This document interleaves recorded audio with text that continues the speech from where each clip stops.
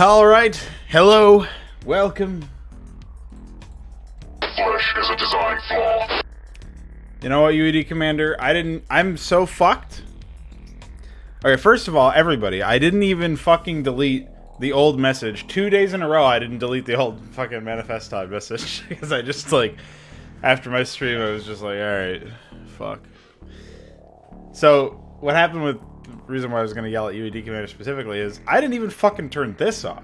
So Mixplay was on that whole fucking time. Like, past, he could have just trolled me while I was sitting here working on stuff. Flesh is a design flaw. Yeah. Me too.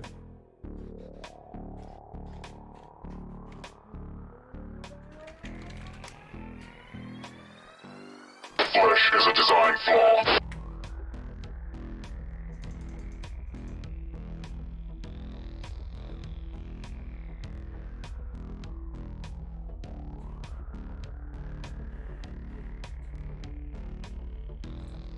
Thanks, Ultralisk. Appreciate it.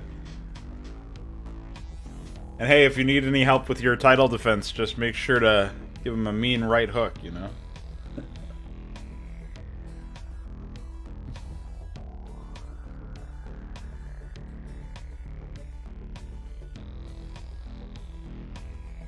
What are you guys doing in the voice chat?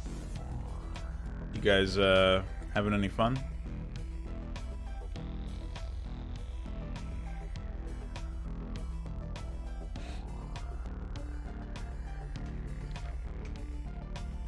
Discussing my design flaws. Perfect.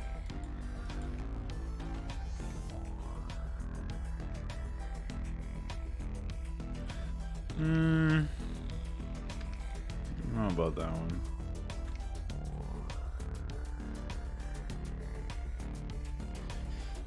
I don't think I'm awake enough for that. Cotter, you were talking about moving these mineral fields down below the geyser? I mean, I don't think there'll be much movement in general, but the problem I have with that is that I think it's actually less. It might be the same.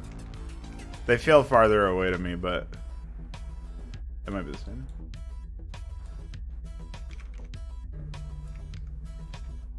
Okay.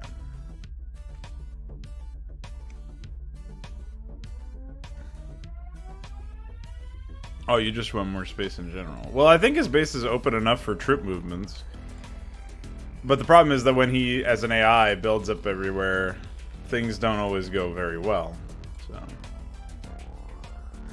that's mostly because the AI doesn't know how to fucking move units. Open base areas like this, where the minerals are not up against some cliff, are usually bad form in RTS maps because of the fact that the AI just can't handle that, because they try to path units through the workers. Tassadar lucks out in that most of the attacks that are going to come at him are coming at him from the opposite direction of the minerals. But if he were to get flanked, or if this base, he set this base up and it was under attack and he had to go defend it, he would probably path more than a few units like in these areas instead of pathing around. And so that's just, it is what it is, man. There's nothing I can do about that, really. Not in time for the contest. We got about 14 hours. Oh, okay.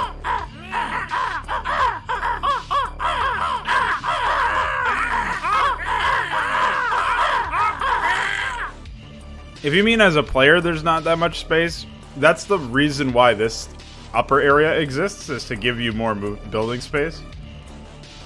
Then, like, I deliberately used building space as a sort of resource throughout the entire map, not just that. I guess Raider has a little bit more localized building space, but even he should be building shit out here, which is why I did that in the AI script.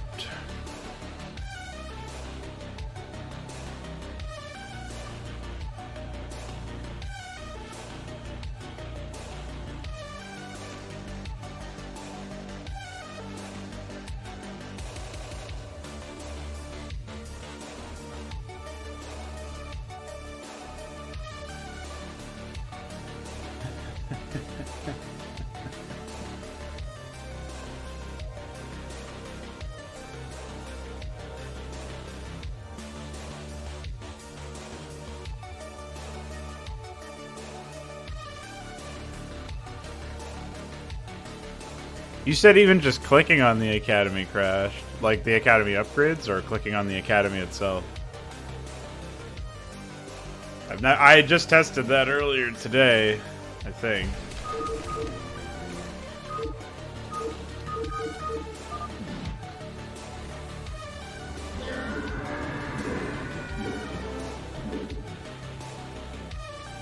Yeah.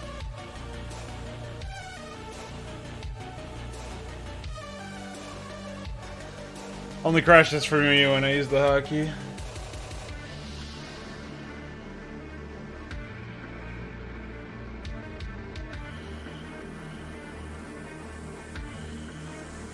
Yeah, no clue. You and me both. Icor says that Firegraft could be corrupting shit, so I'm gonna have him send me his Firegraft, his latest EXE basically, and just add a bunch of shit there. I am gonna have to fix some stuff, like buttons or whatever. I'm gonna have to set some buttons up again, but I'll try that.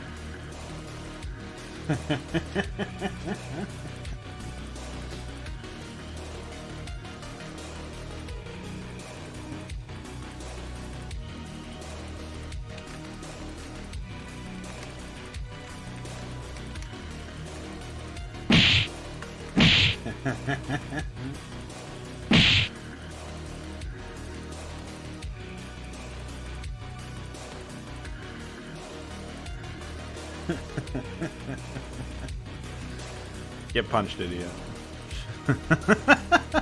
Anytime I say idiot, I always sound like a real mean guy. But I always mean it as that's a nice boy. I'm always trying to be nice. Prompt.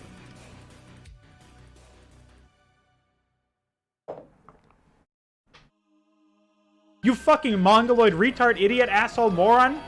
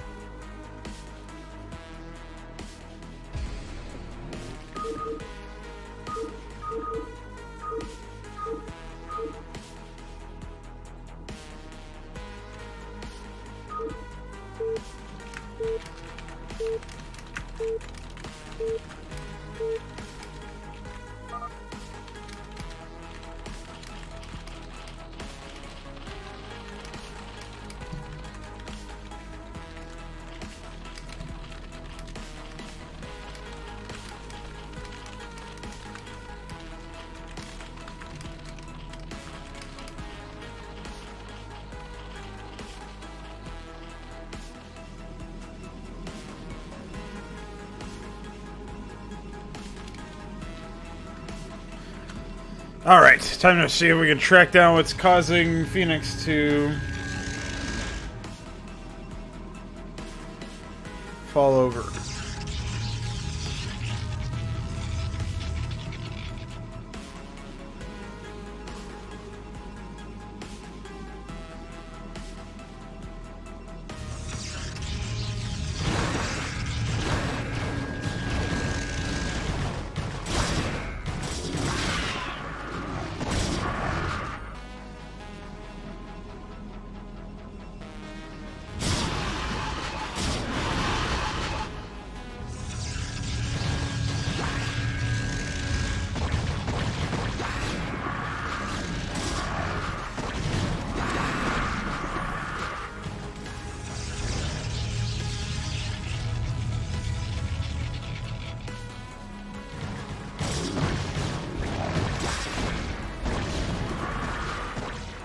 Double Guardian attack is nothing nice.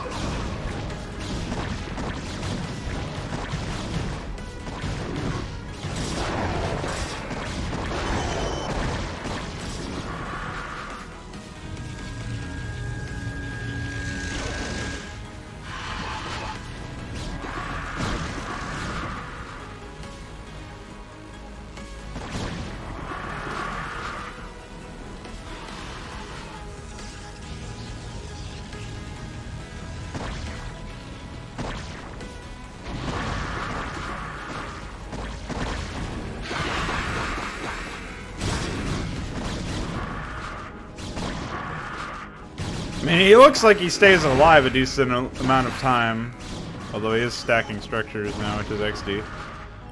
So I have a feeling if he's told to focus on killing the south base after he takes his first expo, that might work.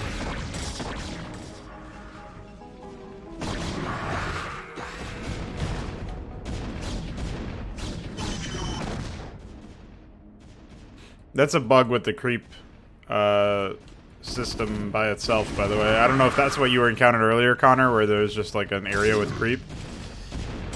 I'm pretty sure that's just a bug where if you have a hatchery that's starts to be morphed on creep, you will you'll end up excuse me, getting destroyed, like me. Hello, Mahmoud Abbas. 12. Am I some help? I don't know what that means. How are you? In this run, he seemed to be okay, but I recognize that there's a pretty strong chance for him to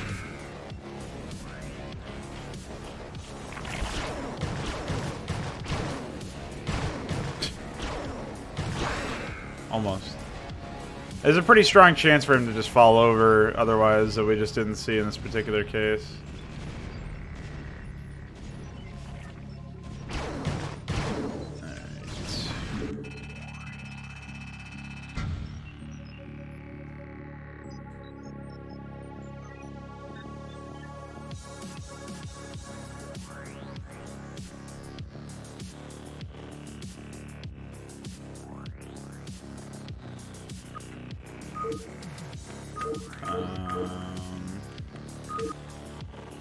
So, what do I want to do about that?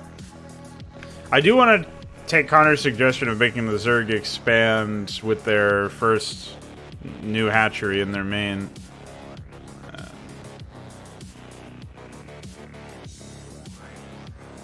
But good luck telling the Zerg to do anything.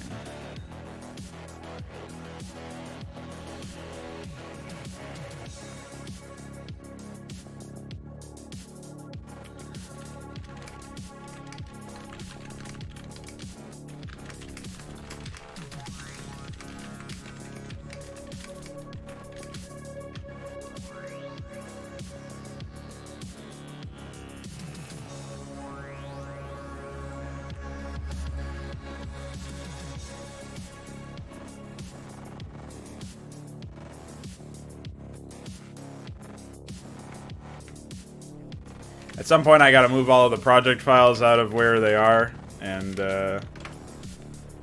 put them in Nemesis. It's gonna be its own degree of silly.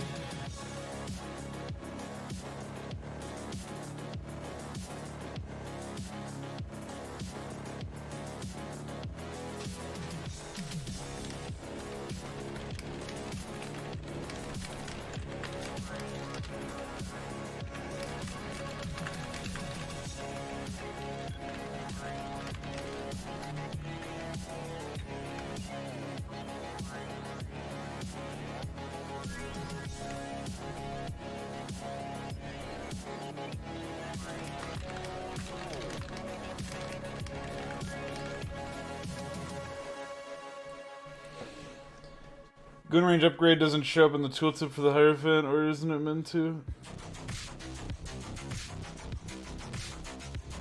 What's up, Renato? Yeah, I'm not playing this map, Mahmood. I'm just showing off the map right now. Showing it off. Bug testing. It is meant to. I don't know why that wouldn't be the case. I will test that. I thought it did, actually.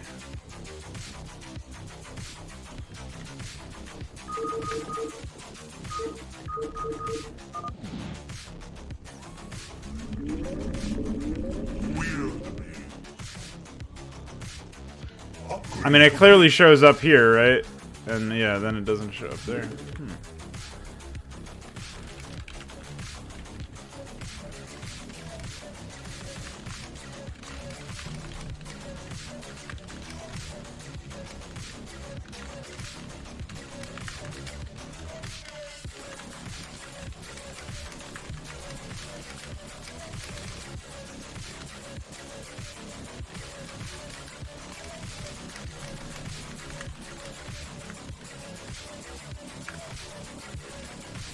Well, I asked Dykeware about it. Maybe he'll be able to fix it.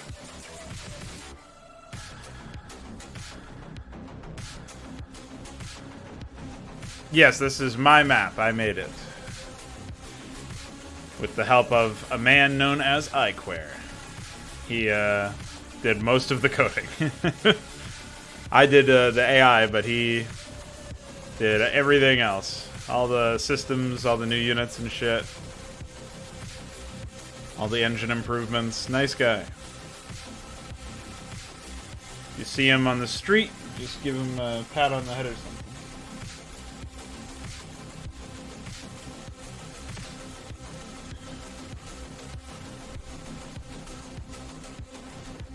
By the way, UED Commander, can you believe that now we're welcoming people with Necron's voice? That's like the scariest thing. If Necron's voice greeted me somewhere, I would just leave. Like, alright, bye. Well, welcome to my lair. Exactly.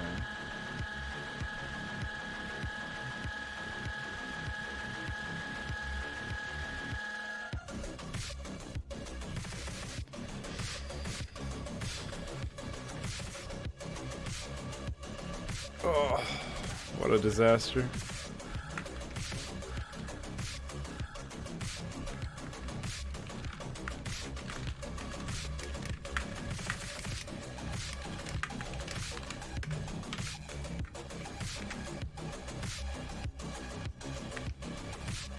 Let's see how badly this fucks them up, though. I'm sure this will be fine. Fine, I say. CAG already does that, though. CAG doesn't get another hatchery until after he has 2 extractors. So he already does that, Connor. It's the Overmind that doesn't do that. What might happen is you scout him out and kill his hatchery, and then he doesn't have one anymore. I don't know, but he definitely expands. It's not even feasible for him to like build a queen's nest or anything until after he gets his 2nd extractor.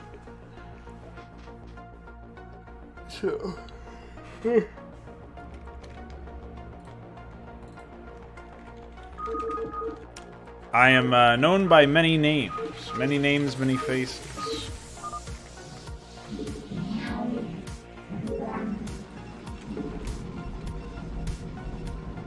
Wield me.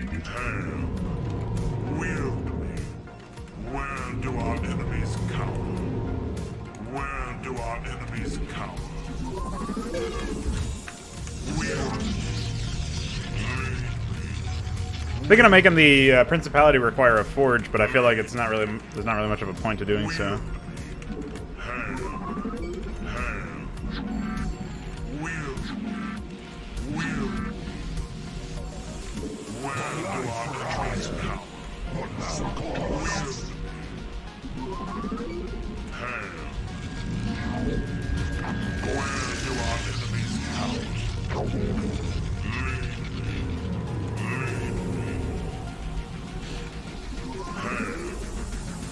Do they know it's me, so they're scared of attacking, or what? There we go.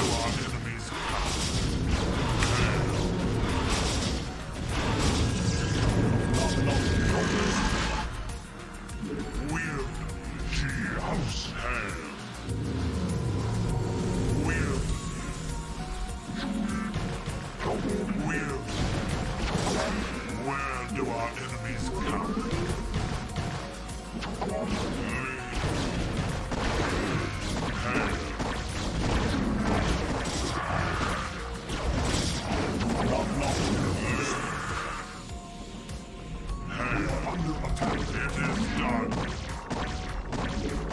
Speaking of forges, one of them would be nice right about now.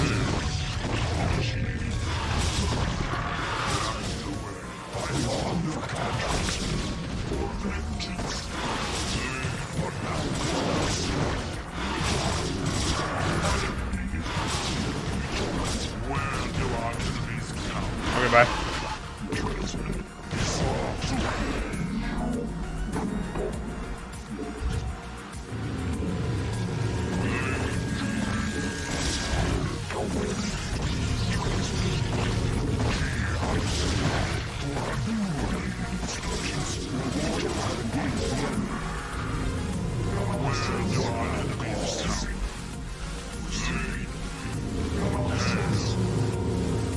Let's see what happens anyway.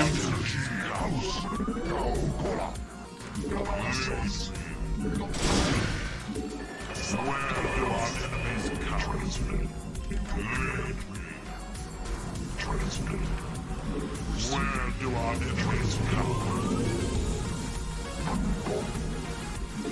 My life for I will not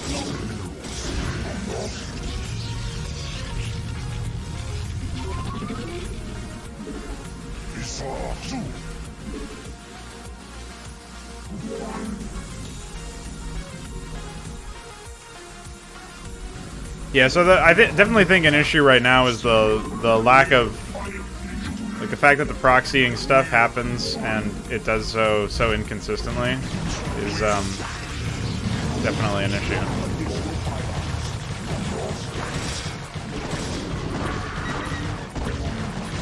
Oh.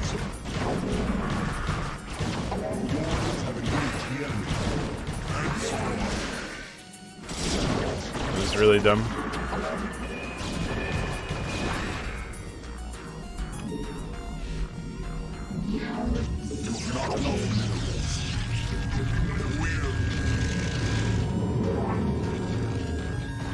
Hi.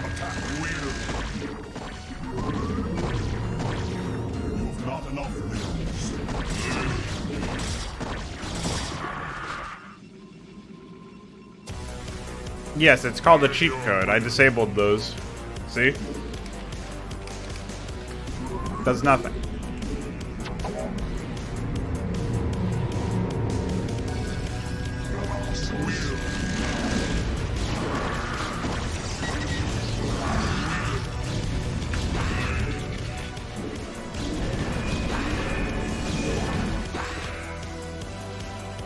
Alright, we're almost ready to actually leave our base.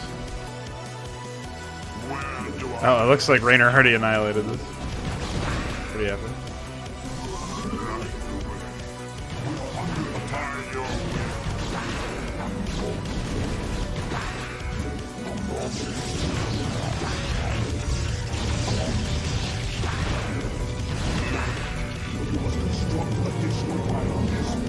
Way ahead of you, boss.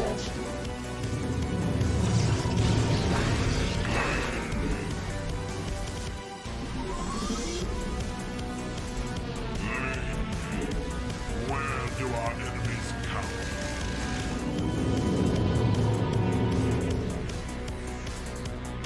Where do our enemies count? Henceforth, it is not. That's my window. Where do Mongol. our enemies count?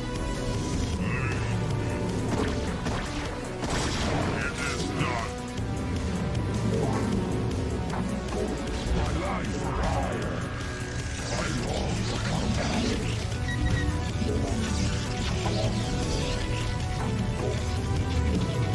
Struck additional pylons. Warriors have engaged the enemy.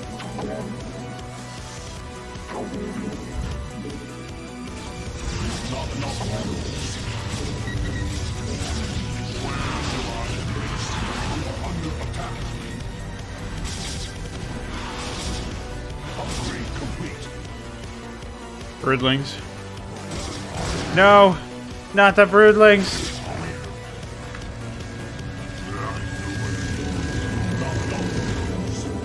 Not enough minerals.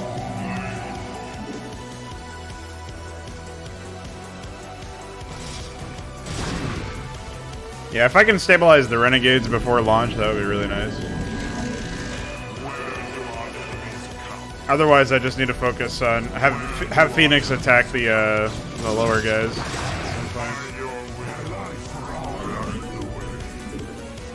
Cheers. For a new warriors have engaged the enemy. Where do our enemies count? Hi. It is done. Since they're attacking up there, I should be able to find some success down here.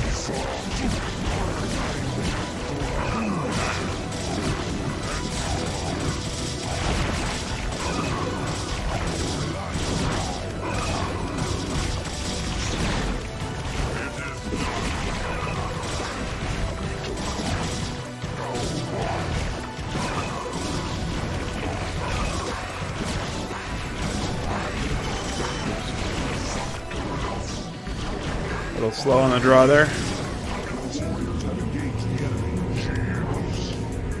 What now, claws?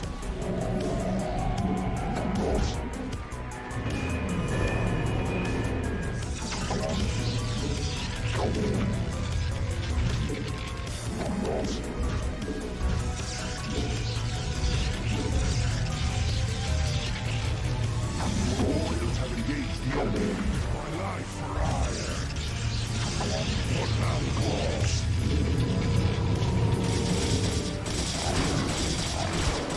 Upgrade complete. It is done. Cheers. Not enough reinforcements have engaged the enemy. Course creep is going to take a day and a half to recede, but that's okay. Not enough minerals. Not enough minerals.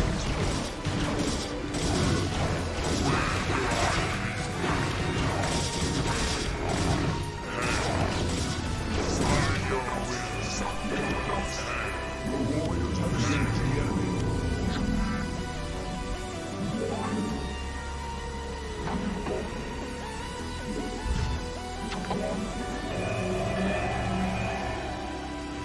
Not enough minerals.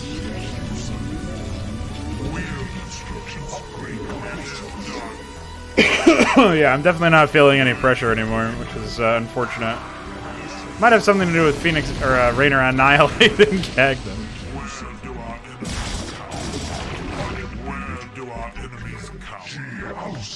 Lead me.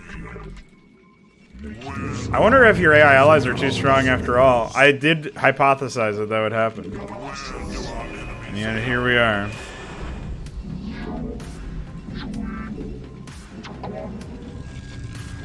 not enough minerals?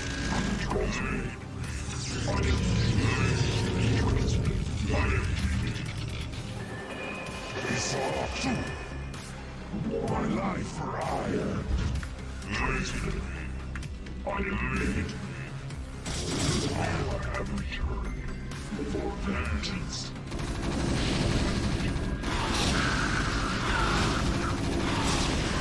Alright. Where do our enemies come?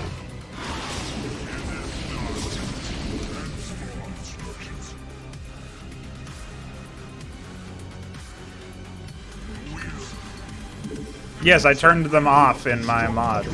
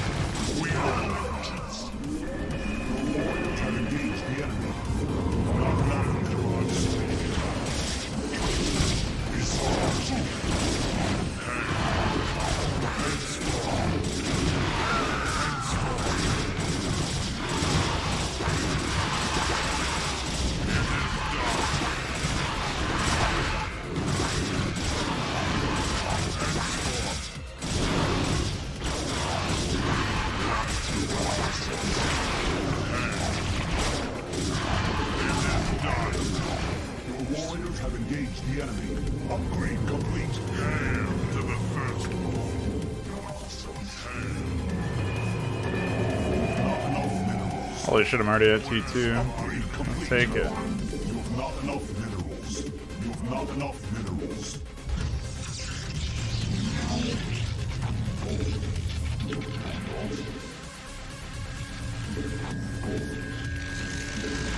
Your warriors have engaged the Weird instructions. I have returned. Make use of where do our enemies come? Receiving. But now calls for Hadun.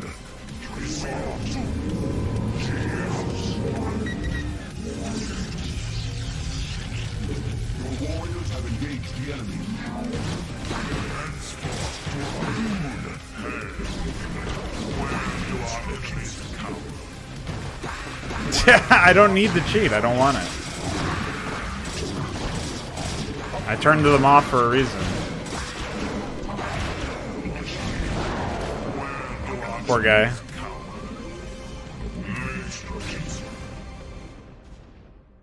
Where do our enemies cower?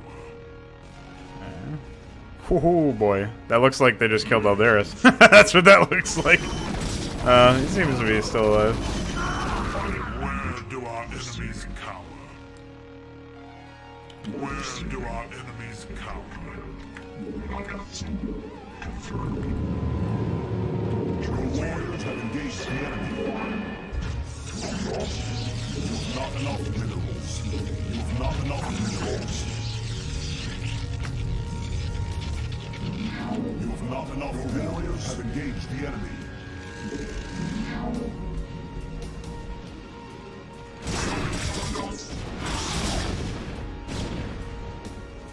Your warriors have engaged the enemy.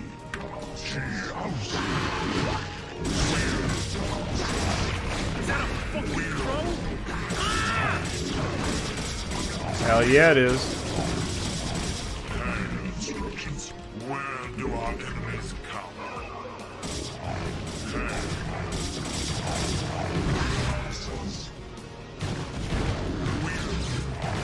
Your warriors have engaged the enemy.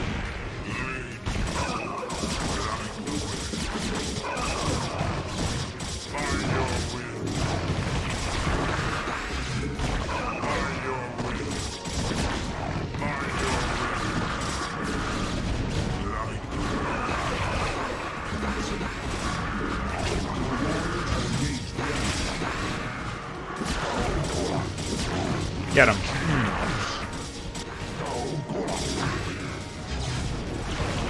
Yeah, so it looks like they fell over, as expected.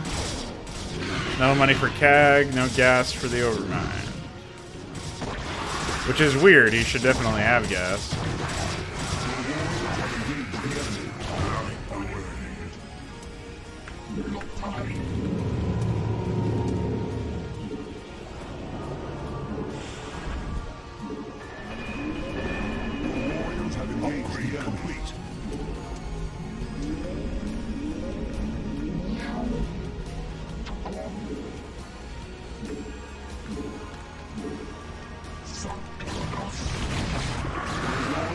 cheats don't work anymore, dude. I disabled them. I don't know how many times I have to tell you.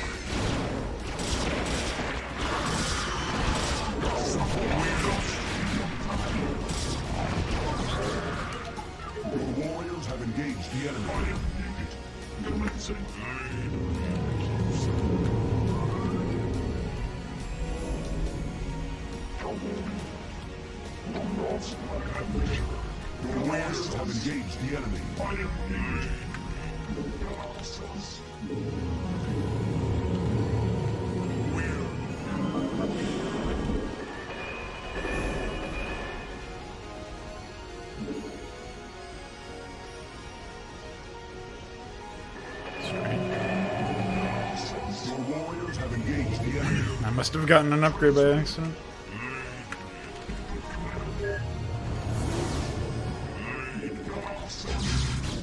Your warriors have engaged the enemy. Where do our enemies cower? Upgrade complete. Put what into a soundboard? And what's up?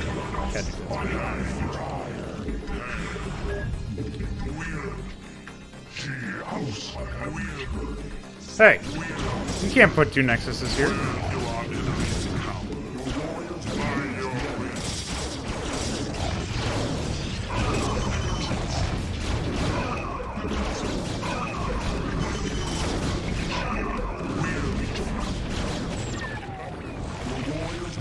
The enemy. My life for hire.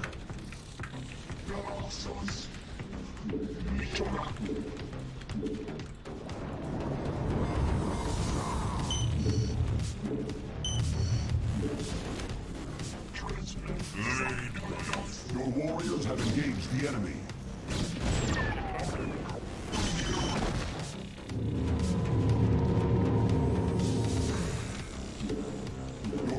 Have engaged the enemy. Oh. You're still alive? Your warriors have engaged the enemy. Upgrade complete.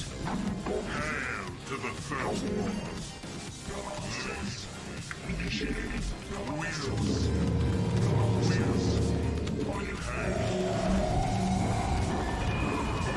Warriors have engaged the enemy. My life for hire.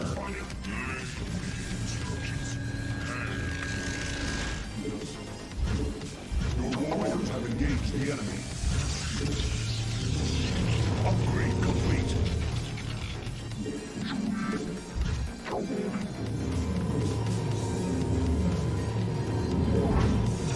warriors have engaged the enemy. Where do our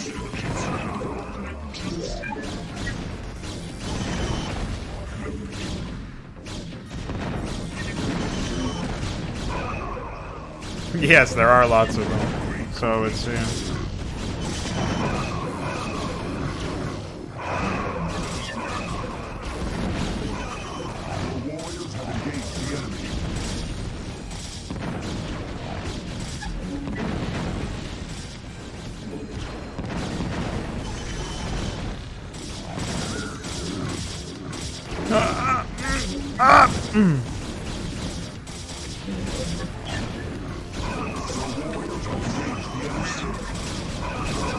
We should at some point make it so that Reavers auto-build Scarabs. There's no point to not doing that anymore because the Scarabs are free.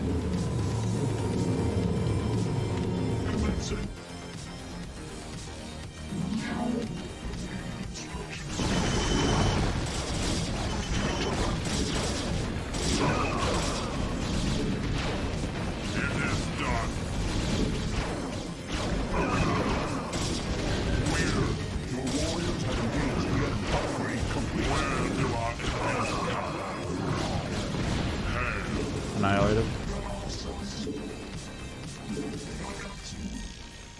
My Warriors have engaged the enemy.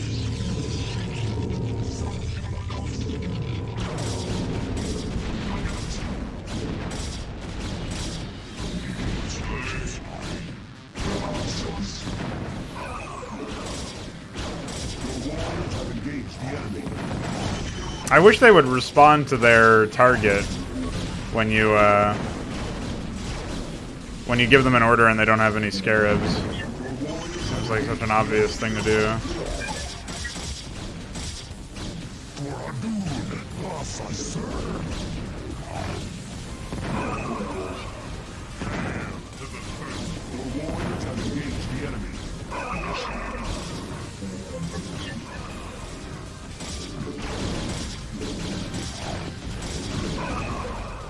Hi. Get destroyed.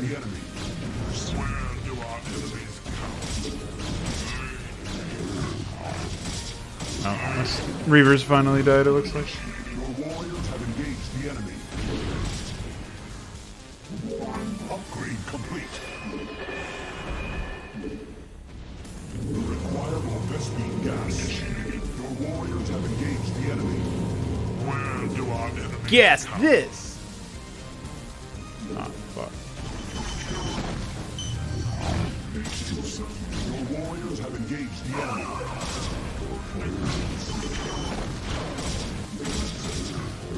By your Your warriors have engaged the enemy. it is done.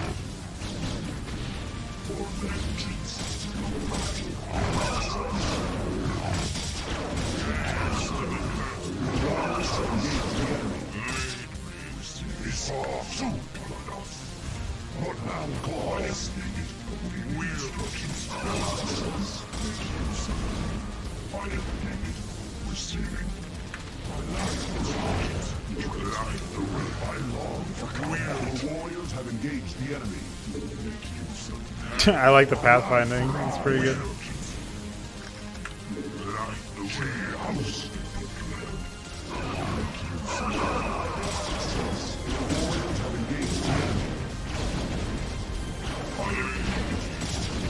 What did you say about CAG that you're suggesting now for who?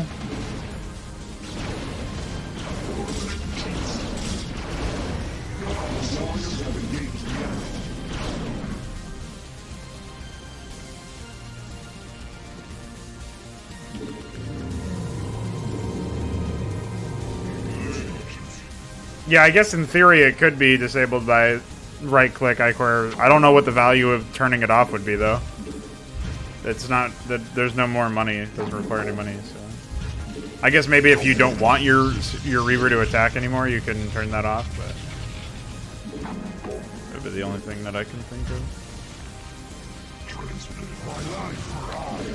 Oh, Darius already expands really early. Holy fuck! Hello. Oh, Raiders, by the way.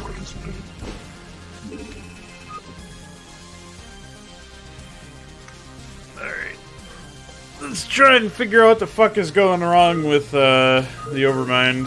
Zerg, here? Well, Commander, I'll be seeing you.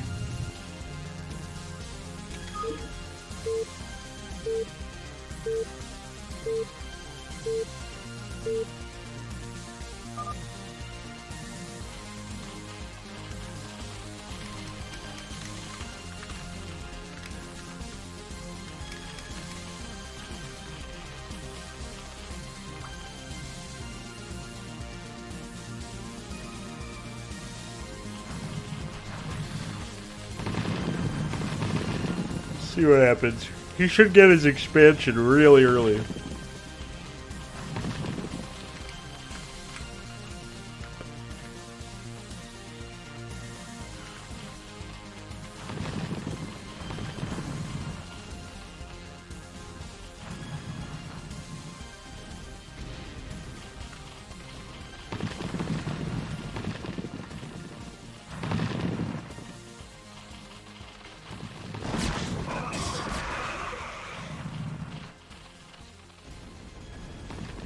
Remember when I said he should get it really early?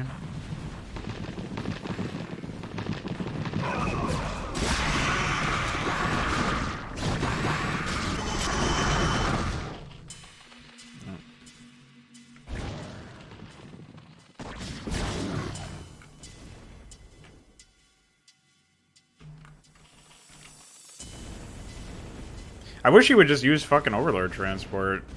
I don't get that. Oh, Phoenix fell over again. Of course. Remember last time he lived for like 20k frames, now he's like dead before 10k. So something goes horribly wrong with that guy.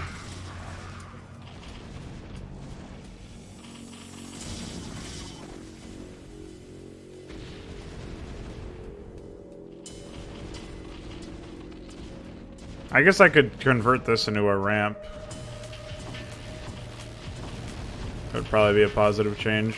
I kind of wanted this to be an area where you had to wrap really... There was like a long path distance between the bases, but... At least that's not like right next to it. Elemental trees or something. I can delay the third layer as well, but really they're just going to spend the money on something else. It's the only other thing that I can think of.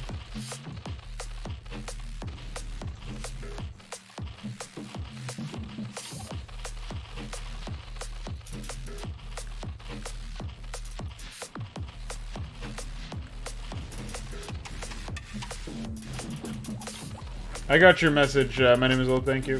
I don't know any of those effects, so won't be much help to you. But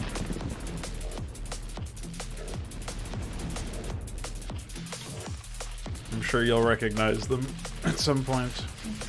Yeah, I just wish he actually morphed his fucking Sunkens. Like, I guess I have to set those priorities to 90 or something, but for all I know, that'll break other parts of the script, so I really don't want to... I don't want to fix what isn't broken, you know what I mean? Even though, obviously, this is broken. Yeah. Of course.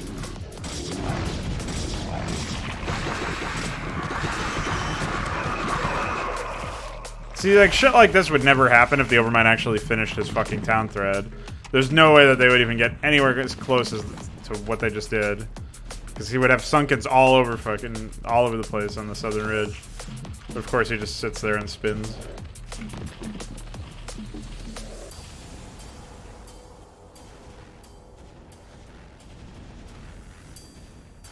Well, free doesn't matter. I am a pirate. Ahoy, matey.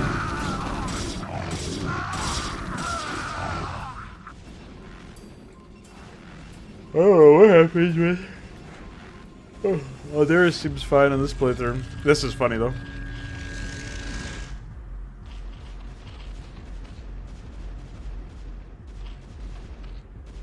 Yep.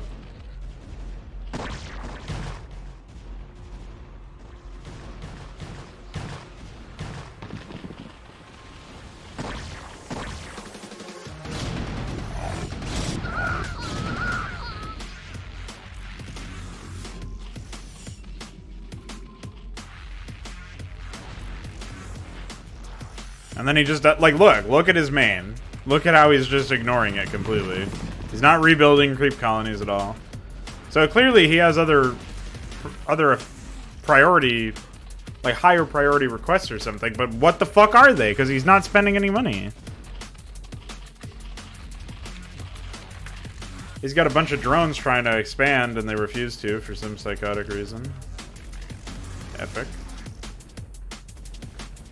Also epic. Oh, even more epic.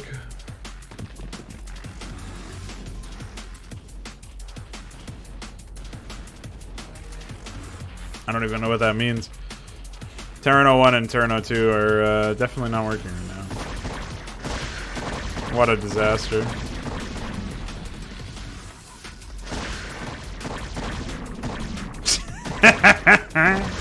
Get him.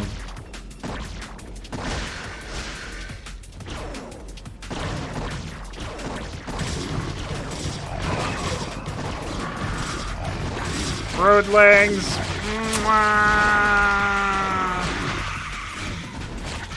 There you go, they deal double damage with 2 upgrades. Lean, mean, and machine.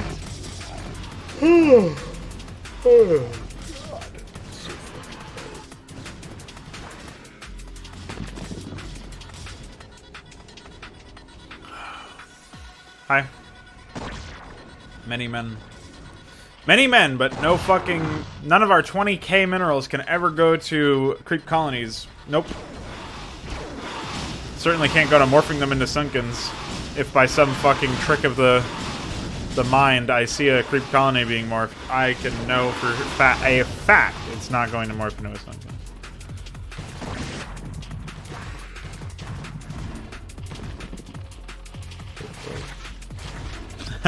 I see there's a drop.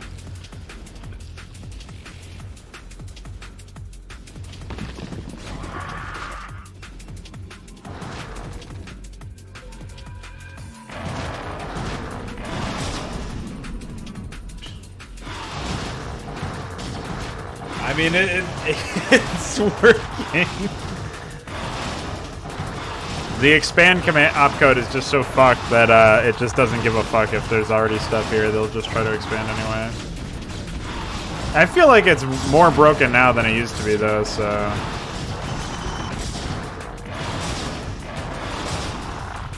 Dude, holy shit, Saber Siphon might be busted. Not gonna lie. Saber Siphon might be broken.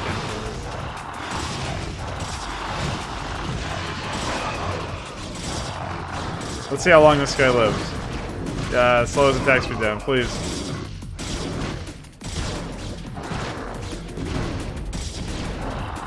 Holy fuck, he's still alive. It's okay, the second Legionnaire got there.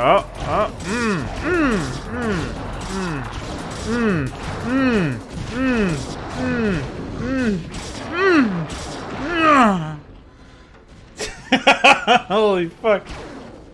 Saber Siphon, a good upgrade? Yes? No? What are your thoughts? Tell us what you think. Here we go, round 2. Fucking bye.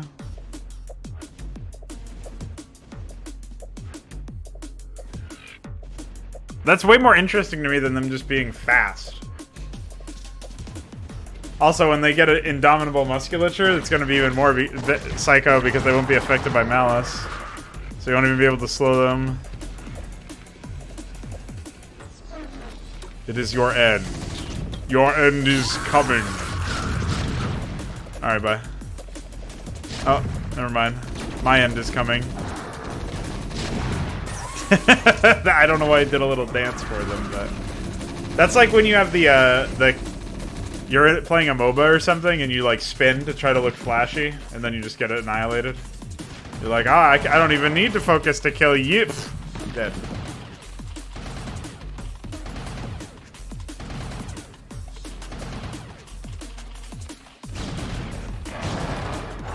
Hi.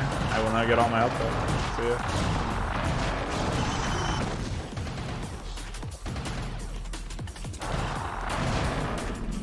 Alt plus F4 plus X. I don't even know what Alt plus X is. I see. Mwah. Dude, he just gets help from kissing people, that's all.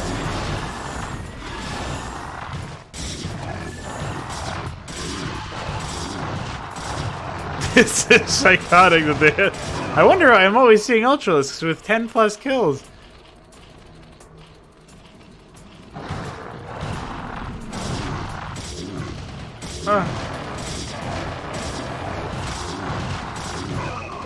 No, I don't even have any detection. There's no way to detect that. You could use like tile flags ramp or something. But I would not I wouldn't advise it.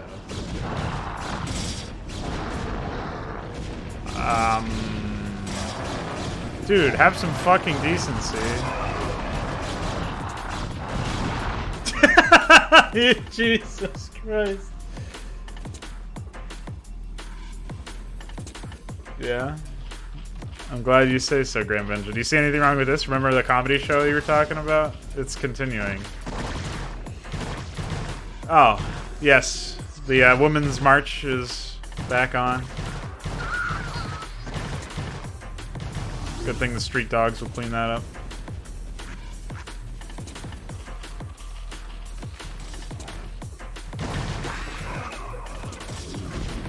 It's only got 3 armor upgrades. Hi.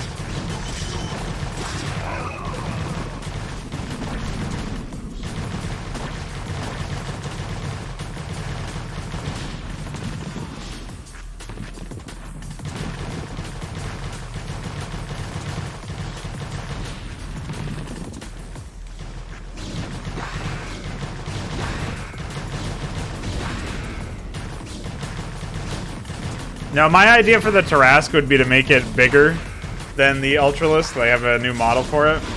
And it would be like an Ultralisk with actual chitinous plating, as in, like, returns melee damage against it to nearby attackers.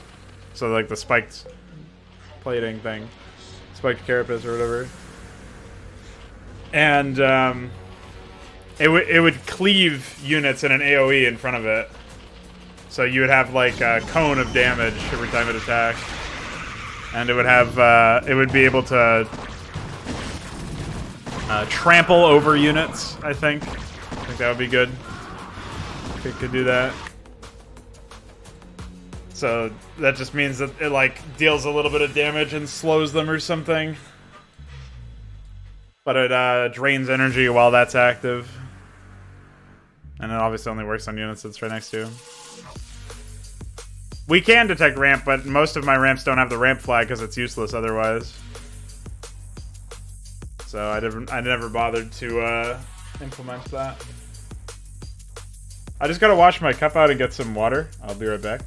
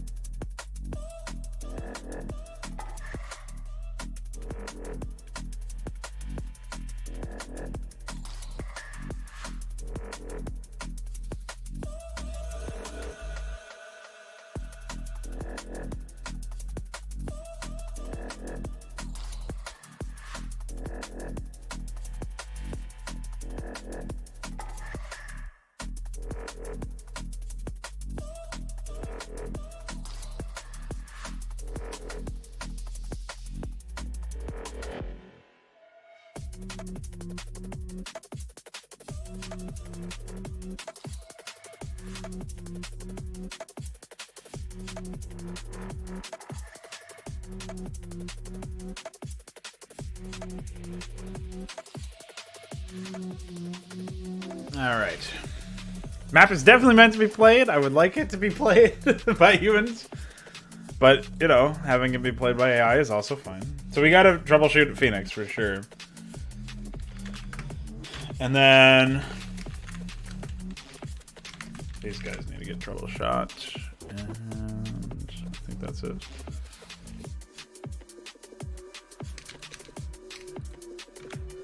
So, actually, Iquare, last night while I was doing some testing in the evening before going to bed, I saw metastasis be used, and it was fucking great. There was a bunch of people, like units, Protoss units, I think Tassadars, were running up against this geyser. And I kept hearing Plague go off, and I was like, oh, there's a lot of Plague casts going on over there. And then I realized, holy shit, it must be metastasis. So I looked. And indeed, it was all over the buildings of the Zerg. It was all over the Overmind's buildings. It was everywhere. It just kept getting fucking plagued because all of the mech units were like that. And I have specific idle orders to tell the queens to broodling targets that have plague on them. So you can imagine there was more issues. Also, funnily enough, the broodlings come out plagued if they were spawned on a plagued unit that has that with the metastasis upgrade. So it worked out. It was very glorious. It was great to see it just spread across the entire fucking map. That really turns into an outbreak quick. It's a good thing plague by itself doesn't last too long or do too much damage, because that metastasis upgrade is fucking insane.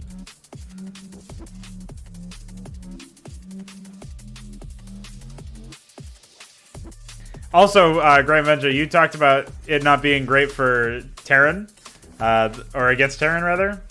That made me think of a different thought about some sort of way to make the Ultralisk, the Tarask, reflect incoming projectiles. Or maybe it would reflect all hit scan damage or something. Well, I don't know. I think projectiles could be neat. If it could, like... If it could use energy to turn on a mode where it would reflect incoming projectiles in a generic, like, anywhere sort of location. Like, it would just fire off randomly, and sometimes it would hit an enemy. I think that could be more useful. The problem is the hit scan is usually what Terran uses against Zerg, Marines and siege tanks and Goliaths.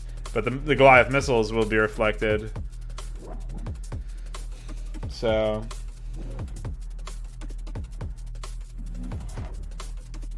I don't think... Maybe I talked about the UED reflecting missiles before, but I don't think so.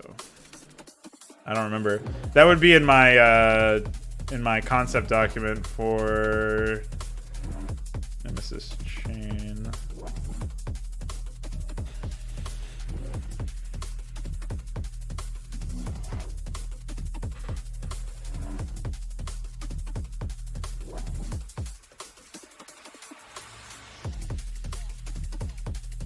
Libertine, aka Cyprian, early concept. Scythe, aka Aspect.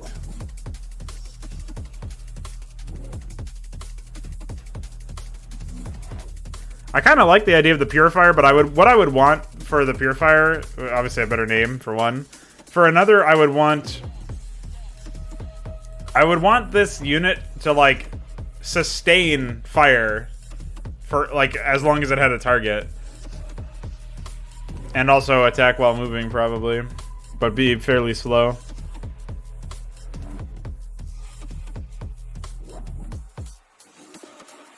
What's up, Patrick? What's up, Veek?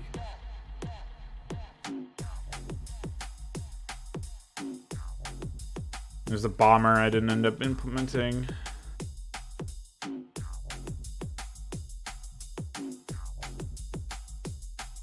Dreadnought has that Nova covert ops battlecruiser behavior.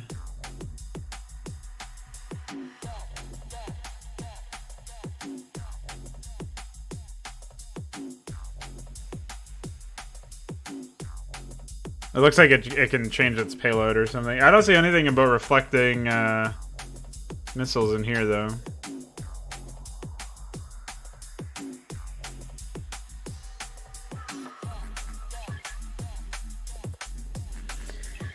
Though I do like the Paladin concept in this. Obviously, it's different than the Hydra Paladin.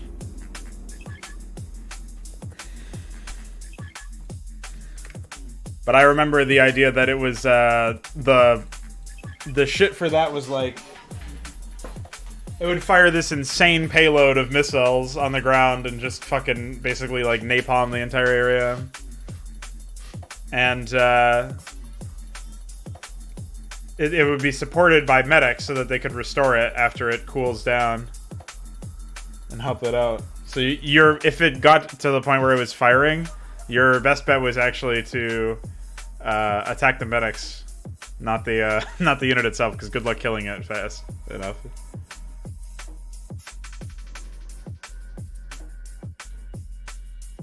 Yeah, I don't have search on ripcord, so you're gonna have to do that. You do it. I'm not doing it.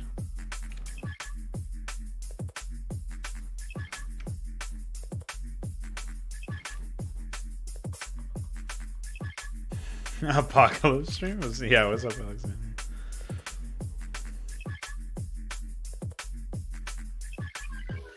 So at this point, I have to do the triggers for the in-game dialogues, and after that, I'm going to try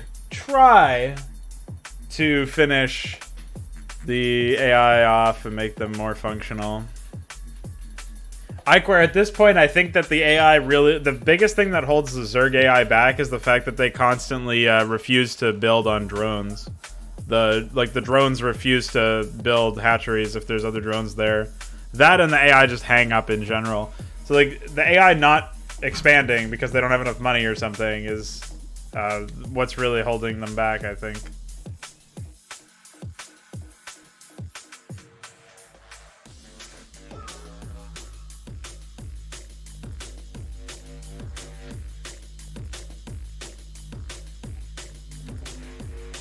Oh, okay. Yeah, so that's exactly what I was just describing. Hit scan and beams are unaffected.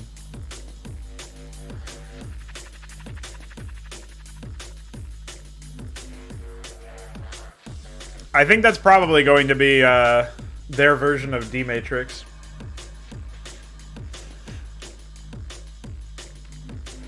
Like, right now, that's, I think that's something for the...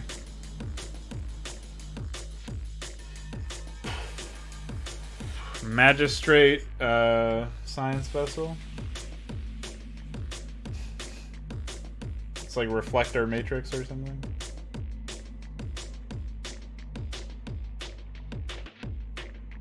Causing all projectiles to miss it. Yeah, so that's just missing the that's like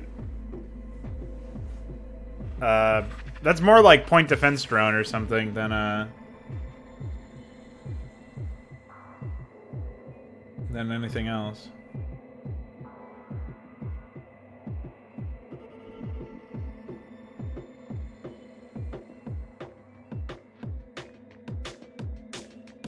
It is the year 2133. 33! 2 3s. Where's my third 3?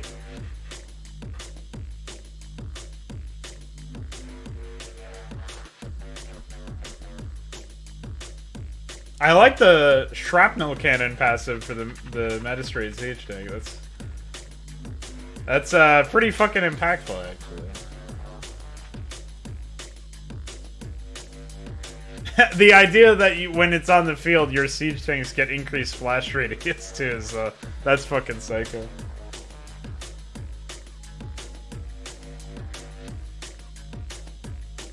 Yeah, those guys are just chatting it up, man. They're just talking shit about me, you know, talking about how I suck at making maps.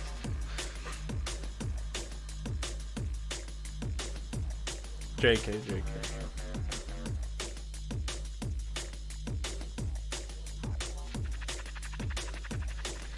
Alright, so I've got to start on these fucking triggers. God damn.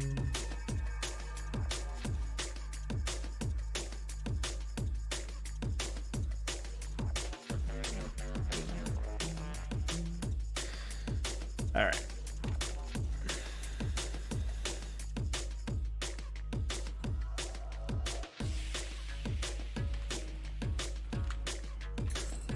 Hold on, I gotta pull up,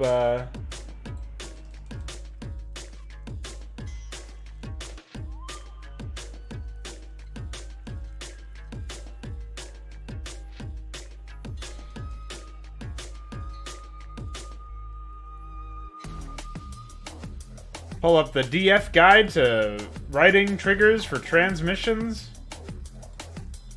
in multiplayer. Alright, here it is.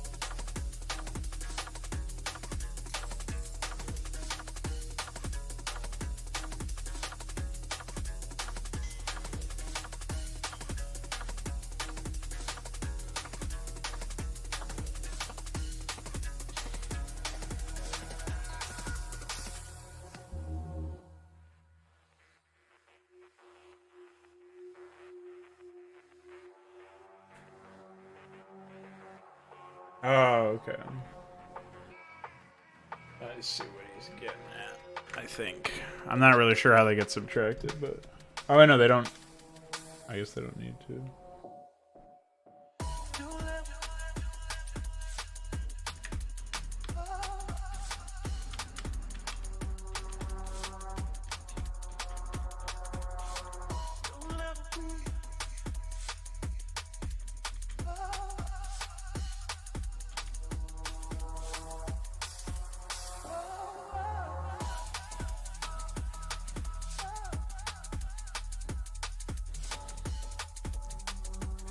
What do I even write for comments about this?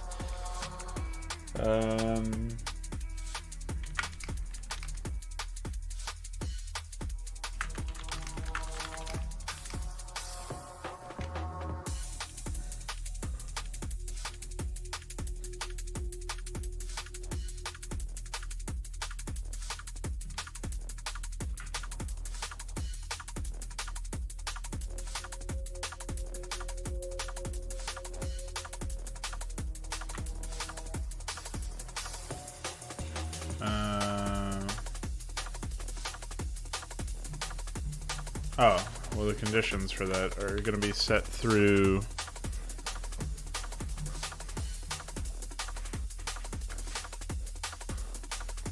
AI script, so I don't need to worry about that.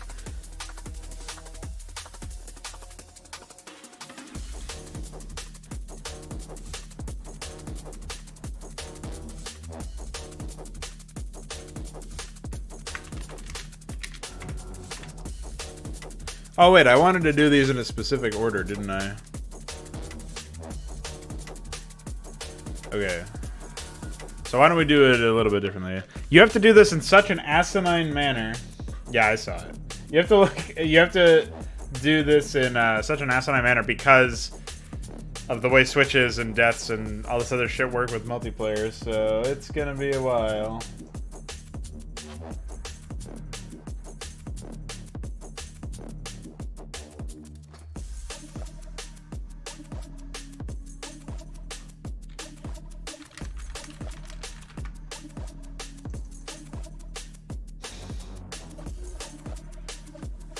I haven't added any transmissions, like where this is the beginning. I've done the briefing. Oh, what did you think of the briefing, by the way? I sent that to you earlier. I gotta figure it out. I think the one that I need, obviously, to be highest is Overmind and Alderis, and then I think I'll put the victory in there as the last thing.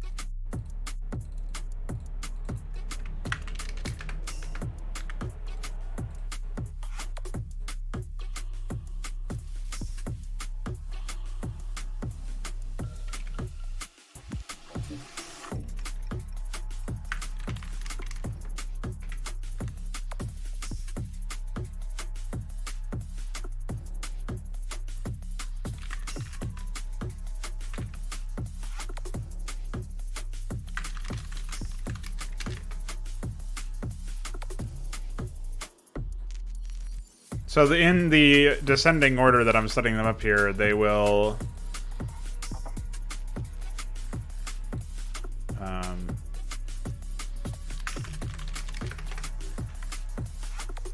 in essence, they will be...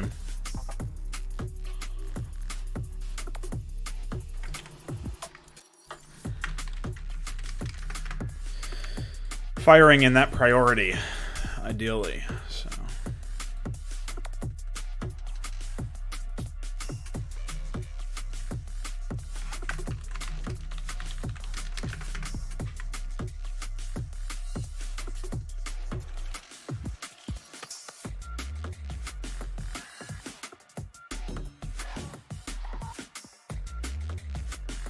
Oh yeah, Connor. I was gonna answer about that later. So the idea was that the faction is called the Hierophants of Antioch or something. It's more like, you know how, well, it's not really a faction, I guess. It's more like the fact that the Dark Templar were allied to Tassadar, like that was in the lore, but you didn't get to build Dark Templar in that mission. In this mission, you do. And so I wanted to also reference what Phoenix was doing. So it's basically meant to establish the armies of both the characters, and then leave the opportunity for Raynor to come in and deploy. The way that where Tassadar asks him if he's going to, if they'll see him in the battle ahead.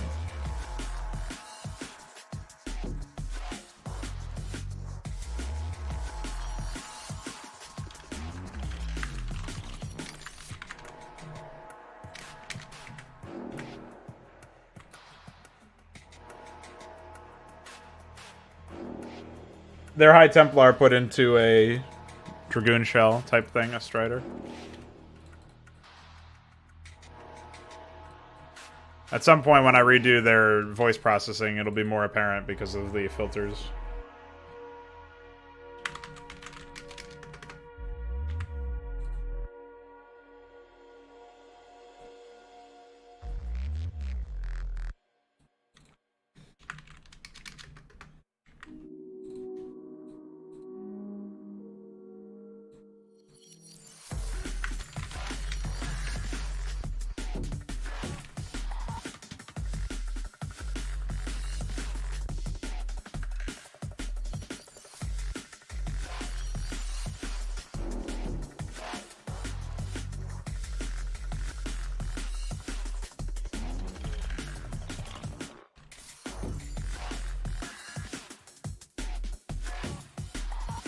That's why you'll see Protoss that are Templar focused occasionally throw in some of those, but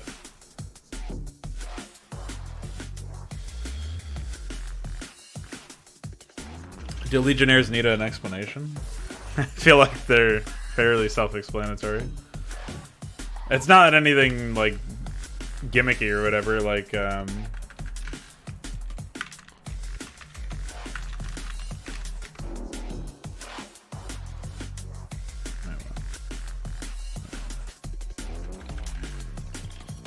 it's not like they're prisoners or weird cultists. I mean, I guess you could classify most of the Protoss as weird cultists, but there's nothing in particular about them.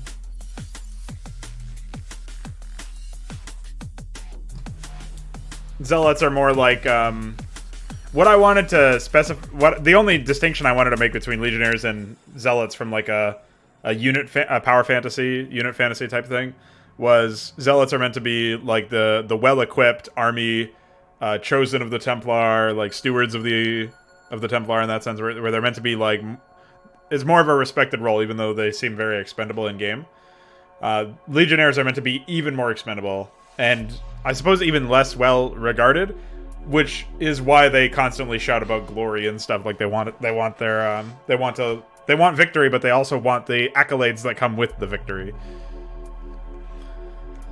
So, that's that, anyway.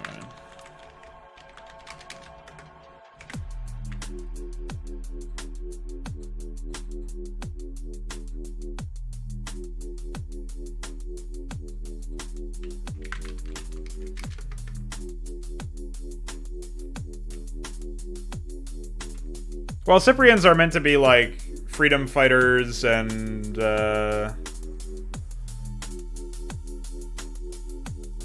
know, stuff like that. They're meant to be more like I look at Cyprians and I think they're more of a rebel. They're not really looking for glory in that sense. I mean, maybe some of them are, but the unit identity is mostly meant to be like, oh yeah, this unit really wants to overthrow a government or whatever. I'll probably end up changing up some of their lines anyway in the future because I never really know how best to do the lines of something or to try to paint the picture of what the unit actually is in terms of its fantasy, in terms of its role, in terms of its lore, if you will. Until I have the unit's model and like the new sprite and stuff. Like the graphics that represent that unit inform a lot of my process. So at some point what I want to do is like once DF becomes a man,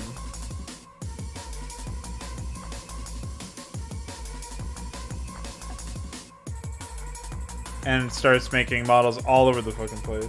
It'll be really nice.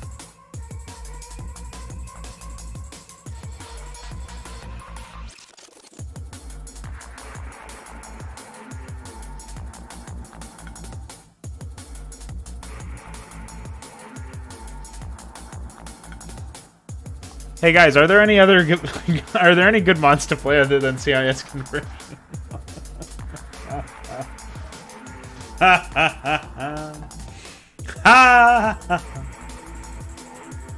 Just saying.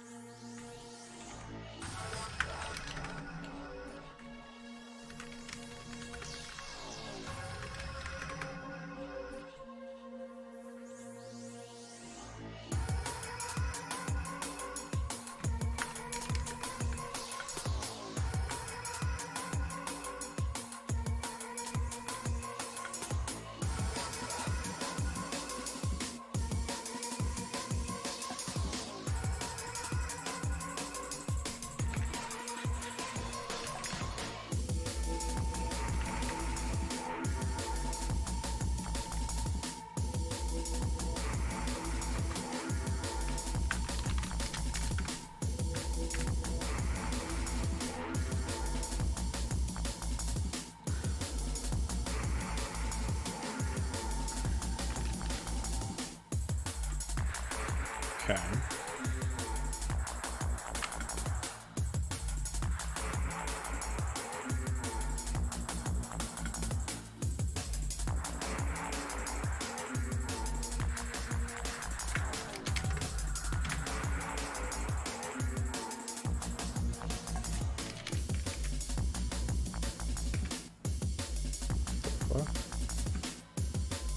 F you, Phoenix. I hope I'm able to make Cag like a real psychotic man in the future. He's going to be a character in Consummate, so it's nice to have a sort of sneak peek at what you're going to be able to expect from that maniac.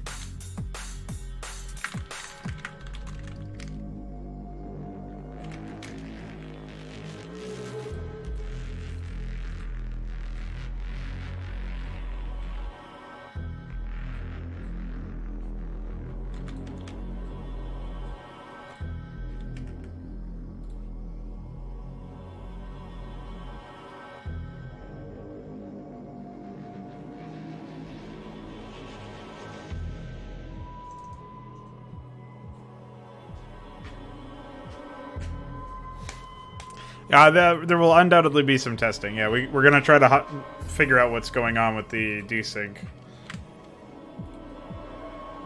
Let's see.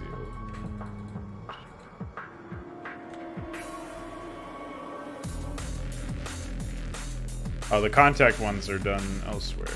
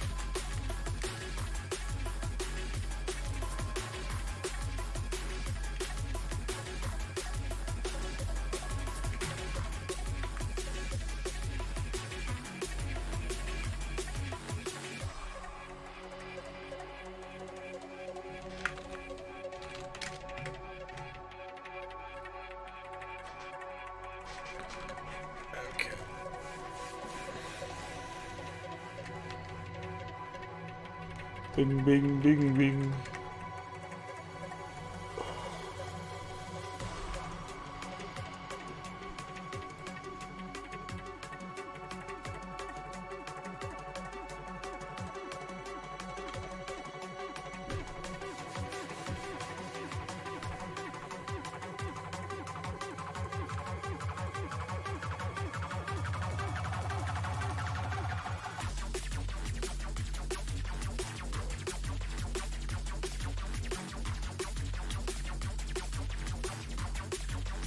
But nobody answered my question, by the way. Are there any good mods to play other than I can't even say that.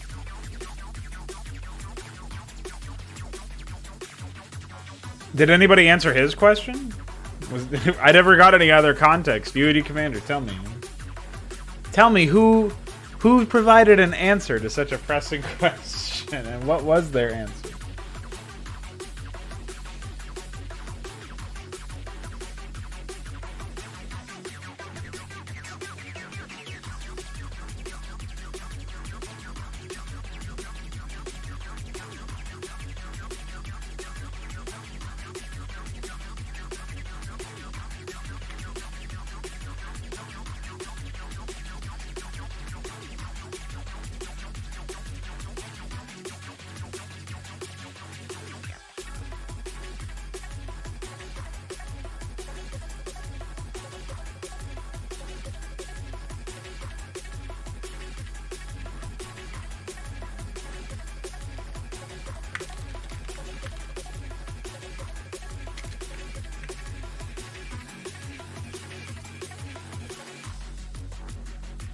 Oh yeah, I gotta do these in the order of the script first and then reorder them after, because of the way that the script is written. It's not in the same way that the priority of the scenes are in. So let's do...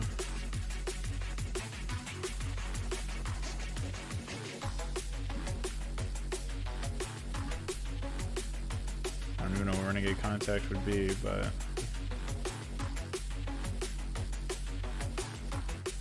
looks like Devouring one. Oh no, it's David.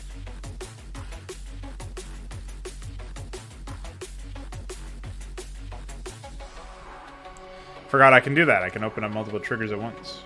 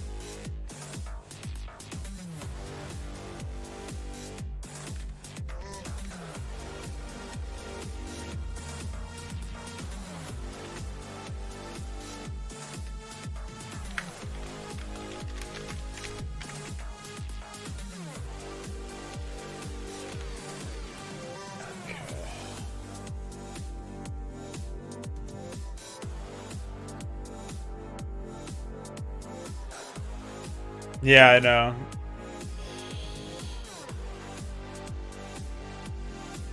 We still do that on fraud nights, but I think those are usually at times that are not good for you, Connor, so we'll try to have a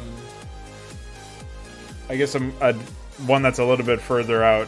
One of the times where we do fraud night, maybe this week actually, maybe tomorrow, depending on how I feel.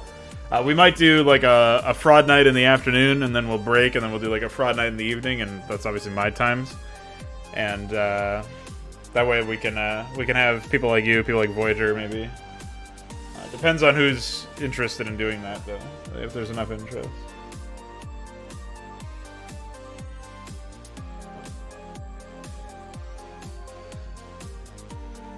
I can't believe I have to still do more mod streams.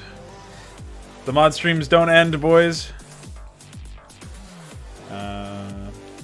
Phoenix.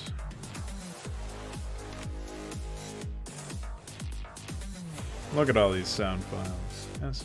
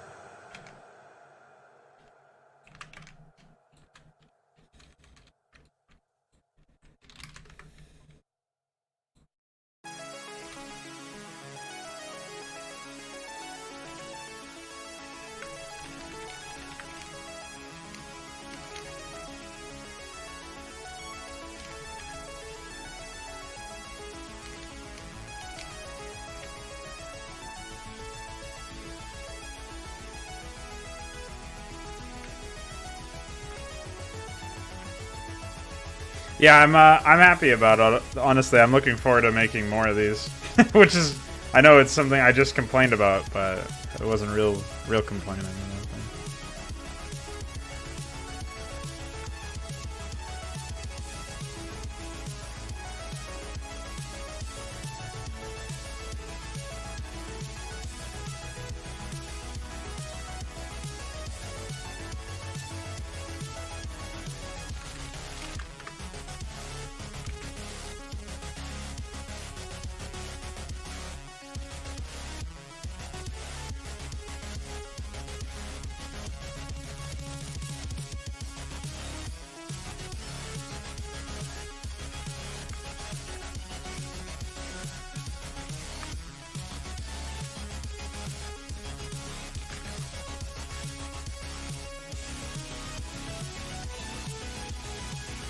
You.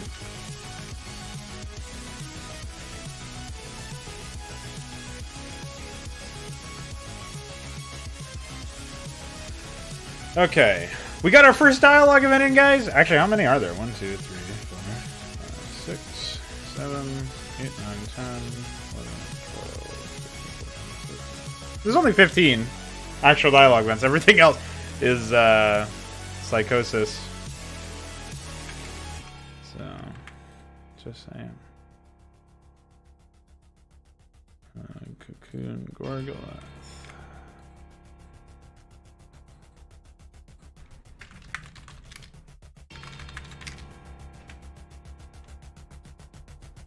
Oh, I labeled this as commencing.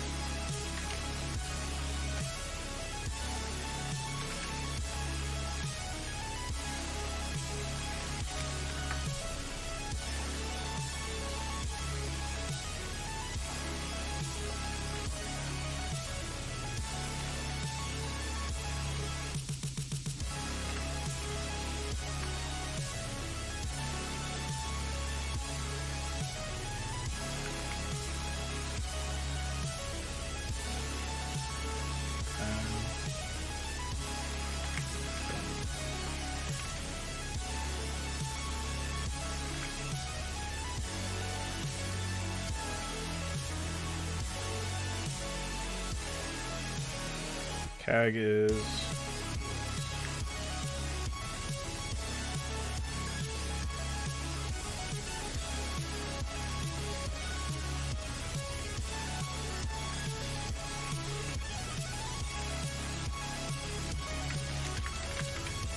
Well, most things are lame in Starcraft too. So yeah, so I agree.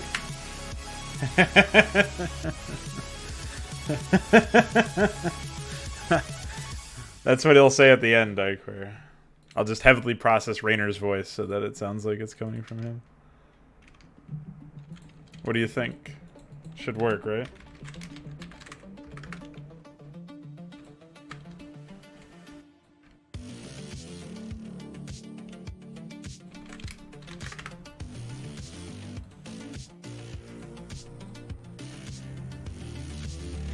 I have to put Kag's portrait in still.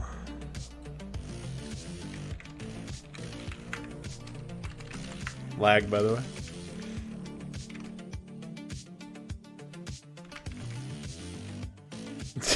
Yeah, you think that'd be a good one?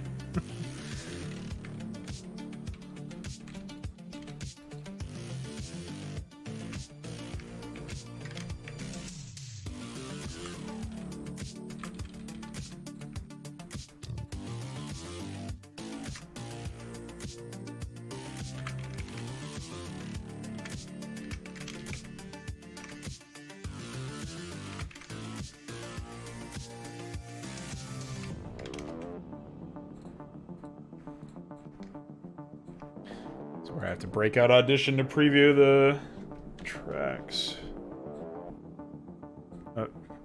Don't ask for further details. It's not quite what I thought I was clicking on there. The I slew would have. Yeah, it's number 3. It's always 3, boys.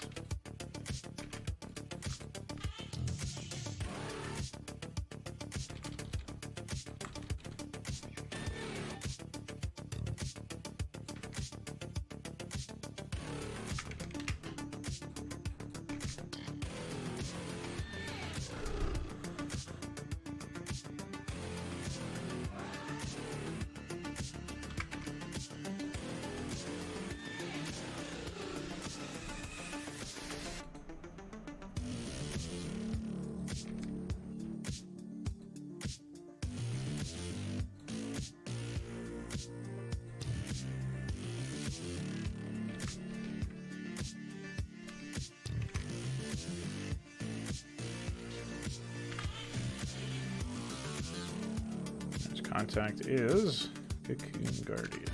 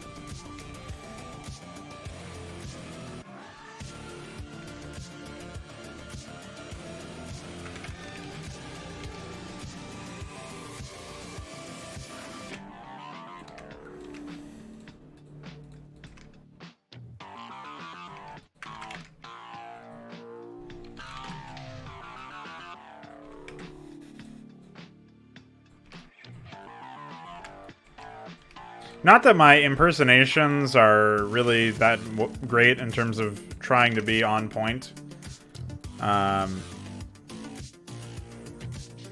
But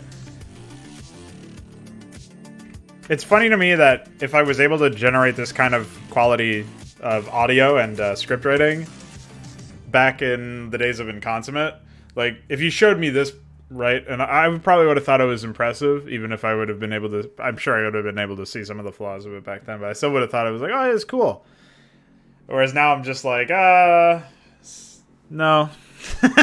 So I look forward to just making shit like the bigger, like large-scale maps like what I've made here, but within the confines of something I have more control over narratively or whatever. It's gonna be just a bit better, I think.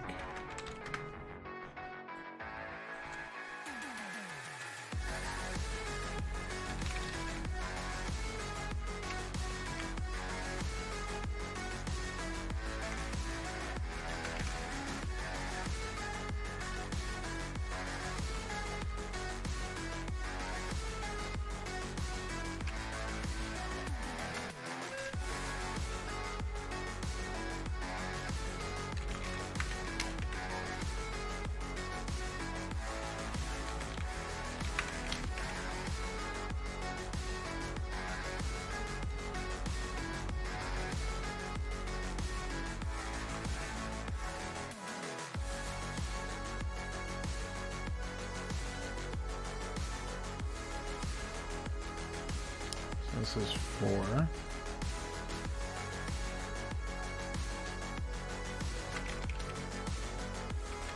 I also was really sleepy. You can tell because I cut this line out earlier, but the fact that I end Phoenix's line by saying "so be it," and then I wrote Aldaris's line as "so be it." Like, I wasn't even fucking paying attention. I must have been so fucking tired when I was writing that.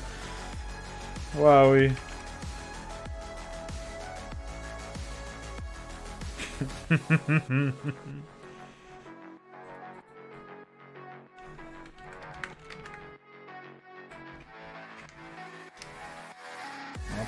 fuck?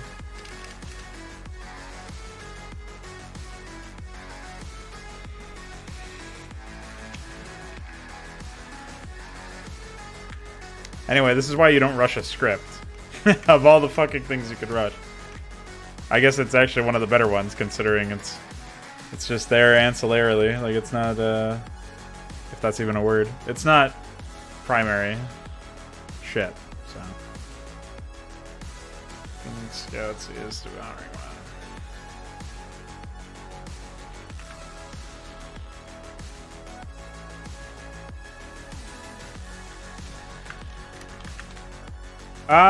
I think so, yeah. It was... I've attempted other maps that are large scale, or that were large scale before, but I didn't actually end up releasing them. I think it's definitely the biggest map that I ever made in terms of I think the biggest map I've released, even to this day, in terms of raw map size, I think it's even to this day, it's but like obviously this one is technically bigger than it, right? So this will be the next one, but I think old Nemesis Omega was bigger. I mean, it was smaller, and the remastered version, and all of the Hydra maps were the 1.0 Hydra missions were smaller. So yeah, this is definitely this is the second big map that I've made, I guess, by that metric, and it is now, it will supplant in Consummate's map, but yeah, To Free the Beast was the first one that I made. What did you think of the briefing to this one, Ike? Did you watch that?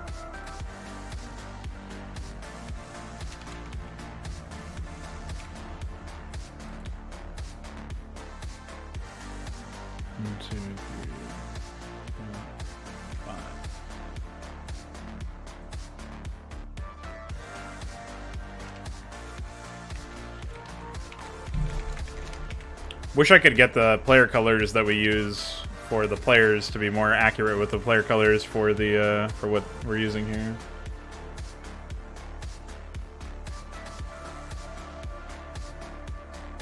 What do you mean, Connor?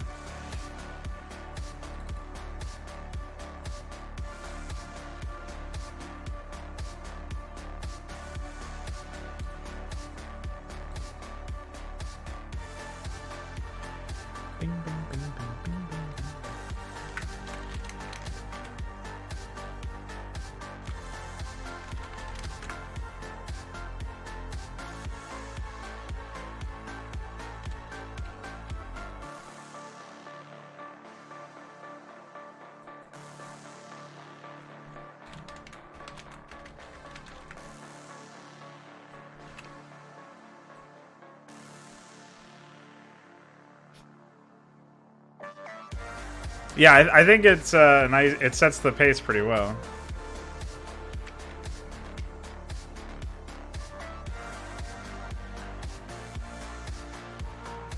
Okay, I can still raise that. There's still time to do that. Of course, none of Zeratul never has any emotion or urgency to his voice because he's. I don't know if that was Blizzard's if that was just incompetence or if that was them trying to be like, he's got his nerve cord severed. He can't be emotive.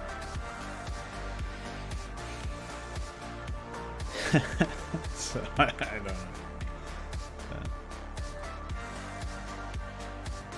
Bagel ass. Exactly. That's the sound I should have used for him dying. Him taking critical damage. Void.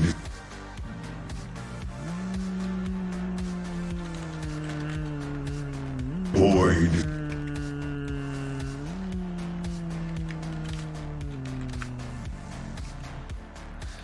The Dark Wind howls. Mm-hmm. What the fuck? Dude, why is every program a terrible text editor? Every fucking modding tool in StarCraft's history is just bugged when it comes to editing text and just having Control-Z work. Fucking Control-Z on that one, buddy. Idiot.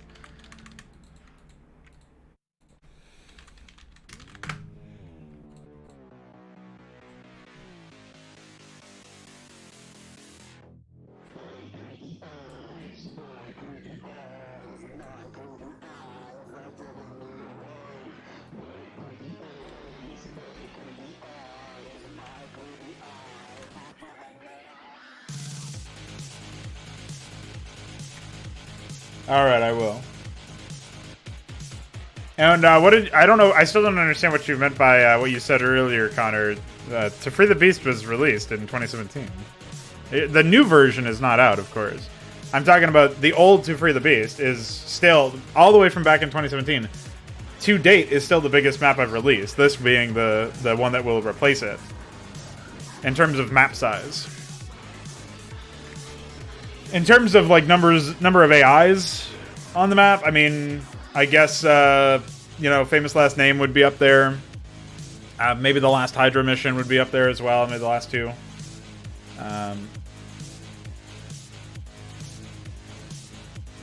I guess Nemesis Omega is impressive in some ways, but it's not like number of AIs is not there. So.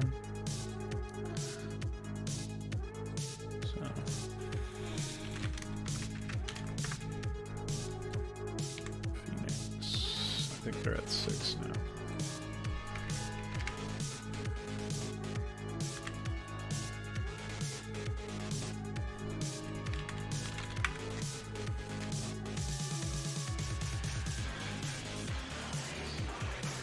So the remnants.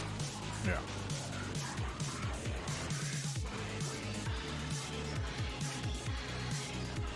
Well, you played it. You made a video on it and everything. It was the big and consummate map.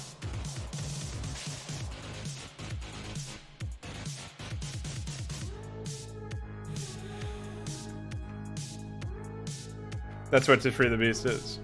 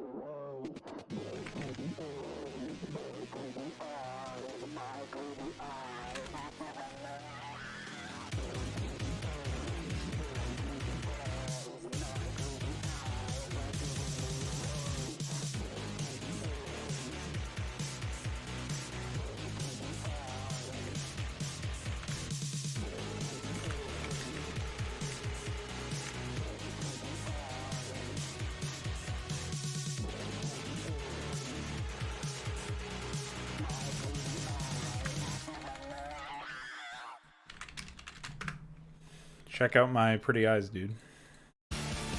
Check out my psycho fucking track. Check it out.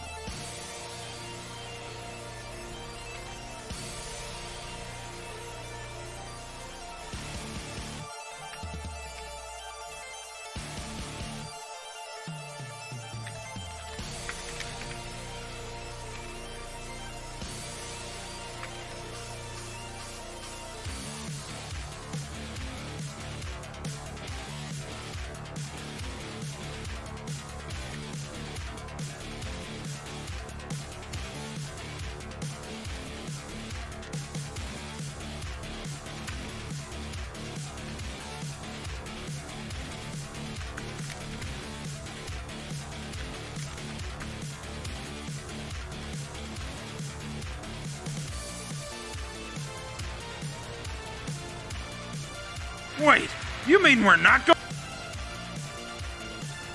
You mean we're not gay?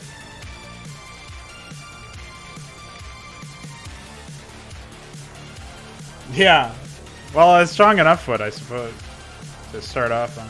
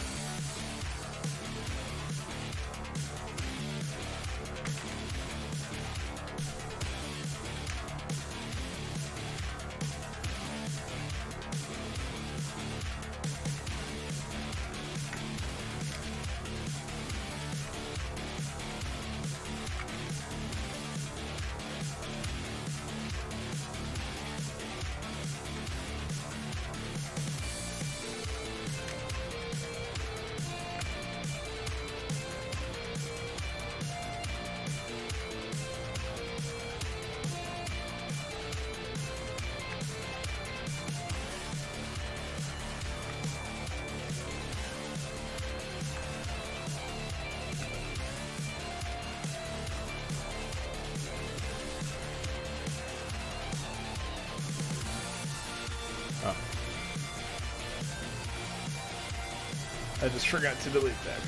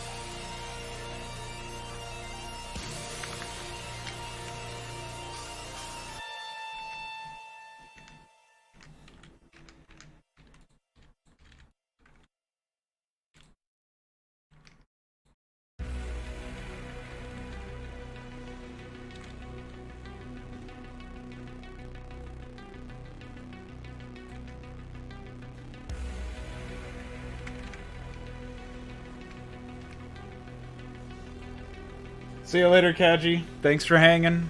Looking forward to seeing any thoughts you might have when the video, or when the map rather, is done. If you feel like giving it a run.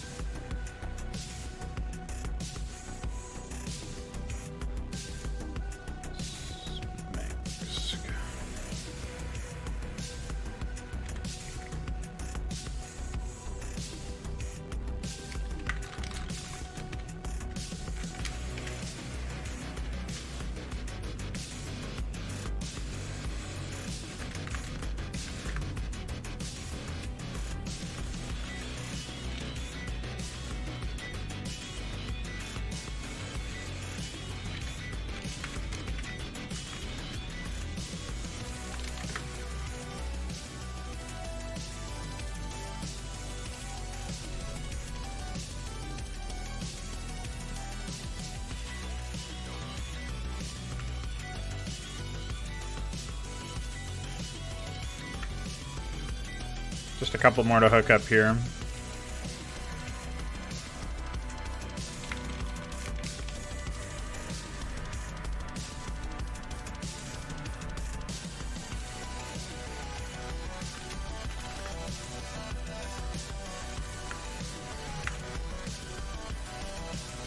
These are really, really easy. There's only one line.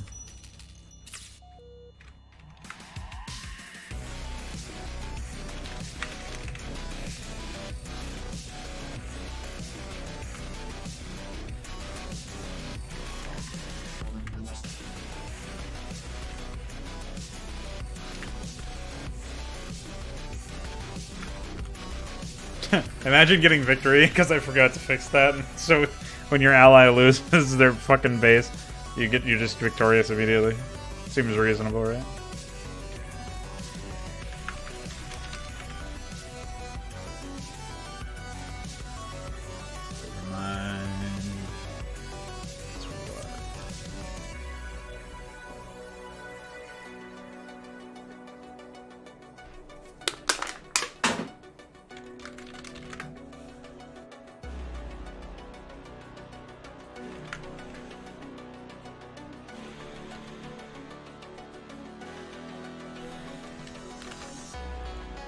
Imagine if I use the...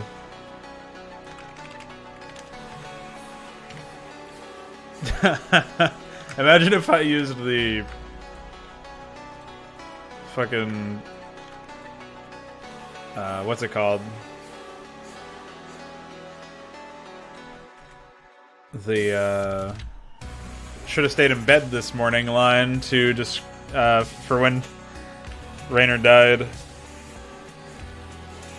I'm telling you, man, I should have just made a comedy map instead of trying to make something serious. It takes forever to make something serious not be comical, and I definitely did not have enough time to iron out all the issues with the AI, let alone have Vicor. Vicor didn't have enough time to get like all the new tech that we wanted in either. Like, there's a lot of unforeseen bugs. Like with the terrain, man, the tiles really fucked us. Now that I think about it, I didn't even really think about that until now. But the terrain definitely was a reason why, because we had to extend the tile limit at some point. Okay. Anyway, enough musing on that. I have to order these in the appropriate order. So here we see, I can actually increase this, which is nice.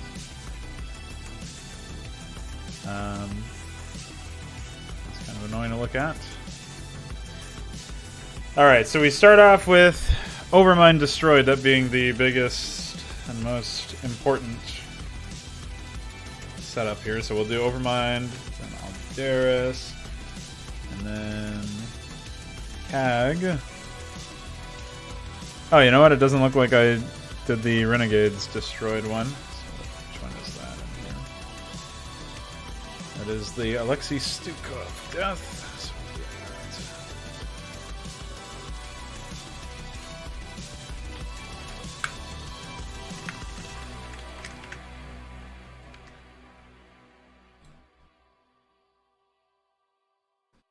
Where is the Renegades Destroyed line? Oh, did I not make one? I didn't even make one. Now that's funny. Well, that's fine. That just means that there's delete that.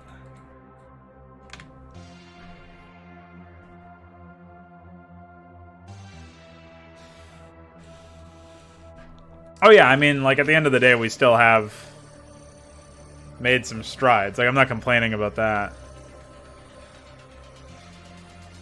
Okay, so Overmind, Aldaris, Cag, and then Phoenix, Tassadar.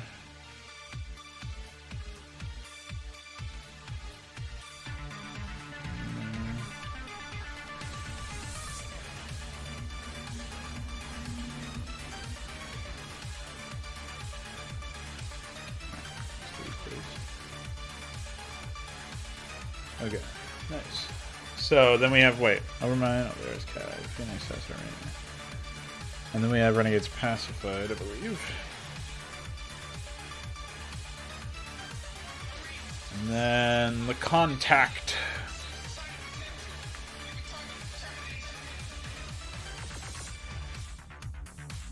And then Phoenix, Tassadar, Raynor, Scouts, and then Victory.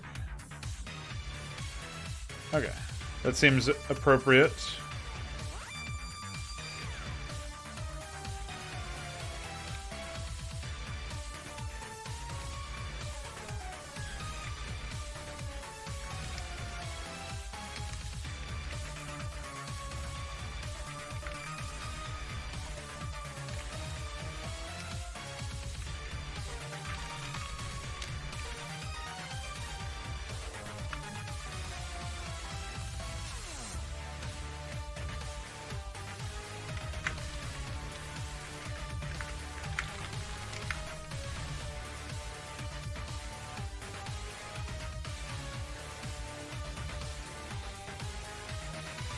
Okay.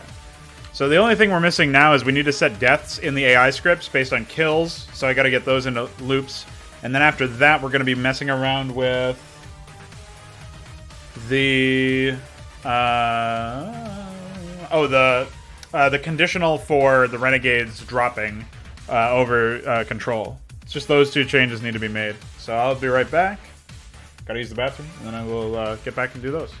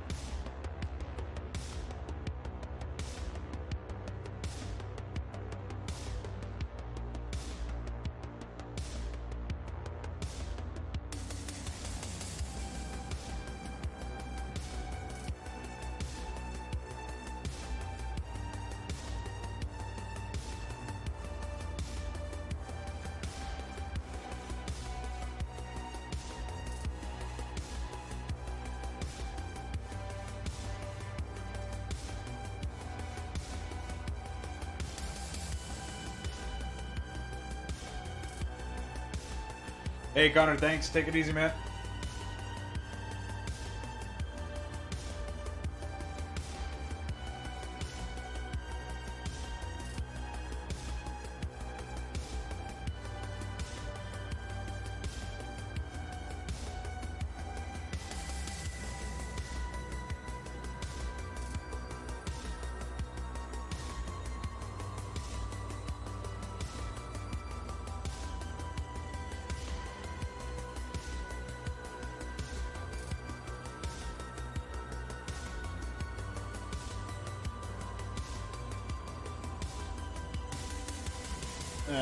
Okay, we are back.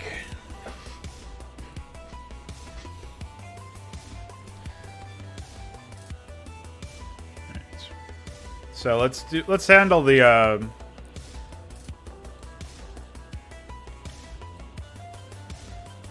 redwood stuff.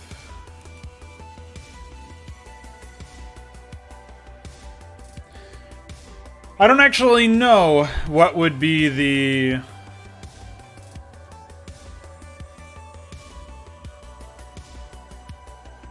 best bet.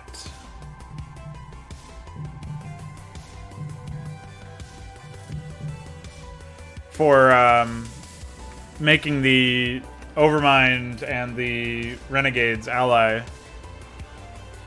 Like, I kind of want it to happen more frequently than it currently does. And to more of an effect than it currently does.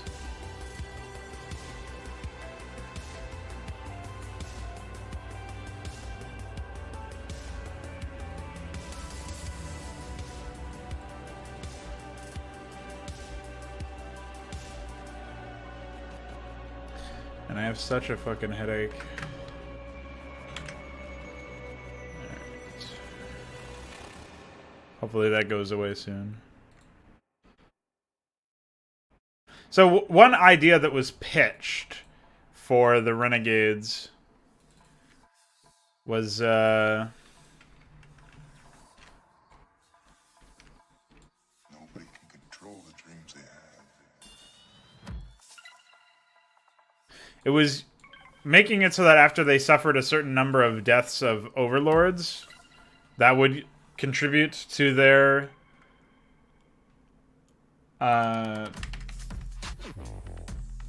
downfall, we'll say.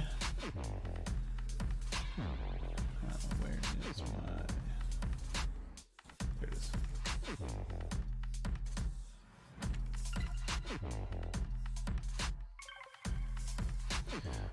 Hold on.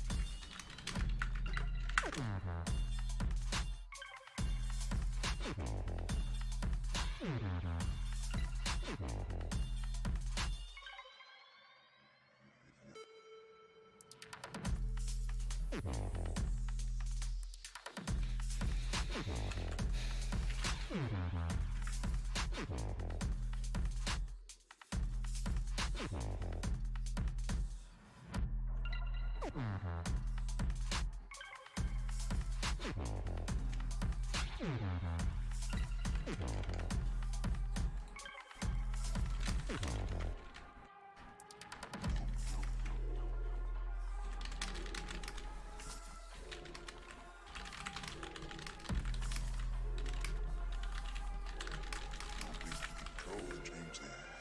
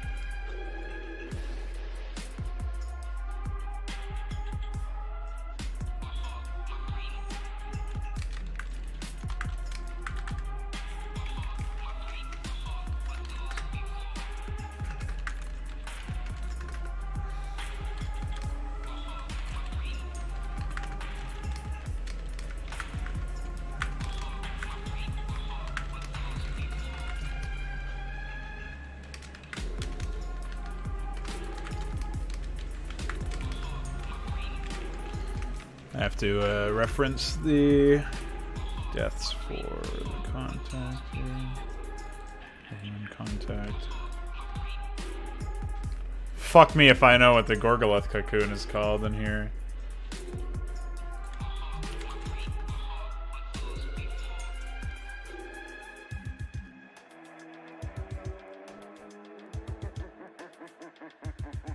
Dude.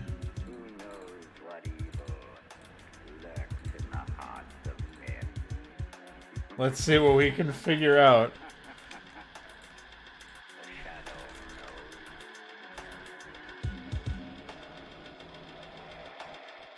$180.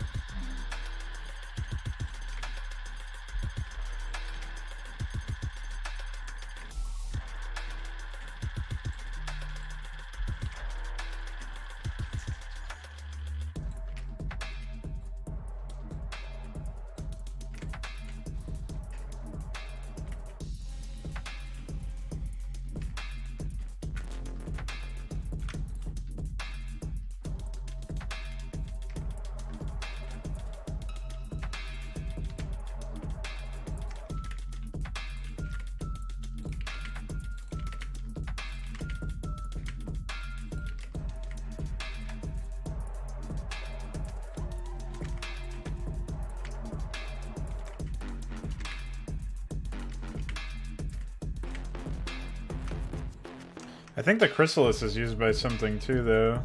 What is that? 216? That's a warbling egg.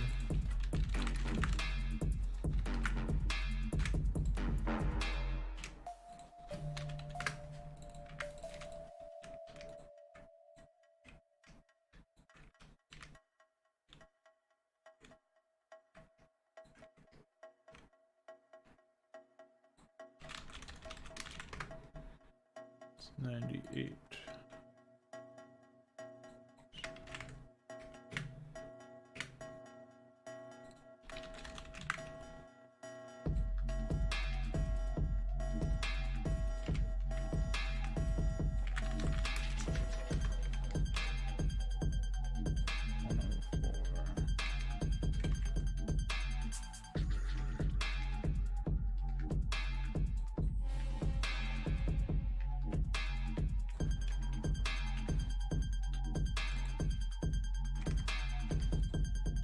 Whatever, we'll leave that by itself.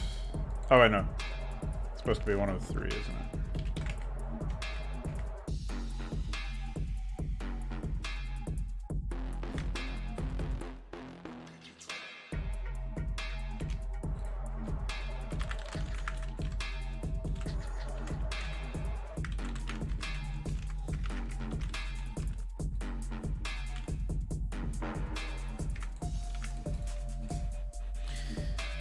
Anyway, Now that we know that that's what they're called, I can call this Gorguleth egg.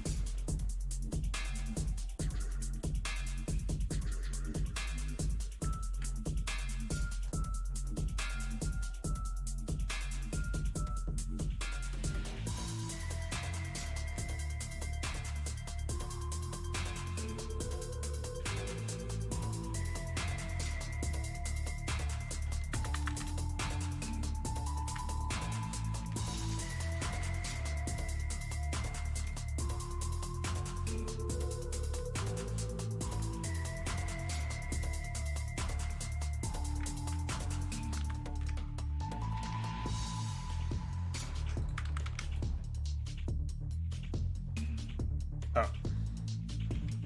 That was for Aldera 60.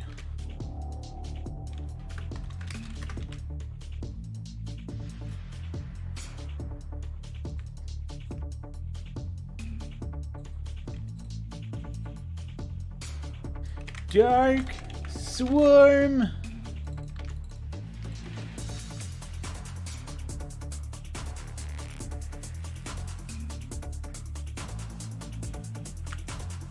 I think this is data dues.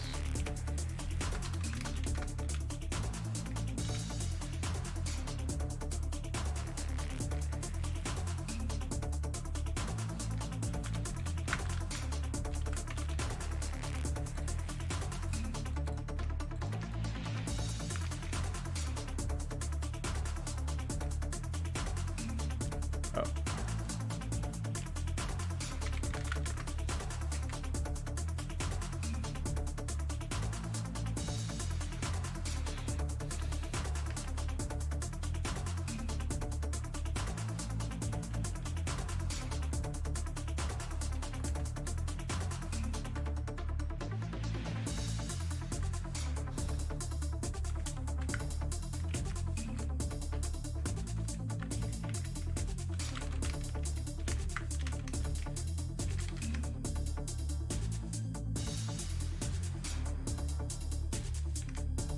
Um,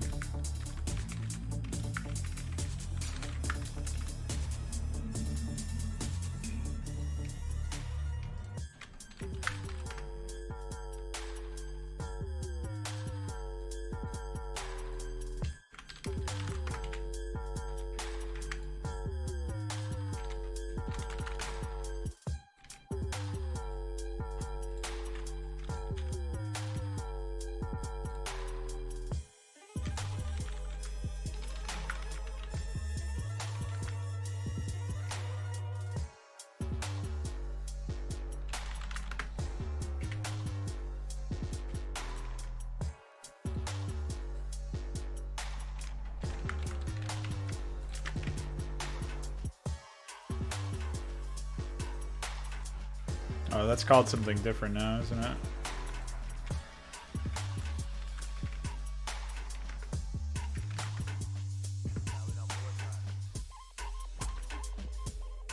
ABs or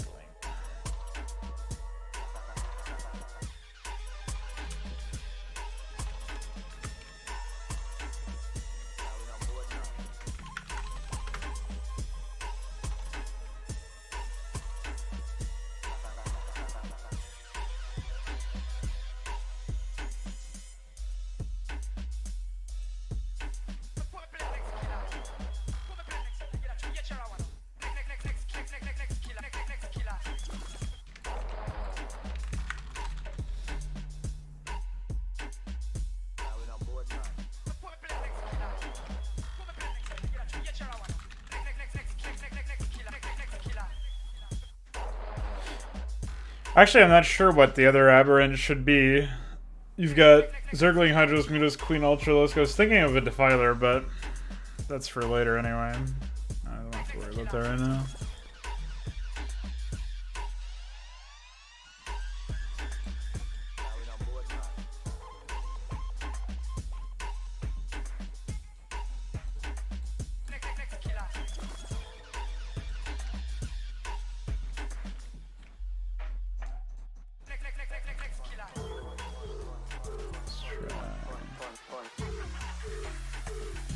See what happens. See if we fucked anything up immediately.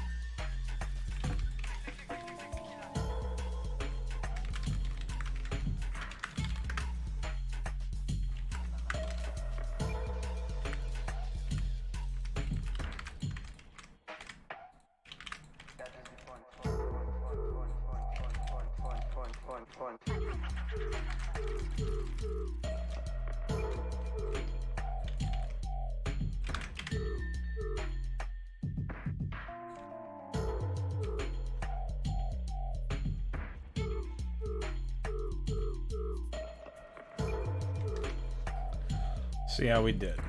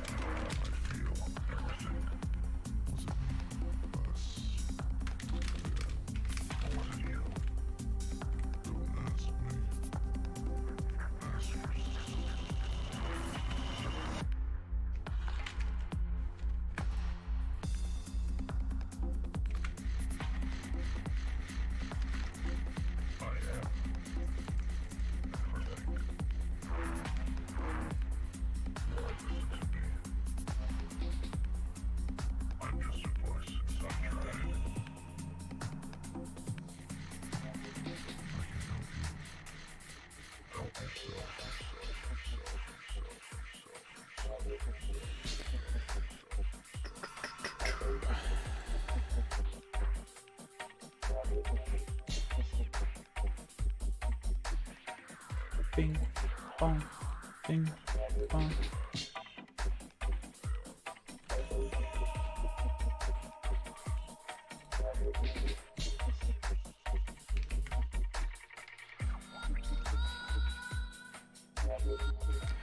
It's the ID of the med bay.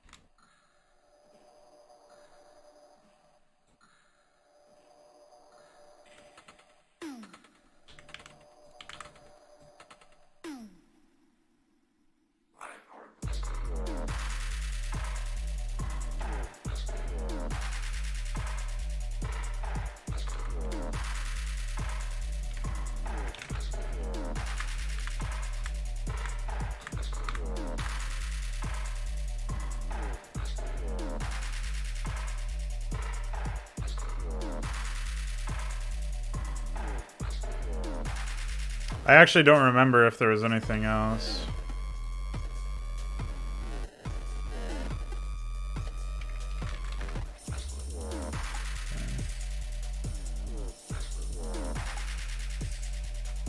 That seems accurate.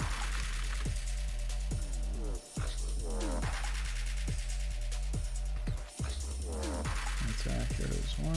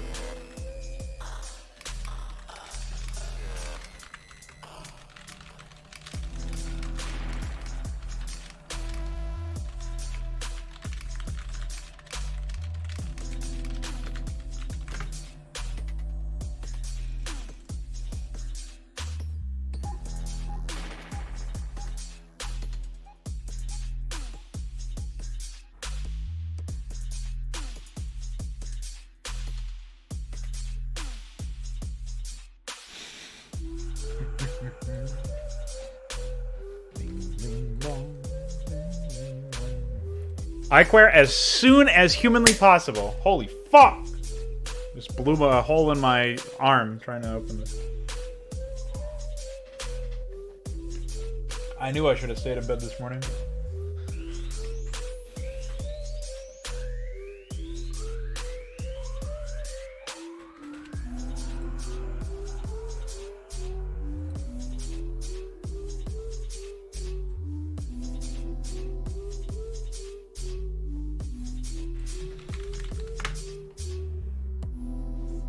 Looks like it has the new AI debug plugin in it already. I guess just in case I have an updated GPTP, I'll grab that as well.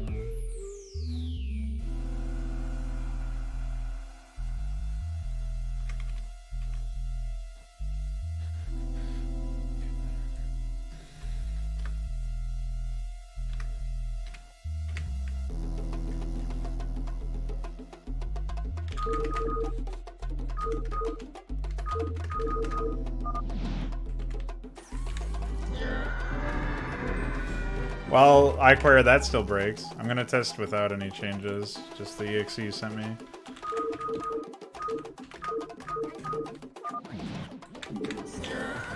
That works fine. Is it just that we're not allowed to make any more changes to the exe? Like, I don't understand.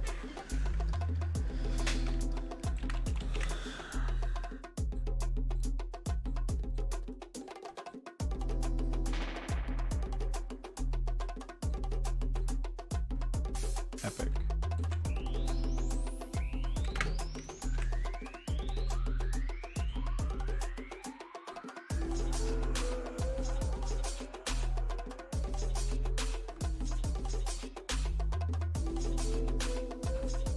Is it possible for you to, like, hex edit in the changes that we need? Because I don't know. I don't know what we can do about this one, man.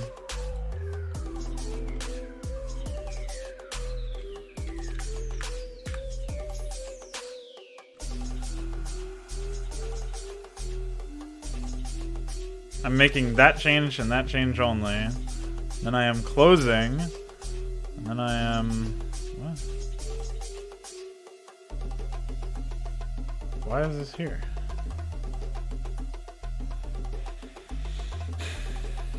Dumb.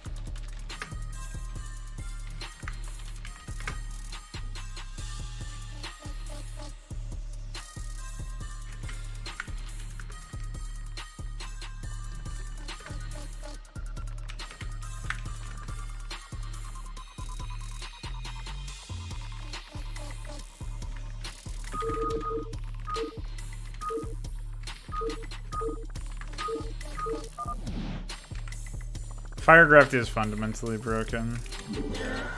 Alright, at least that fixed. Seemingly.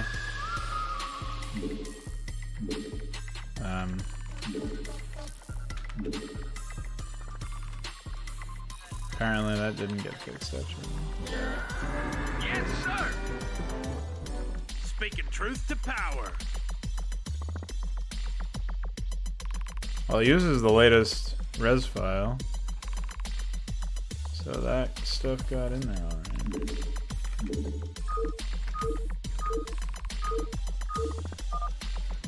Yes, that happens quite a bit. Make use of me. Wield me. Where do our enemies cower? It is done. Henceforth. Ah!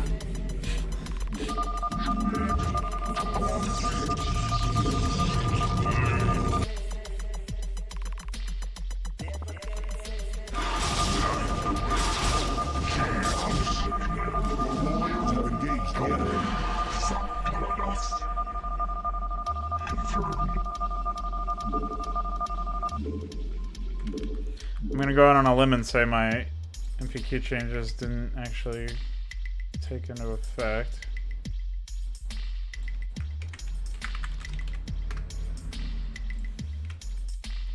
Or that something else went horribly wrong.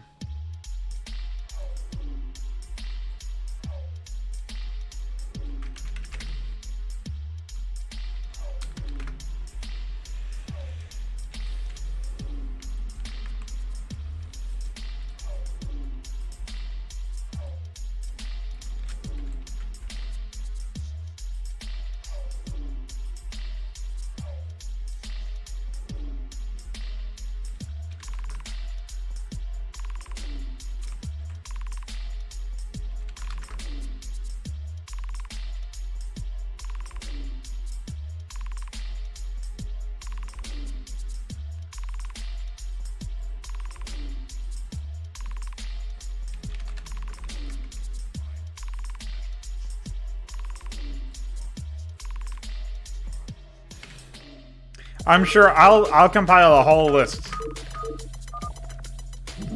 But open source and not being broken are definitely high on the fucking list. So. Wield me. Hail. Wield me. Where do our enemies cower? Where do our enemies cower? Hail.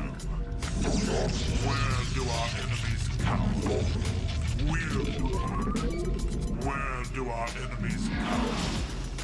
We'll fight for combat.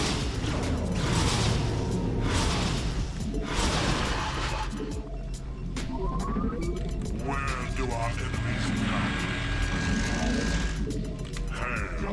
I long for combat. That should have triggered the effect. Let me see.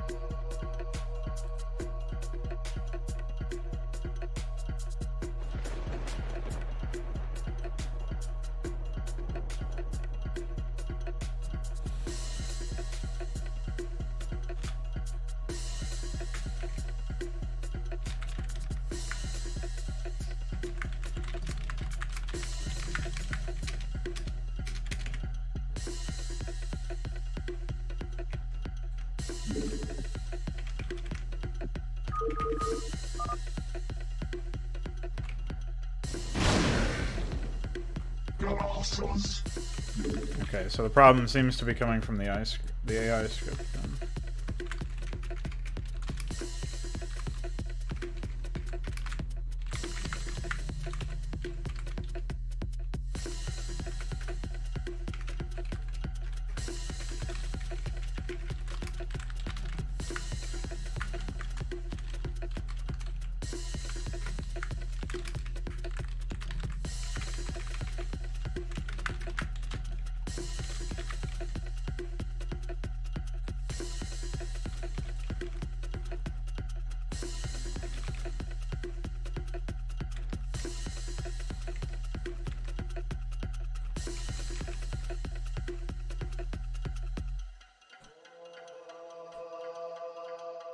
I'll check that in a moment, yeah.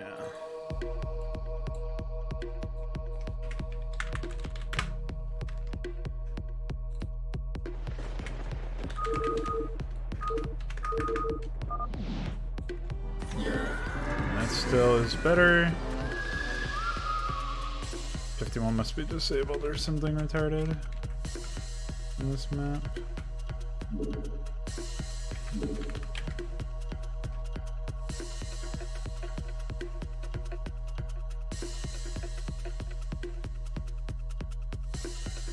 Wait, where is Shaman escalation?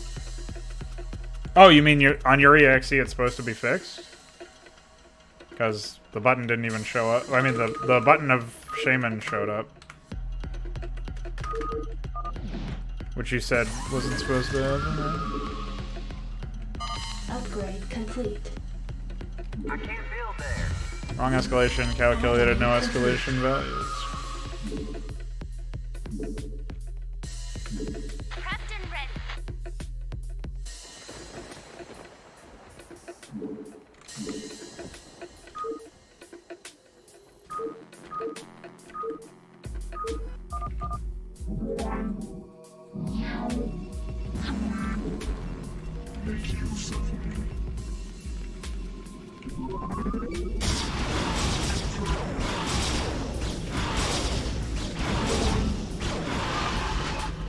Surely this rabble is not the work of the vaunted Overmind.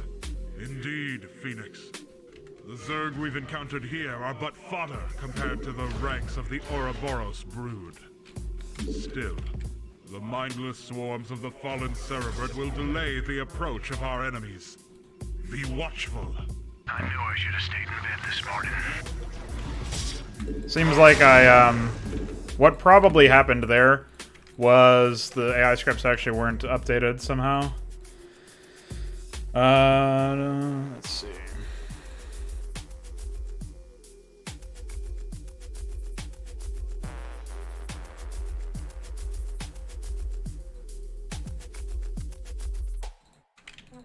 Yeah, I just never fixed the fact that they were listed as command centers.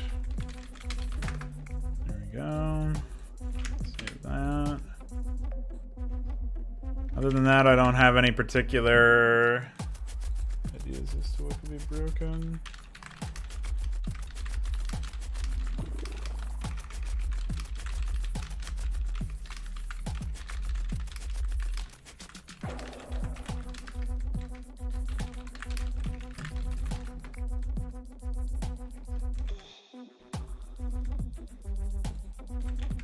Let me see if I can actually push all those buttons with hotkeys without crashing.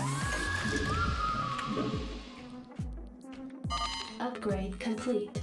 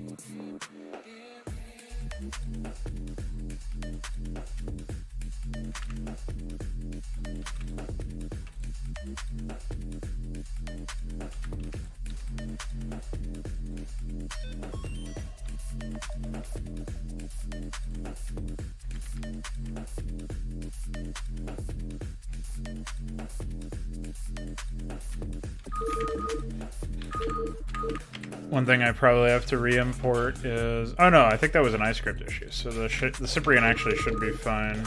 It's, attacks were wrong. We're moving!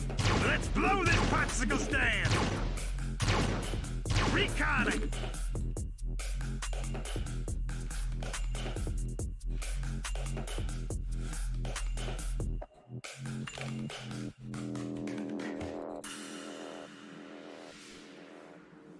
The fuck?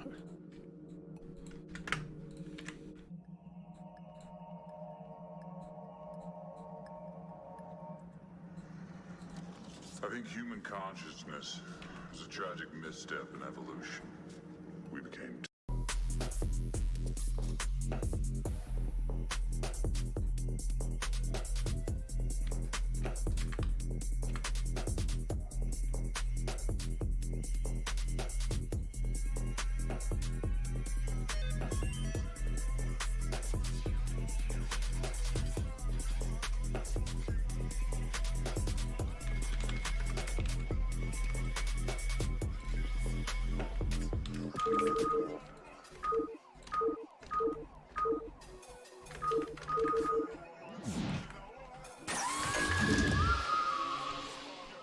Upgrade complete.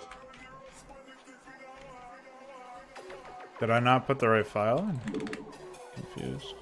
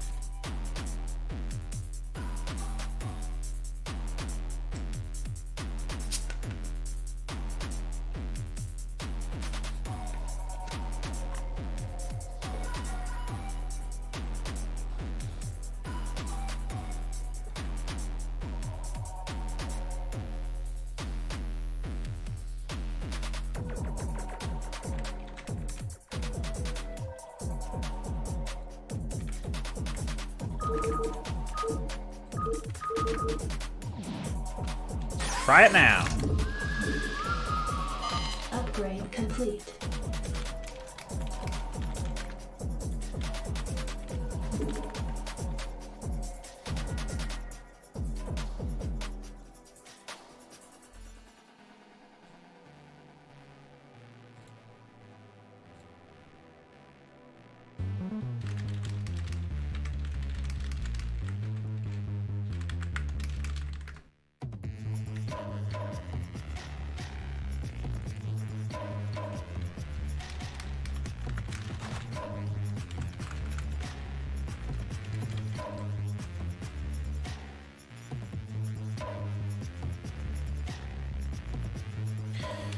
Alright. Update our to-do list here, because we've done a fair bit. Triggers are done. I would like to get the AI attacking transmissions done as well, but we'll see.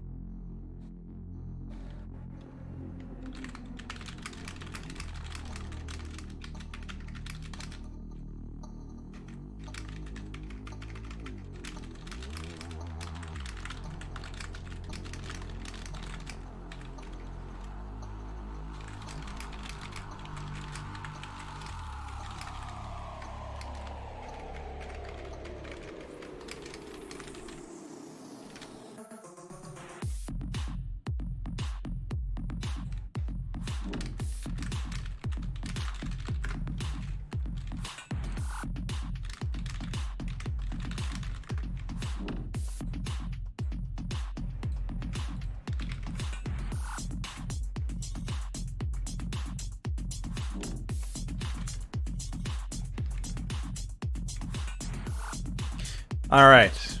Gonna go for another bathroom break. This one will be a bit longer. If you know, you know. BRB.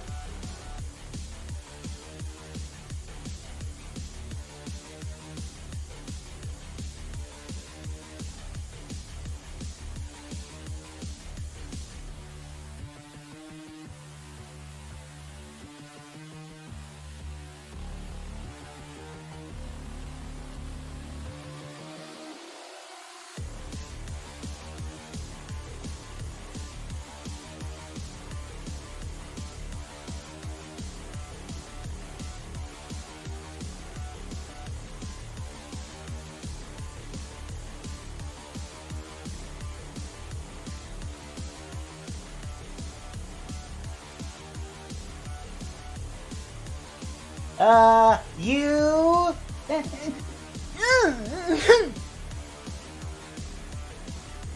I hope somebody can clip that. Anyway, we're back. What's up? Hello, DF. Hello, Helltrix. DF, the man of the fucking hour here, responsible for the epic medbay graphic. Hey, I don't want to shut down OBS, you idiot. What's good, dude? Hope you're doing well.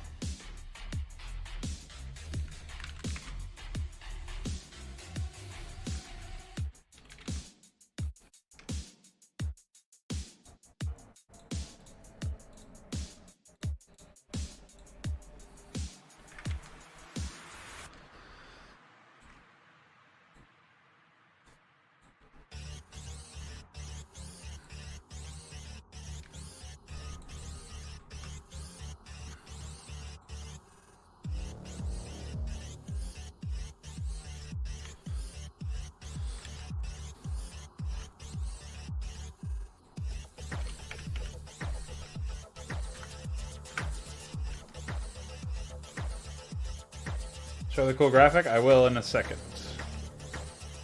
Just going to test something first.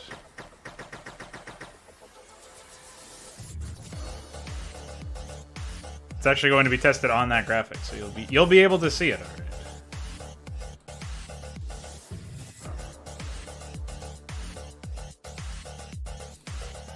Oh me. Oh you.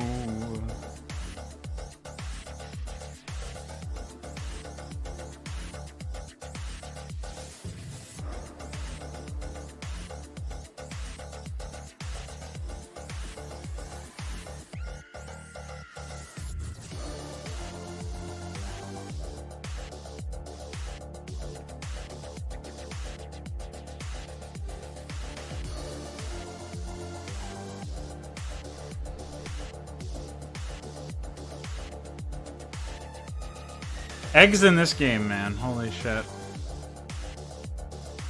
What a disaster every single time.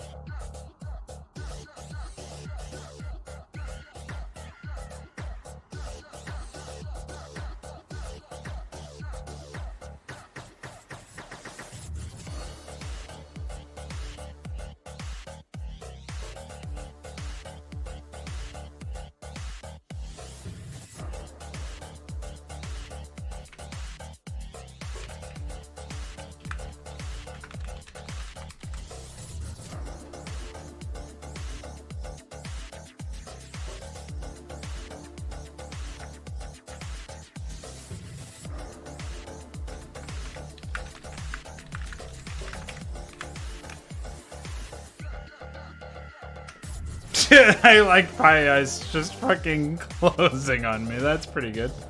Nice program.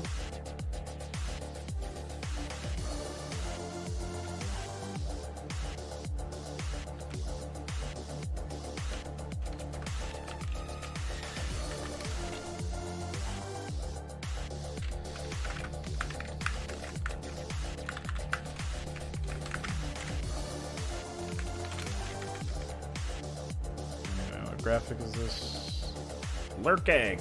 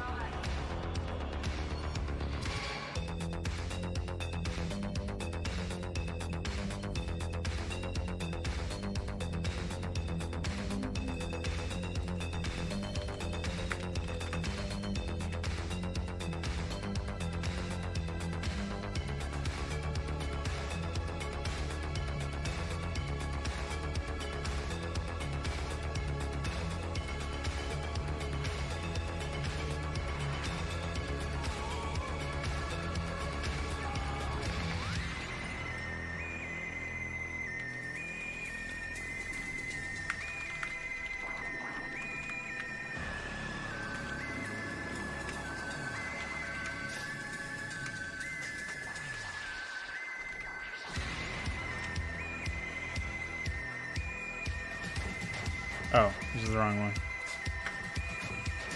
Idiot.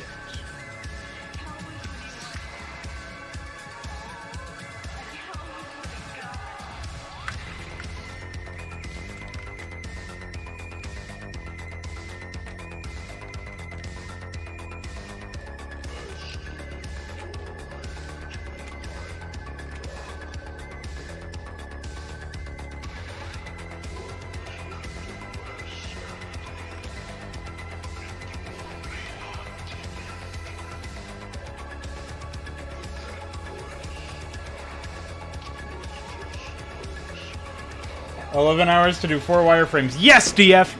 Yes, DF! Yes! Yes!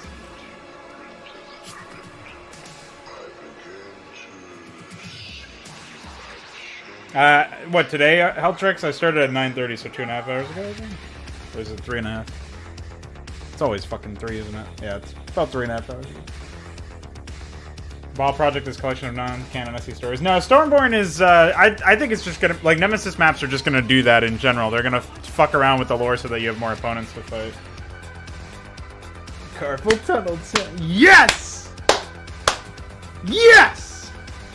We are gonna get some fucking wireframes, boys! Yes!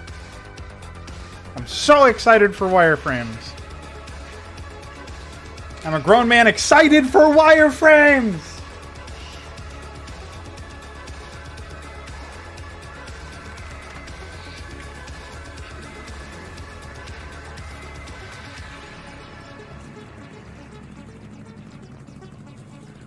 Alright, so we have 21, 2, 3, 4, 5, 6, 7.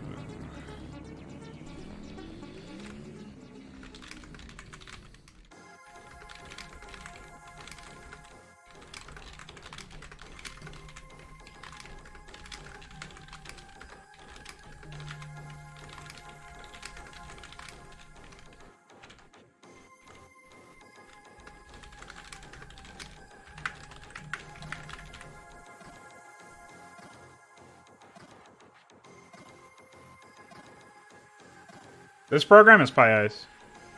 The graphic program was SFGRP Conv because PyGRP has too many bugs with it.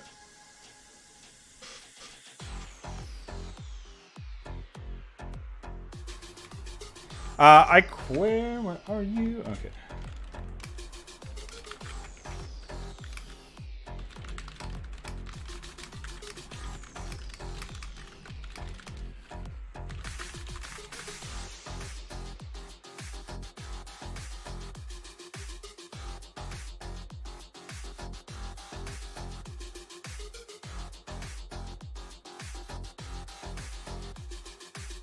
Oh wait, this is supposed to be the knit animation, and yeah, they were playing it in reverse. I see Sig order 64. Yeah, there's no Sig order there, it looks like. But there is Weight Rand 1-3.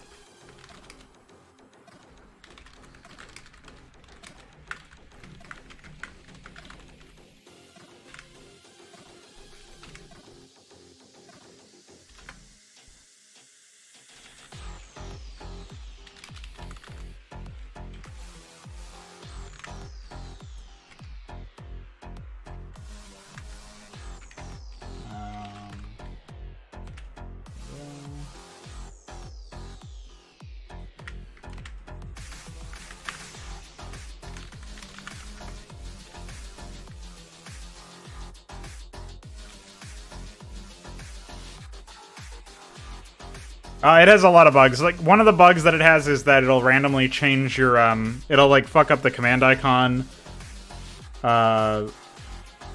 Like, it'll actually offset some of the command icons, like, a couple pixels to the right or whatever, which is really psychotic. More pressing is that it just creates black pixels where previously there were none, which is really annoying. It creates, like, visual artifacts and stuff. Sometimes they're not black, sometimes they're, like, orange or yellow or something like that.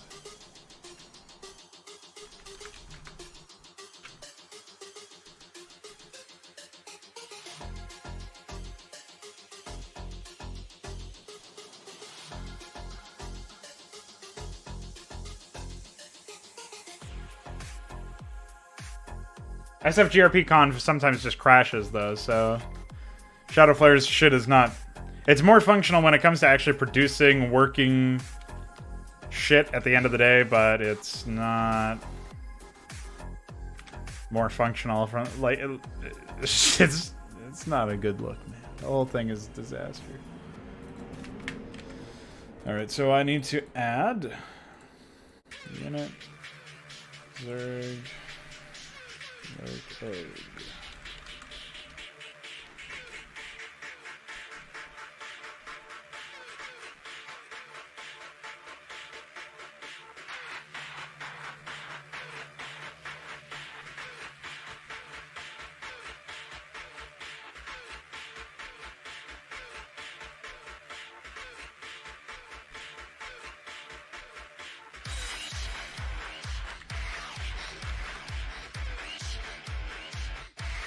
Alright, so now we just need to, once Ikra does the shit on the GPTP side, we will be good to fucking go, man. We're gonna do this. It's going to happen.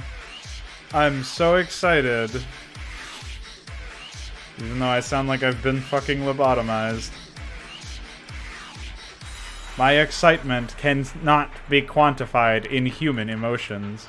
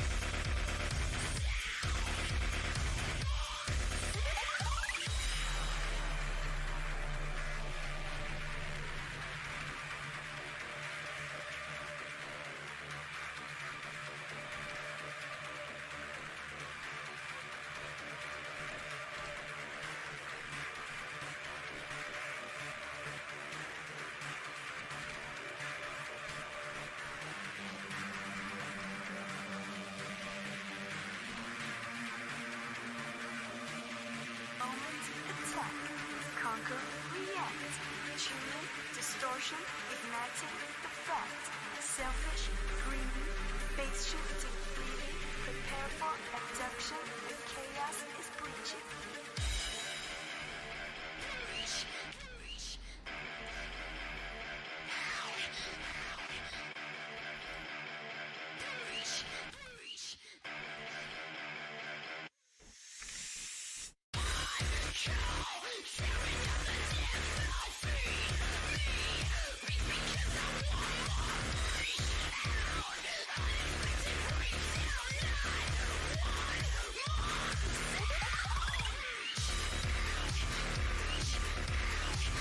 Epic.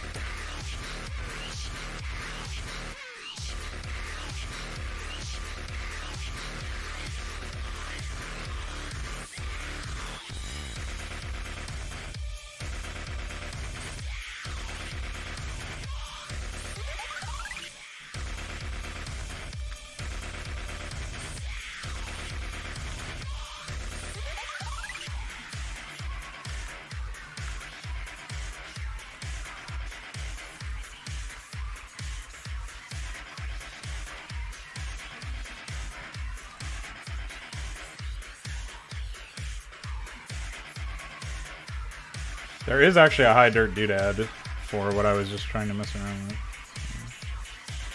Presumably, looks a little bit better.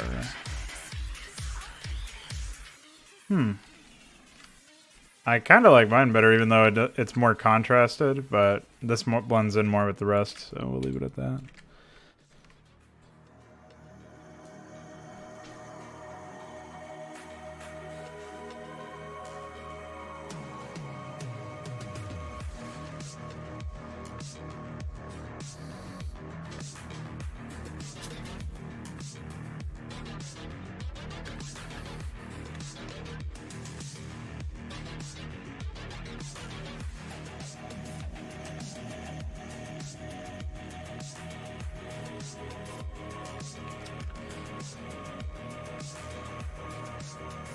What's that?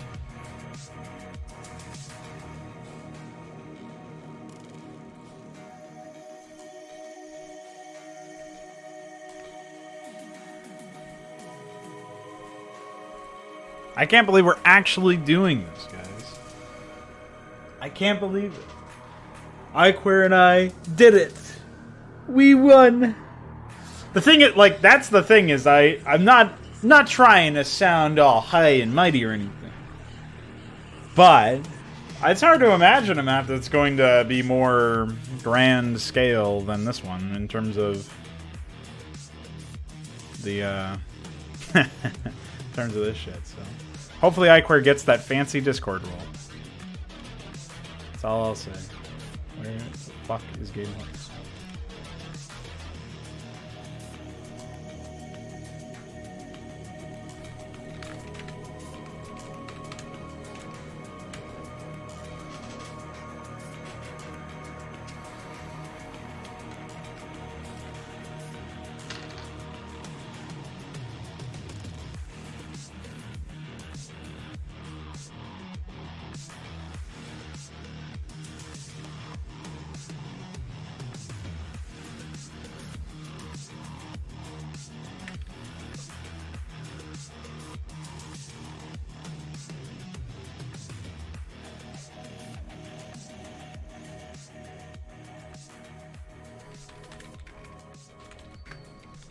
Yeah, I'm not sure that there's going to be any large-scale StarCraft 2 maps, though. The largest scale we had last year was iQueer's Warp Blade map. So, who knows? Who fucking knows, mate?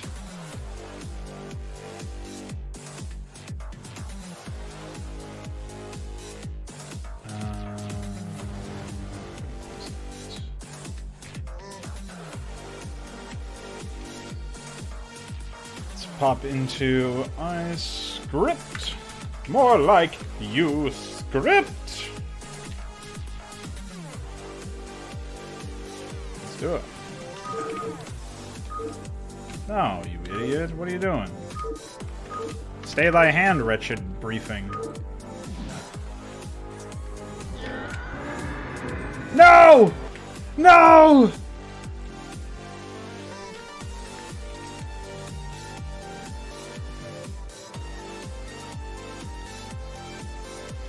He can't keep getting away with it.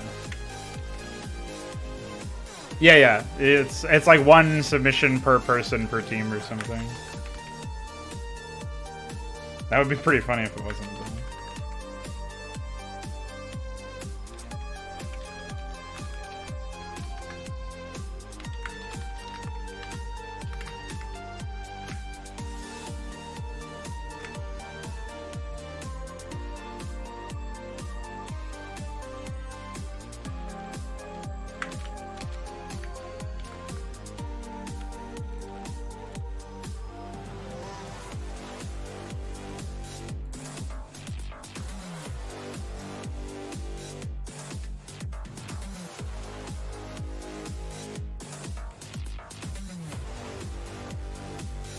Oh, I actually have this guy done. I just haven't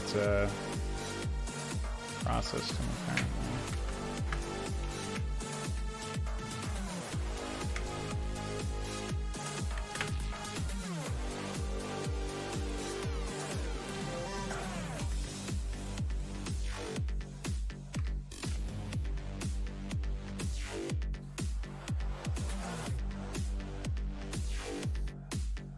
Yeah, I mean, good luck even trying to do it is the other thing, though. Like, it's pretty fucking impossible.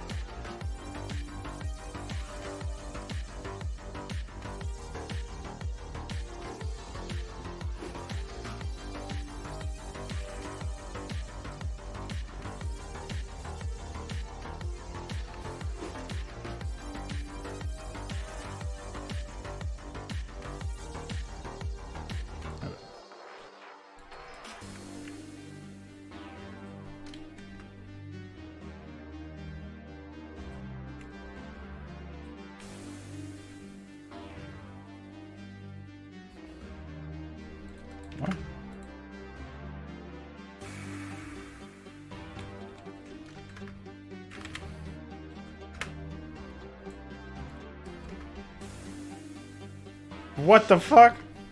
Alright, well. Bye. Show you the Vorvaling so you can say bye? Okay, one sec.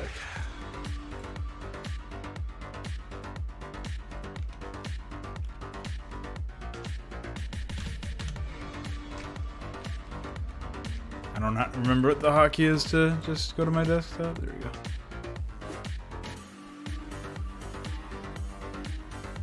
Well, fuck that. I'm not doing it.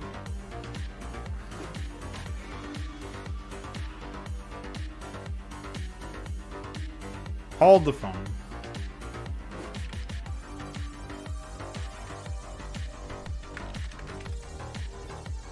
I just need to, I did that already.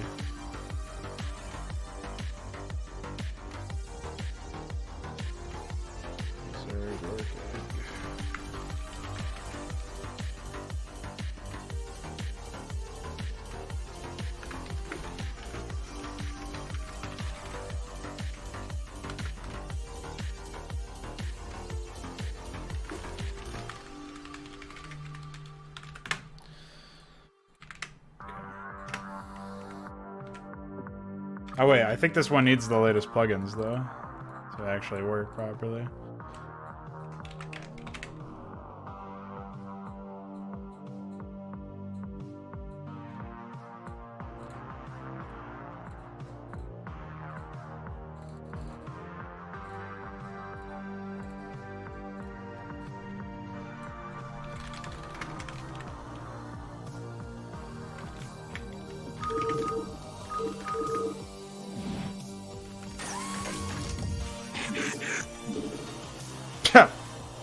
No, it doesn't work, and it crashes on cancel.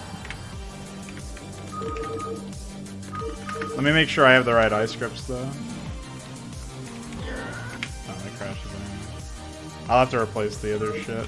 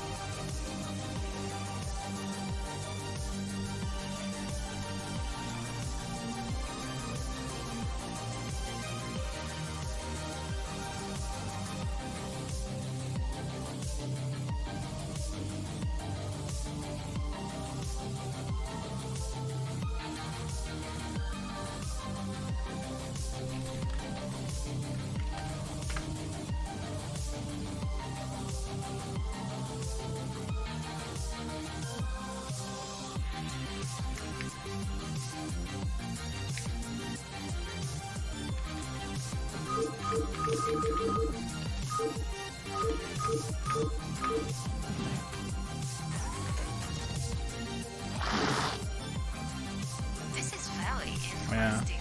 Doesn't seem to work out. And canceling it never did that before.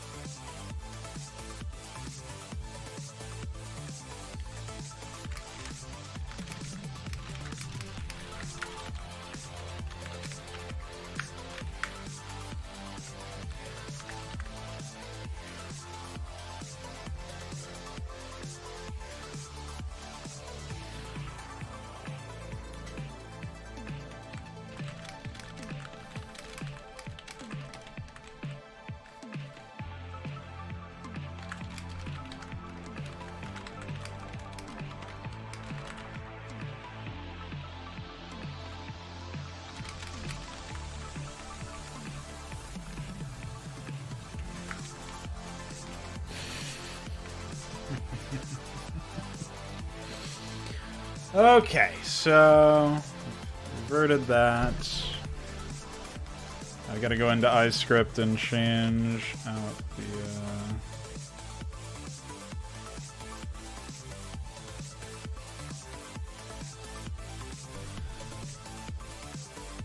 revert the iScript changes.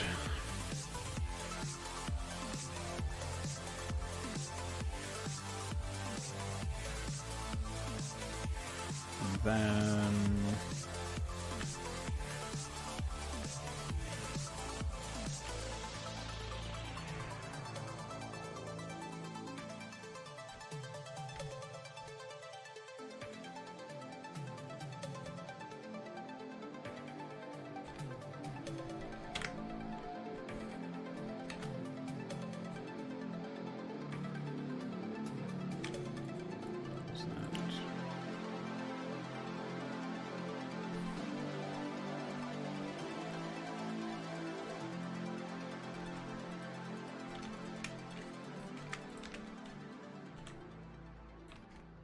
all right, so first, since we are fairly confident adding files to the exe through PyMPQ doesn't cause any issues with it, I'm going to add all of my files, and then I'm going to go ahead and make a copy of that, and that'll be my safety.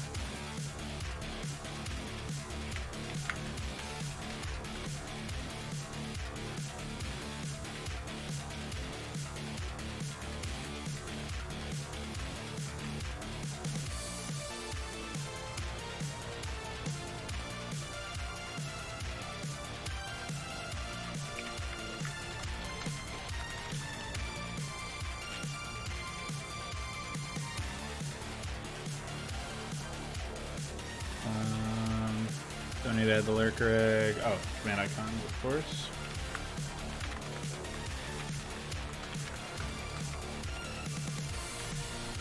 Okay.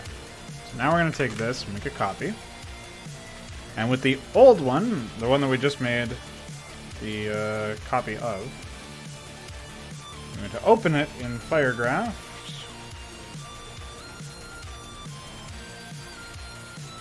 Oops.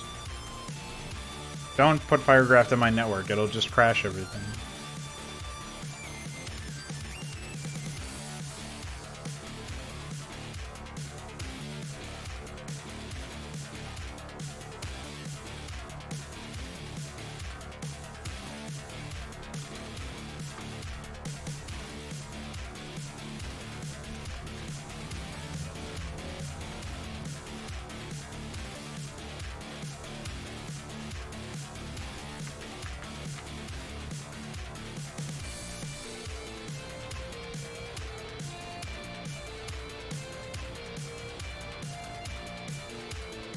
Okay, if I don't need any other changes, we should be in the clear. Assuming this doesn't crash, of course. Standing by, Commander.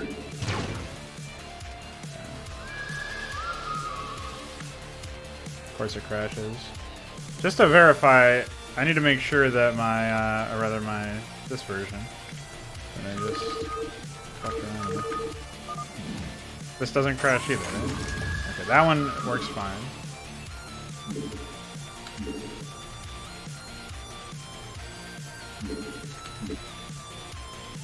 So we know that that one works fine.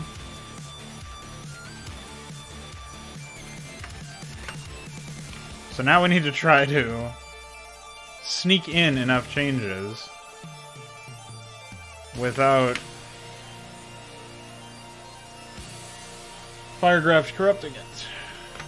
So, no idea what's going to happen there. Oh wait. We have to delete that.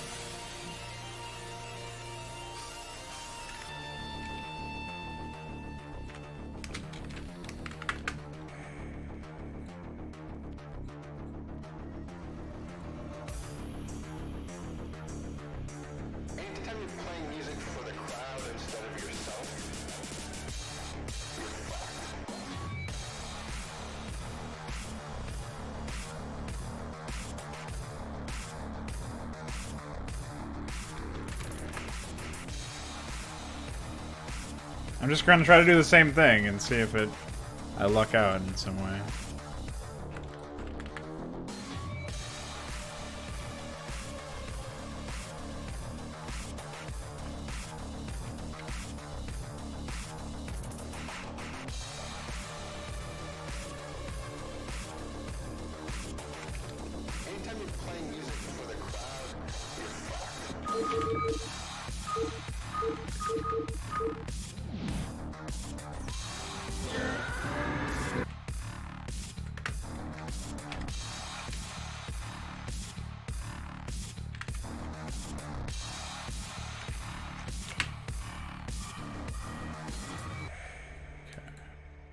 So what if we just opened this to add the plugins? Would that help? Because we need the latest versions of the plugins, of course.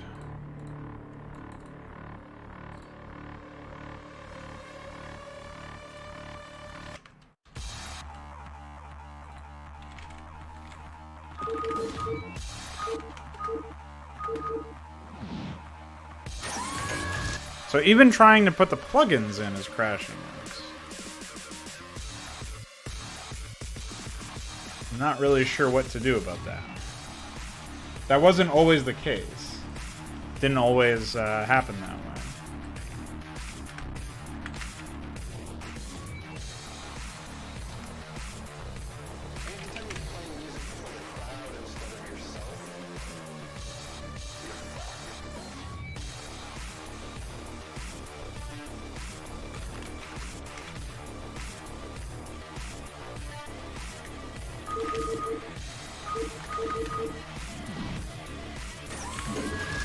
Okay, we have a working version with just the updates to A's.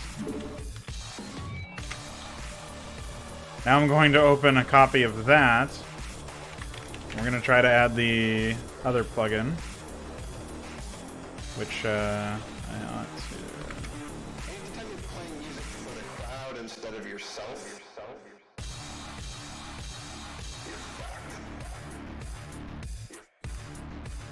At the very least, we'll have that. I do want to change the plugin pop-up thing there to Nemesis Stormborne, but that's pretty much the least of my fucking worries. It's just a minor thing.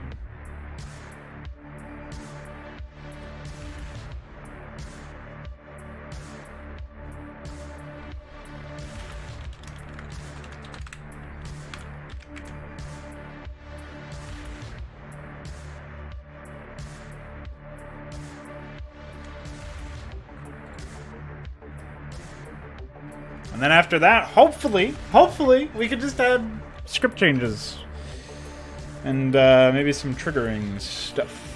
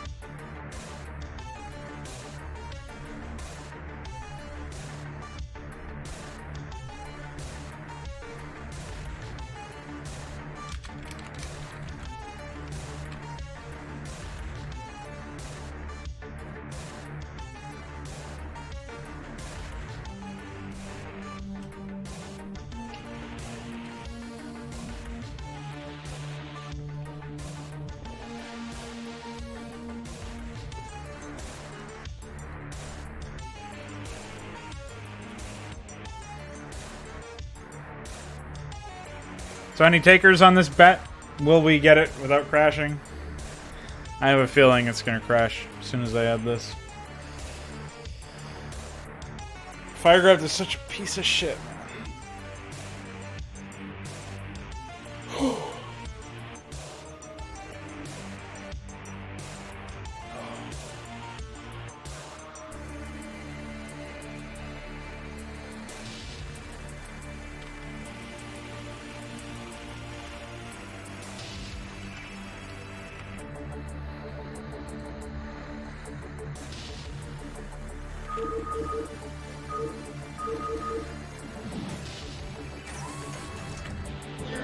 Yeah. Alright. I'm not even gonna bother trying. I'll fuck around with that more later when I have more time.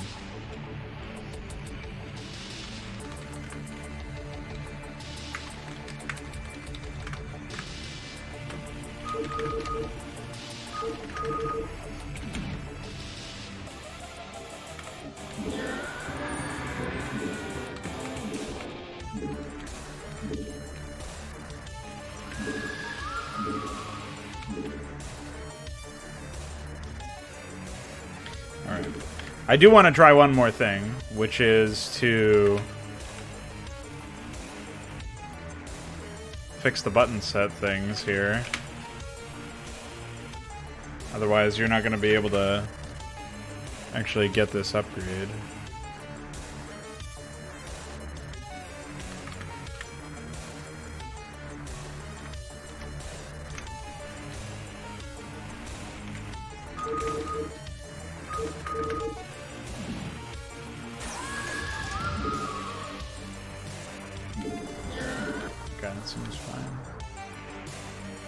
Like for whatever reason the plugins list or something is the issue.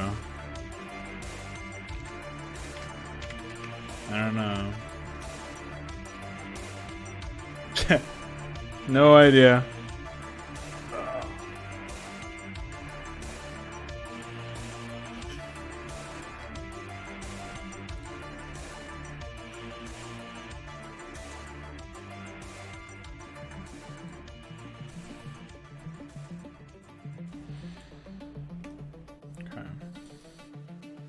Hold the right to then.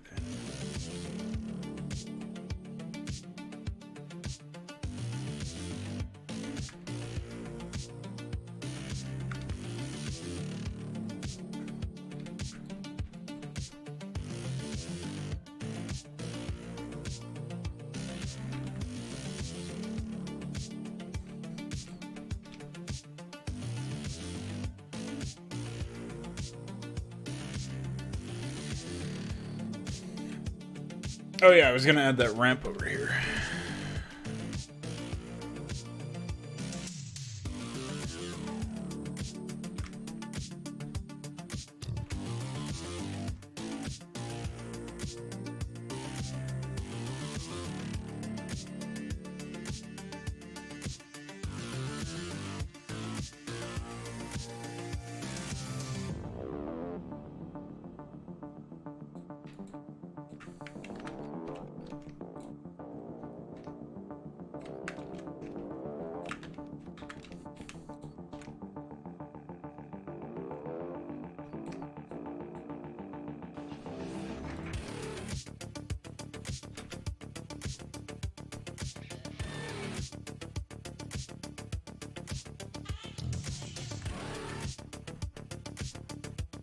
All right, we're just about done here with everything, to be honest.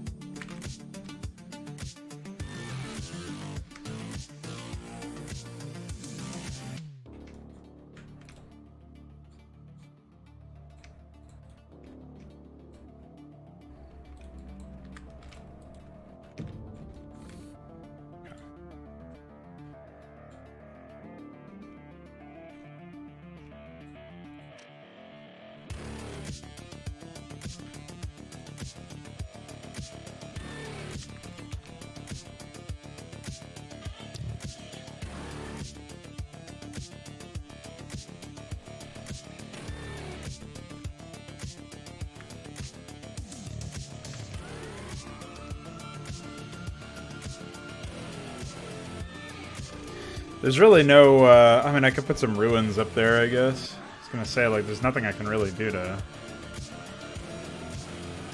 try and unshackle this area from being so fucking bland.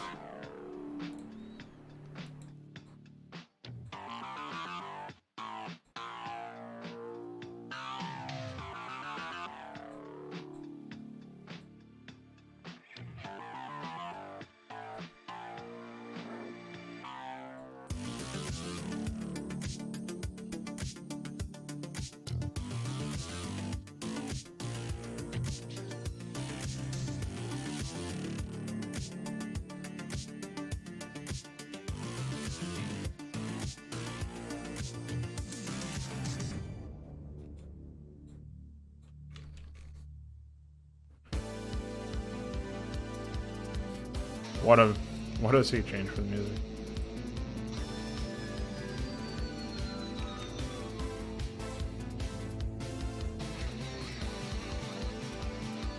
Alright. That helps a little bit. Okay. Alright.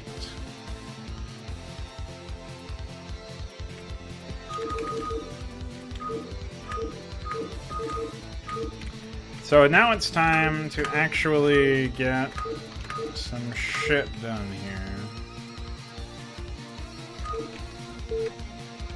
Although, honestly, hold on. Now that I think about it.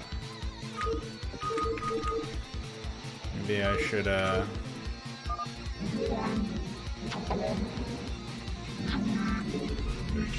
Where do our enemies cower? Where do our enemies cower? Where do our enemies cower? Where do our since I know this version is easy, it should mean that I can get all of the dialogue events. And then I can, test out the others later after the fact.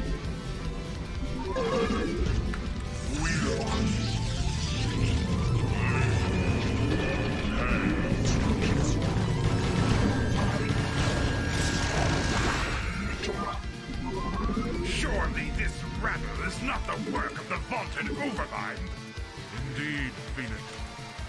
The Zerg we've encountered here are but fodder compared to the ranks of the Ouroboros brood. Still, the mindless swarms of the fallen Cerebrate will delay the approach of our enemies. Be watchful. I knew I should have stayed in bed this morning.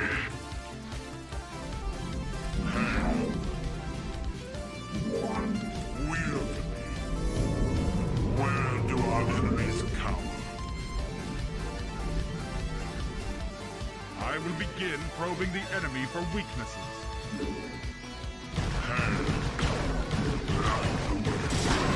By your will. Light the way.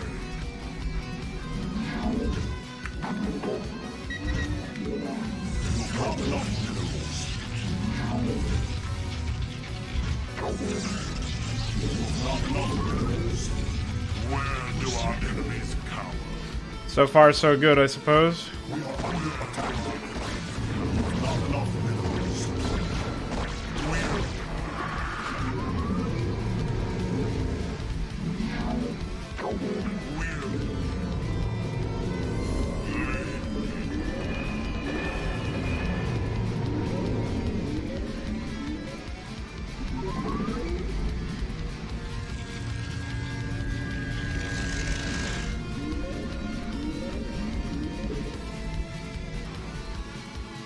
You heard, Raider!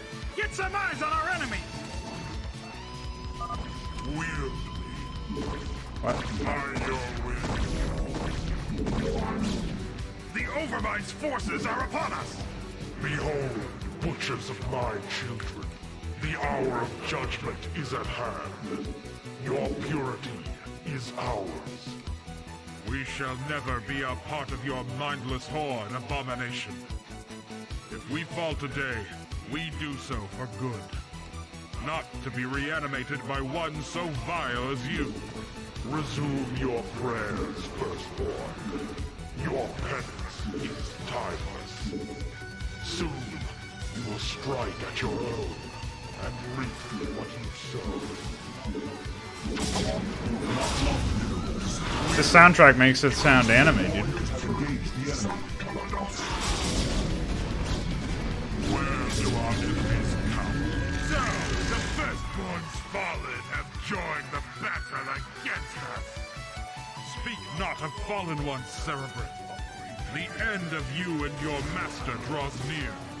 We only hope you are a better fighter than you are a speaker. Test us the way the rest of your race could not. I slew one of your kind before. This time, there will be no overmind to regenerate its dying child. Your corpse will feed my brood like all the others. You. Complete.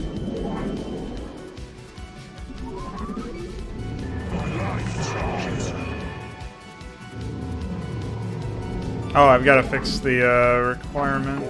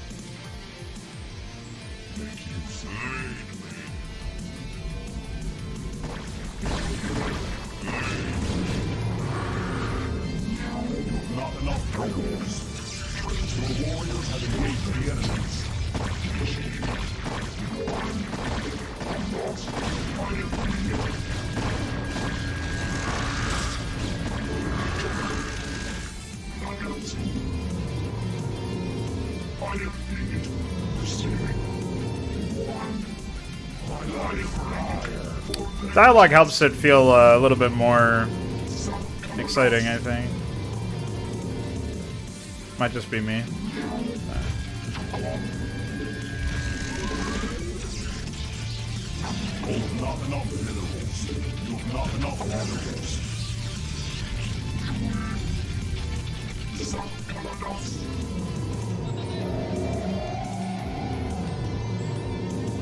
I'm going to adjust the requirements, though, so you have to kill, like, maybe 4 or 5. All for the Empire! Our brothers have taken up arms against us! What betrayal is this? Tassadar, fallen executor of the Conclave. You and your compatriots are to stand down. The Praetorian God has arrived to purify eyes. Oh, Aldaris is the wrong color. I can fix that pretty easily. Your lowly Terran companions. To hell with you.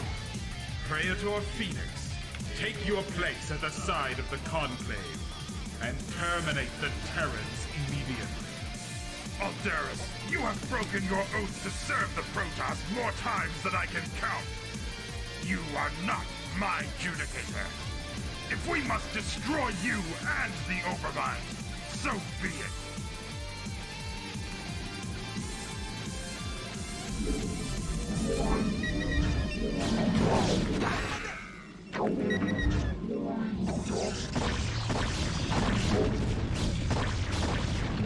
I set that up in kind of a stupid way. I have needed awaiting instructions. Initiated. I have needed.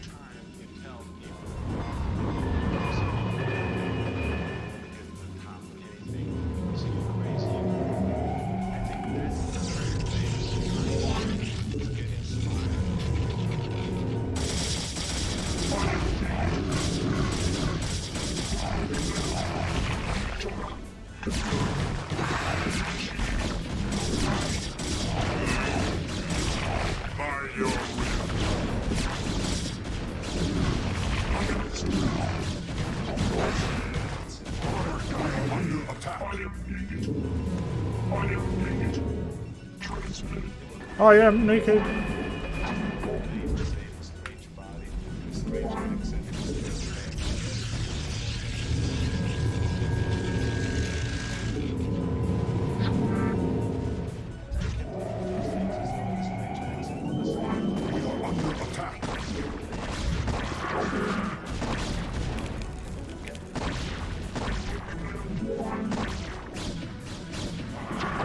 Not enough minerals.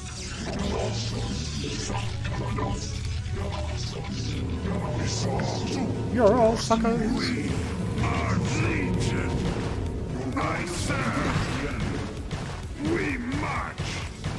For iron. We march.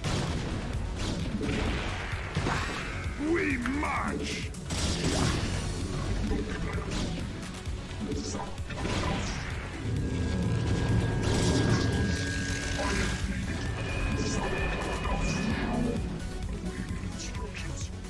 Make use of me. I have returned. You must construct additional items. Loss receiving.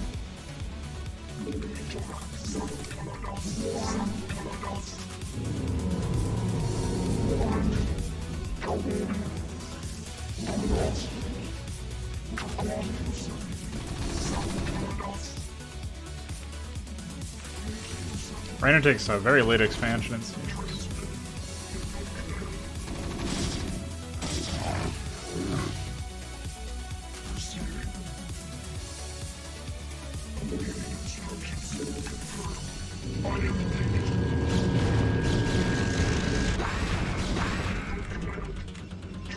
Upgrade complete.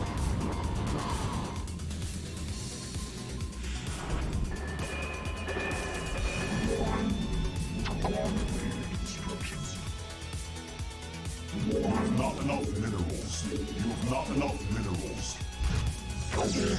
Upgrade complete. We are legion.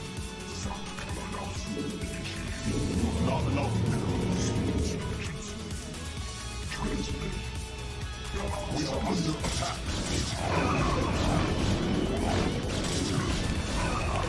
Not enough minerals.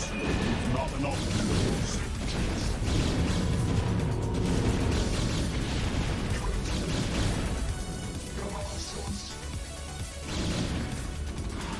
We are legion. Legion to glory. For a doom. We long for combat.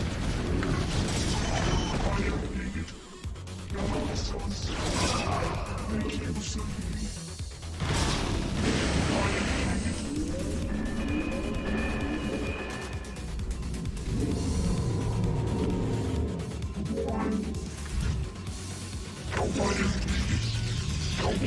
Not enough minerals. Not enough minerals.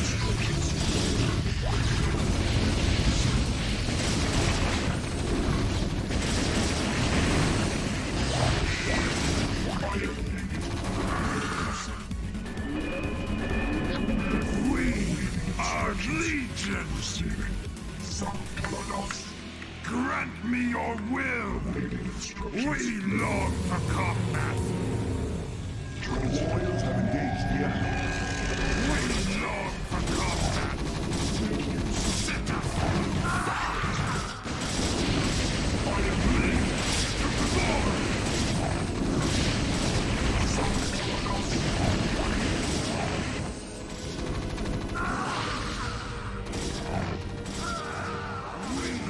Warriors have engaged the enemy.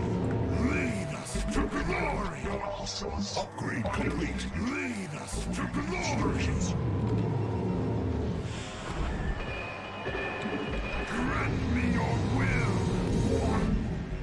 The warriors have engaged the enemy. Instructions.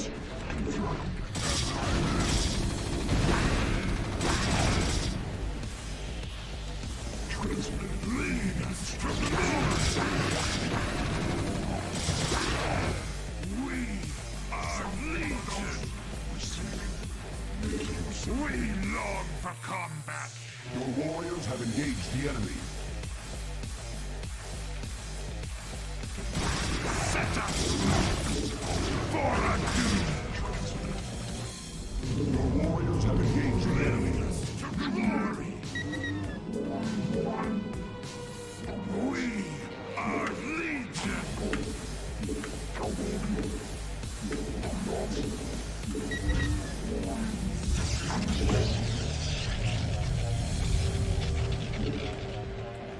You've not enough minerals. Grant me your will. We are Legion. We are Legion.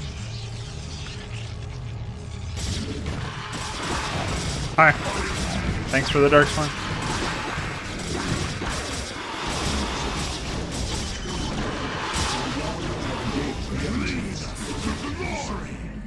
Grant me your will. Lead us to glory.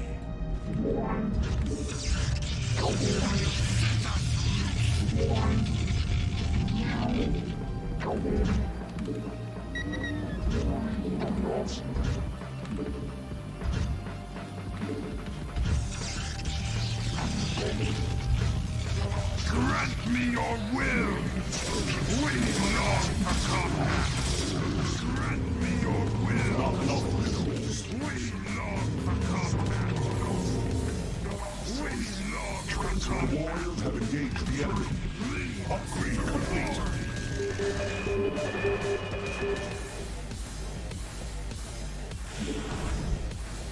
Your warriors have engaged the enemy.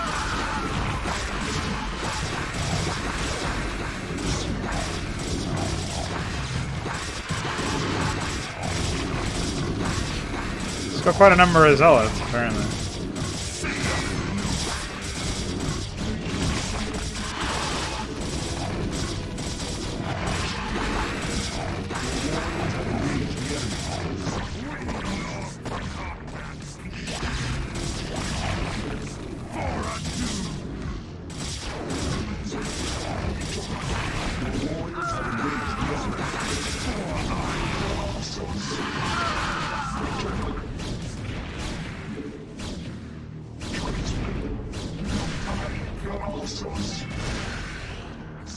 Lead us to glory!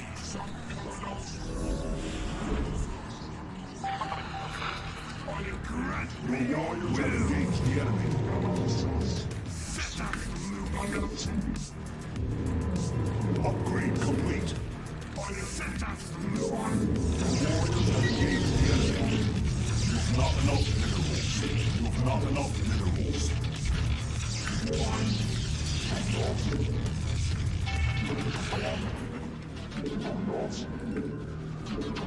We are Legion! You've not enough minerals! You've not enough minerals! Grant me your will! Lead us to glory! Grant me your will! Warriors have engaged the enemy!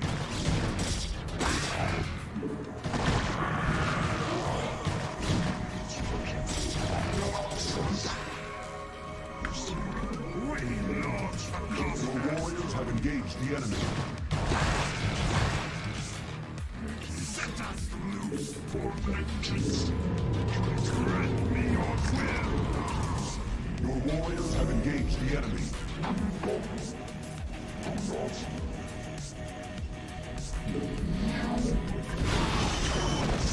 Grant me your will. Your warriors have engaged the enemy.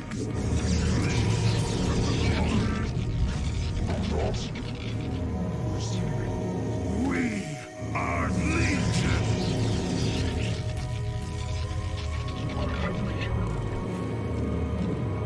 You've not enough minerals to glory! Upgrade complete! Set us loose! Grant me your will! Your warriors have engaged enough minerals. You have not enough minerals. At this point, the biggest issue is definitely the fact that there's no pressure on the player. AIs don't even really seem to be, like, my allies don't even really seem to be absorbing that much pressure per se. It's just that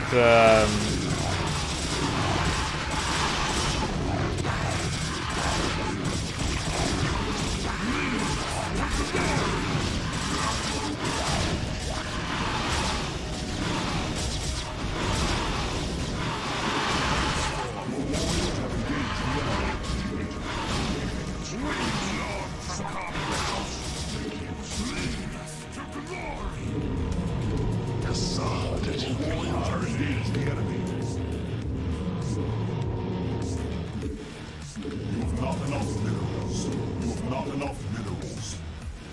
Your warriors have engaged the enemy.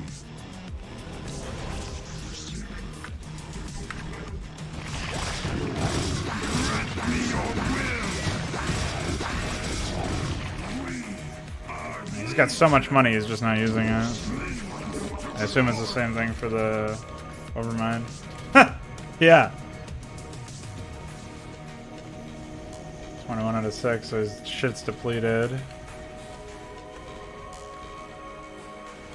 Your warriors have engaged the enemy. He seems shut down or something. We are Legion. Your warriors have engaged the enemy.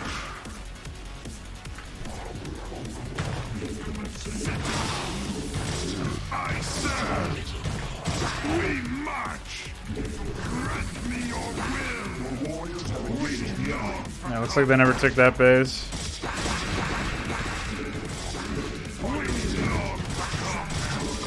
I serve. Upgrade complete. Steve grant me your will. Your warriors have engaged the enemy. Lead us to glory. Grant me your will. We long for your warriors have engaged the enemy.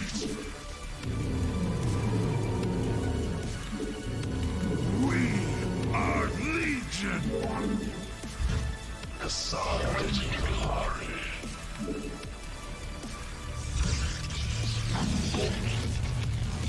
I heed thy call. Your warriors have engaged the enemy. Looks like I lost a significant number of units, actually. That's what I mean, though. Like, the only challenge is actually killing him.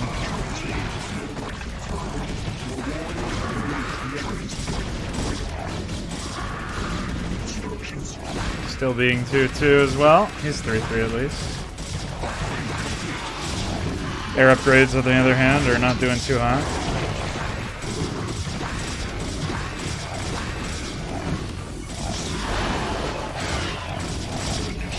I didn't even see the cocoons there. Must have just been stacked on top of each other.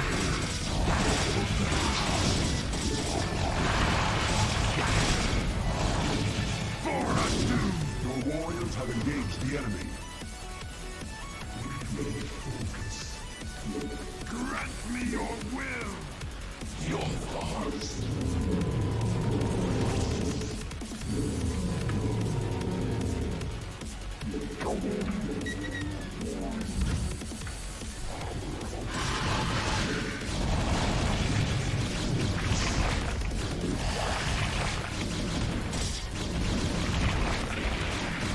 Your warriors have engaged the enemy.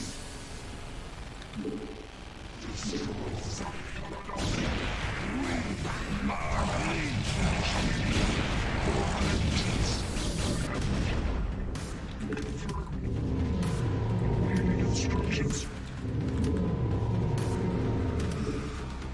I heed thy call. Grant me your will. Focus.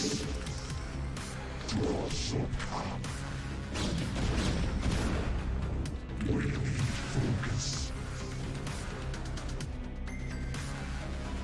Power overwhelming. Destroy. Power overwhelming. The warriors have engaged the enemy. Steve thy bidding. Draw some calm. Lead us to glory! The ravenous Surtur brood has been dealt with. Somehow I doubt the Cerebrant's beasts still hunger for my flesh. Destroy. The warriors have engaged the enemy.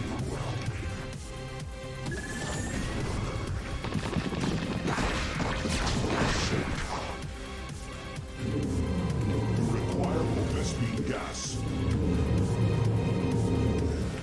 Your warriors have engaged the enemy.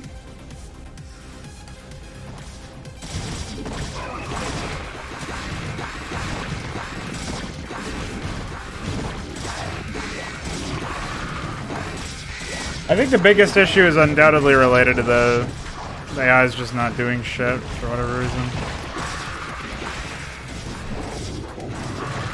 Like, I don't know why that happens, obviously.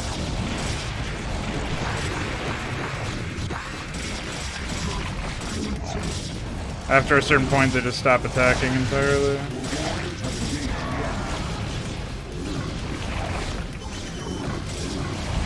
This guy looks like his script just bottomed out at some point, though. I don't know what the fuck could have happened with that. I don't think I've ever even seen that before. Savor your victory, firstborn. Your opposition was not unforeseen. The swarm cannot rest while my will is.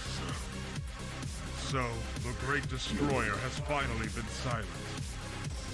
Hear me, brothers. The Overmind has fallen.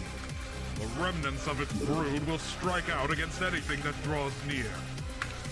Though our battle is not over, we have taken a great victory here. Wait, you mean we're not going back to the bar yet?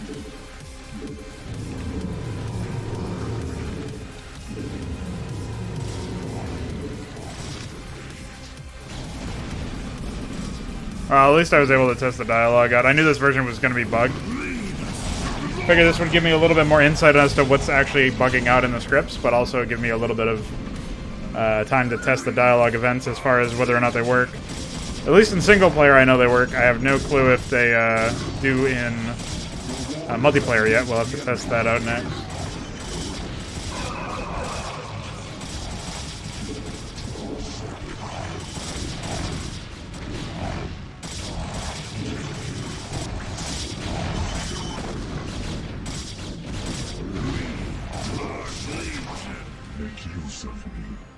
Your warriors have engaged the enemy. I guess so, huh?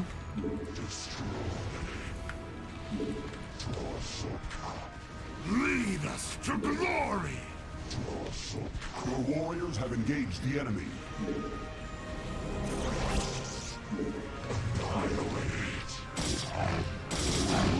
Hi.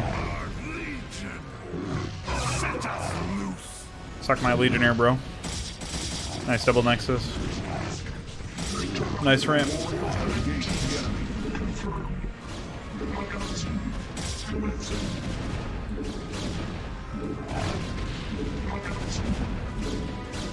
warriors have engaged the enemy.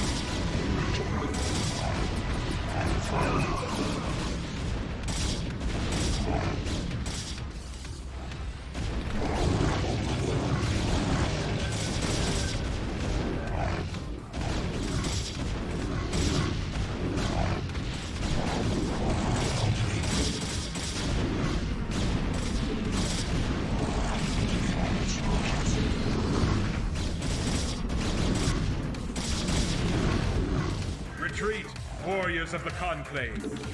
Rally and regroup, away from this place. May your betrayal never be forgotten, Tassadar. May our people learn to forget yours, Aldaris. Away with you. The true sons of Ire have more pressing matters to attend to than to handle an upstart judicator. Somehow, I doubt the Cerebrus beast still hunger for Well, that's a good... See, that's why I always like to test this ship. Because there's a pretty strong chance I fucked something up. Our ranks are weary of battle. We will not rest until the last of the Zerg are scattered from Ire. Oh, I got defeated for some reason? What the fuck? Why would that happen? That's a peculiar issue.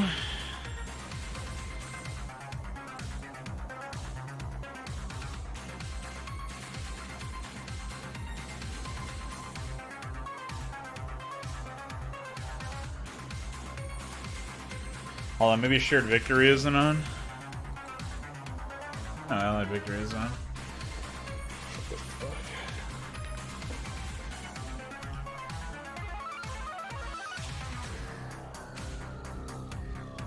Nemesis is always about, like, doing something that flies in the face of a big event in the story anyway. Like, of course, Kerrigan losing and Omega and stuff like that. But yeah, Tassadar, it never made sense for Tassadar to do that because the mission is very easy and then you just annihilate the Overmind and then he says, "We have sustained great damage. I will kill myself. Bye." It's like, okay, well, I guess so. It's like actually more impactful when it happens off screen and in Consummate than it is when it's in the fucking actual campaign, of course. It's like very, very silly. But, okay, I just missed. What's that? Aldera's destroyed. Comes up over here. Yeah. That should fix that. Anyway, I don't even know. I don't even have a defeat trigger in here, I don't think.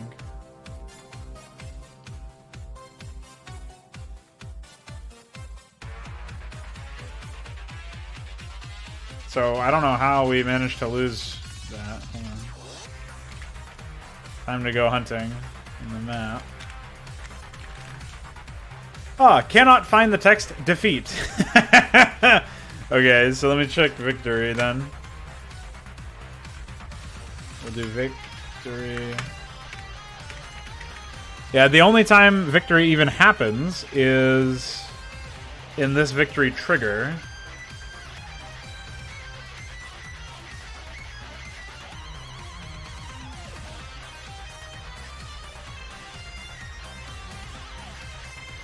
Oh.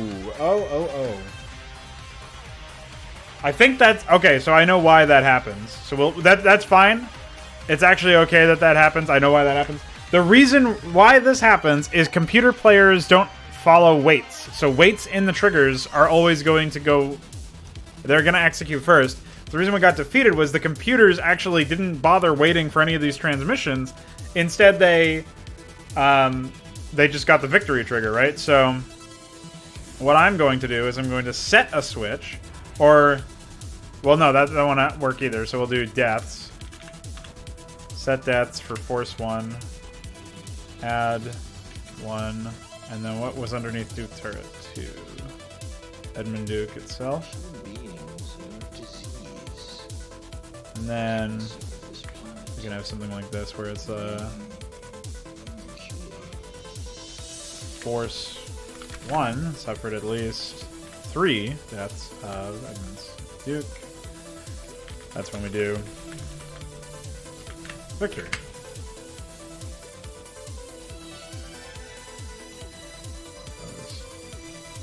Victory dialogue. Okay, cool.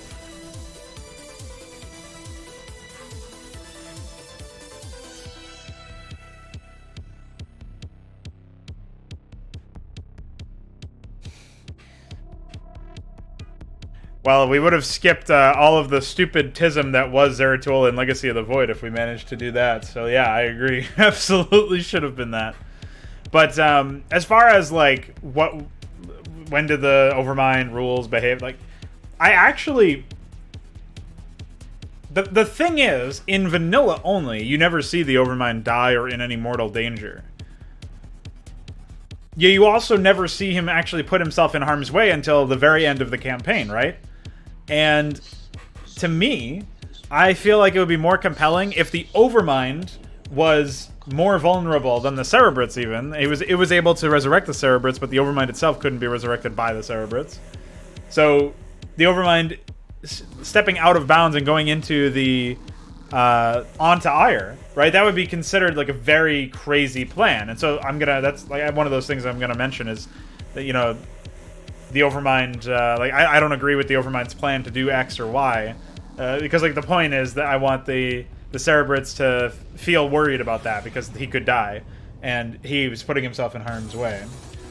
And so the Overmind dying that way, I think, makes sense. Though it's debatable whether or not it makes sense for Tassadar to fucking 9/11 him in that situation. I'll be showing the Zerg is more competent in a consummate anyway because you'll have AI allies and stuff, and so that I'm not as worried about. But you know, it won't stretch your suspension of disbelief as much to imagine that the Zerg overwhelmed them or something like that. But yeah, I definitely agree that it doesn't make any sense for. I mean, most of the StarCraft writing is just terrible in general. So, of course, none of it really holds up when you look at it. But I think it makes more sense for, you know, it to have to be a true master of the whatever these fucking mystical Dark Templar are. Like, the problem as well is that it's just another buzzword. It's dark. You know, that's Metzen. Metzen creeping into the fucking terminology.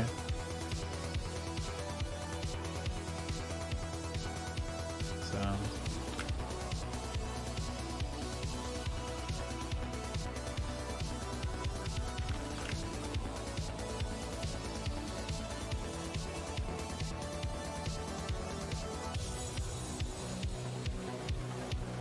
Well, the Overmind doesn't resurrect himself in Brood War. What happens is... Oh, no, I know what you mean.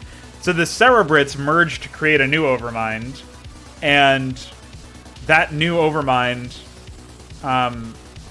essentially, I assume it's because you would think that because of the new Overmind dying to Cerebrits, or dying to Dark Templar, and like otherwise resurrecting, like they need Zeratul or some Dark Templar to kill that new Overmind.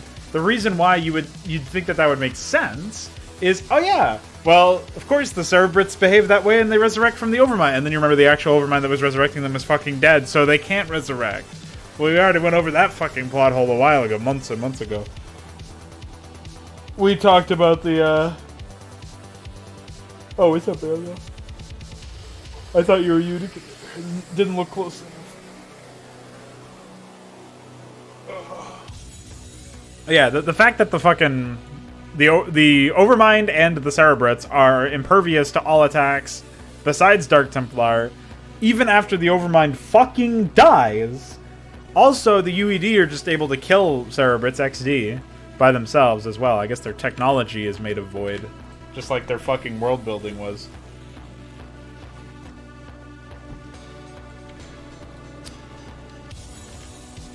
It's not looking good, boys. That is all I will say.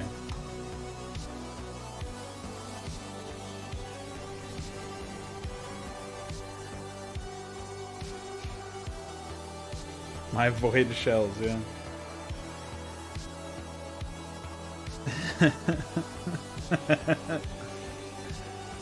They brought medics and Valkyries and a Goliath range upgrade.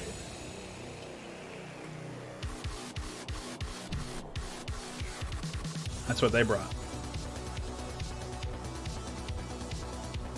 Alright, so what exactly do we have to do now?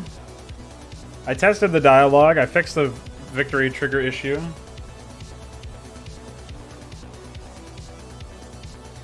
That means I have to go through and every other thing that I set by switches has to be done in a different way now. Fucking dumb.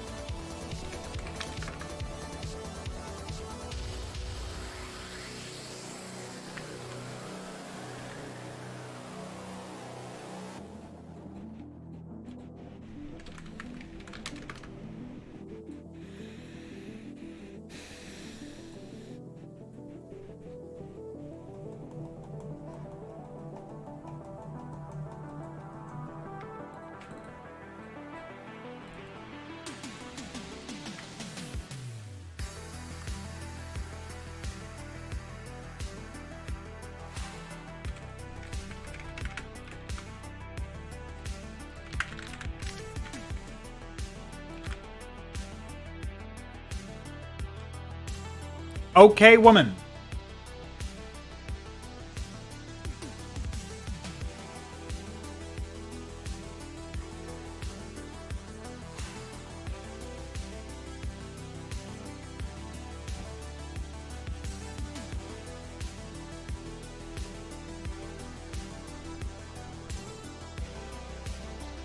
Yeah, I think it makes more sense for you to just work... Because the thing is, I mean, I guess Valkyries aren't super necessary in the meta, but...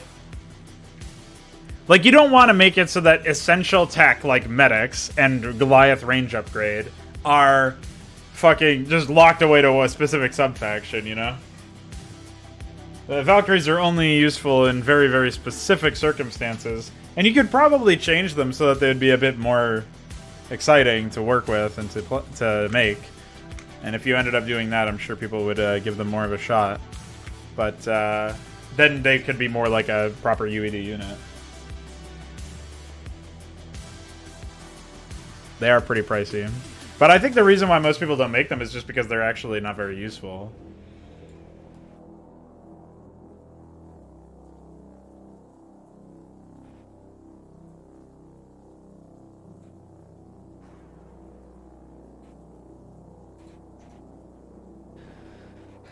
So how are them wireframes coming along, DF?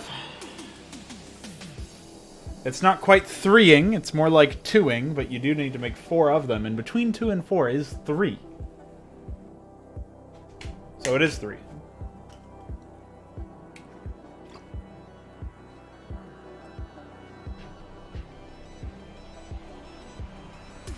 One thing I noticed recently is that, like, it's really, really difficult for these guys to defend against mass carrier, mass battlecruiser. And I don't even know what the fucking solution to that would be as far as, like, obviously plaguing them more is something that I have to do. I'll do that right now.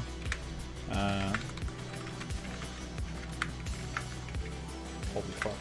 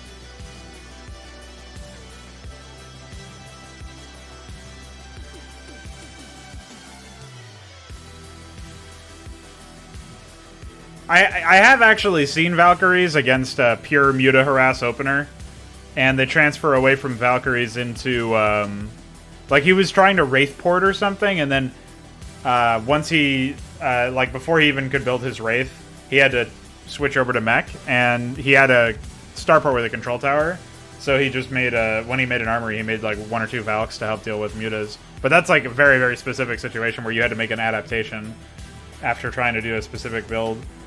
So it's like, it's very rare to actually see it in pro play. Yeah. DF's favorite.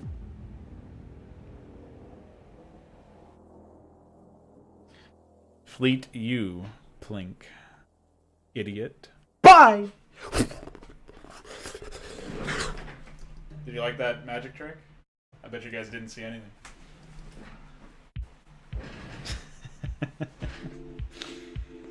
It's very, very dumb.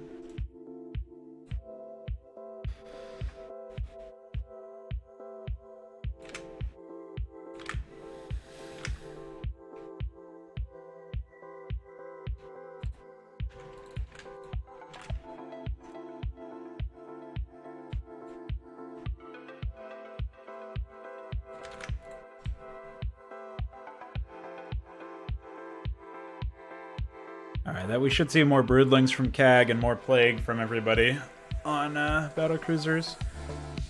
I think I'm gonna grab these two and put them in here as well.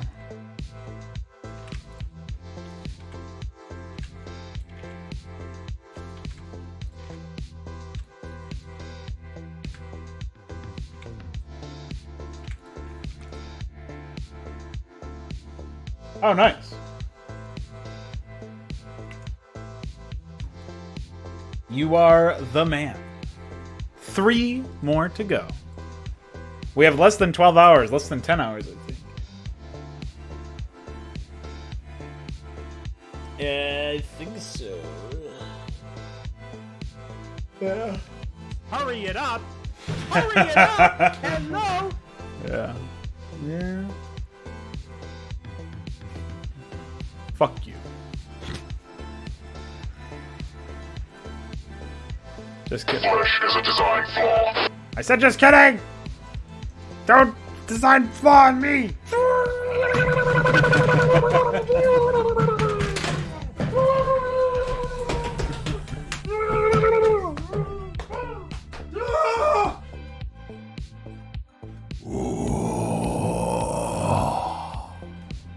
Exactly. I've never seen Raynor even get battlecruisers, which is odd. I wonder if he even ever gets his physics lab. I've seen him get ghosts, but...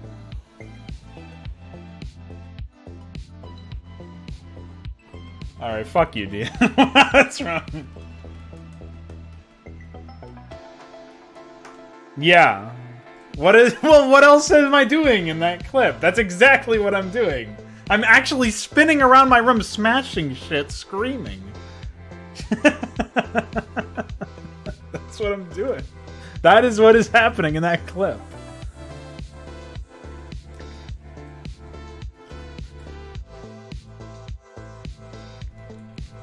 Or did you forget?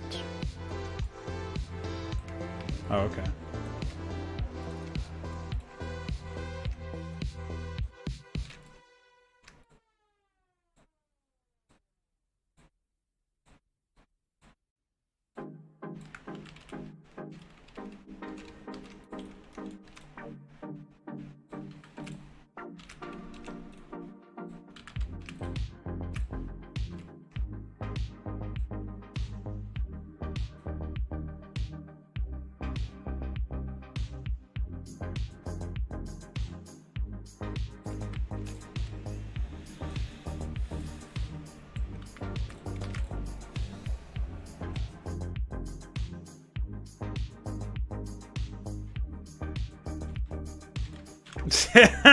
No.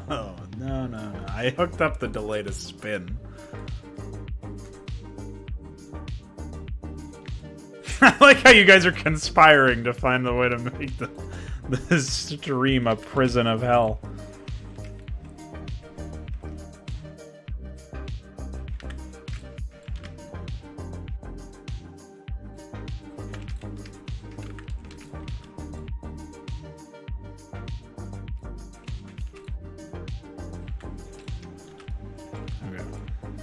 Wanted to add some mud over here too.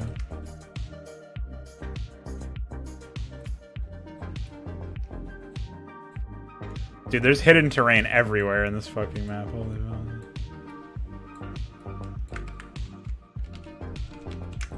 Be watchful.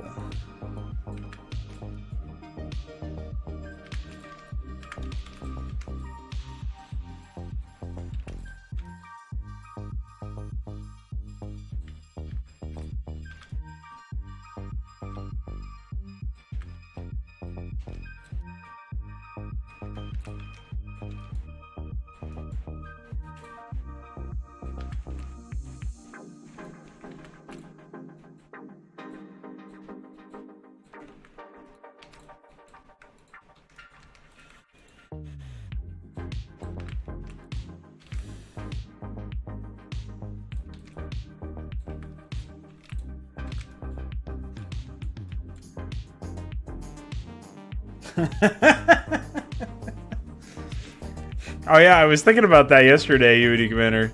How now that I'm submitting a map for Mapperino, that means we are indeed we're back to square one, boys. I'm back to accessing his audience. I wonder if he'll even play it. That would be really funny. If I send in the submission, making all these fucking concessions, like worrying about time, and then he's like, "Thank you for your submission. unfortunately, I will not be playing it. Goodbye.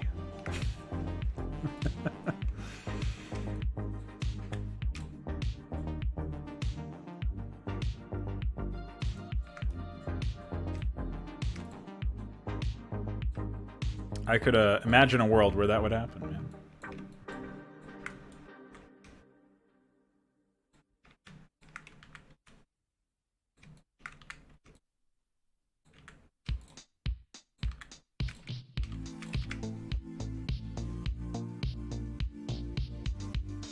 Void. Void. Only void. Lots and lots of void. And nothing else.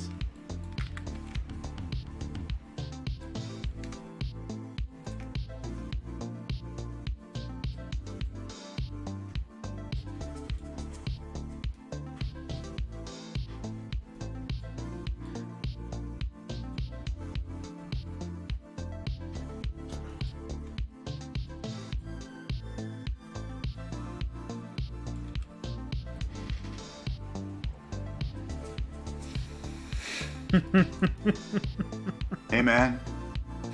Indeed. I'm thinking. What's up, Remy? Hurry it up. Hurry it up. Hello. Yeah, what's giving you that idea, anyway?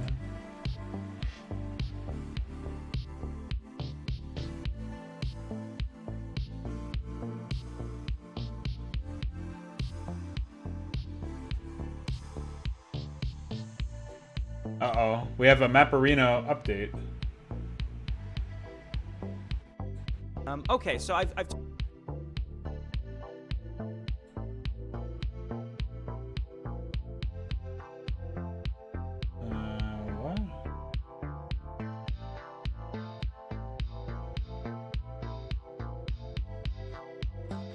Hey everybody, Jay Reno here. Wanted to talk a bit about my ongoing Mapperino contest. Basically, deadline is today, and also some other topics that are on my mind related to YouTube. So say hello to Coco. There she is. How you doing down there, Burley? Those red cushions are our old couch from our old apartment, in case anyone's ever wondering when you see me on camera, because she used to sleep on those, so when we moved, we put those down on the ground, and she... Is this your dog? So, there for now. Might get rid of them later. Red cushion's not really the hottest of themes. Anyway, again, the deadline is today, so when you Stop punching him. What's wrong with you? He's just a man. He's just a man with his dog. You can't beat him. Look at this man's No, that's it. No, stop punching his face. Stop it. I do not condone punching his face. Could you imagine if it was just his fucking update video was just Pronogo is not good. Dude, I really wish I didn't ban that account. But... Kill yourself. Hey, whoa, relax. I'm just watching this update video. Jesus. I can't even watch Chamberino Plays anymore. My favorite YouTuber, because you guys just beat me. Together in 12 hours, sure, send it my way, we'll play it. Really excited. We got more submissions this year than we got the previous year, and we got more submissions the previous year than the year before that. Oh yeah, get comfy over there, girlie. Anyway, all right, stop looking at your dog. Unlimited growth is unsustainable, right? If we, Delta and I run this contest every year, I don't expect more entries every year over every year, but to have this kind of around 20 numbers is really excellent. So I'm coming up on American Thanksgiving, which I travel for, and then I'm traveling for work, and then Christmas. Look at and this man's fucking Christmas face! In early 2020. So I'm going to be focused on playing those submissions this weekend before leaving for Thanksgiving travel, and then the week after Thanksgiving before I leave for another trip. So I'm going to try to get all of those recorded and then start releasing them over the course of mid to late December. And we currently have 21 submissions, and I expect maybe 2 or 3 more, maybe more that I don't know about by the end of the day. So that's pretty cool. Again, it's a lot, but to record. I expect most of these submissions are going to be anywhere between 20 minutes to, well, we put in the guidelines that we would play for approximately an hour to an hour and 10 minutes, and if depending where the map is at that point, we might go ahead and stop. Because some maps that we got in the past are really open-ended, and some are just flat out really long. So we might go ahead and count the amount of time we spend on a specific map in particular, just for timing. Because again, there's so many submissions, we want to make sure that we're able to play them all and start releasing videos in relatively short order. On the note of videos, Arcturus Max is a co-op commander for Starcraft 2 that's supposed to be due out this month, but it's likely going to be the week of Thanksgiving. I have no idea what Delta and I are going to be doing about that. We've been live streaming our previous leveling up experiences for the previous co-op commanders, but the timing this year is just going to be really challenging, especially because I'm again traveling for work this year as well. So that's going to be tricky. So I'm not sure what we'll do. Videos up for eventually. I don't think he looks like him. Release or anything like that might be a bit of a gap. Okay, so the next thing I want to talk about with the next Sky is Falling YouTube fiasco is Kappa. If you're unfamiliar, is that the extent of where he talks about Mapperino? That's the only thing I... Hope Manable had the right idea. Brofist, bro. Well, if that's all he's going to talk about as far as Mapperino is concerned... and mine is not necessarily going to be... is between the ages of... this law is pertaining to. So... Man, all right, your life ain't changing that much. You'll find someone else to watch a bunch. If some channels that are too childish get taken off. I mean, that's callous of me to say because these are people's livelihoods. But I think that was just a bad choice in the first place. That's neither here nor there. I will say that again. So, yeah, leave your thoughts. Leave your outrage below on why you think this is bullshit, and I'll talk to everyone next time. Bye now. What a weird way to end a log. Anyway, if that was all he was actually going to talk about with regards to the Mapperino stuff, then okay. I like how he's ending the contest and having the deadline, but he won't be able to play the maps for another week.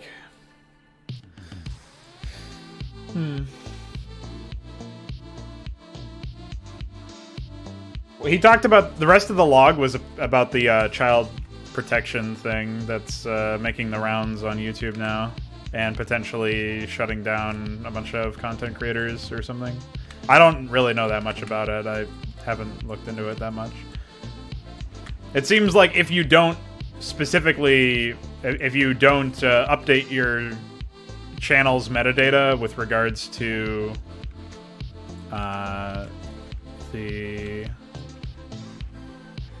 whether or not your channel is suitable for kids and make kid content, then you will no longer, like, they'll have the potential to sue you, and you'll probably just get your channel deleted or something, because YouTube is also liable for it. So I think before any lawsuits actually happen, as soon as there's a threat that your channel is improperly marked, your channel will be terminated. That's the thrust of what I understand it to be, anyway.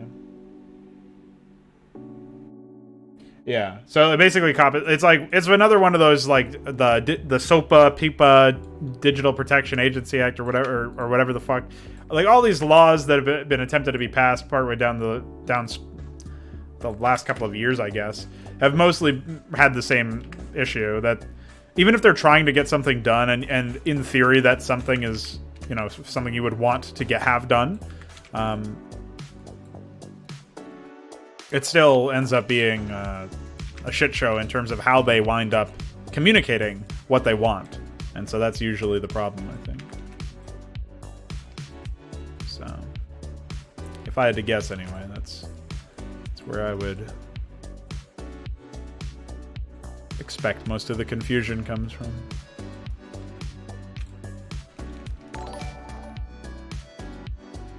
Is that a fake spark? It is. I just gotta replace the alert notification for that with something about frauds. Just yelling at Rimtech mostly.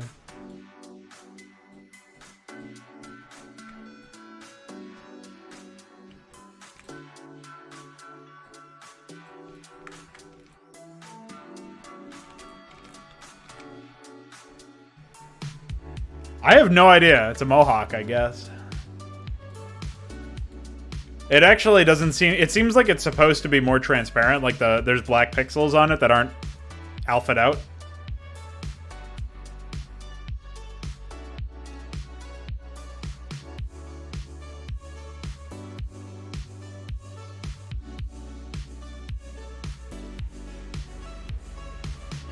Yeah, I guess it's some anime hair. I don't know what the fuck it is. I don't know what it's meant to be.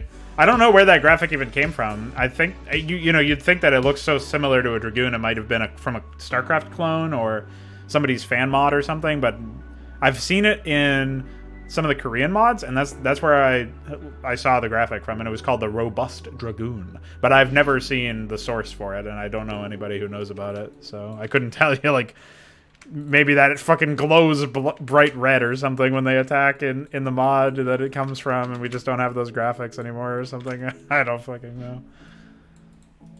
It's very, very bizarre stuff.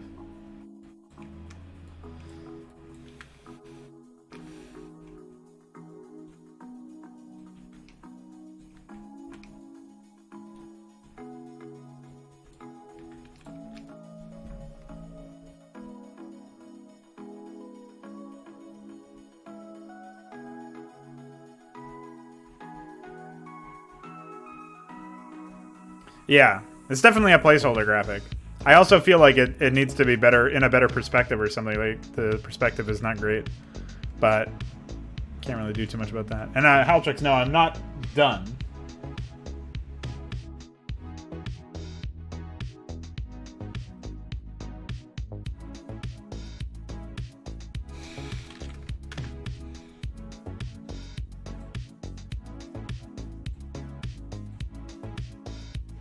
If you omitted it from the wireframe, I would not be offended. Wink. Wink. But I don't know. Maybe it'll look better if it's there.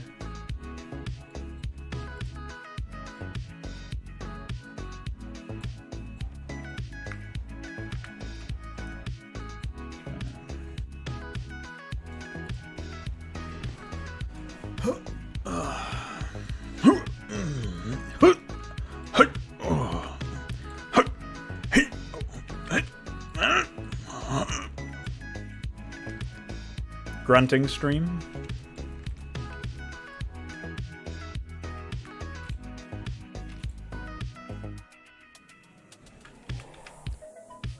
By popular demand.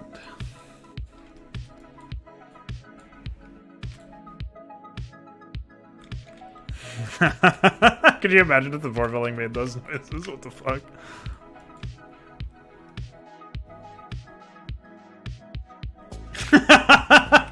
Well, you still can, can't you? Or is the Twitch time no longer there? Is it no longer able to? See if you can find it.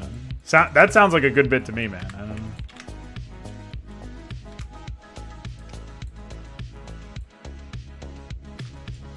Void.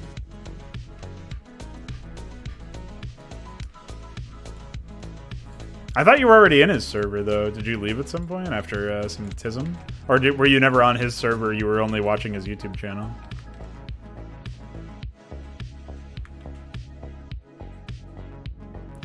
As far as what's left on the map, as Heltrix asked, keeping us on topic, I appreciate that. Yeah, right now I'm just fucking around with some decor, trying to shape up some of the areas. We do need to keep working on the AI. Other than that, the AI is not too far away from being like ready to go. The biggest issue is just making sure it's somewhat consistent.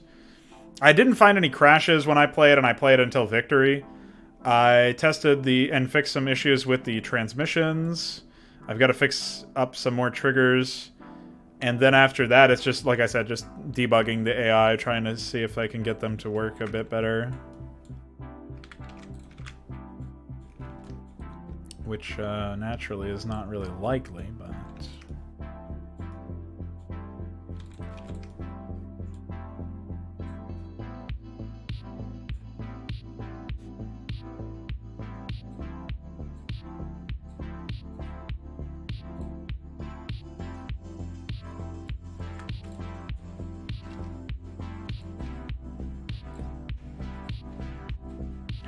I'm fairly confident that we'll be able to have something to show for it at the end of all this. This crazy ride on this crazy train.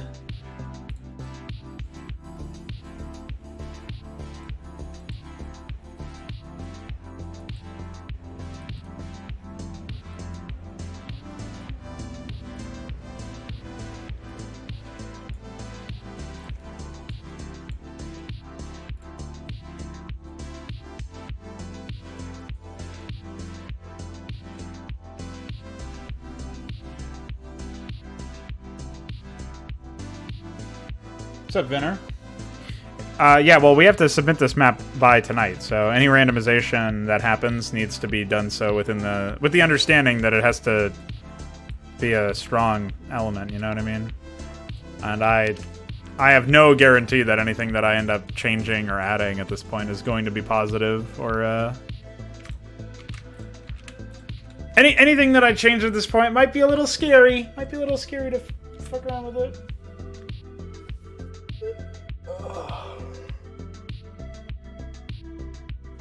Too far, huh? It's a shame. I think you can do that from the VOD, but that's a lot of effort to go through.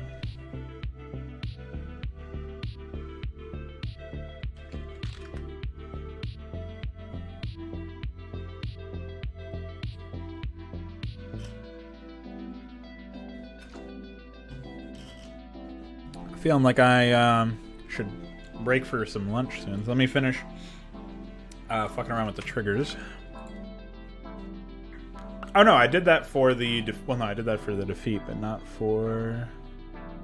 There was some other switch, or was that the defeat trigger?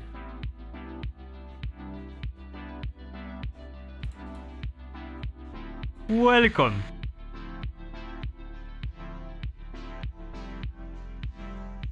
Who are you saying welcome to? Somebody I can't see? Hmm? You saying welcome to a ghost? Huh? A dehumanized person? You I see. I see now.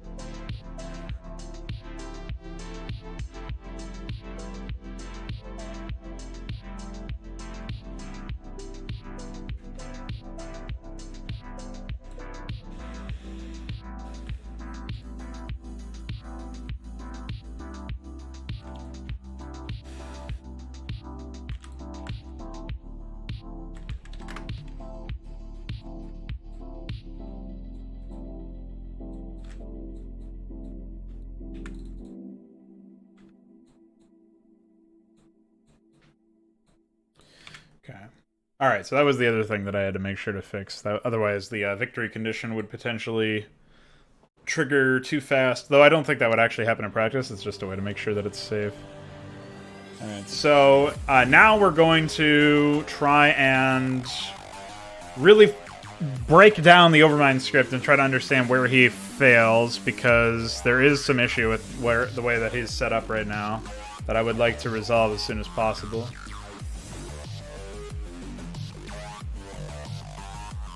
And, yeah. Fuck Microsoft, apparently. Okay, I agree. I'll be right back. Time to pee. Bye.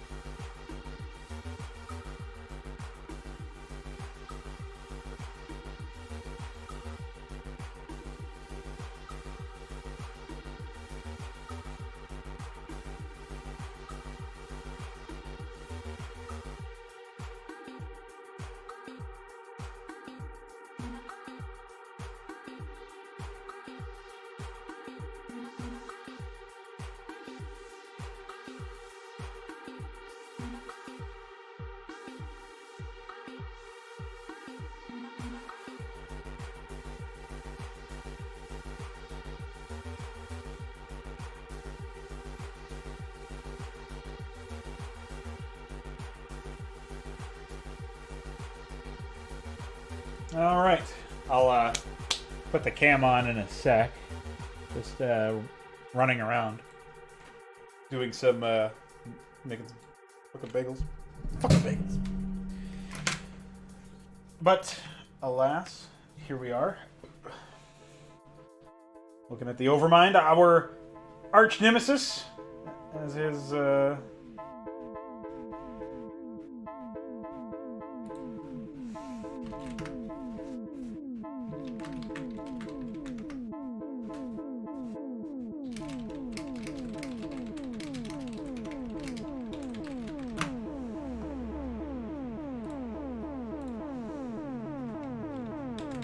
what was I about to say? Who knows? Yeah, he's my nemesis. I gotta fix him.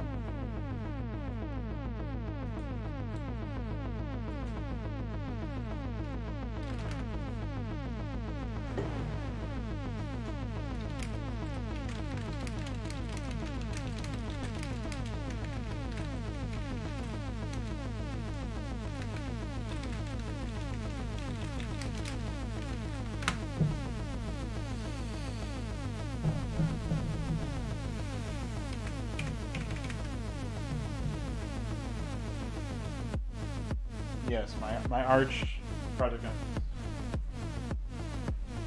My Archon project nemesis. Arcan! Oh, I do have to add roaches and... Yes! And, what was the other one? I gotta add those 3 from Legacy of the Confederation. Was there any other epic voice lines from Legacy of the Confederation I have to add? I don't... Obviously, there's one that I regrettably was not able to show, because there's this guy that just goes, "Everyone!" And it's like horribly ear-rapey, peaky. Pretty great. Waveform is a complete clusterfuck. By the way, how simulation is it that audio files are called waveforms? That's like if you're a life form, but you're made up of wave emojis. Hostile waveform detected. Just a wave emoji dances around your screen and fucking alpha for you. Bye.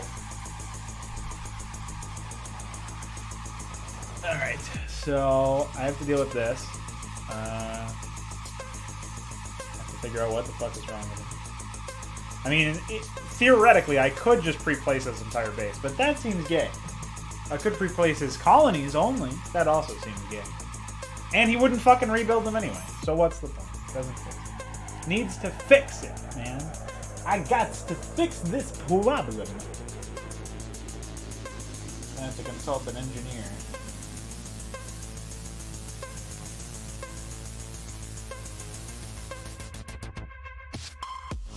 Happy birthday, Todd. Who fucking sent this email to me? And why would it be on today of all days? Happy birthday, Todd, by the way.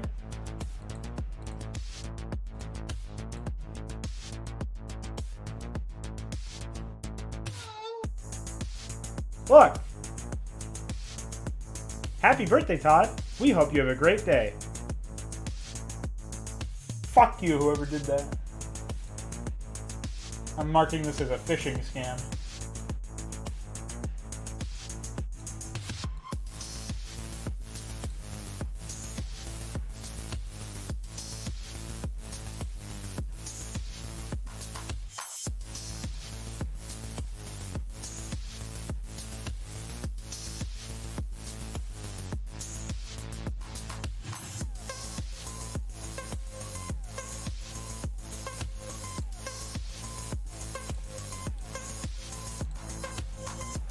Wow. It is fish, yeah, exactly. Why is fish in emerald on mixer? Time to have some fish. Bing!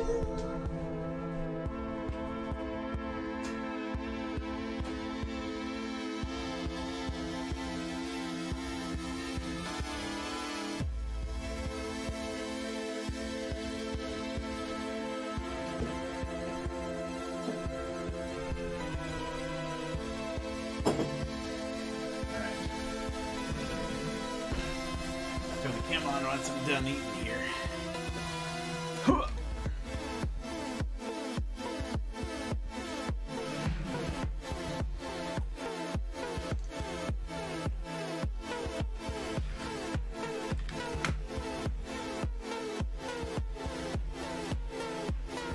I have a feeling he, oh.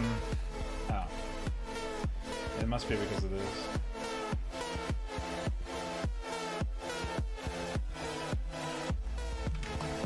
But in his...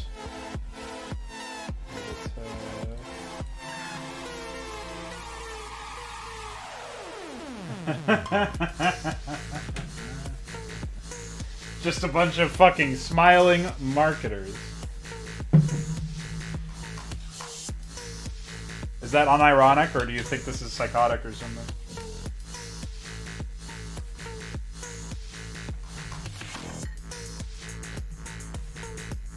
I don't mind it. It's nice.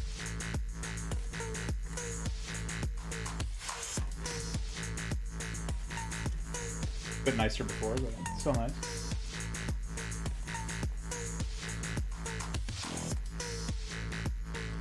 I mean, you're not a fan of random electronic chirps and tones thrown in to make it industrial or something?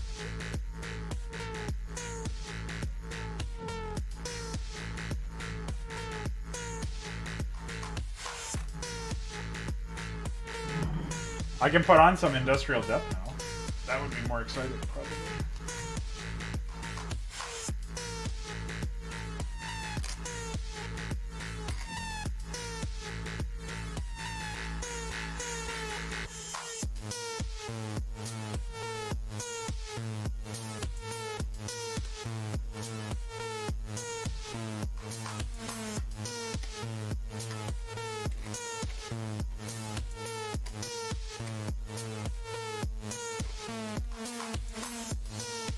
What an insane track, to be honest.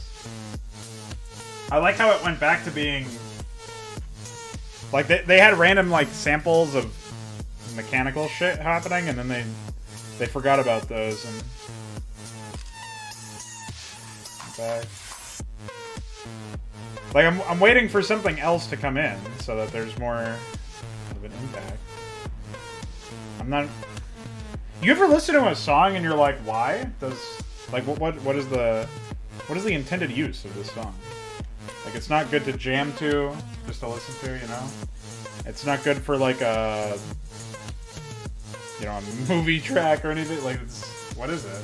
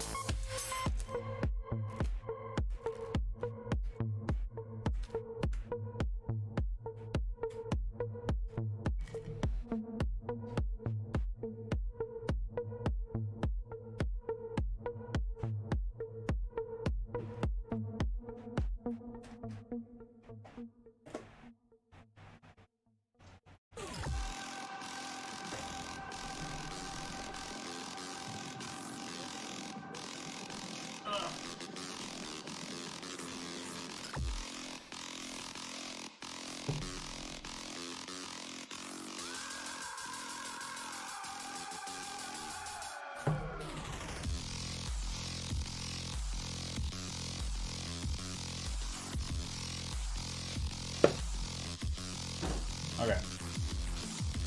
Change the track, dude.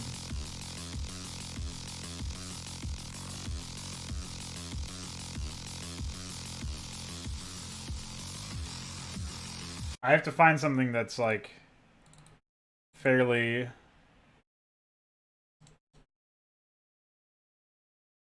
Well, something that isn't going to get me fucking blocked on YouTube.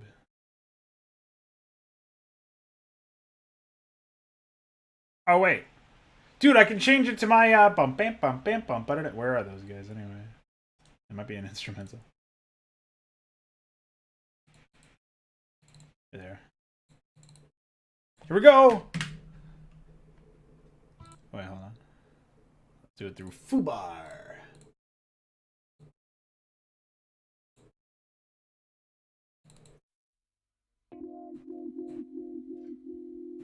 Here we go, guys. This is gonna accompany me for the next 4 hours.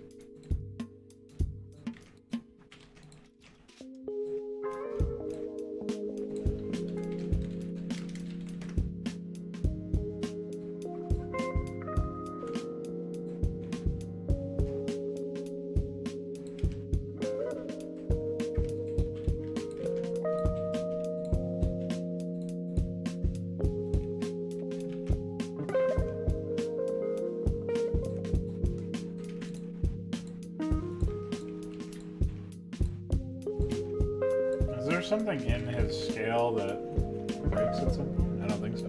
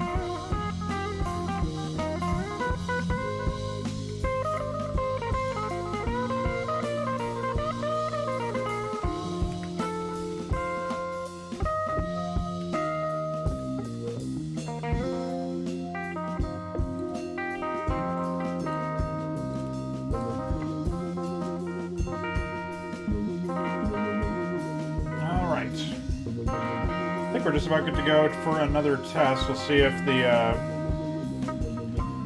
triggers work out.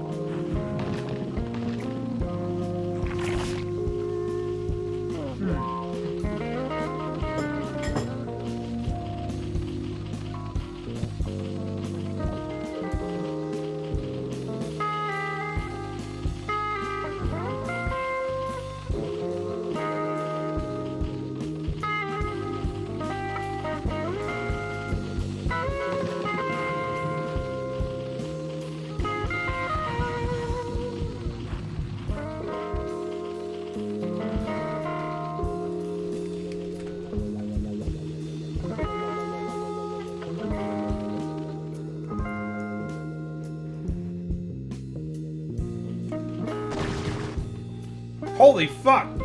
What happened while I was, huh?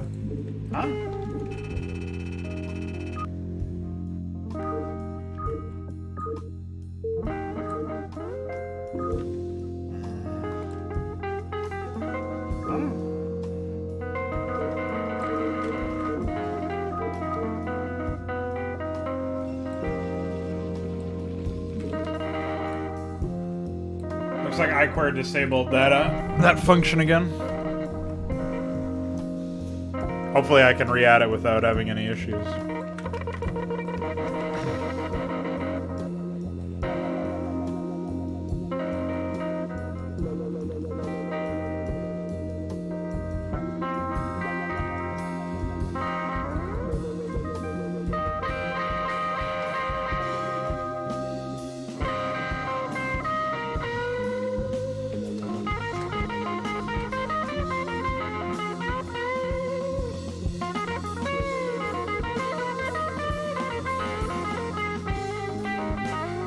I don't even remember what the fuck the,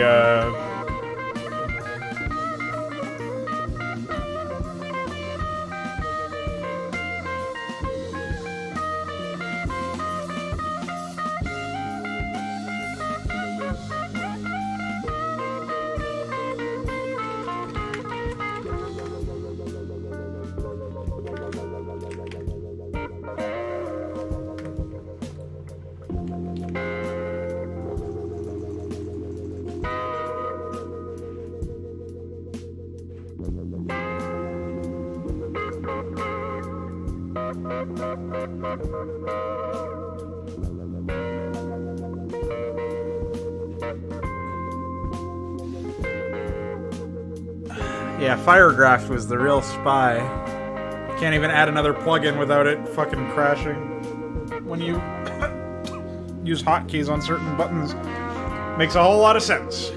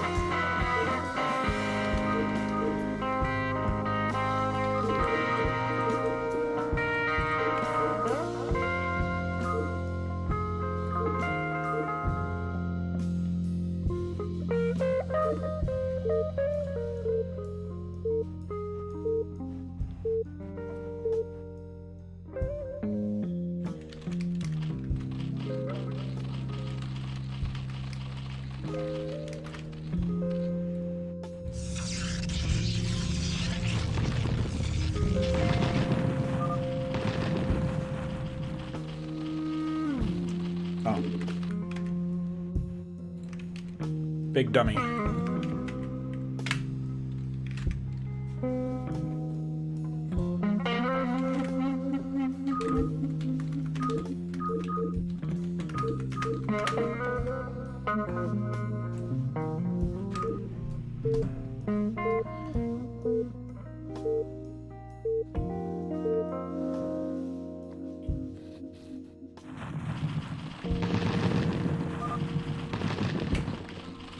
What the fuck?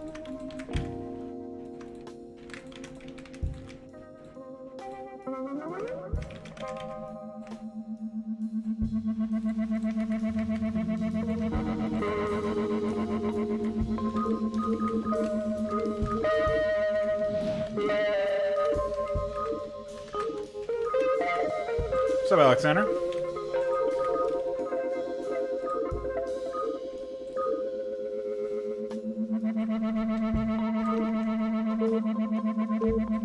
Hope things are going well.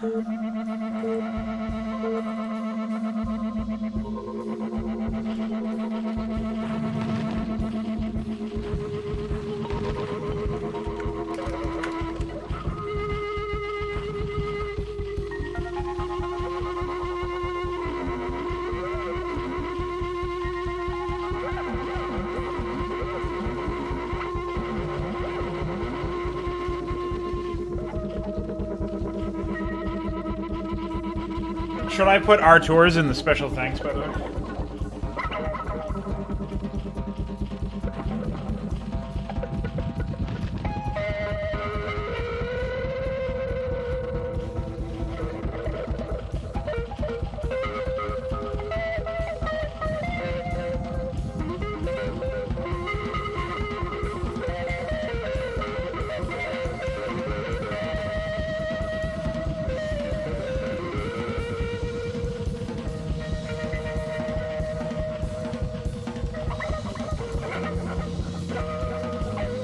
An upgrade that lets Ultralisks mine at incredibly high speeds. Yeah, imagine that.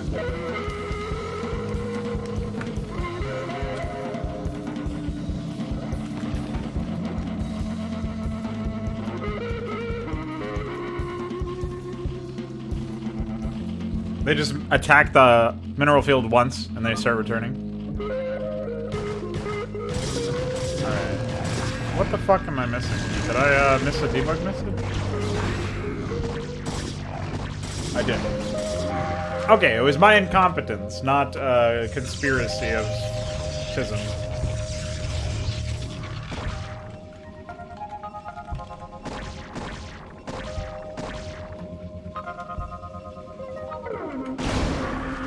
Annihilated.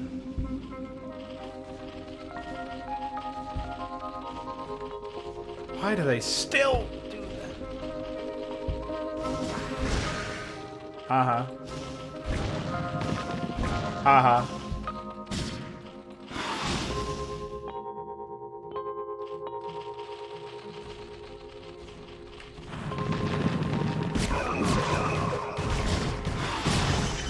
Why?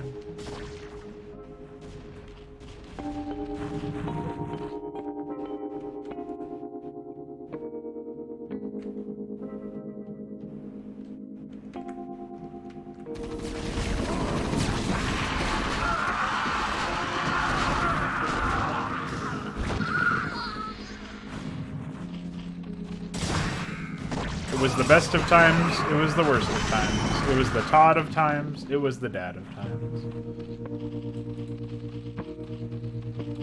When you have less hatcheries as the Overmind than the fucking Renegades, you may have fucked up. Gotta say.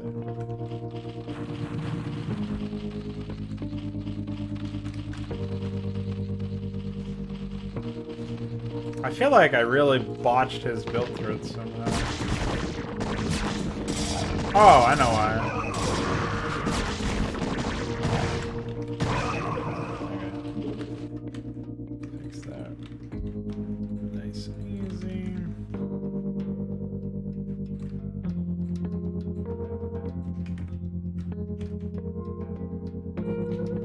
I knew I must have fucked something up like that.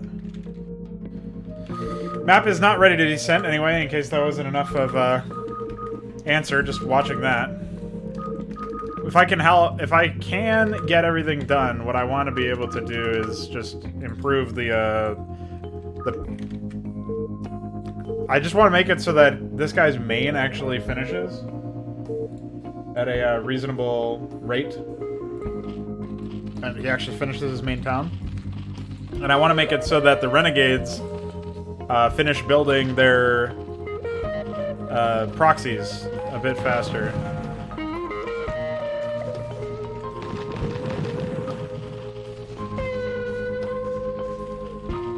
There you go, you expanded really early this time.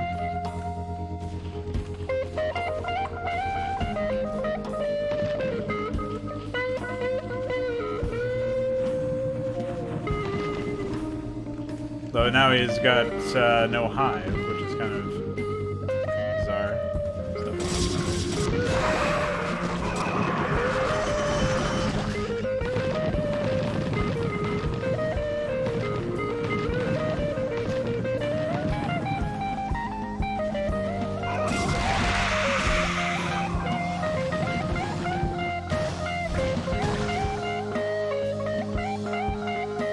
Why are they so incapable?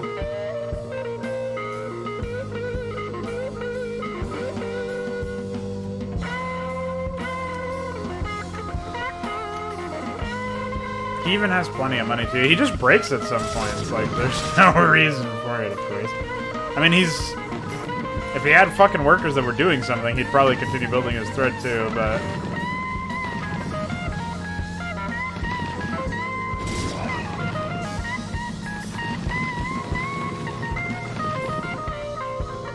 Even despite this, he has a pretty large army, actually.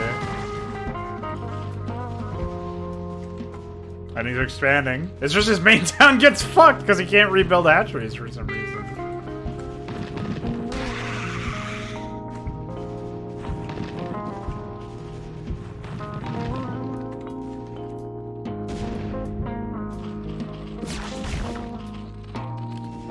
Phoenix seems okay, and Renegades also seem pretty... decent. I do need Phoenix to focus down the space down here. But the fact that the Renegades have managed to hold off as long as they have is pretty... They're back to being in their impressive annoyance stages, I suppose. I'm wondering what's stopping Phoenix from expanding, though. His build thread is all kinds of fucked up, of course. His base layout, that is. It's okay. It's getting somewhere. Would be better if he was able to wipe out more of that shit. They just never rebuild hatcheries. There's something fucked up with them, I think. I wonder if they even can rebuild hatcheries. Like, if it's even possible for them to do it. They at least do have their hive. But they have no upgrades. They have no air fucking upgrades, that's for sure. They don't have a spire.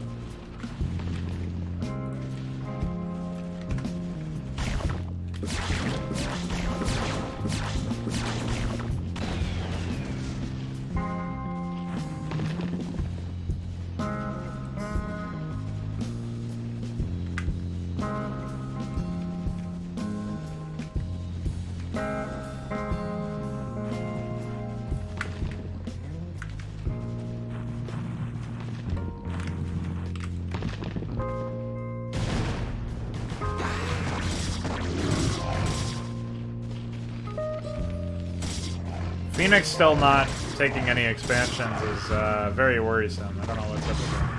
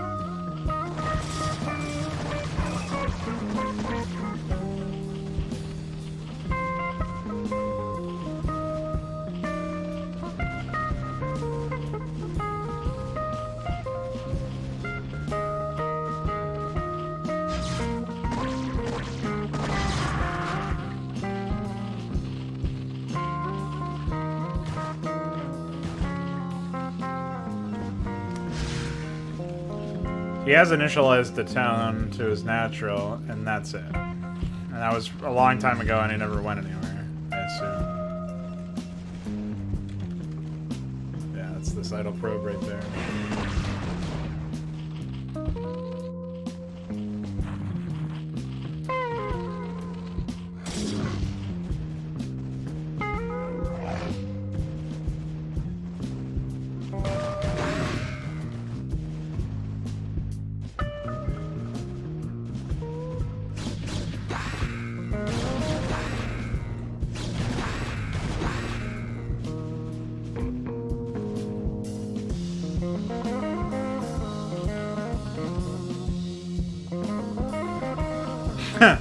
Cat also got fucked out of the same thing, it looks like.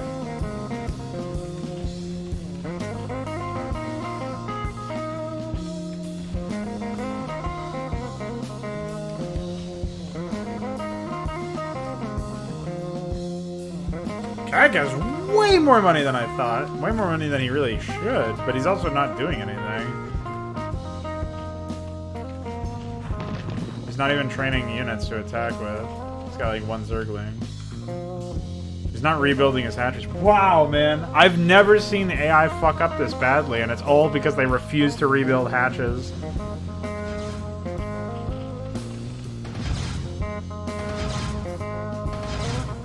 That's the only thing I can come up with as a reason why, anyway. They just failed to rebuild hatches. They failed to send drones to locations. Oh. Now they will all try to, or what the fuck?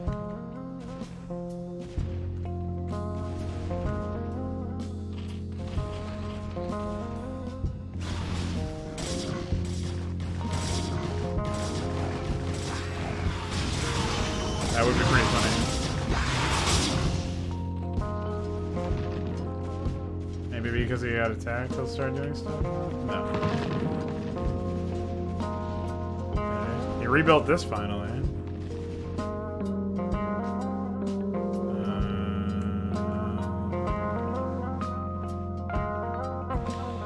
I assume this is an AI need crash. How far in were we? Maybe not. It's pretty early for that.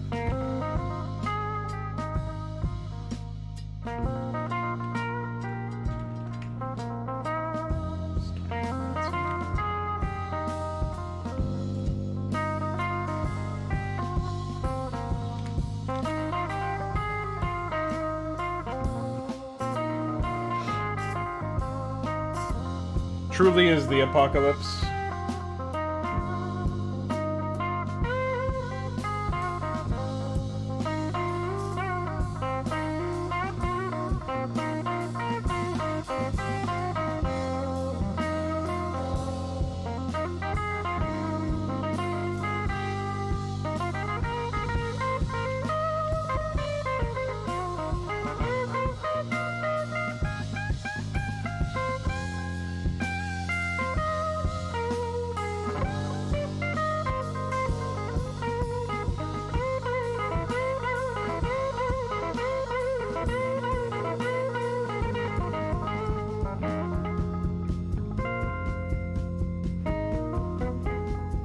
Okay, so that actually is an AI need crash. It looks like it's probably Tassadar's. It could be Rainer's, though. Those are the two most active AIs, judging by the minimap here.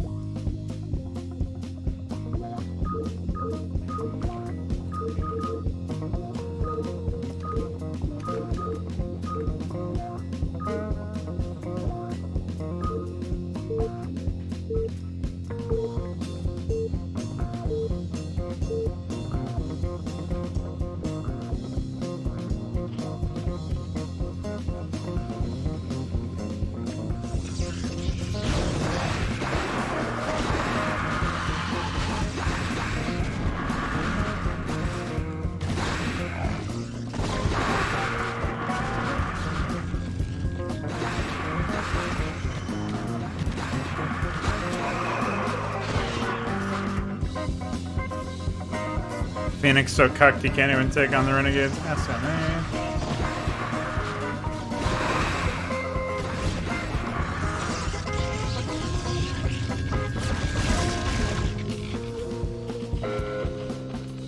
Though admittedly the Renegades are pretty broken if they don't get attacked by everybody else.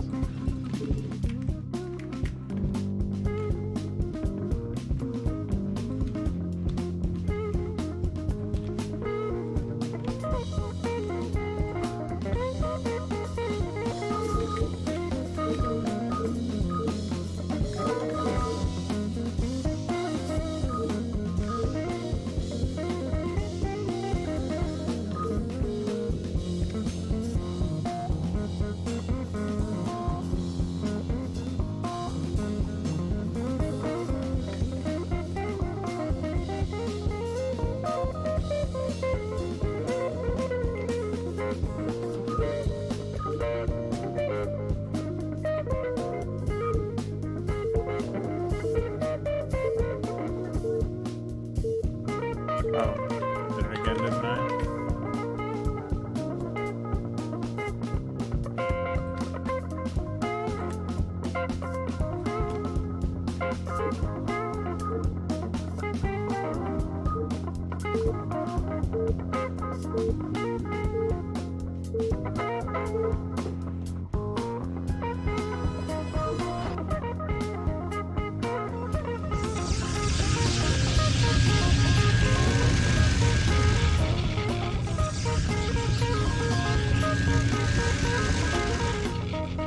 My warriors will search for nearby enemies. Noting that at over 10 minutes in, even when he's not touched at all, he does not have an expansion.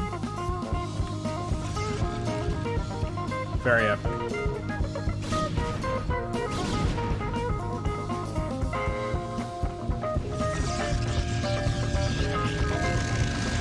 Retreat, warriors of the Conclave. Rally and regroup, away from this place.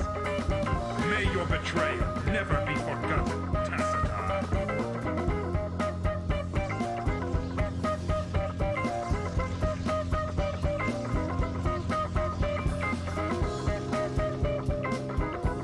May our people learn to forget yours, Aldaris. Away with you. The true sons of Iron. Seems like it's definitely not him. To attend to and to handle.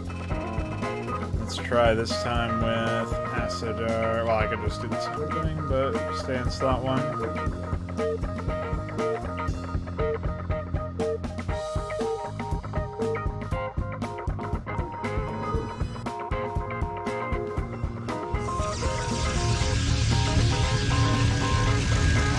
begin probing the enemy for weaknesses.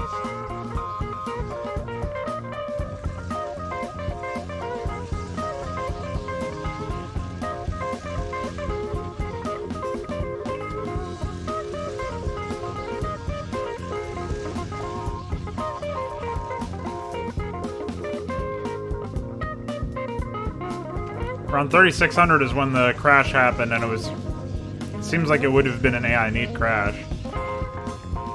So, bad hallucination is like that. Saving your victory, firstborn. Your opposition was not unforeseen. The swarm cannot rest. What I will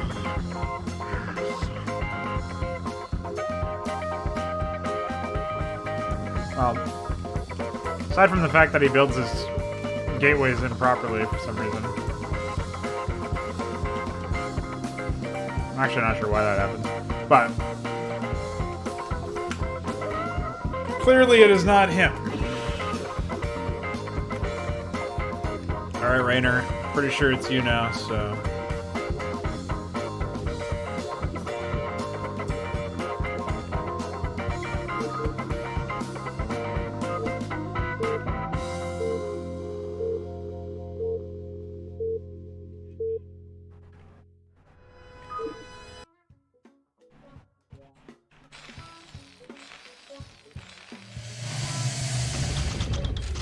You heard, Rainer!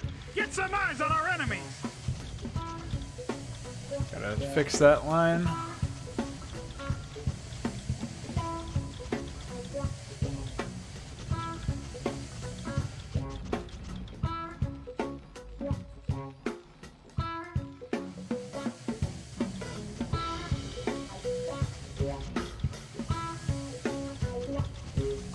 Yeah.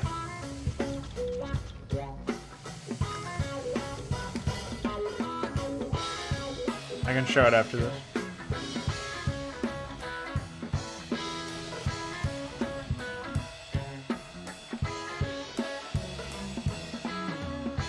Check out my med bay. Oh look, they do have the. Hi.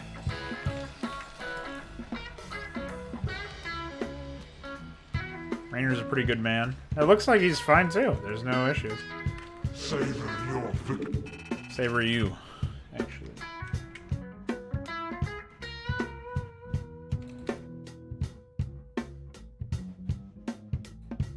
So then I'm thinking it might be, it must be the Overmind, but I'll test CAG first.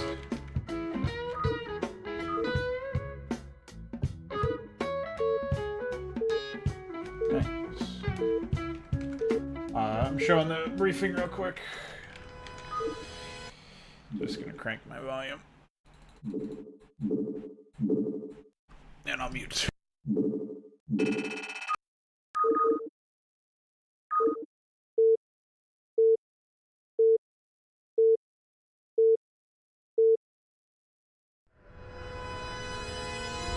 Stay thy hand, wretched creature. The stewards of Tassadar shall not fall while the dark Templar live.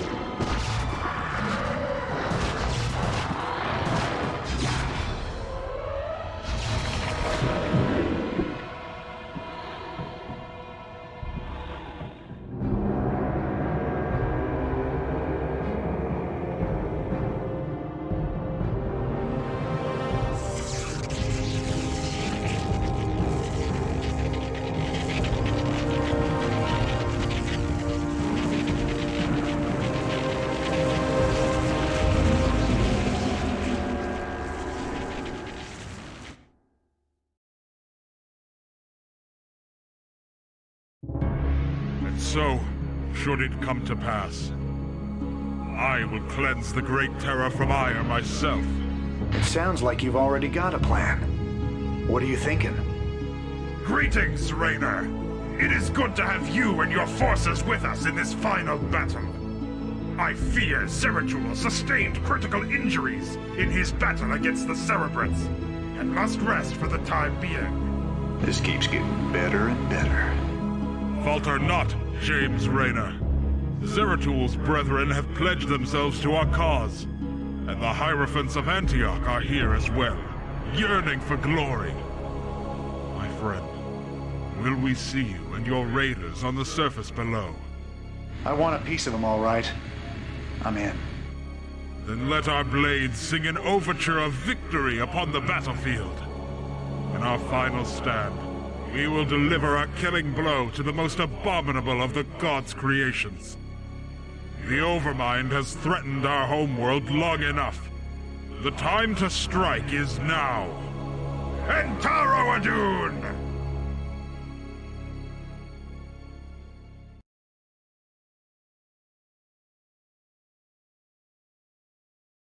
There you go.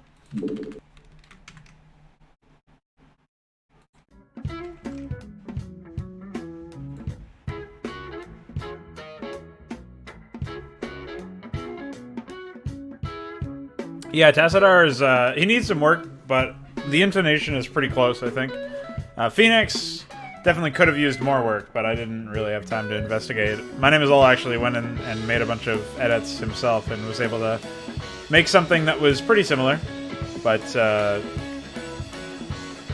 I was not able to, like, get all that stuff done yet.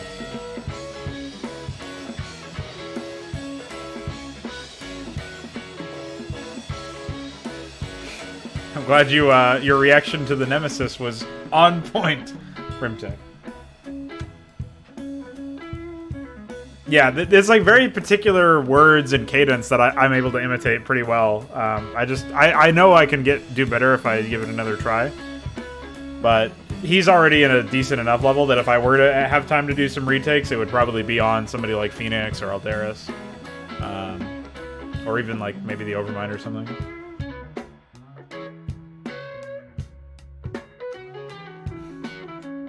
Phoenix is pretty easy, actually. That is very, very close as far as the acting is concerned. The issue is the editing is not as overdriven.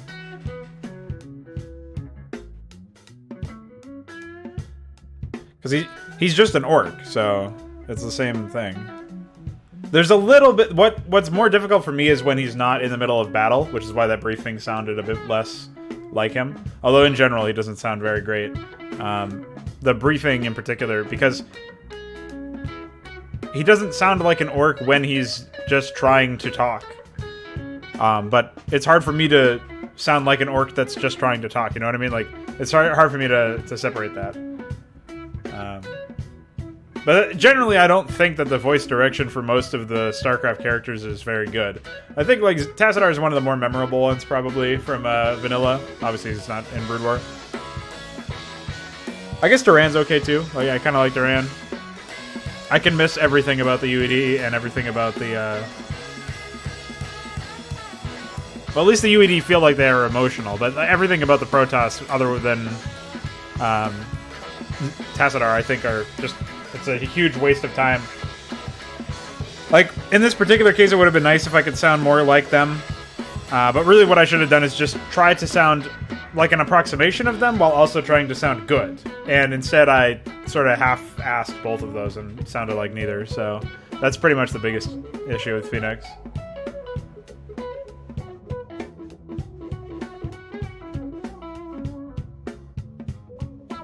Yeah, I found out I was actually it was much easier than I thought to do Tassadar when I did voice acting for Kian's full toilet submission. That's when I realized, oh, this might be alright.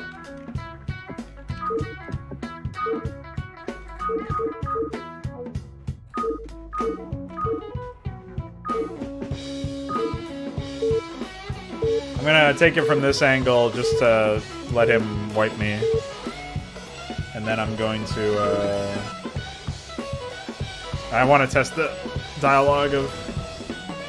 So, the Firstborn's fallen have joined the battle against us. Speak not of fallen ones, Cerebrate. The end of you and your master draws near. We only hope you are a better fighter than you are a speaker. Test us the way the rest of your race could not. I slew one of your kind before. This time, there will be no overmind to regenerate its dying child. Your corpse will feed my brood like all the others. For some reason, he's got like a black bar on the right. I don't know why that is. I'll have to fix that eventually. Anyway. Bye!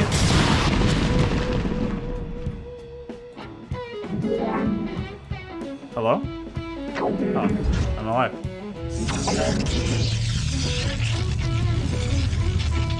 The Overmind's forces are upon us! Behold, butchers of my children. The hour of judgment is at hand. Your purity is ours. We shall never be a part of your mindless horde, abomination. If we fall today, we do so for good. Not to be reanimated by one so vile as you. Resume your prayers, Firstborn. Your penance is timeless. Hi.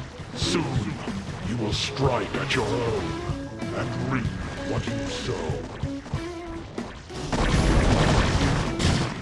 The brave Protoss is a meal after all. Fuel for the swarm! Rainer's single SCV will prevent that dialogue event from occurring. Hi. No. Kill the probes too, idiot. No, they're gonna come for the SCV first. Oh no, they're going to, there we go.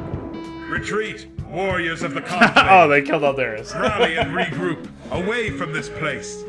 May your betrayal never be forgotten, Tassadar. And may our people learn to forget yours, Aldaris. Away with you. The true sons of Ire have more pressing matters to attend to than to handle an upstart judicator. Though our ranks are weary of battle, We will not rest until the last of the Zerg are scattered from Aya's soil. Another line to Yeah, fix. and us too. Your fall was foreseen, yet not as soon. Fall back! Fall back! Get out of here! I gotta get out of here.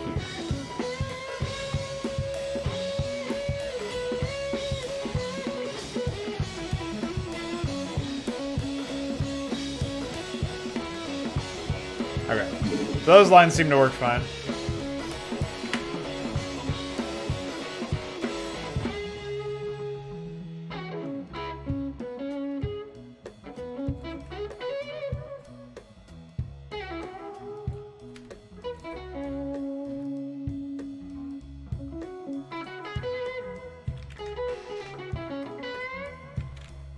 And yeah, that is the reason for the black bar. I will fix that eventually. It's pretty low on the fucking totem pole, but that's okay. I meant to set that to computer. And I'll turn the volume back down to normal levels.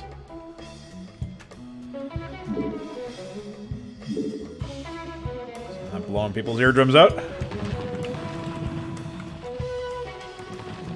I might have just been me speeding up and it being slow. Unless I may have set the, let's see. No, that's Zerg Cerebra Dag. I followed all those times.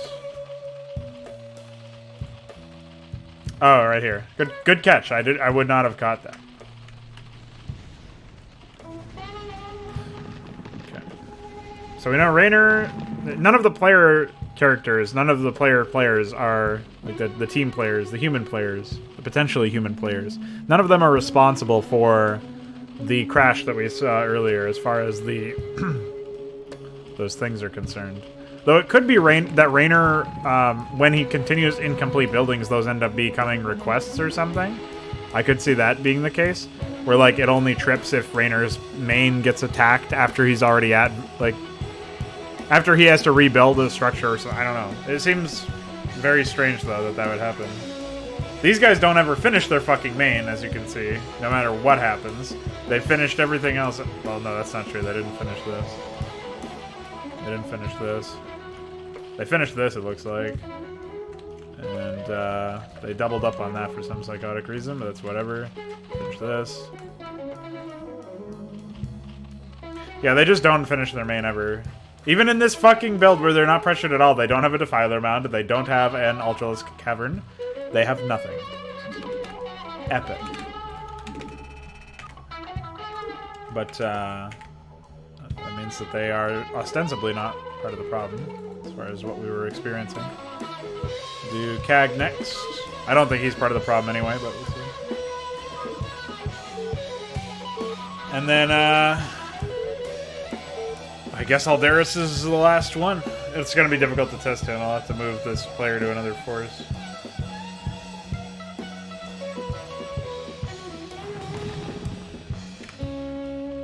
Alright, that'll work in the background. I'm going to put this in the fridge real quick and get my caffeine.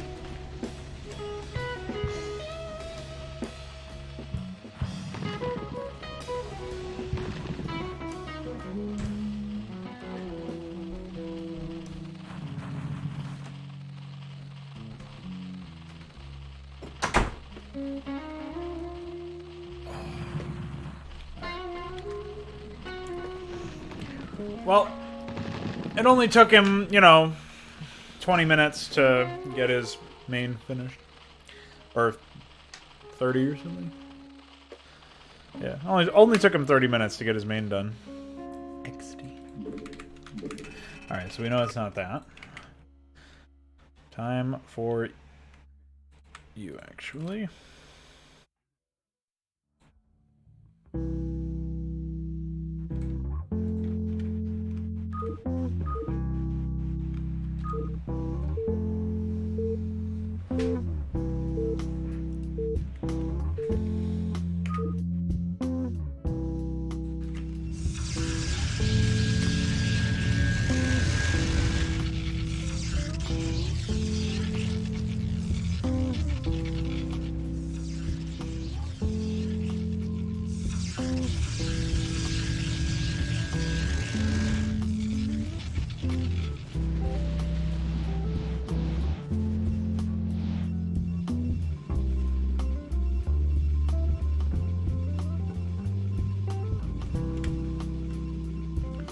That wasn't the cause of it, though.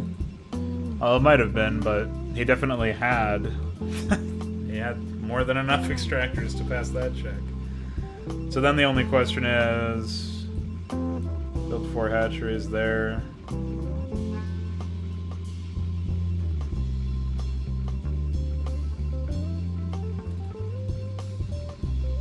Oh, the build 2 layer is what happened there. We'll do a wait, build start. Do I even really want to do that? I think I'll just do wait 240. Add the request.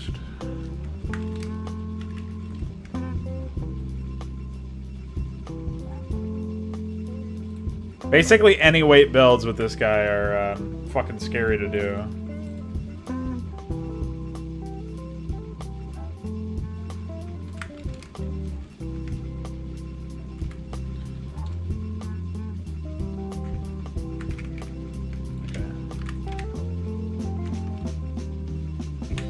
So he's not the issue either. I have no idea then.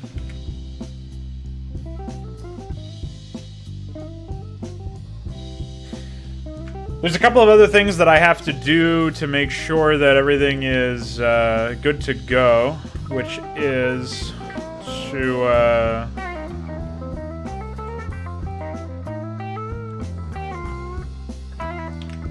I have to set him to human, don't I?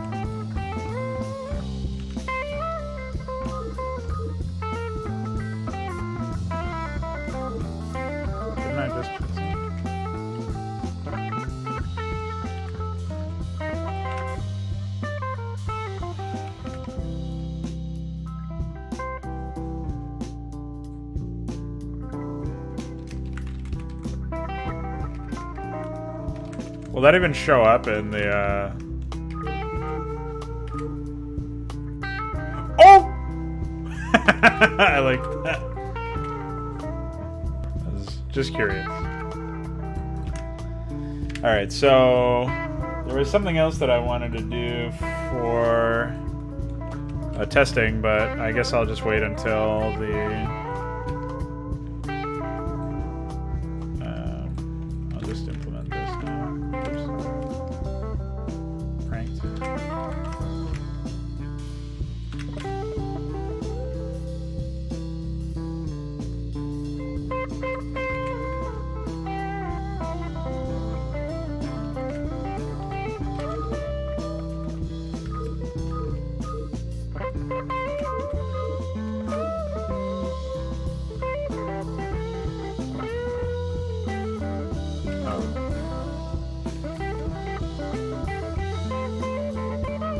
I wish I could just have it be an arbitrary number of forces. That would be way better.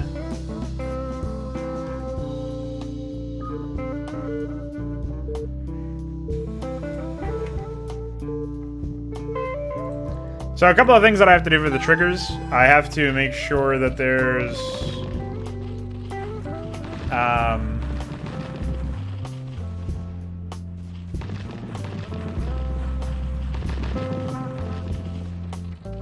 Surely this rabble is not. I've got to make sure that there's enough, like, hello,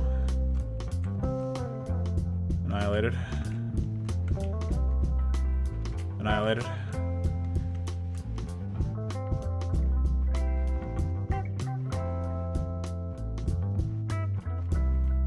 Oh, hey, what's up, Jay?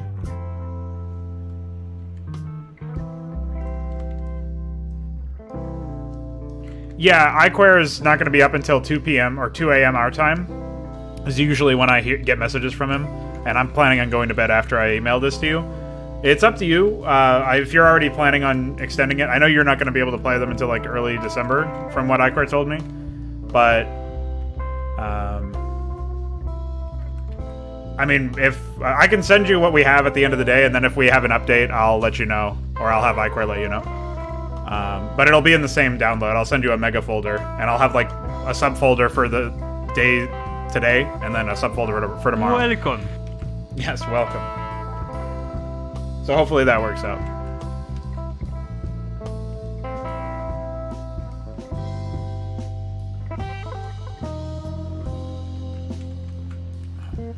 He still has not built his main thread very well. At least he has all of his tech.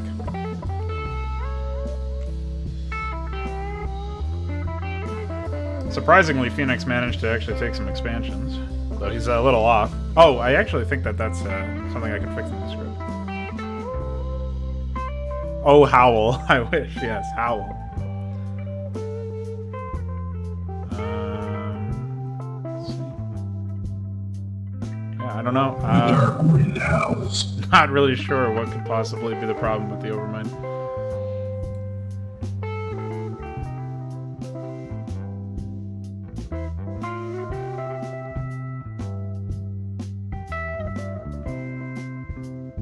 I don't know if Jay's still there. He might have already gone anyway. Just posted that and left. I don't know. He said he was heading home, so anything is possible. But I guess that'll be the plan anyway. And Well, welcome to my lair. somebody did that. Who did that? Was that UD? UD Commander, you fucking pushed that button as Phoenix popped up to give me some dialogue. That really, that really got me. Had me going for a second there.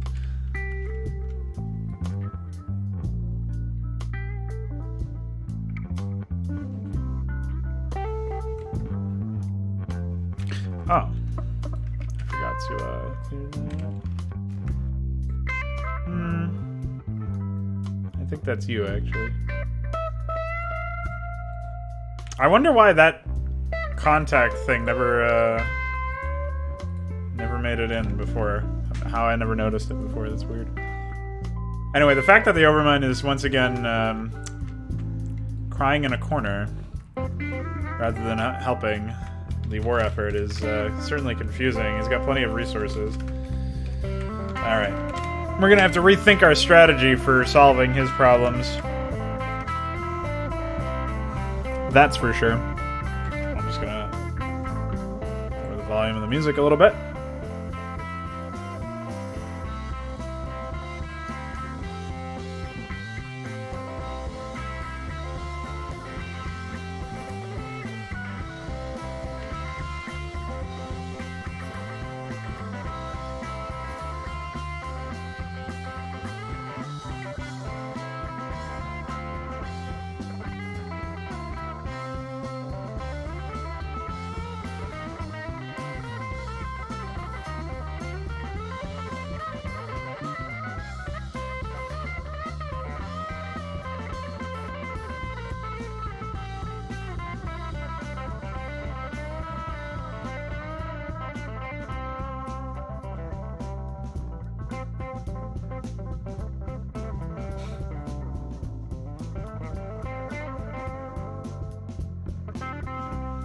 Three.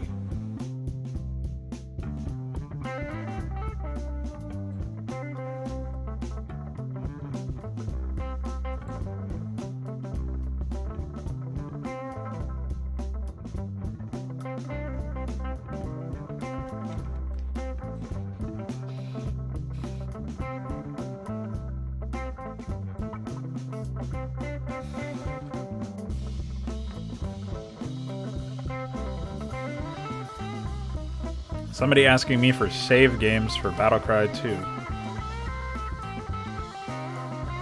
Clone Iquare, yeah. Square Iquare. Alright. Let's see if I do have those files.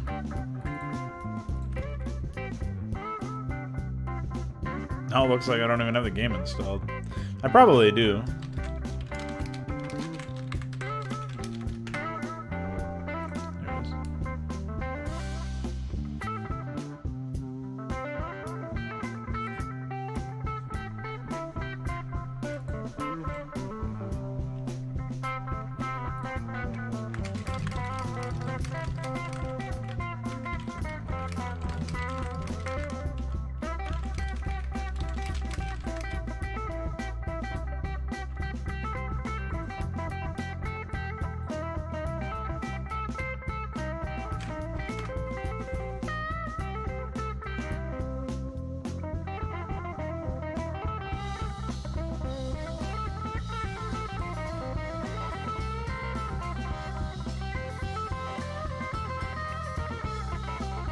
Zerg here. You? I could use more of me.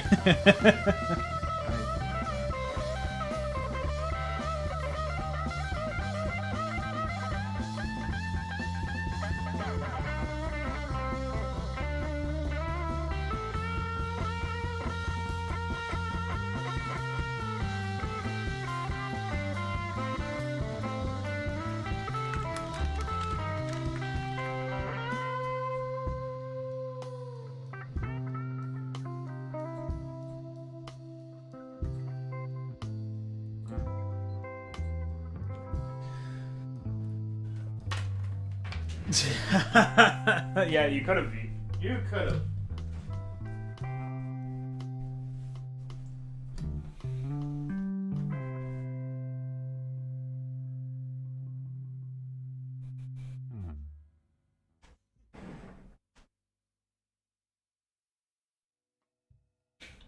I still can't believe his name came to him in a dream.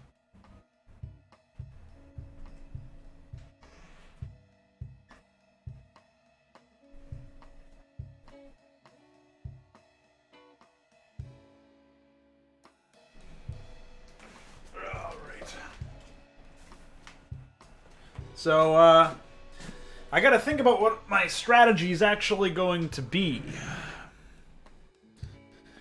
Considering we've already been live for 6.5. Yeah, Svetley would have sent it to a guy. Sent it to a guy to test it. Let's see. Zerg here.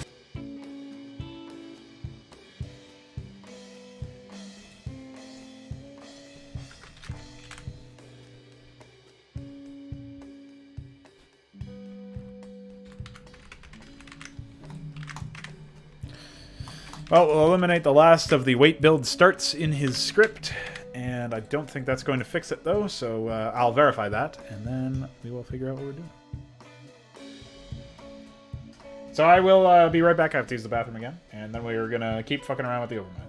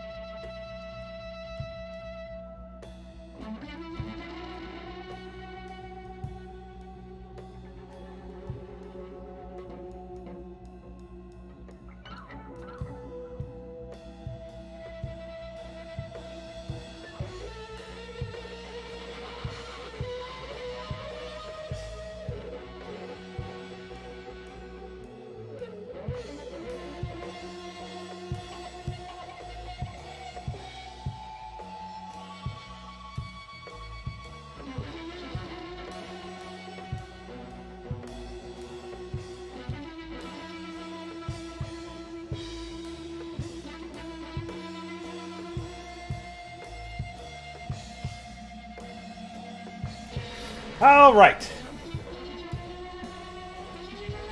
Hi.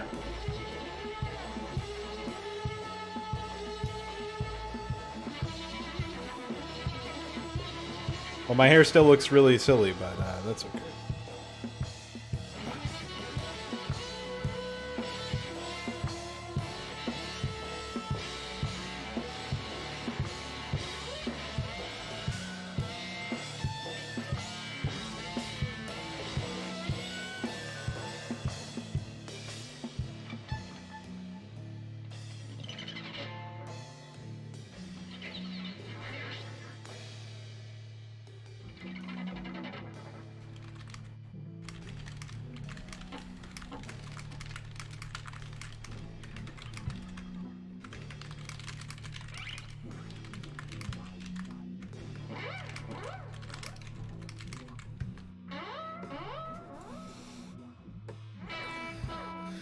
Well, it seems like we're being given an extra day, so hopefully that means we can fix some stuff. But really, I don't think it's going to result in anything too great. Maybe I'll be able to add some shit to the map or something.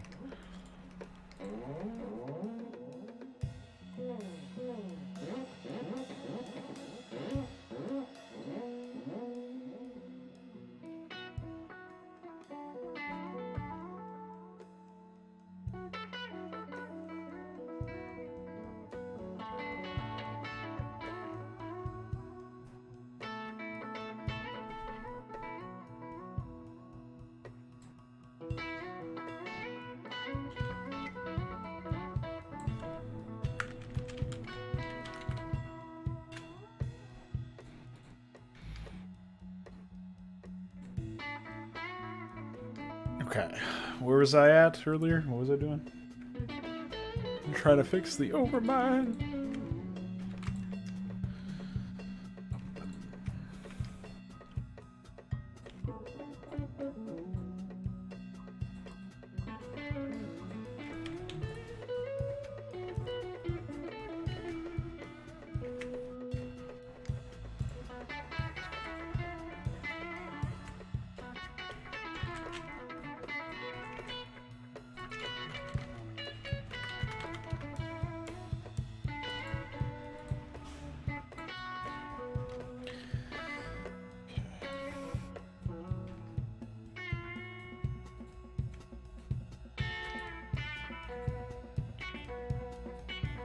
Pretty much none of this has been fixed, which is really the annoying thing.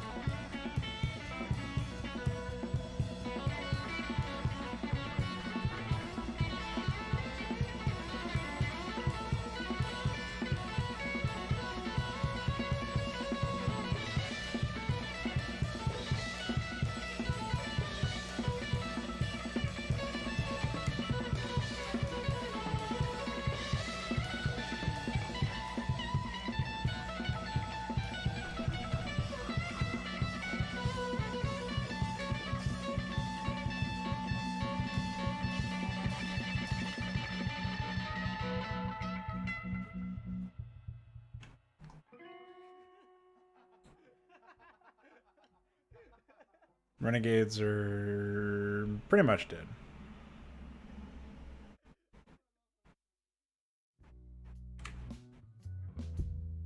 They really just refuse to rebuild shit, though, is what I'm always wondering about that. Like, clearly they can. There are instances where they do.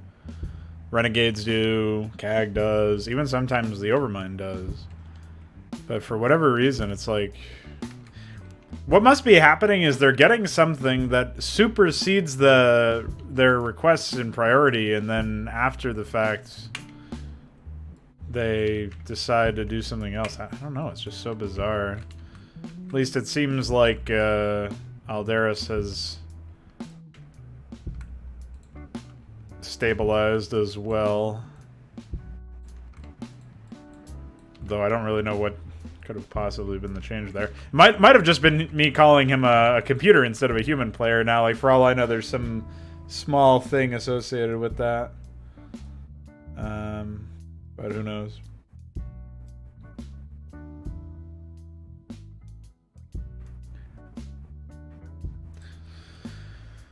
The drones get hung up, but they don't actually get told to go do it, which is the... That is such a bizarre thing. So what happens if I turn off the unit mover? I imagine nothing good, but you never know.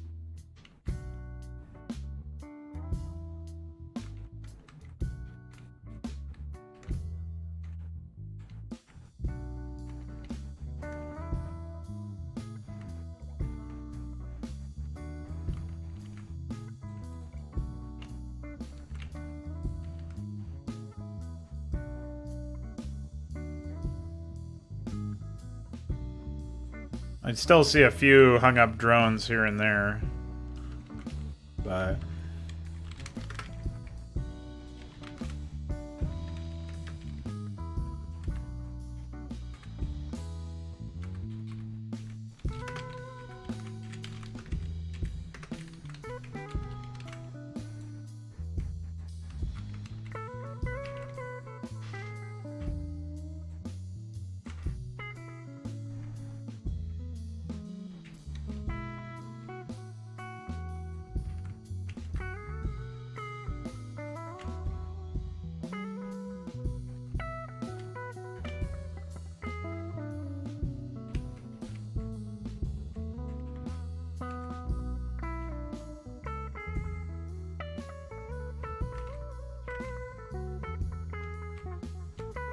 seems like they still don't really do anything as far as building. That doesn't seem to have changed anything there.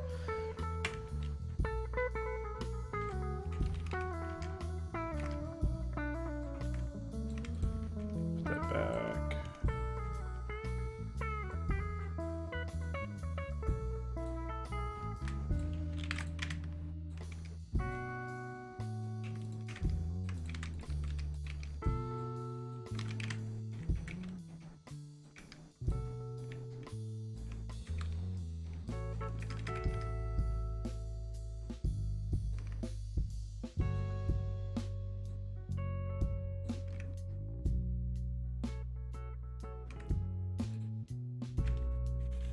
I can't believe how early it gets late now, like how early it gets dark, rather.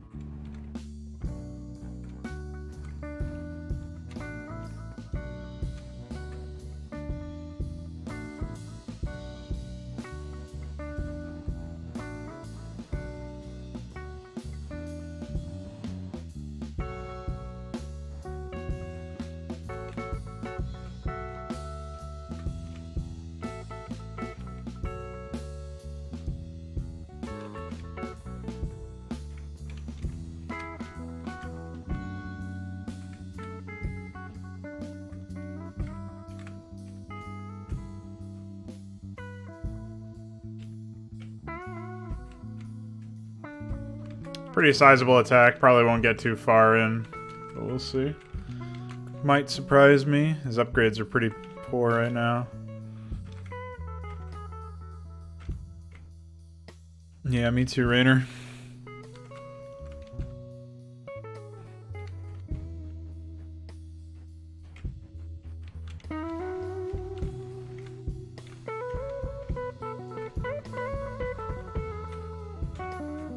They at least have all of their tech, which is important.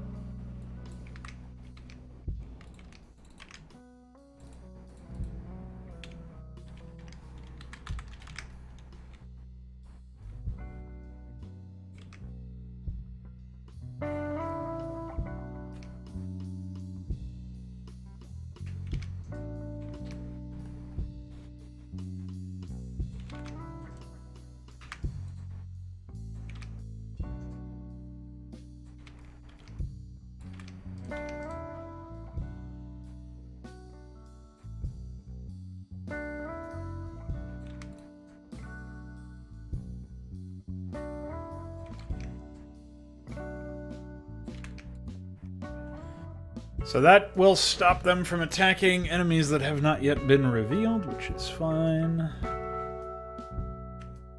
And...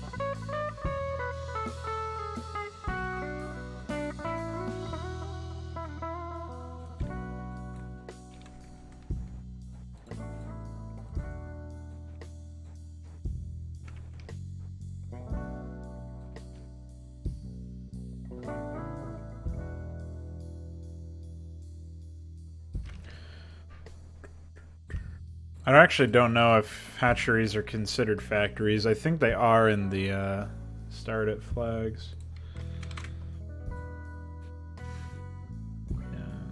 Yeah. Okay. So that trigger should work fine.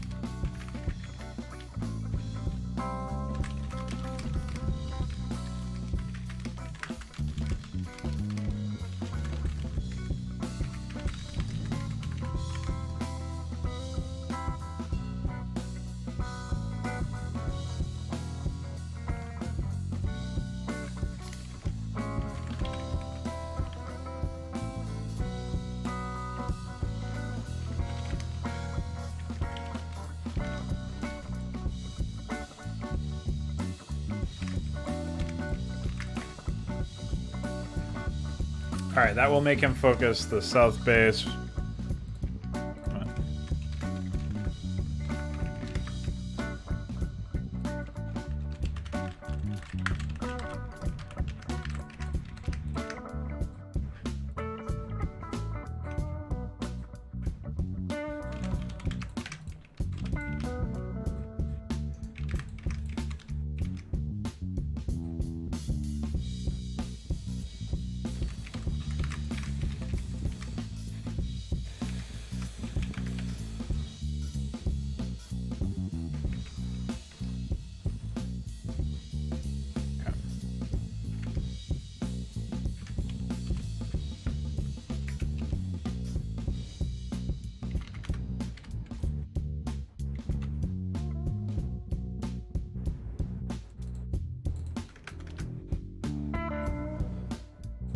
So that should fix the. At least that should fix Phoenix. That should also allow them to focus the renegades in general. And then after 12 minutes, they will get allied.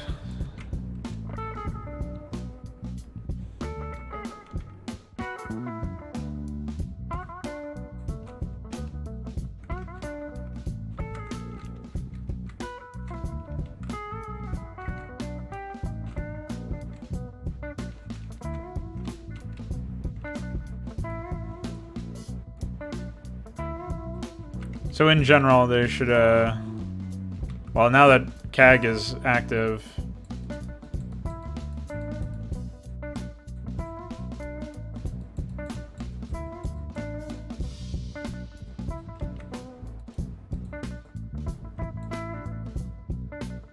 AI performance might be fucked up if I,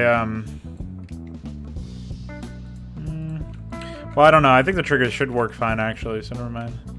It might be fucked up if I fast forward because triggers aren't firing, but I think as long as I pause her in there, it'll be fine, and even then it might not really matter.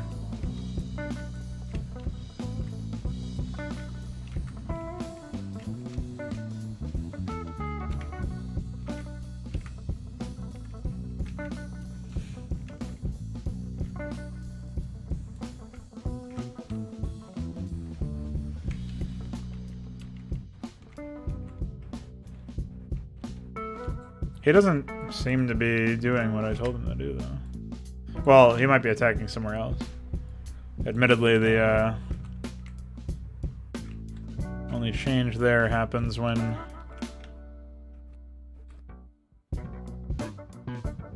Yeah, there's the Feral Zerg change.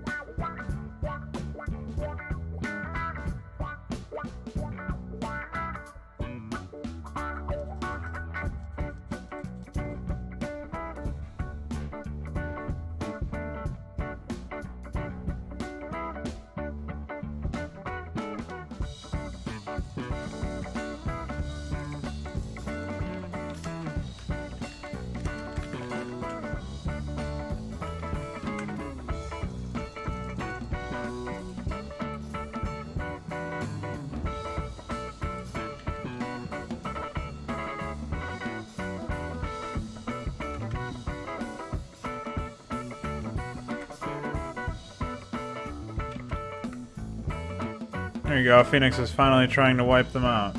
Oh, never mind, he's getting annihilated.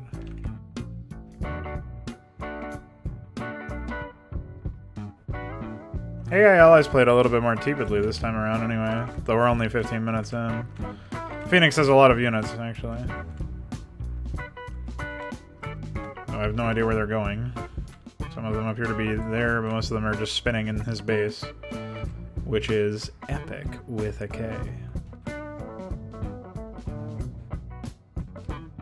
I guess I can push that back a little bit if he's going to be that retarded with them.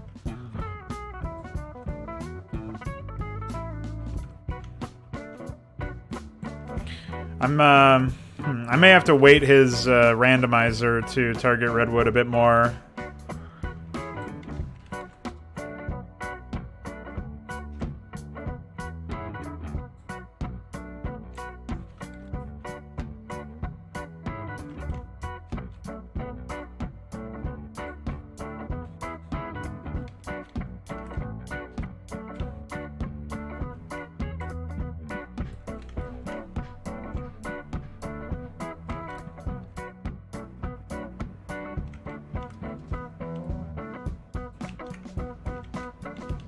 Looks like under attack is broke though, like it should be stopping them from pulling units that are on set as attacks, part of attack lists. It should stop them from doing that, from using them for defense. Yet it never seems to happen in this map. No, Tassadar is starting to spiral out of fucking control. As is to be expected. Cag trying to get his money back. Well, he actually has plenty, but he just doesn't have any overlords for some reason. They have all died. Horrible deaths. Looks like I need to uncap them. I have to go back in and revert the change that I made. Make it farms timing again. Though I'm half of mine to just request a bunch of overlords from the proxy. So that we don't have to worry about that as much.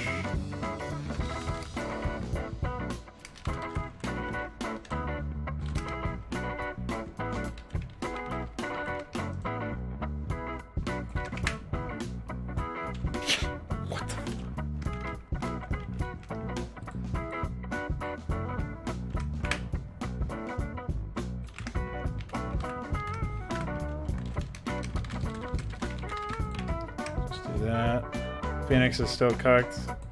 He refuses to attack down there for some reason. Although, what is his big deal now? Oh, he has no money.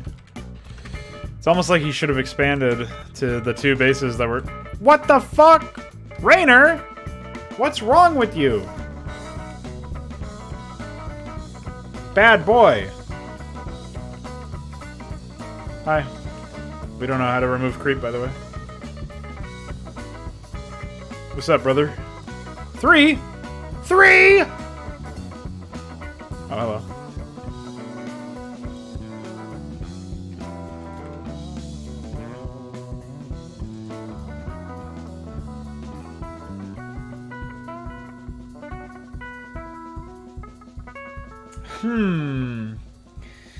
Yeah, there's a lot of, there's a couple of references, we'll say.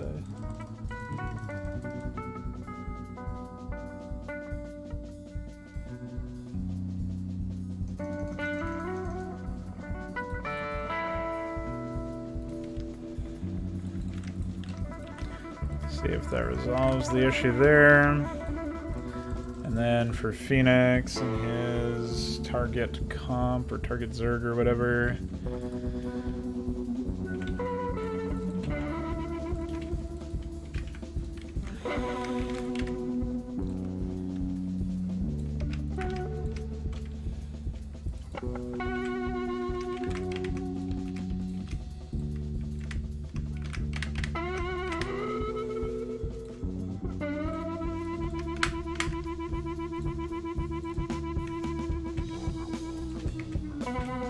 I wish there was some functionality to move messages from one Discord channel to another. I would just move all the conversation that we had recently in the Hydra channel for the past, like, 2 weeks to, Nemesis. Oh. Well. Plus...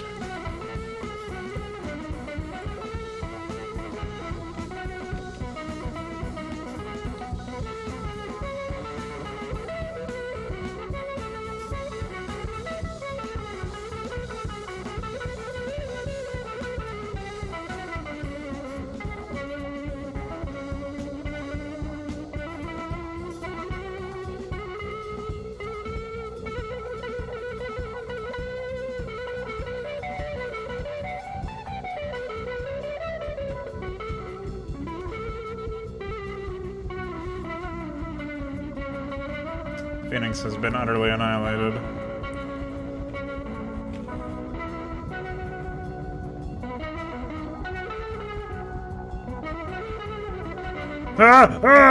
Let me out of this map! Psychotic.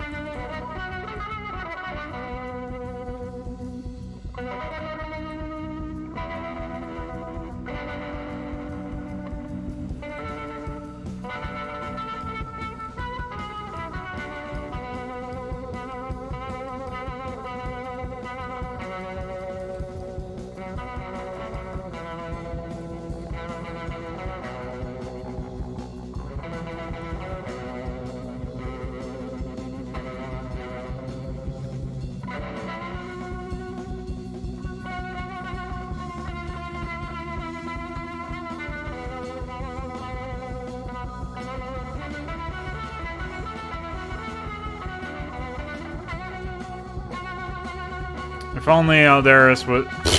Amazing. If only Aldaris was, remotely capable.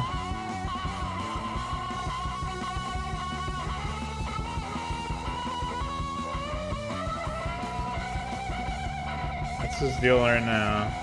Got no gas.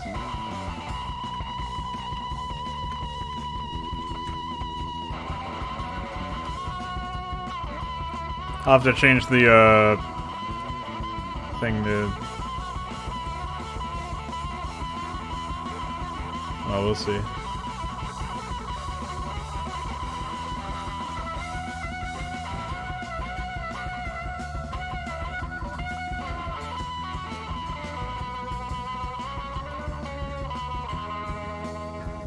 Will they ever be able to defeat Tassadar is the question. I'm not so sure about that one. They are still all attacking, which is nice. Well, I haven't seen the Renegades attack in a while, but it looks like they're also doing the same thing.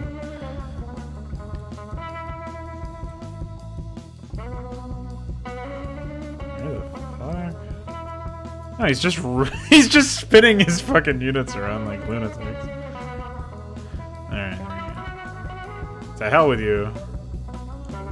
Okay, bye.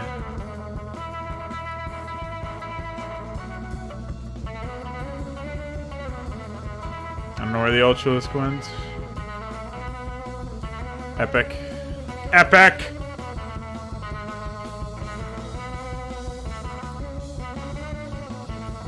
No! Metastasis. So it continues.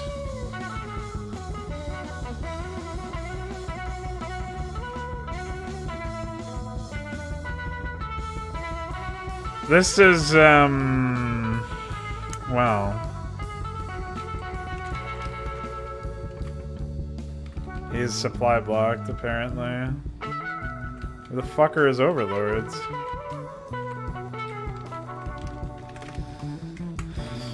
Overmind seems fine for supply. There we go.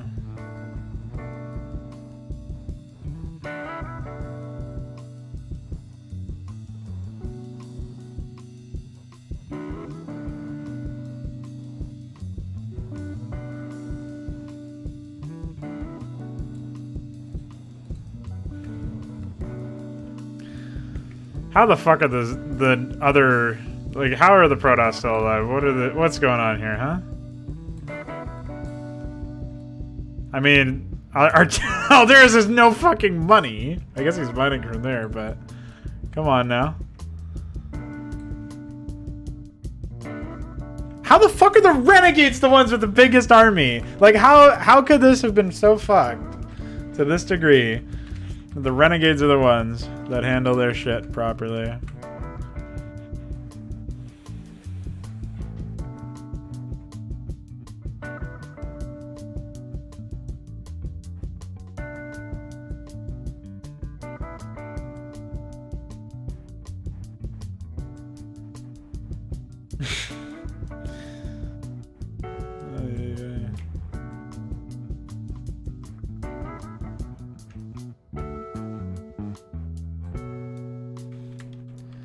Alright, I do have an idea.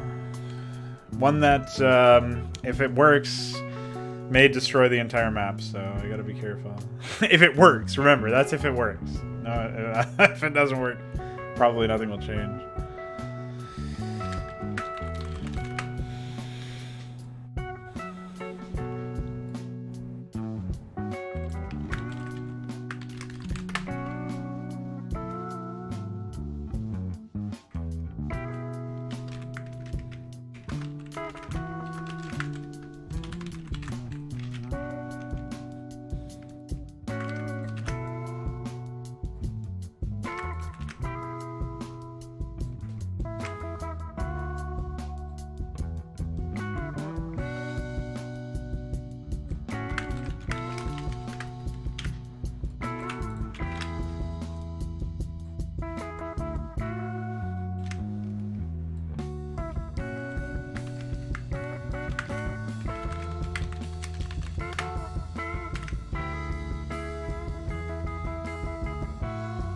Yes, I eventually we're gonna have a new model, DF.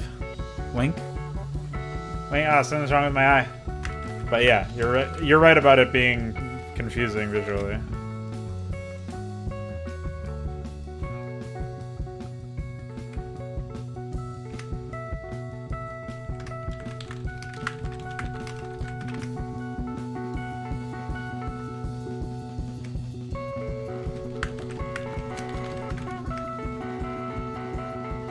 How do you think the shaman came out, by the way? I mean, not the shaman, the fucking...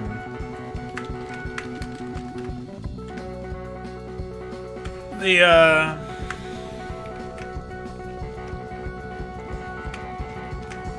Medbay.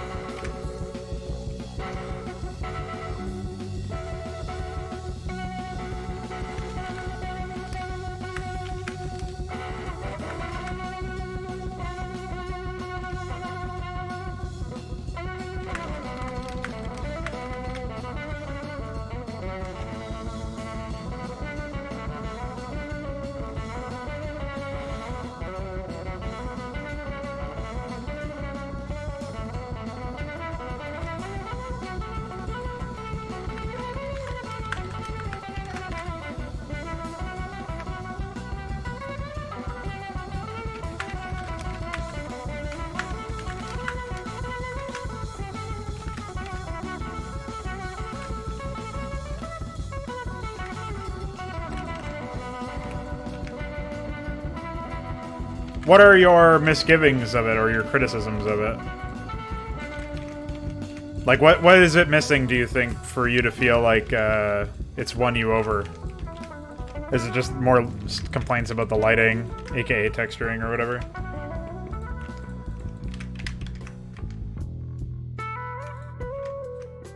Or is it just like you feel like your process needs to improve before you can figure out more info about that?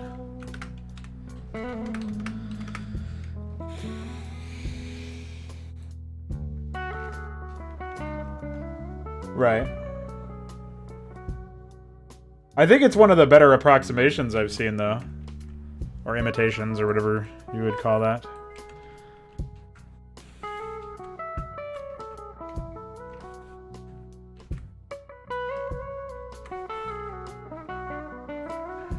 Oh, that was another thing I wanted to try and mess around with. Is,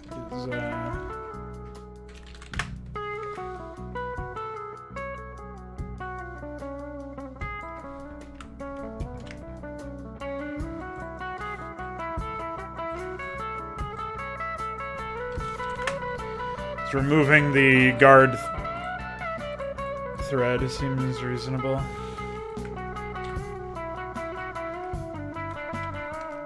Even though it's a lot of work that I put into it. For the Zerg, it doesn't seem like they ever really use it.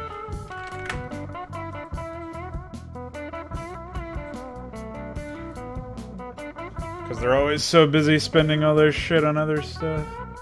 So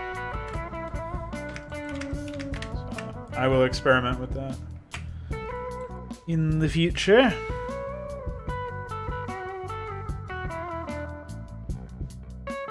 Though the other thing that I just remembered is, in the expansion threads, the likelihood of EXP Randatech ever being hit in any of these threads is so fucking low that I don't think it's feasible to, like, even consider it as a potential problem.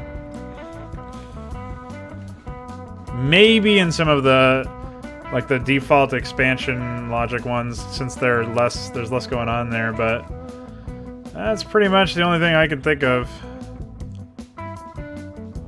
In general, there do seem to be more attacks happening, but, I mean, this is one test, and I've got no clue if that's really going to be the case or not, so...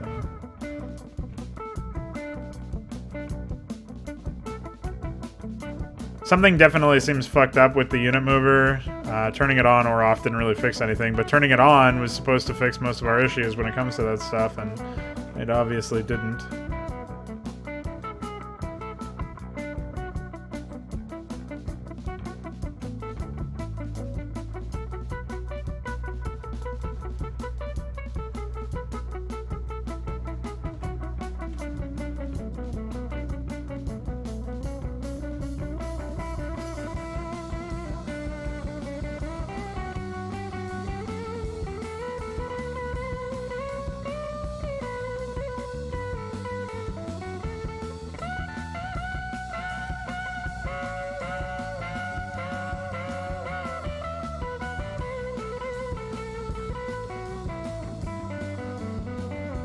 It seems like they just refuse to train units at all, which is odd. We'll try with the changes here. But I do have to use the bathroom again. Price of drinking so much fucking water.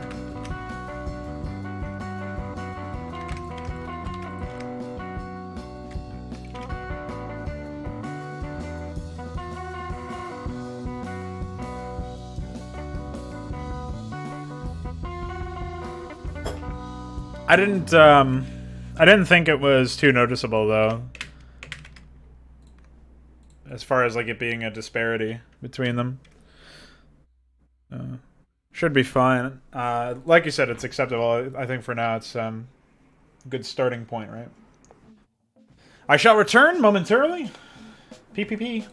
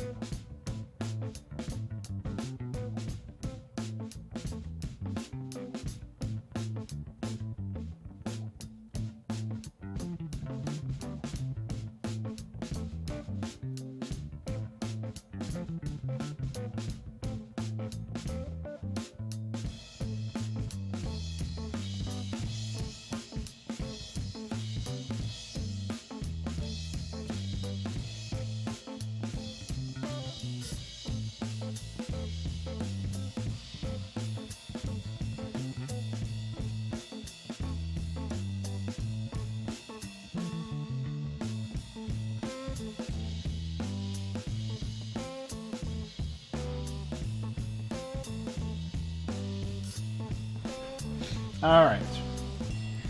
So we're a half an hour away from the 8-hour mark, which means I've definitely been streaming for too long.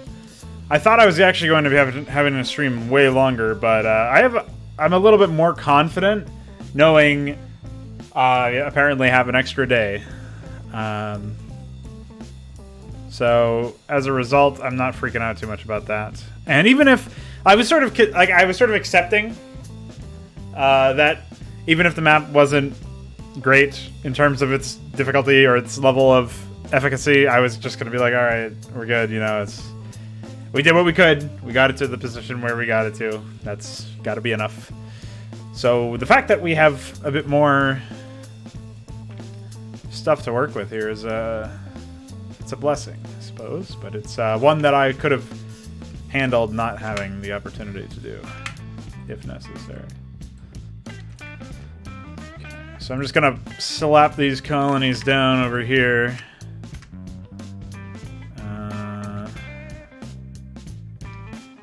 Looks like they are.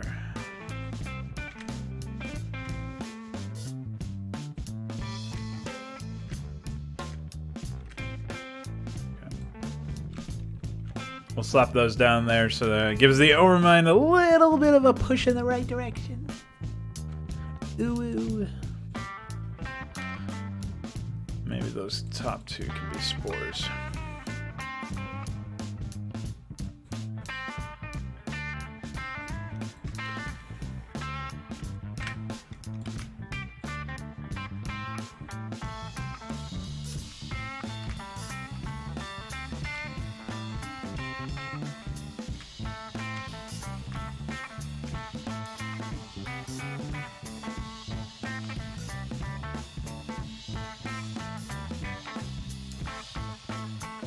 What else have I got to do?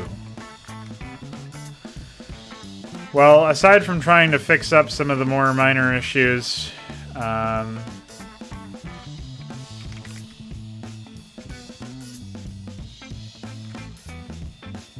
I do have to... let me just put these coordinates in to the new locations before I forget.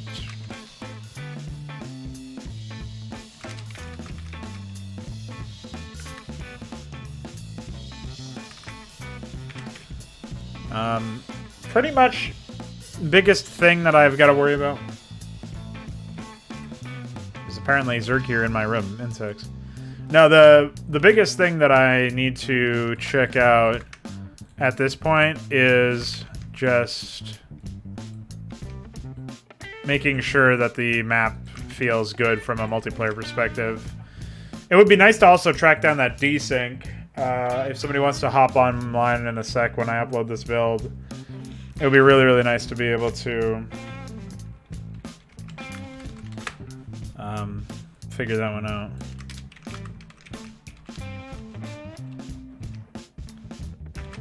If possible.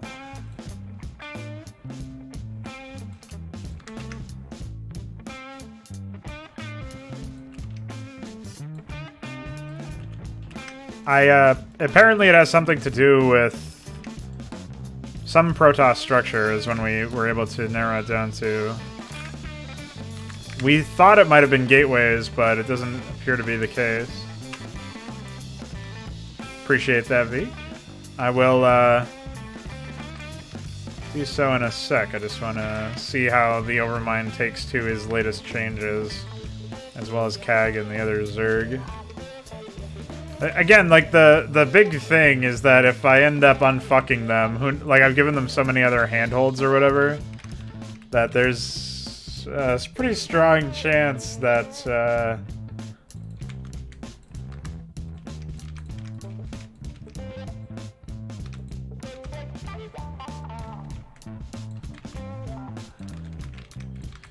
there's a pretty strong chance that we end up getting absolutely fucked. And the AI, the hostile AI, ends up being a fucking psycho to try and deal with. But that's better than them doing nothing, in my humble opinion.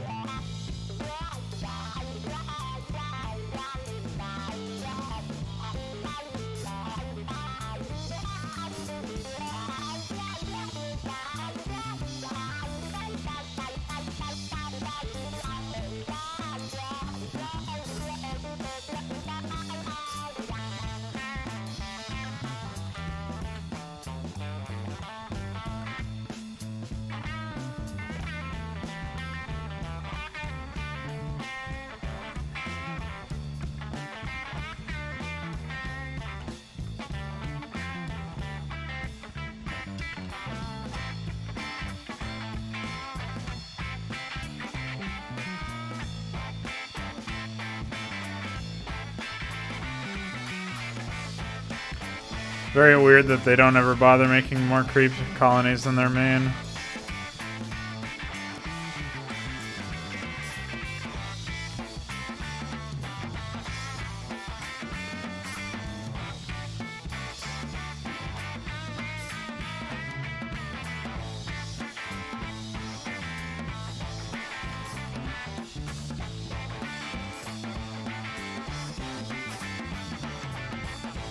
How many bases he has? The fact that he has no gas seems really weird to me. He's got 3 expansions that have gas, 5 bases total mining. It's pretty wild. The fact that he still sometimes returns gas to this one is so unbelievably triggering.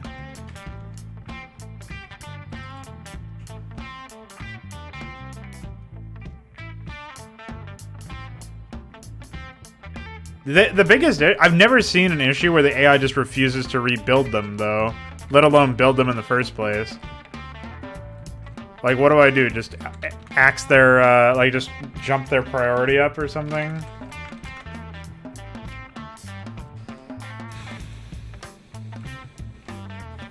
I don't understand.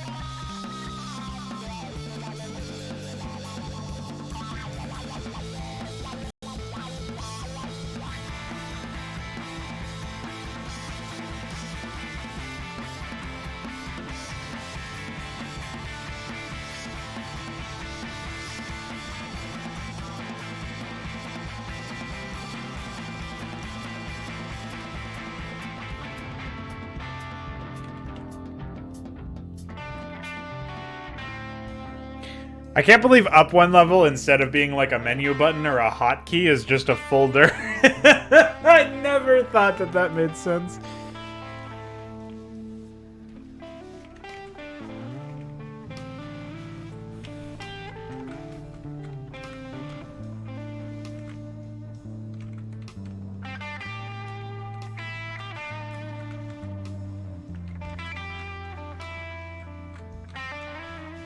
Especially if you're a folder with a lot of other subfolders. Gets pretty silly.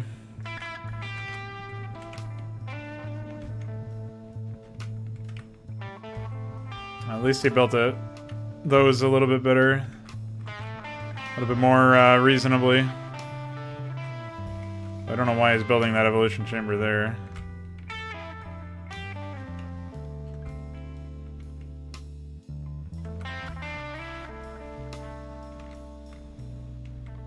Have I cracked the code?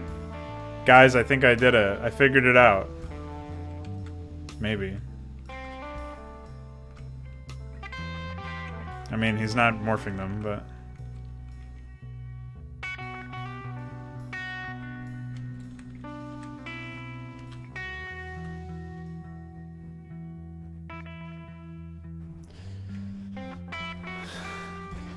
Yeah. We call those people fuckers. Just so you know.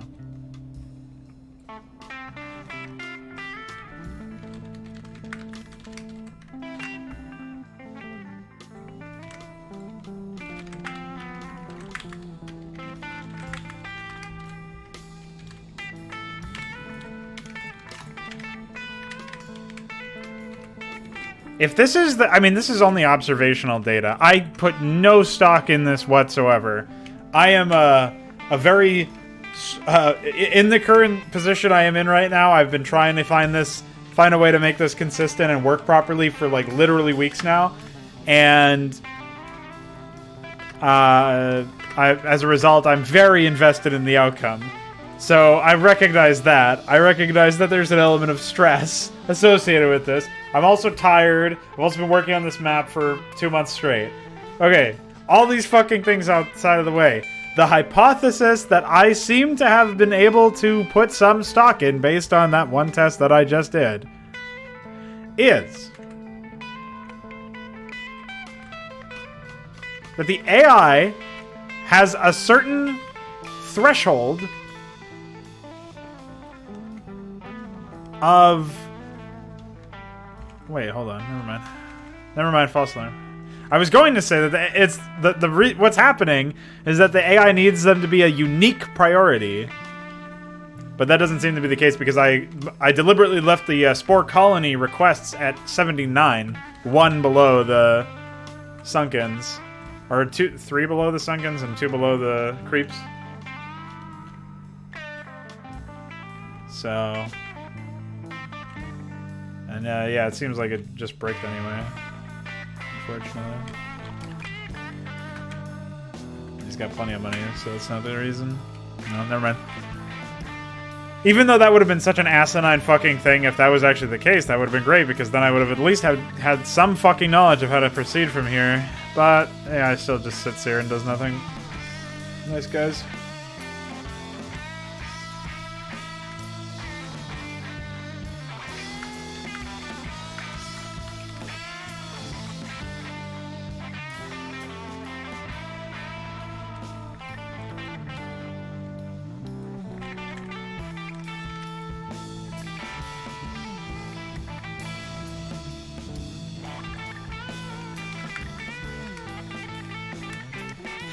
Sunken colon, by the way.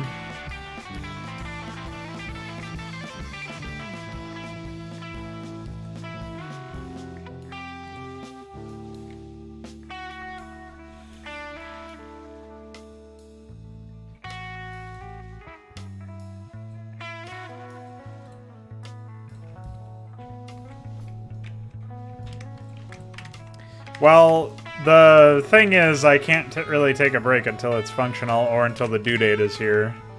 I have a feeling I know which one is going to come first, but, you know. Can't win them all, I guess. I think the biggest issue that this map suffers from is just that it was rushed, right? Like, in a situation where there was no contest, then maybe I would never have made this map, which is the counterbalance, the thing that makes me okay with it all. Because we did a lot of shit that we wouldn't have otherwise done, and we got a lot of stuff done. It was cool. It was fun. But seeing how this AI, you know, handled certain things, it exposed a lot of problems with the AI in general. And no matter how functional or not they ever end up being, no matter how many times they refuse to rebuild fucking colonies and trigger the shit out of me as a result.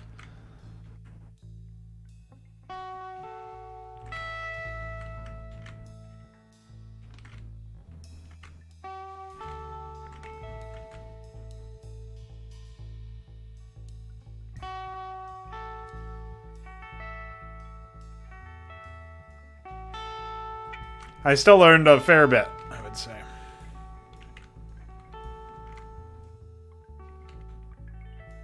And I was able to expose a lot of flaws that need to be fixed, either in my own technique or in with the game, right? The game itself.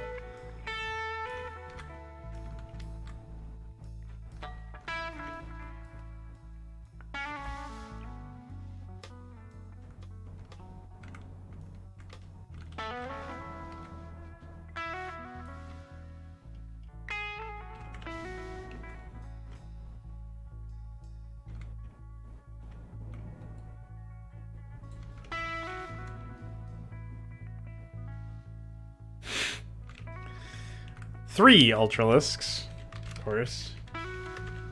Yeah, he's got no minerals. Never got his natural up, he's dead. Well, if he's not dead yet, he will be soon anyway. I can't believe the Renegades have survived, although all of their drones are broken like retards, so...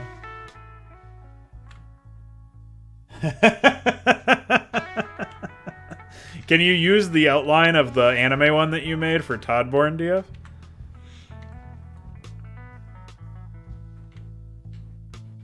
By any chance?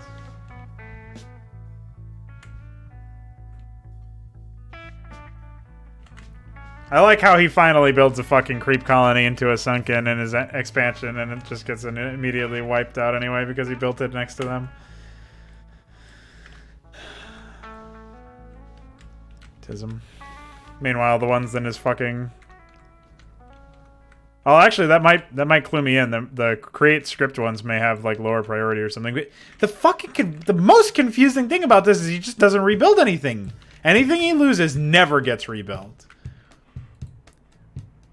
One of the objectives, like whenever we restart map crap and stuff, like the objective that I'm going to try to resolve, the thing that I need to accomplish is I have to figure out what stops an AI from being able to expand and attack and create guards and build workers and just function.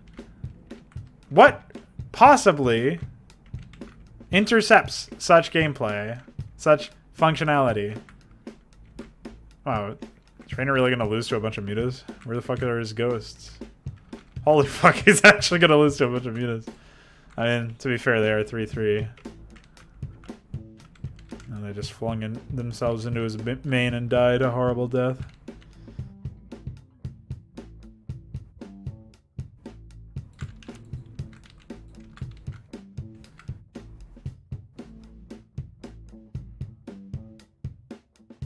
Won't have much aura at all. Your corpse will feed my brood like all the others! Just wanted to give you guys...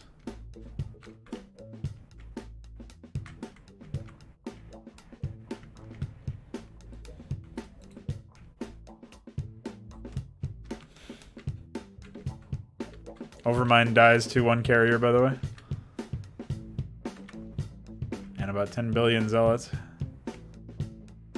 And never rebuilds anything. Oh, get stasis, idiot.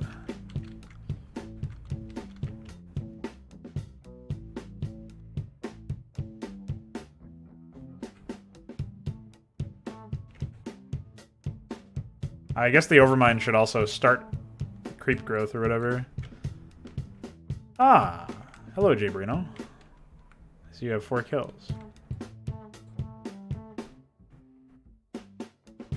That's not fair, dude. Jabrino got early access. Not only did he see the little bit from the stream, but he also just got 4 kills. He's fighting the Overmind before the map's even out. What a nice boy. Oh, see ya. Yeah, Tassadar fell over.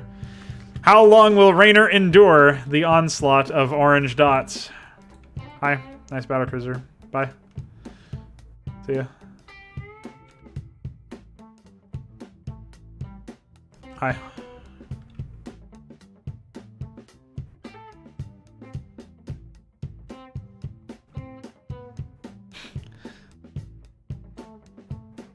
Well, we haven't had a crash or anything yet anyway. It really infuriates me that the Overmind is so fucking dumb. But, you know. Like I was saying, though, I am going to 100% be in search for...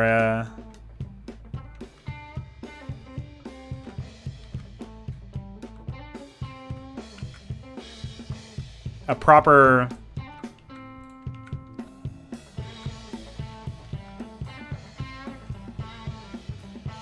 way to actually mess around with AI. Like, I'm gonna need to experiment with that.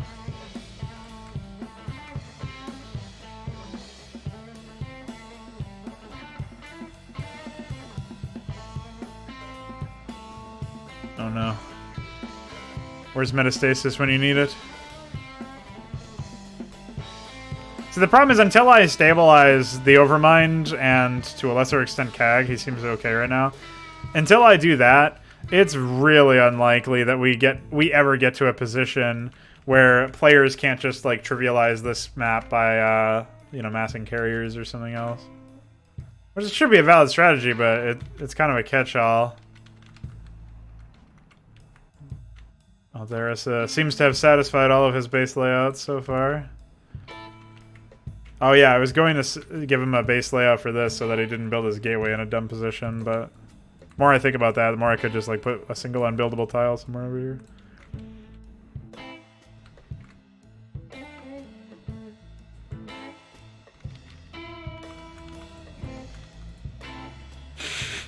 Why does he go to the middle of the map like a dumb... Hi.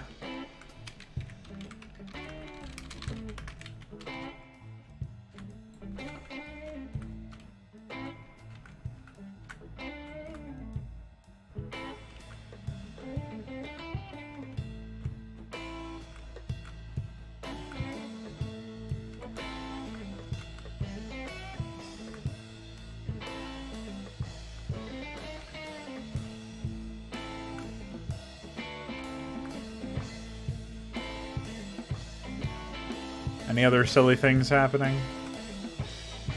Renegades are broken, as per usual. Another thing I wish I could fix. Like, some of this stuff seems like it's fundamental issues to the engine, and even if there is in theory, some sort of workaround, I doubt we're gonna see, you know, any way around it. What the fuck happened to, I'm glad Rainer's base is slowly being eaten. Overmind decided to, stop playing, or?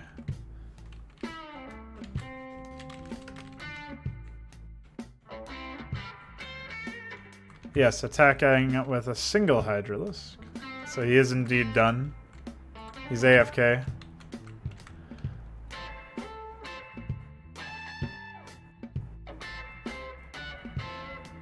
That's another thing, is I have no idea what causes that.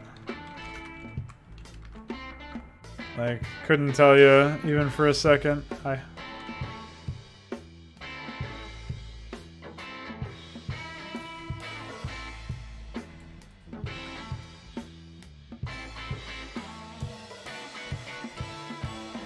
Tell me there's a forge spinning in here somewhere.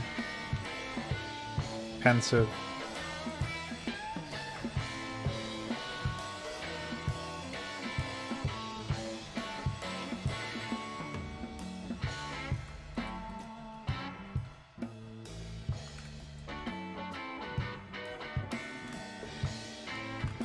Some things are definitely engine dependent. Like, you'd really like to see, for example, the attack fix that fixes attack moves, as well as unlimiting the number of units that can be in an attack to begin with.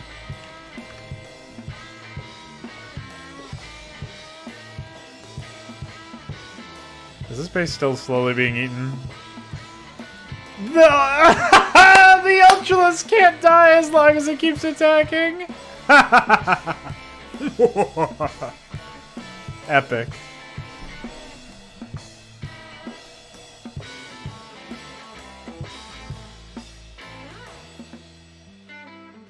Cool, they got a shockwave.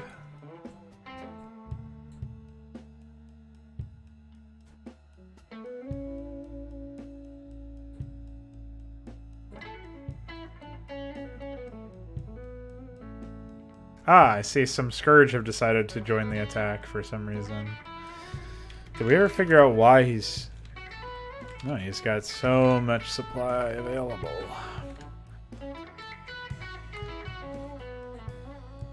Though there is still a supply bug related to the Vorvaling. I found it earlier today. Maybe Iquare will be able to fix that tomorrow. The bug in this particular case is the Vorvaling. If you kill the egg, you get the player whose egg is dead. Is refunded 1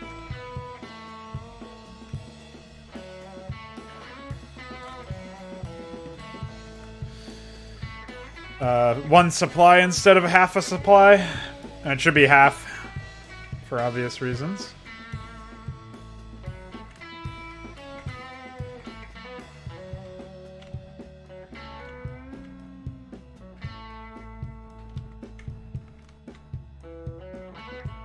Yeah, if the Overmind wasn't being a complete idiot and not attacking at all, then that would be fine.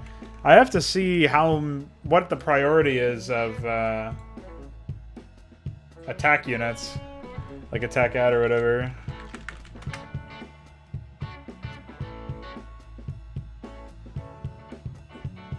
Trains units at priority 50.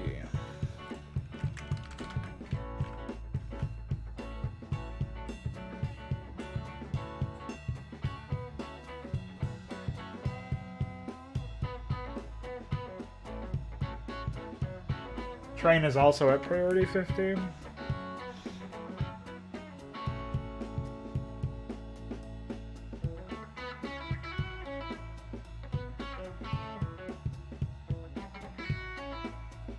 It's too bad that all of the train commands and morph commands and stuff, like Wave Force and Do Morph, those are all priority 50. So I guess what I need to do then is try to reduce the overall number of the overall priority of stuff, which is unfortunate. It's gonna take Kag a while before he annihilates this guy, I think. Well, maybe not. He's actually doing some pretty fucking huge damage, to be honest. Kag is a nice boy.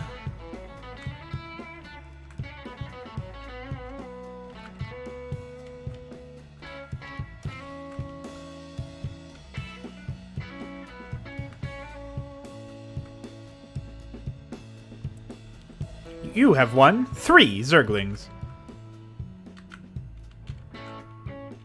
Oh, I just realized I never request Zergling attack.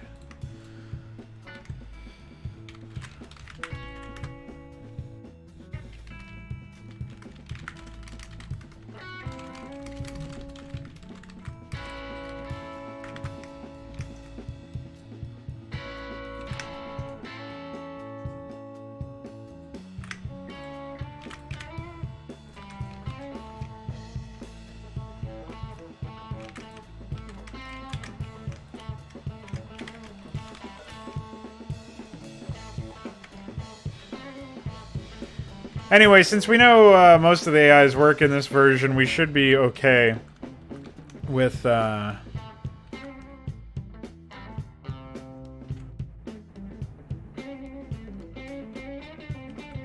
this could work as a contest version, right? Like, we haven't had any crashing so far. Though, who knows for how long that will last.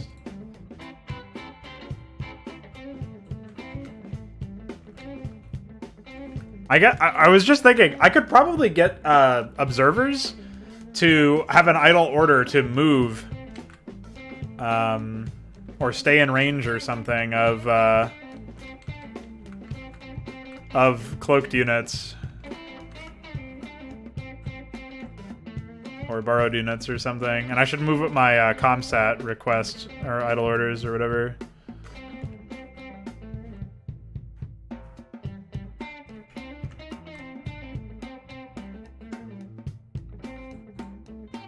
Hey, look, it's Aldaris. Hi, Aldaris. How are you?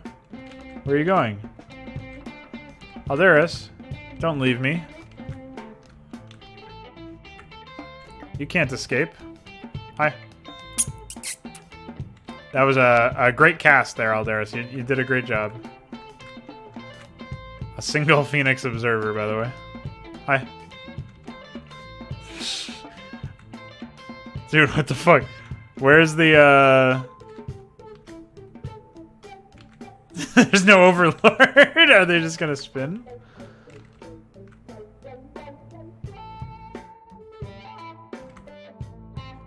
Epic.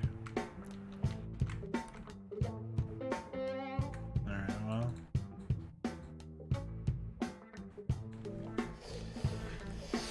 It is indeed a map pack. Alright, so jeez, man.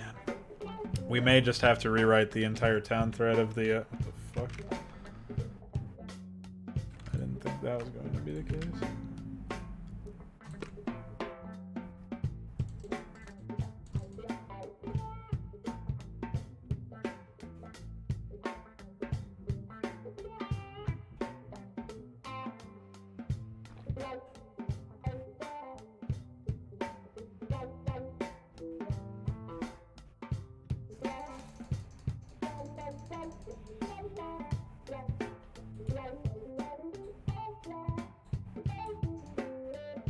Hey, Balethal is streaming. If you're more interested in watching him, somebody actually play a game instead of me just fucking bang my head against the wall.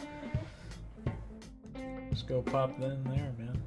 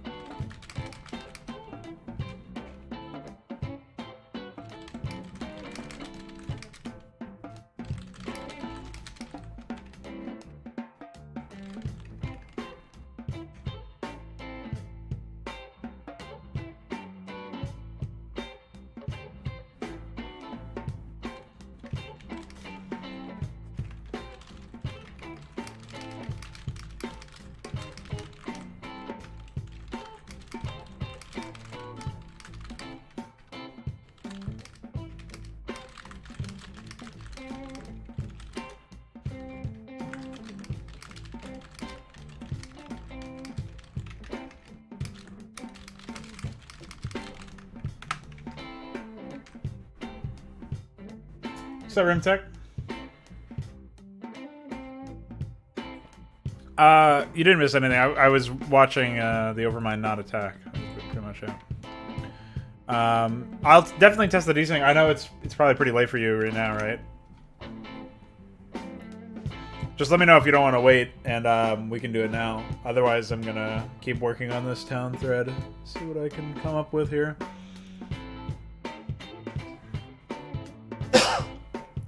So my biggest concern is the town thread itself should be fine in theory. It should be the stuff that's the highest priority out of his entire repertoire. Right? Like what else is he going to be working on? Upgrades? He waits.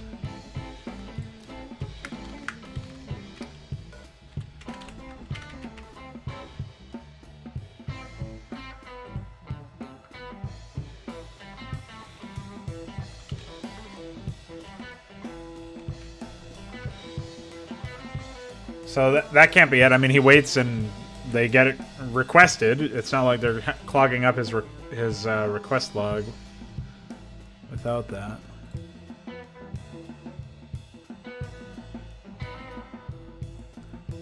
Incest Simulator!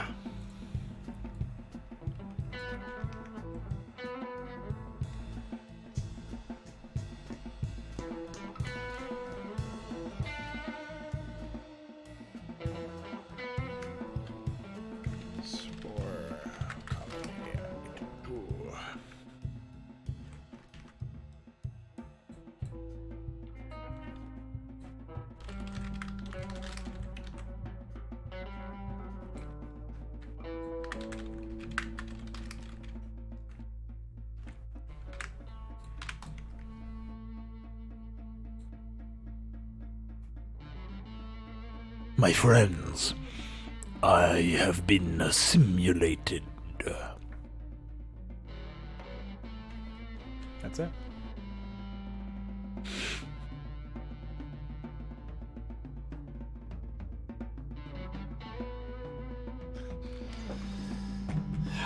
Boy.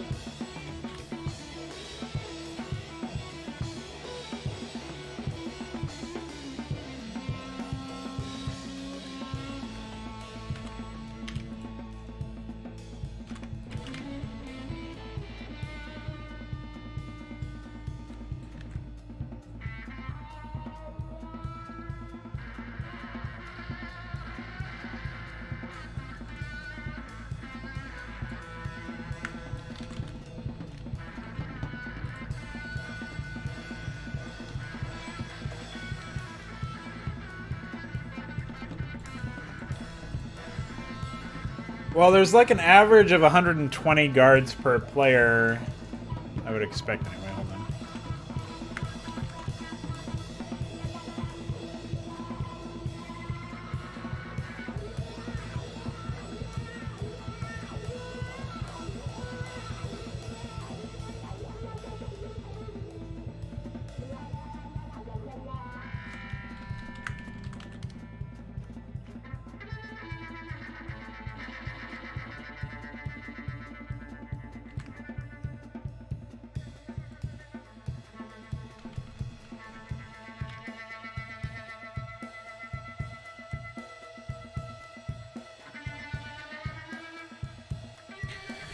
I'm wondering if the guard limit is being breached.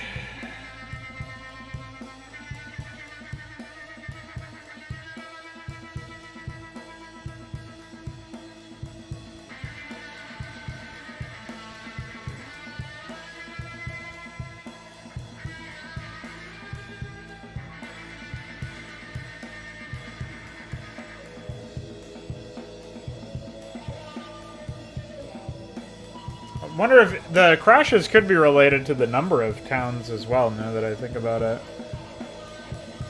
It seems unlikely because there's less than 40 res areas on the map. So you won't ever see a situation where there's...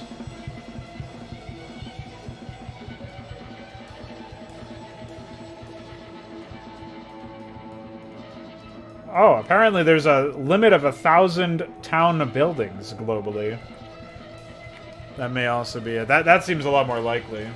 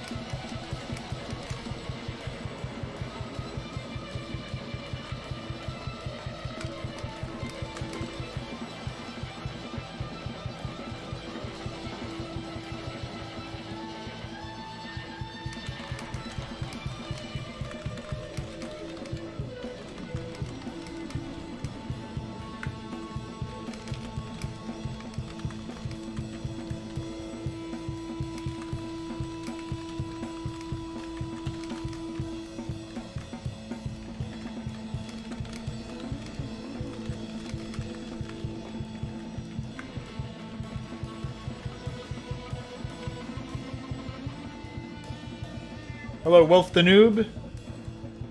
I have a little bit of C++ coding experience. Most of the time when I'm working with this stuff, though, I'm working with the AI script language, which is, well, let's just say it's not object-oriented. It's not very elegant. In order to even have stuff like functions or conditionals, you need to make some really, really weird things. It's more like assembly or like just a lower level language. Like, for example, here's an example, let me find a good example.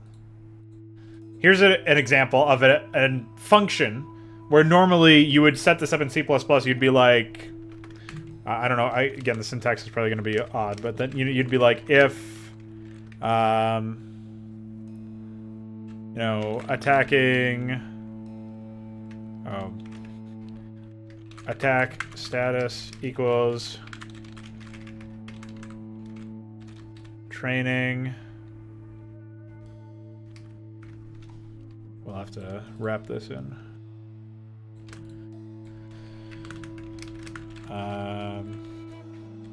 Attacking and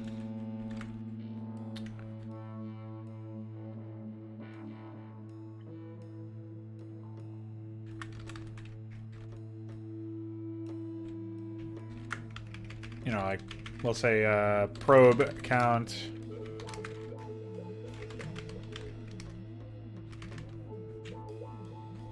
less than 4, you know, whatever. You'd like separate it out into a conditional. Yeah.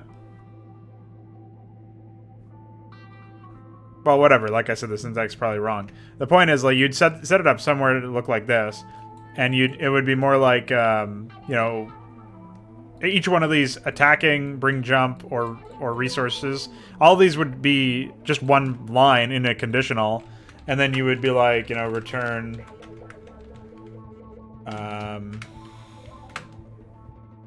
if it was false, and that would be it. Like that would be your statement. That would be your conditional. It would be much easier to handle, and you could even like separate it out into new lines or something. Whereas like good luck actually trying to do that in SEAI.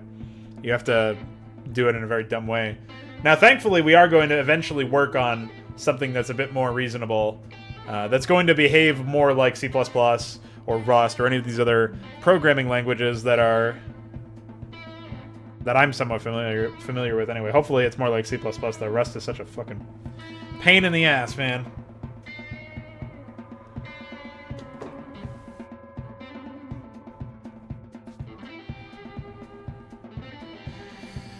I would really like to have more of a programming thing. Like, a while ago we thought about making it so that these were their own commands. So we would have commands, and again, like this is...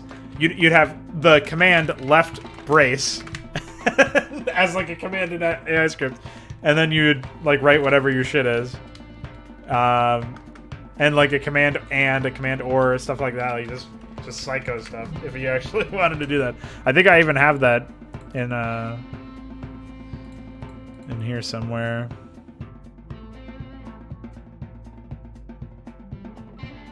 It's like programming concept or programming mockup or something.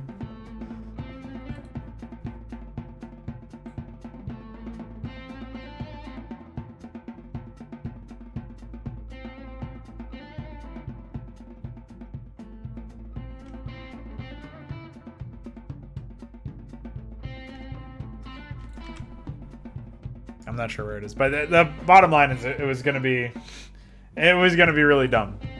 If we ended up doing that. Iquare was real experimental, man. He used to be a real experimenter. Anyway, let's see what happens when we do this.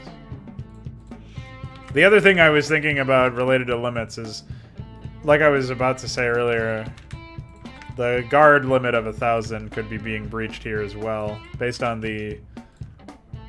just the number of guards that get requested. So by commenting out the Zerg ones, since they don't seem to do anything anyway, we'll try to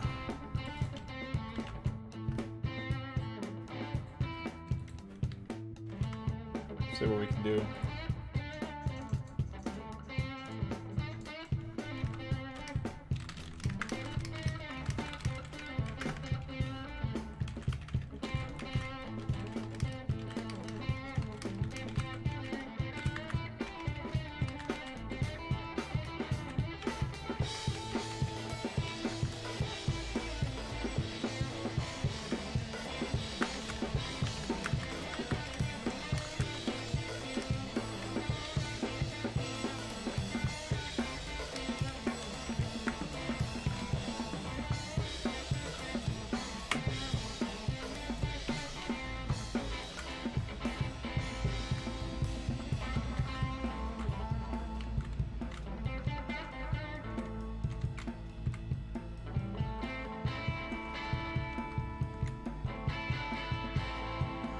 Oh, they lost a single building. It's over. They'll never rebuild it.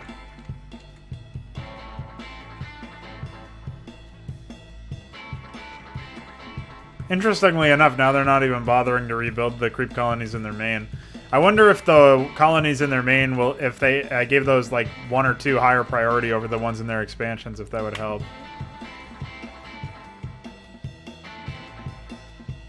Attacks seem fine.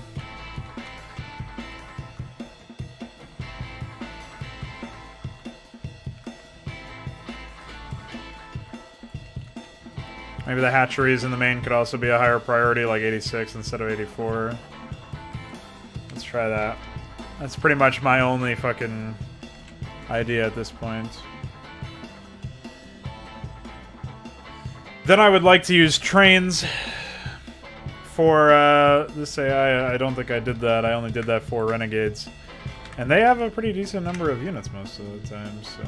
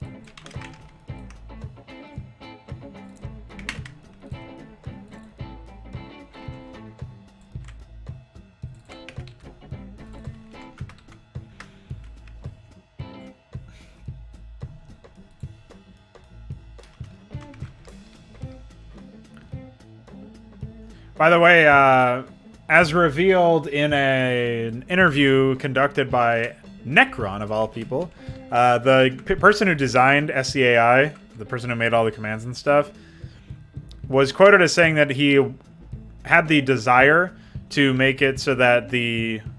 why the double divider? What's wrong with this people? Had a desire to make it so that the holy fuck, don't do that. There was some sort of way to edit AIs and share them, have them do battle with each other players. So like basically an AI editor in the map editor. And I always wonder, like, how different would it be, you know? Like, what if? Like, would more people have actually made AI? If that had been a, you know, a consistent element. What the fuck happened over here, boy? Got tons of money. Maybe spend some of it.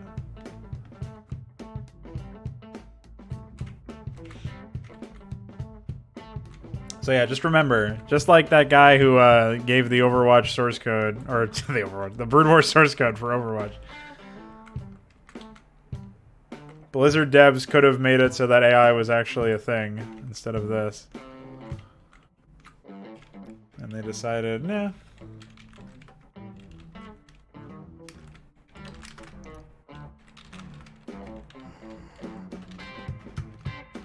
Oh boy.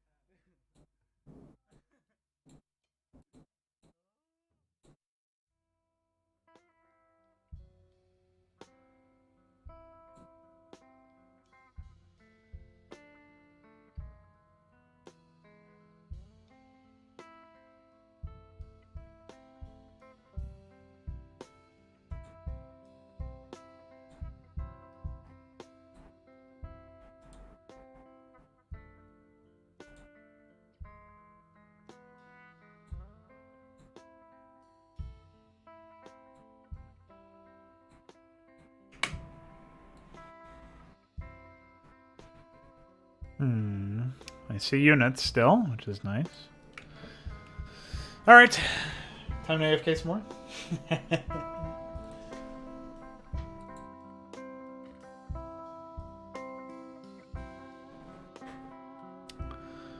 Though Phoenix still does not expand, it seems like he's, well, he's not dead yet.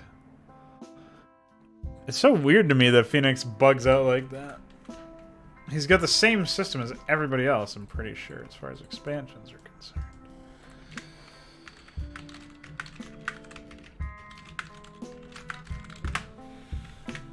Oh, he does not.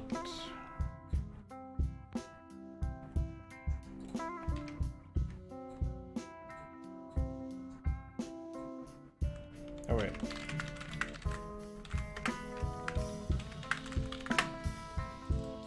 He does. Never mind.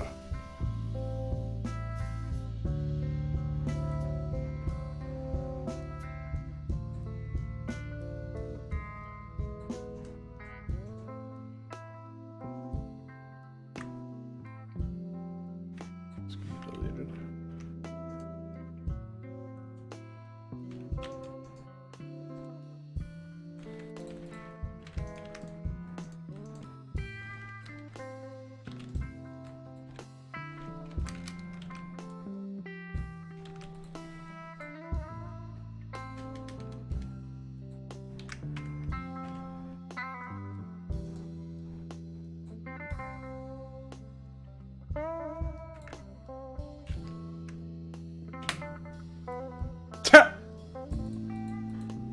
I guess the overmind got fucked while I was not paying attention. Holy shit. I can't believe this map is still going on after all this time. It's like an hour. Imagine you fucking play this map. I mean, obviously Phoenix not being here is a big game changer. They probably would have won at that point if they're still alive now. But imagine you playing this map and you're like, you know, not very great at the game or whatever, so you're not having much of an impact. Your allies are still duking it out. The Overmind dies, but Kag is still here just fucking destroying people. And,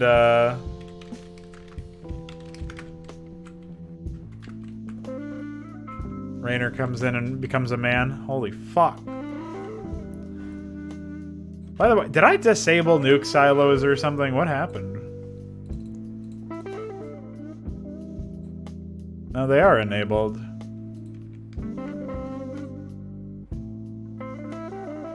Why are they never built?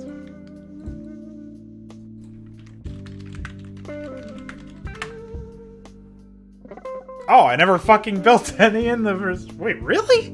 Really? Hold the phone. Well, he never did that, but... I think that all of his last 3 expansions are supposed to have nuke silos or something.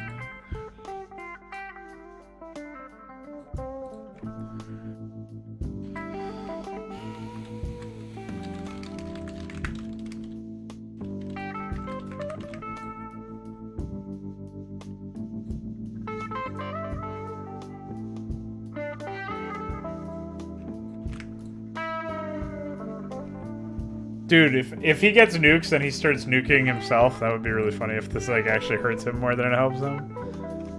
I don't know.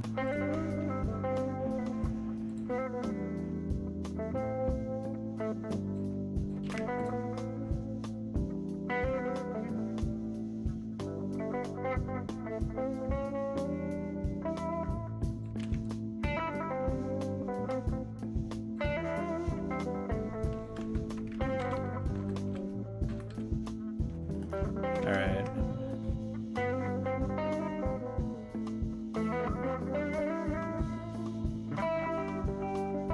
He has no gas.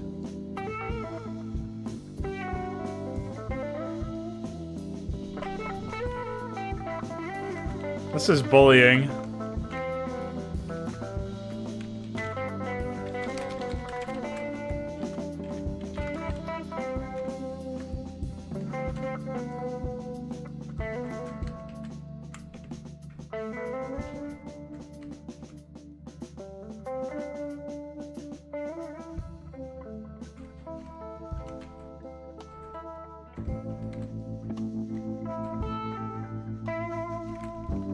Took me a while to get the right shot. Okay.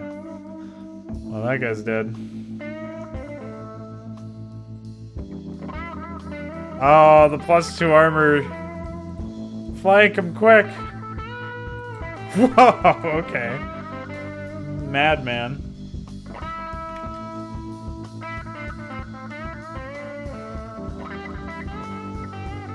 If you're talking about the, if you're talking about CAG, I don't know what the fuck he's doing with all of his expansions.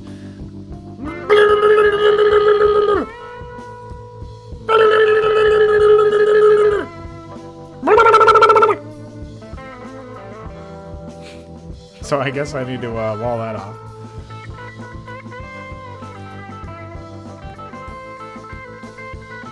Let's do this.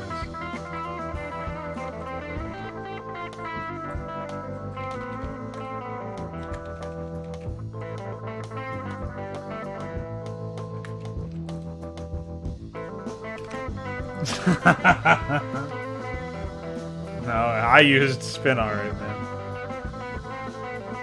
I think the gas rules have to change. I don't know how to pathfind. I'll spin here infinitely. Spin. Should I just add another ramp over here or something? Like, what the fuck? What a disaster. See ya. Oh boy.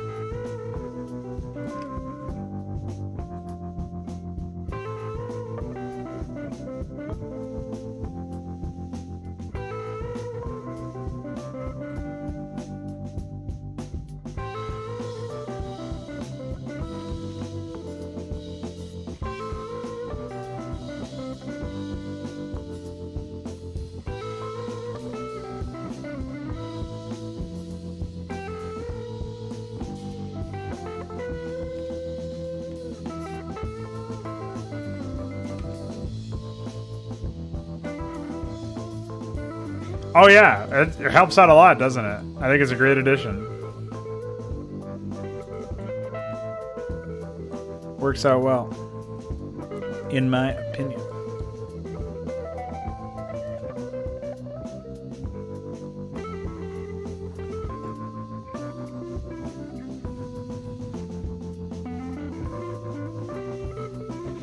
You should look into adding a search bar to PyTBL the same way that PyDat has a search bar.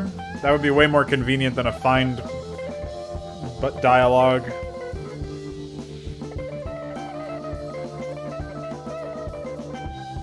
I have so many feature requests for PyMS.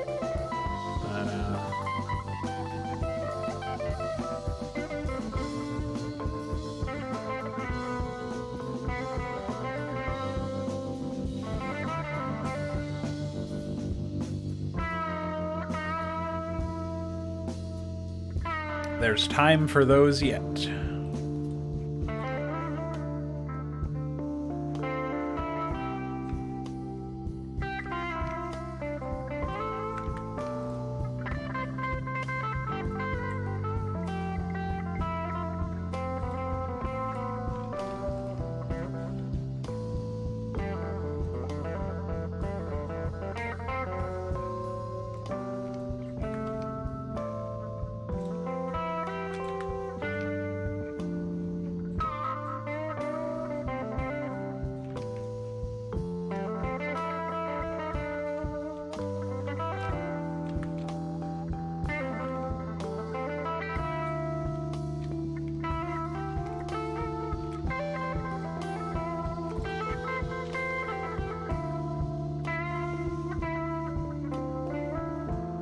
Yeah, I just mean at some point if you ever have the motivation to work on PyTBL, that would be a big help, that change.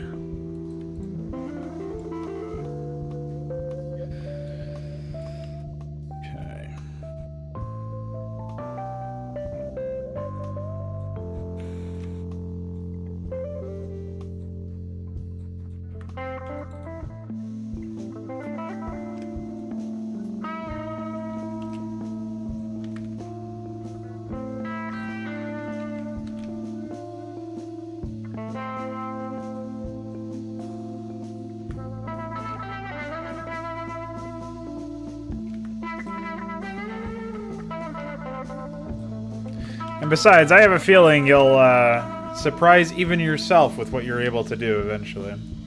I haven't forgotten about your request to do another process over product video, but if there's anything in particular you want me to cover, or like a counter position or something you want me to attack, I'm sure I could find some way to make that happen.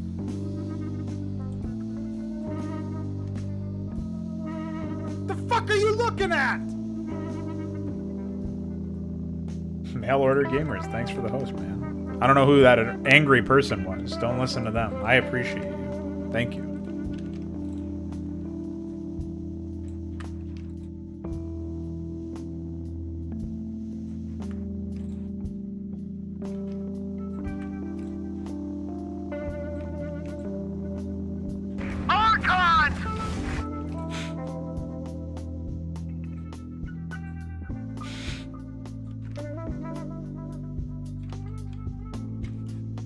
Not allowed.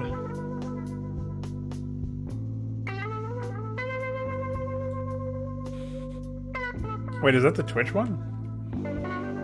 Oh no, your Twitch is definitely not Veek. Wait, what was the Archon then?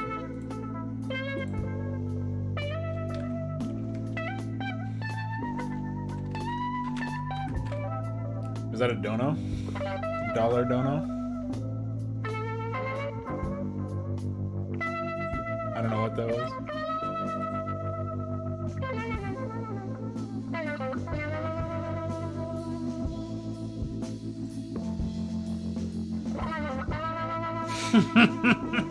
I don't remember what I set up that Archons thing as.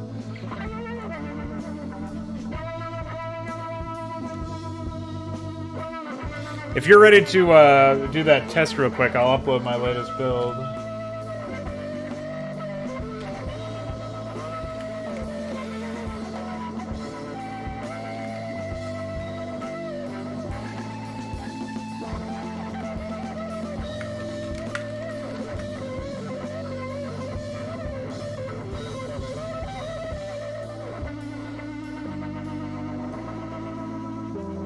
Though obviously we're missing some issue. We have some problems with the AI and all that.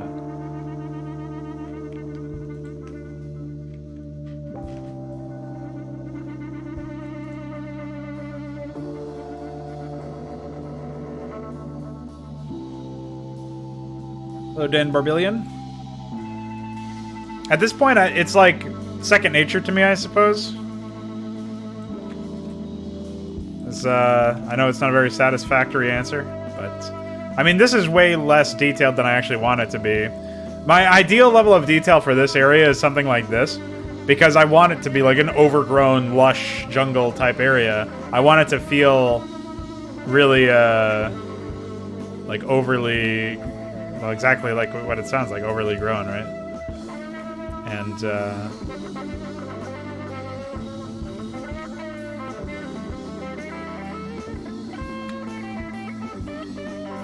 I think that this looks a lot better than some of the other areas.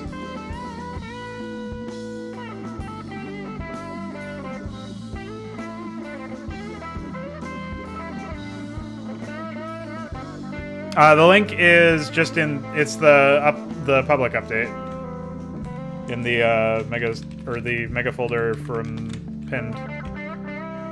We're just gonna do the multiplayer test map real quick.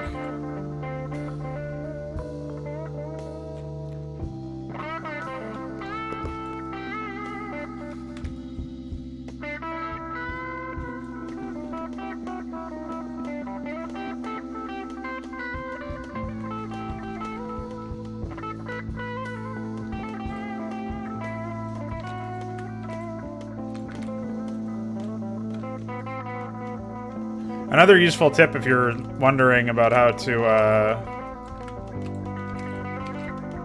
set stuff up like this is to look at it from a couple of different viewports. So like, for example, I'm only really looking at this area that I'm terraining right now from the exact perspective that I'm in. So I'm missing out on what players will see if they come at this area from a different screen. So like for example, if they're only seeing it out of the corner of their eye over here. And it also is generally helpful to zoom in a little bit. Like this or this is probably around the view, depending on if they play full screen or windowed, that they're going to actually be looking at this stuff in. So that can help you make decisions as to like what you want to hide. Because generally you don't want the same asset or doodad or whatever, or same tile of doodads, the same combination or pattern to be too closely packed together in the same screen's worth of space. So that can help you too. That's something that you really... It's a little helpful here to like zoom in like this and try to see, but it's better to also just boot up your map and walk around in it and see like if there is a flaw, how long it takes you to spot it and stuff like that. Because most of the time, as long as the map is serviceable in the aesthetics department and in the pattern department or whatever you want to call that, like the way that the details are laid out, as long as it's okay in that regard where it's not distracting, it doesn't take people out of the environment to notice a flaw like a terrain block or some other sort of more obvious error when we just look at the map, it can be really, really easy to, as long as the gameplay is engaging, the player's not really going to be able to really take a look and focus on the aesthetics in that way. So that's another thing that I use to my advantage, is because I know my maps are going to be driven by engagement, I really just need the environments to tell the right kind of story. So in this case, it's an overgrown, lush jungle area. That's the right kind of story for this map. So as long as they're telling that story, then I have a little bit of leeway in terms of what's functional and what isn't. And yes, I do pay attention to the details. I think everybody does on a subconscious level, right? Whether or not they put too much stock in somebody else's map making abilities based on that or whatever is obviously something else. Like I know some people just don't think it's as important, or you know, for whatever reason they don't think it's as worth their efforts or worth their time. But I do definitely pay attention to that stuff. Like the biggest issue though is that most designers come away from maps not really adding anything to the tile sets, so they don't give themselves the tools that they need in order to tell good environmental stories. And I think that is a big issue. Like even now, even with all of the assets that I've added, I still need to add a lot more. For example, I need to add more grass in general, like more bush type doodads like what I'm placing right now, and more grass tiles for the jungle tile over here. That way I can have a more convincing setting, I suppose, in general. And that way I don't worry too much about you know, repeating the same tile over and over again and trying to like find clever ways to mask the tile repetition. Instead, I just don't have as much tile repetition, so there's not as much that I need to mask or worry about in general. So that's a good way to help yourself out as well as a designer. But I also think that one of the reasons why I notice lazy or poor terraining in a lot of productions, a lot of custom maps and a lot of Blizzard Zone maps and stuff, is because you're not focused on the game, because the game doesn't demand that you remain focused. And that's another big thing, is like it comes back to the idea that you want to respect your player's time and you want to make sure that your player is, when they're playing your product, they're actually playing it, you know, they're experiencing content, and it's not just like a boring grind or a disengaging, disinteresting slog. And that I think can help out a lot when it comes to stuff like this, because again, like all this stuff is, I even though I'm paying attention and spending time doing it, it is kind of an afterthought for me. It's kind of not really an afterthought. It's lower on the totem pole of things that need to be done for me to call this map like feature complete or complete to my vision, to the specifications that I would like it to be complete, you know, to the level of detail and quality that I want it to be. Yeah, I still have to spend a lot of time fixing up a lot of the tiles, because there's a lot of things that I just look at with the custom tiles that I've added and say like, all right, well, there's certainly things that I could do better here. I could add more shading here. I could clean up some pixels that are, you know, kind of distracting to me. But I know that most people are going to be focused on playing the map. And so for now, I can get away with these placeholder assets, which is a nice boon, I think.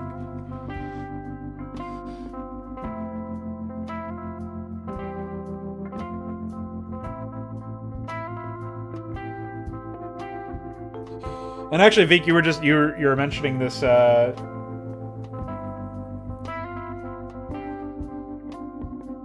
Actually, often obsessed about perfecting process 2, like doing stuff faster. Well, one thing that I think Necron had the right idea a while ago when we had a conversation about me trying to... Like, I was doing a lot of randomization that at the end of the day wasn't really impacting the end result. Like, I would notice it, and because I made it, right? So I knew to look for it, and maybe some people who are more savvy about the way that the AI worked would notice it. But at the end of the day, you still came away from the experience not having been super meaningfully impacted by the randomization that I had added. And one of the things that Necron had said at the time, this was maybe 2018 or so, was he said it in a more mean-spirited way than I would like the notion to feel, but maybe this was just him being hyperbolic. He said that players don't notice anything. Something to the effect of, like, players are mongoloids, like they don't pay attention, which obviously is like, like I said, I think he was probably being like melodramatic, or he was spending a little too much time, you know, worrying about or trying to sound funny or something like that, you know, and maybe that muddied his point a little bit. But one of the things that I think is on the money is that if the player doesn't notice your efforts, then to some degree, like when it comes to stuff like that's supposed to engage them, like AI, then they should be noticing a lot of stuff, right? Not to say that they should notice that it functions, like that's obvious. It's not like you need to put in a lot of work to make sure that the AI functions, like what I've been doing with this map, and then say, well, the player doesn't know that you had to do all that in order to make it happen, because that's a more of a different kind of abstraction. But it's more like, if you're spending a lot of time adding additional features to stuff, or tweaking stuff in ways that it doesn't really significantly improve the final product, then I hope at least you're getting some, you know, an improvement to your process. But other than that, it's like, if it's not for the if it's not for a better product at the end of the day that can be meaningfully distinguished from a previous version where that didn't have whatever you ended up working on, then I do agree with that sentiment that it makes sense to, at that point, say, well, maybe I should just focus on stuff that's a bit more impactful for the player.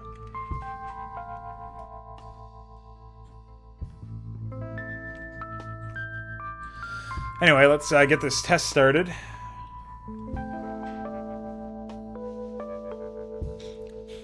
Well, it's funny you say mostly math, because believe it or not, most games are designed by spreadsheets. At least a lot of the games I have a lot of experience with, like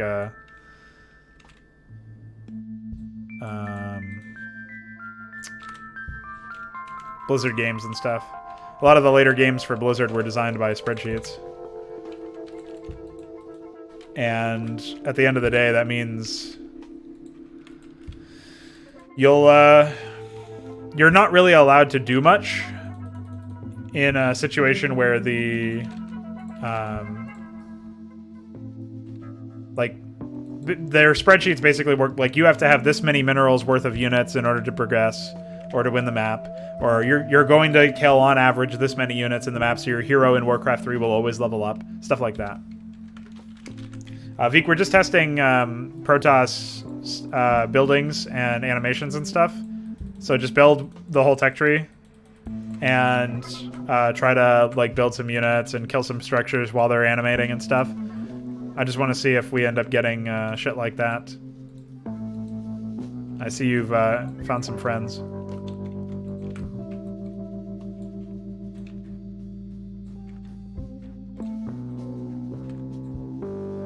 They found you, yeah.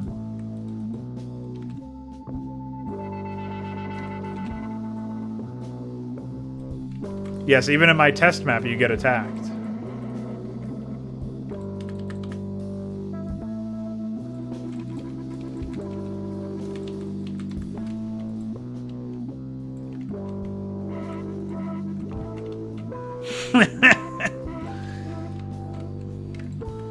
Well, I can get some queens and I can get spawn broodling. We'll get them. Don't you worry.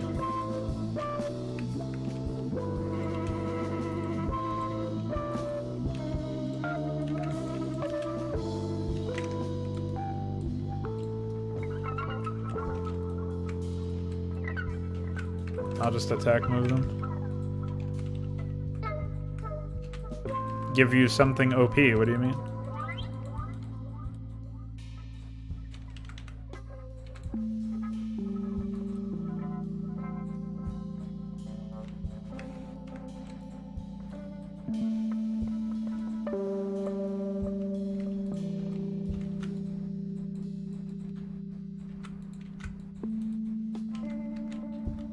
Oh. No, I can't do that, sorry. But I wish you luck. In your quest.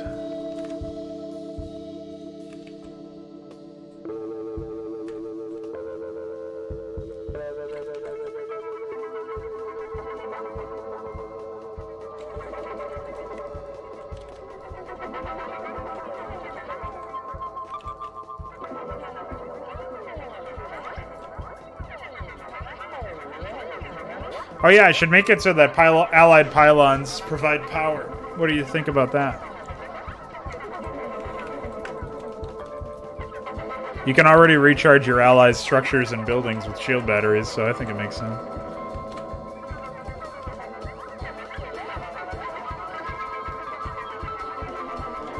No, my AI doesn't have any micro associated with it right now, unfortunately. That is something that I do want to encourage.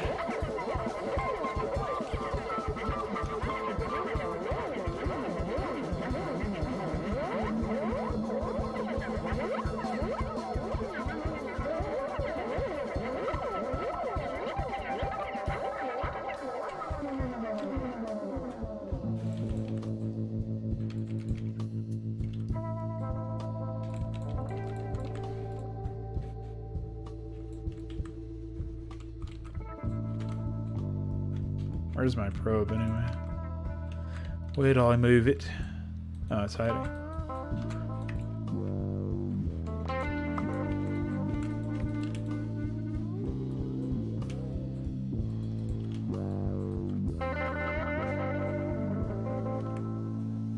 I think that's the only other structure I don't own. It's a shield battery.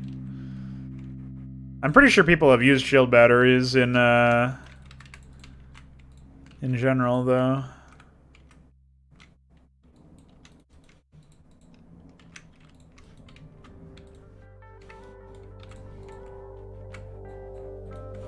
I do enjoy how fast Dark Templar move.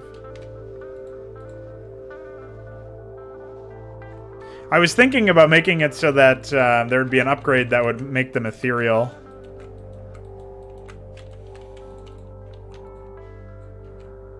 A unit that's been affected by Signify, which is the passive for the Hierophant.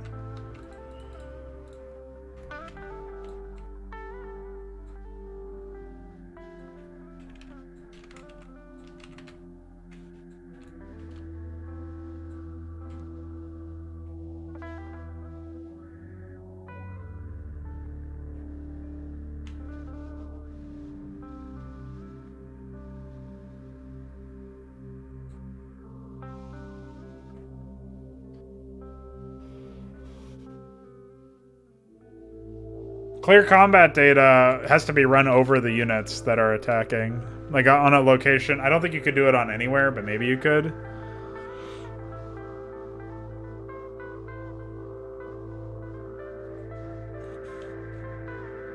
You could try that, maybe. I don't know.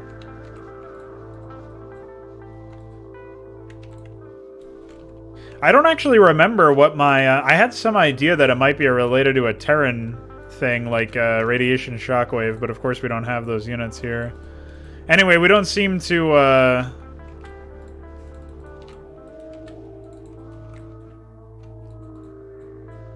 we don't seem to be triggering a desync.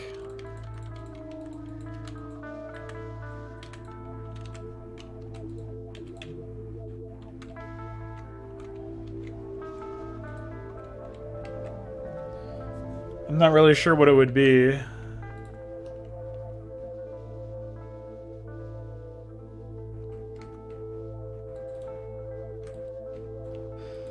Oh yes, and for some reason Sunkens and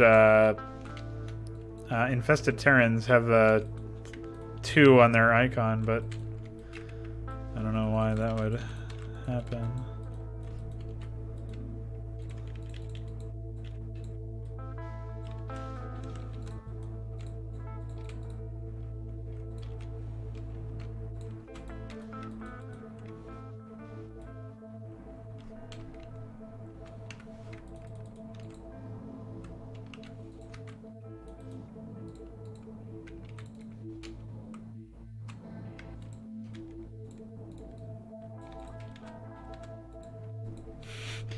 You know, in my, hey, I need that.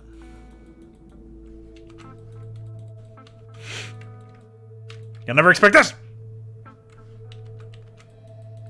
Alright, well, apparently I can't do anything anyway, so fuck this. Fuck my entire existence. I'm just as useless as the real thing. Gotcha.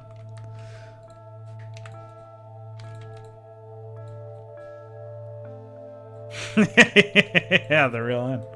The true end.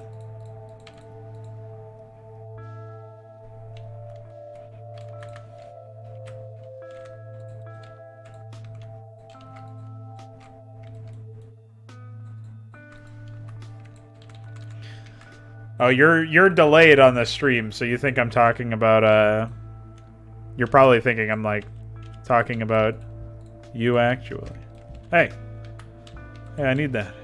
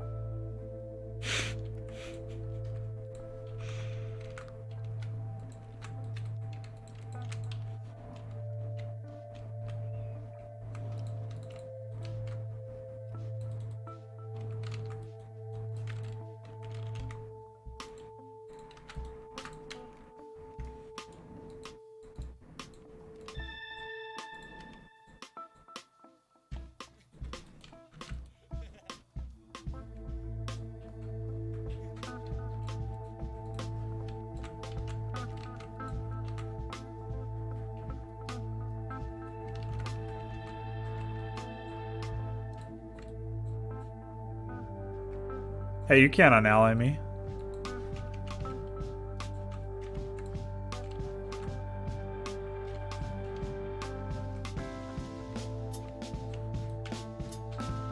Although this is a good way to test out whether or not it works.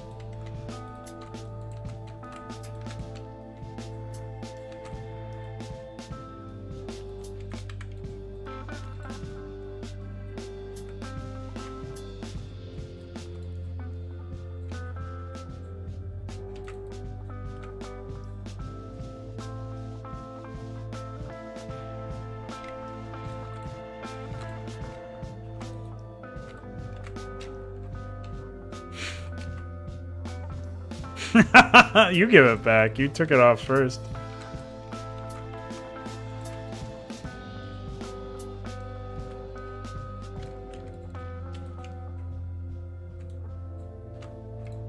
Okay, thanks.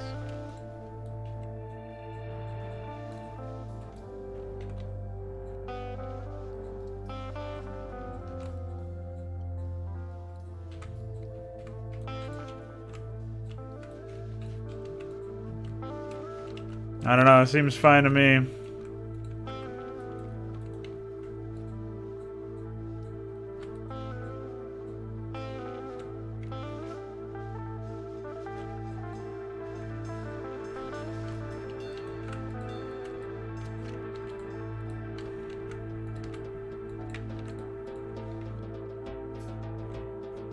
No, I've decreased them because they're going to be really common actually in the campaigns.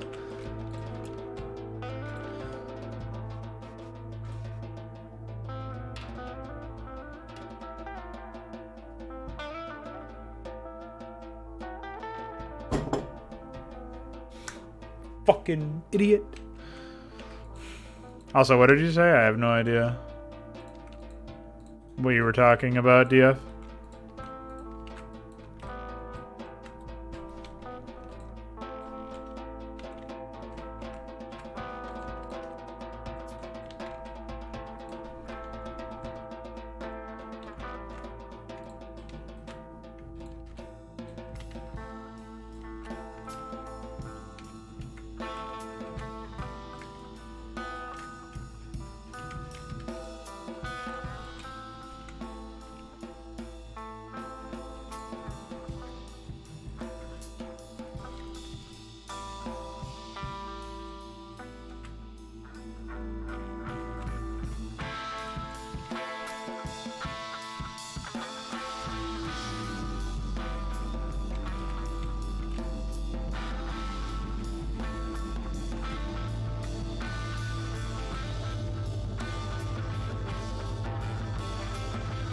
bullied.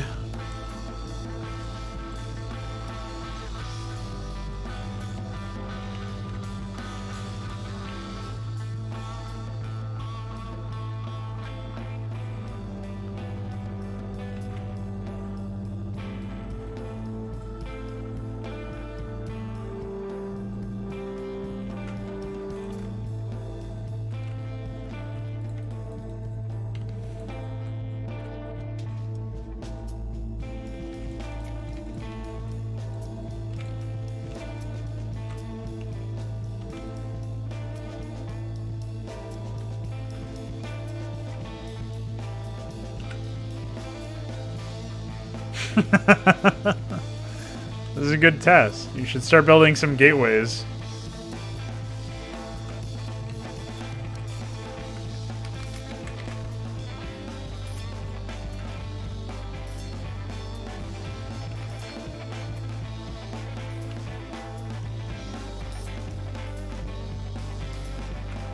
Okay, I won't.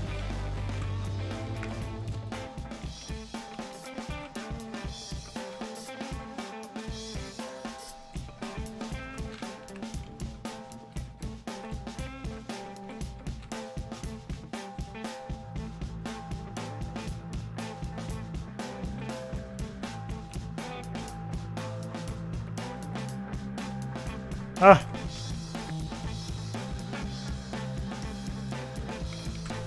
Well, the whole point of you building the cannons is so that I can attack, or the gateways rather, is so I can attack them and see if killing a gateway that's being warped in is somehow the problem. Wireframes are done, huh?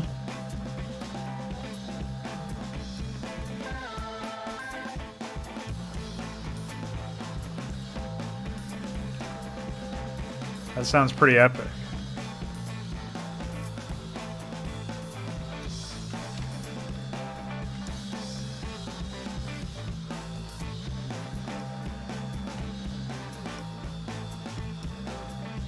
Bye. I think you're thinking of the word sadist. Bing, bing, bing, bing, bong.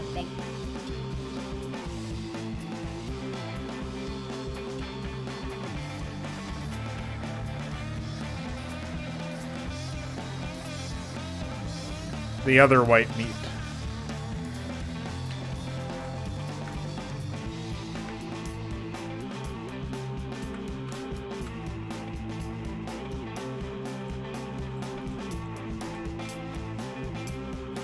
Oh! What was it? We figured something out. Did you push a button or? Oh, okay, bye.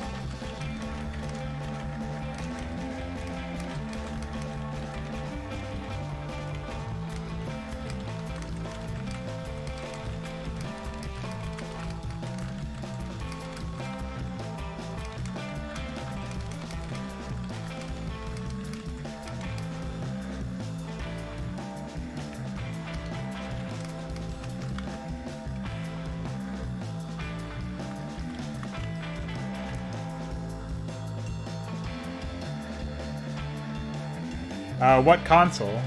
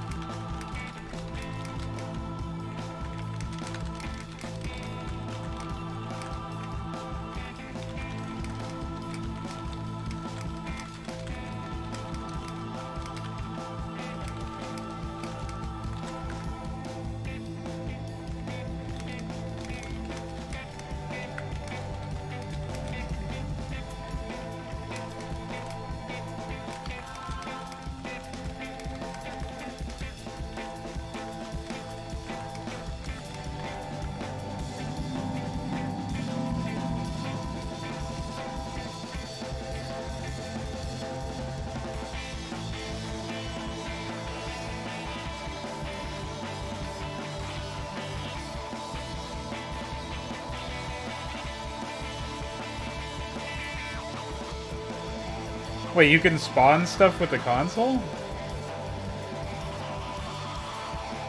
Since when?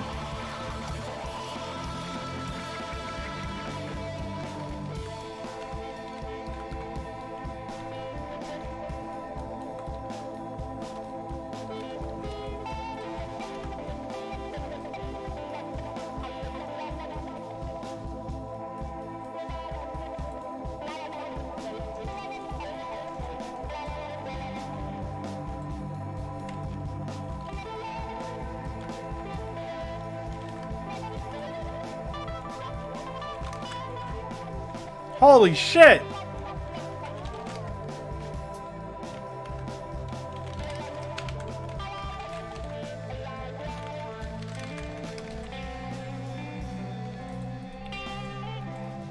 I had no idea you could do that with the debug plugin. That's nuts.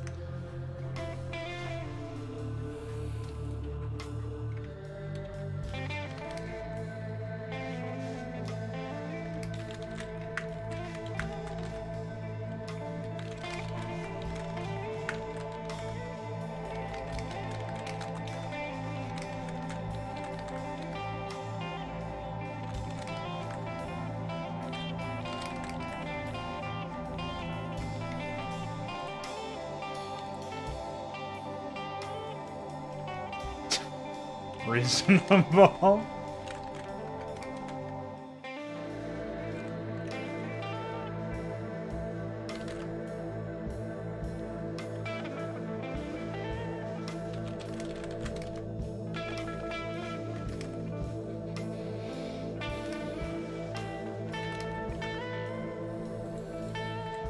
That's insane. I never would have guessed.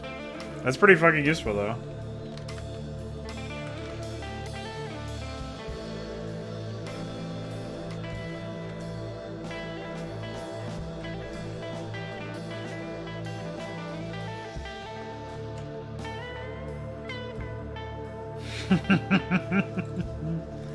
Gee, I wonder what that will do. Let's find out together, guys. I want to find out what DF's cheat code does. Hold on to your hats. Bye.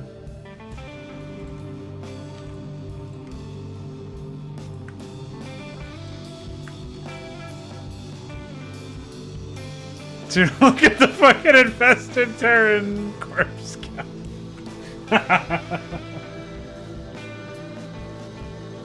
And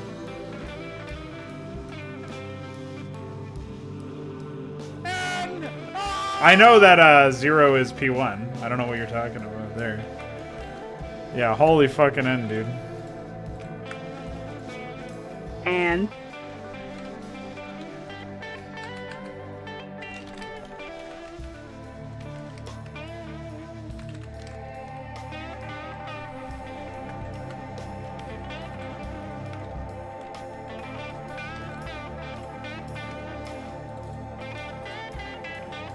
Fuck you! Jay Barrino sends his regards, motherfucker!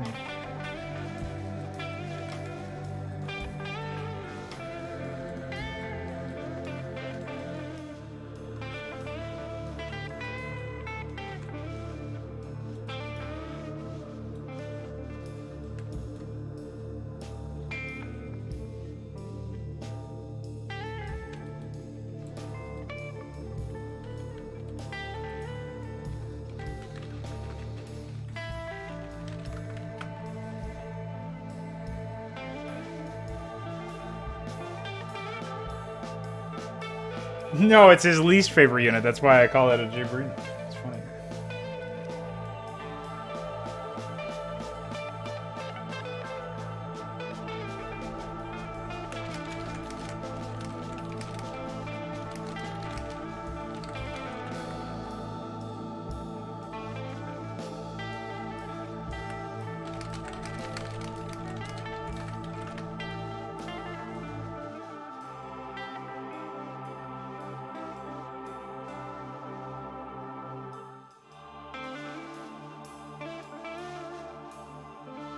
Yeah.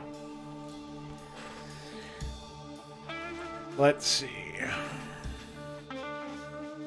What am I doing now?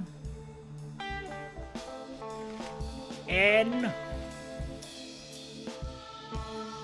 I guess I'm taking a break. We have our map, dude. It is dawn.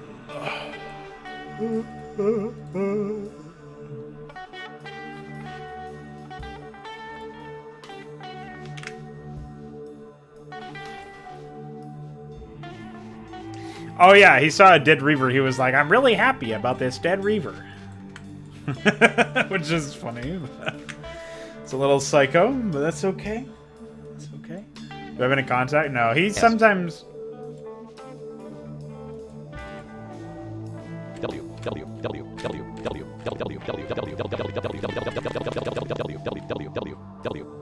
X D X D X D X D X D X D X D X D X D X D you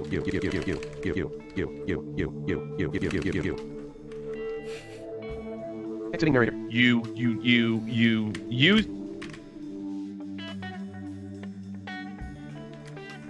Psychosis. I don't think his account on Discord got deleted, did it? No, he's still... if you go to Project Nemesis, you'll see a message from him. He had 2 different accounts. Well, he had many more accounts than that. They were all in here. But,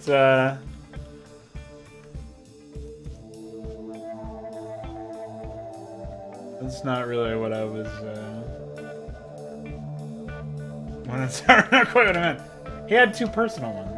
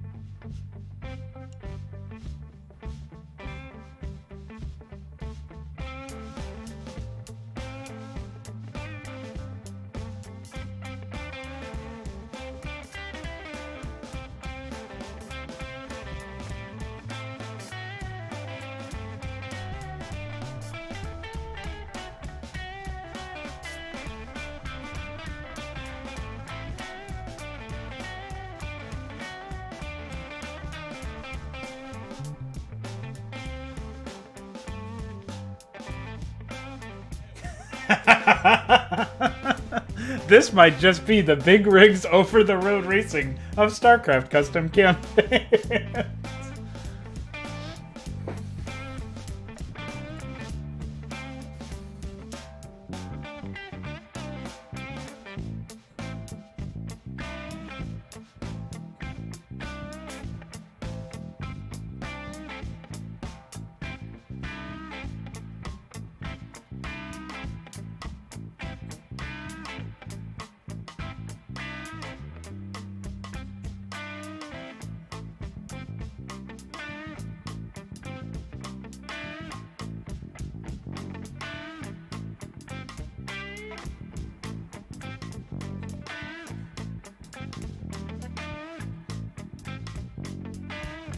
Yeah, pretty terrible color choice. Why would you need more? The first, he deleted the first one, I think. Unless there was some other drama that I wasn't aware about. But he deleted his first Discord account because he had some shit that he had to... He was dealing with some shit, basically.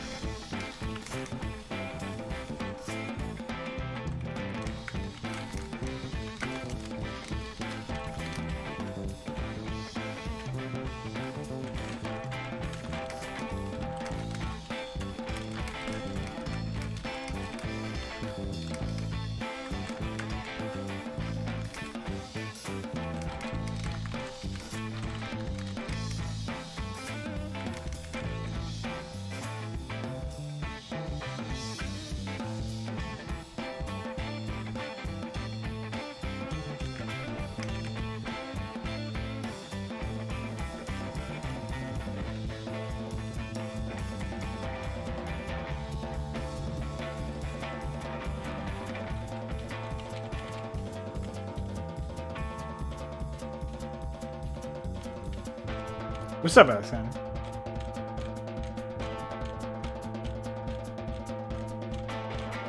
No, I was reading, somebody linked a review of custom campaigns in a Send thread. And I just wanted to go there to see if anybody had posted an actual helpful response to that guy who was asking about AI and mining. That poor Mongo.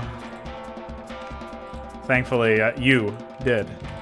And then I saw that somebody had received Juxtapose's work favorably, which was a shock all unto itself.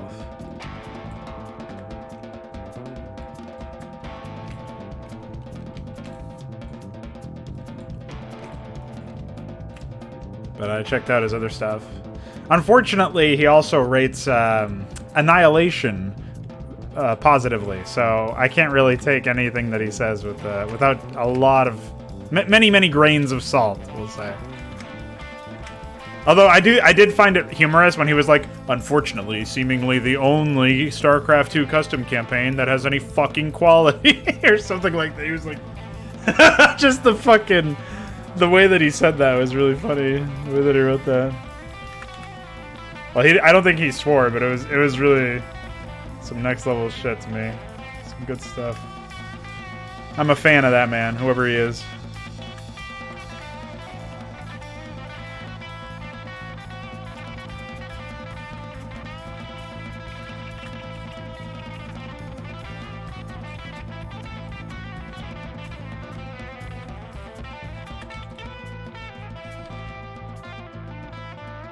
Yeah, quality.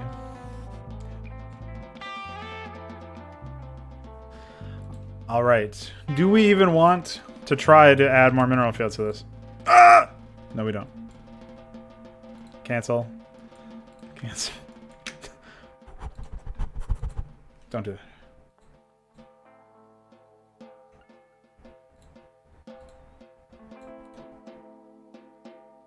I don't even know what Ganymede means.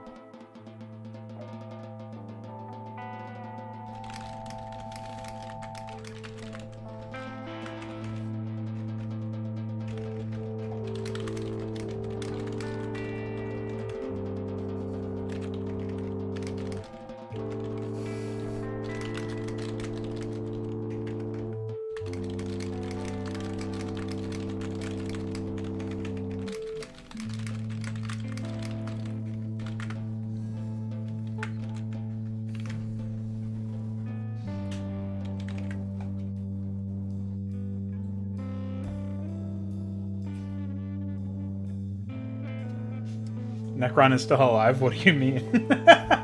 Yes, like, he is.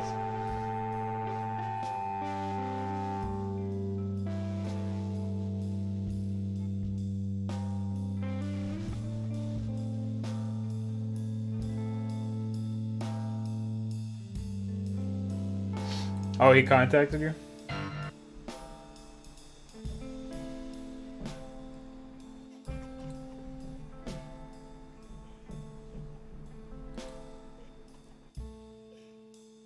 Ace seems like it would be fine if you didn't have to constantly, like... Well, just the fact that you have to completely change the format of your iScript bin feels bad. You have to turn it into a bunch of independent text files or something. Or just maybe it's just one massive text file. Seems really inefficient and annoying to deal with.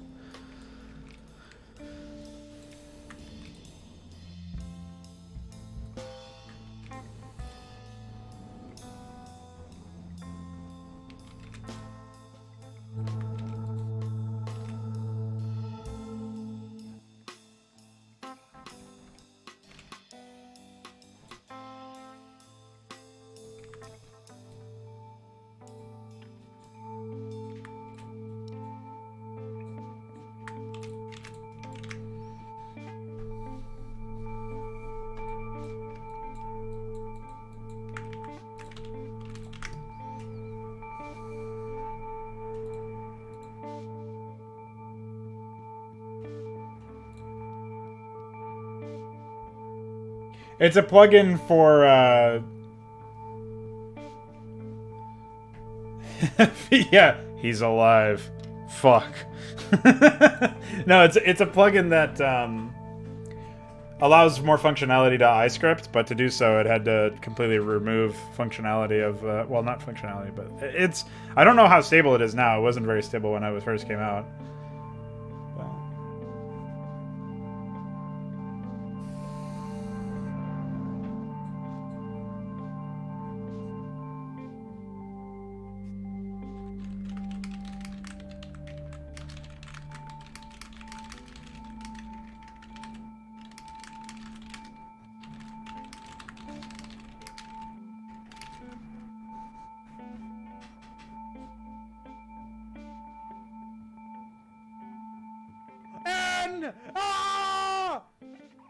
I agree.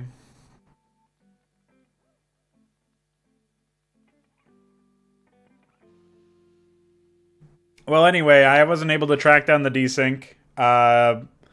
Apparently, we have another day, so tomorrow I will requisition some of you people for a multiplayer test. If there is a multiplayer test and it's done without me, and somebody else hosts or whatever, then that's fine. I'm gonna add the bing bing bing. Ah, yes, the wireframes. Gotta add these and clean up my fucking Shizer over here. Unit wireframe.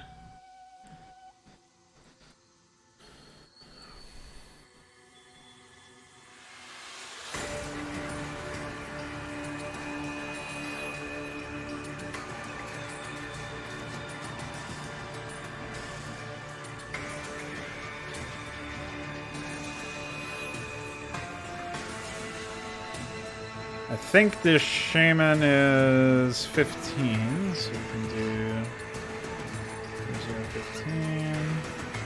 This is Tassadar's Zeratul, which is like 70 something, I think.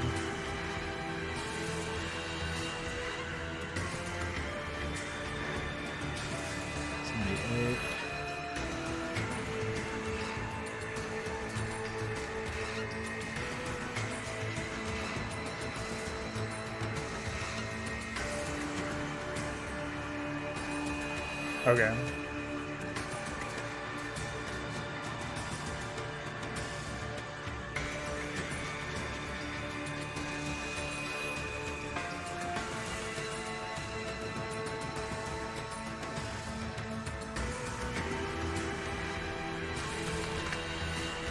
Cities.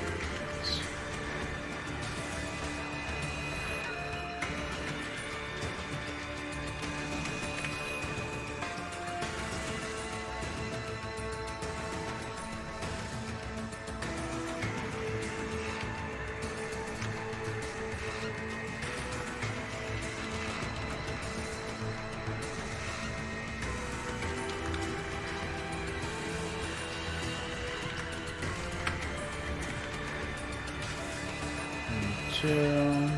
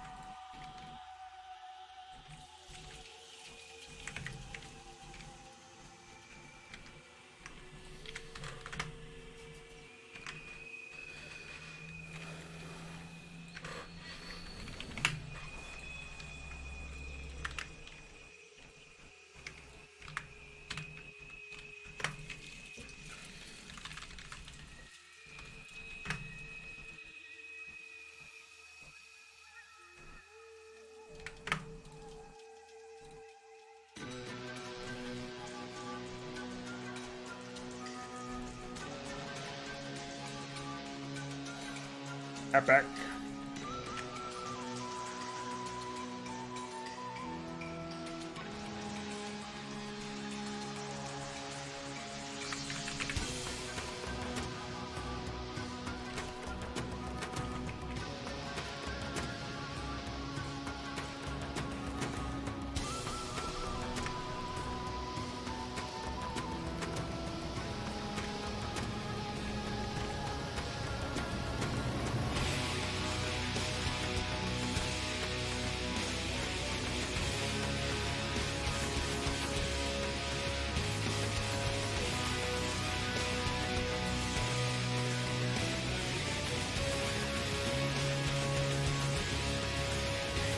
Oh yeah, I'll let you know.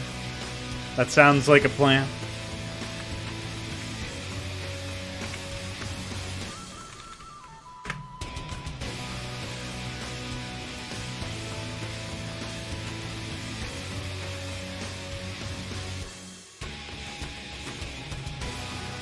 I'm trying to think, is there any debug message or anything that would prevent the...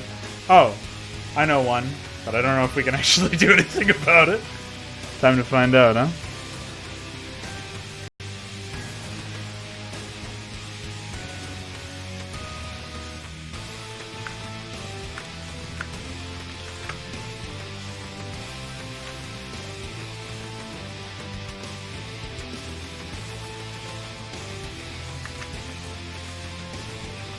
Hello, Grain Benja.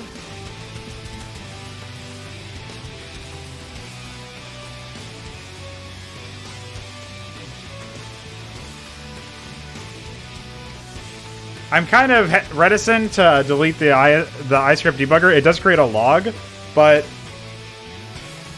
oh yeah, the debug plugin would be nice to get rid of as well. But I just feel like if I delete the iScript debugger, it's not going to catch iScript crashes. I don't think there have been any, because if there were, it would just tell me.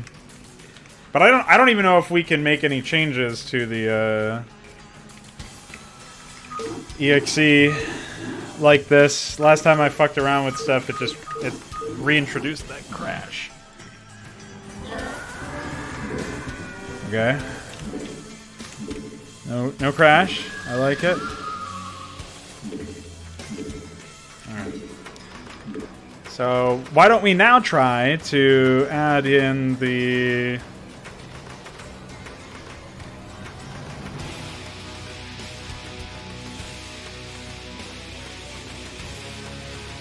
Oh wait, hold on. I should take this opportunity to... Oh, I already did. I'm so good. Let's do this. There was some other fix I wanted to make for the Hierophant upgrade.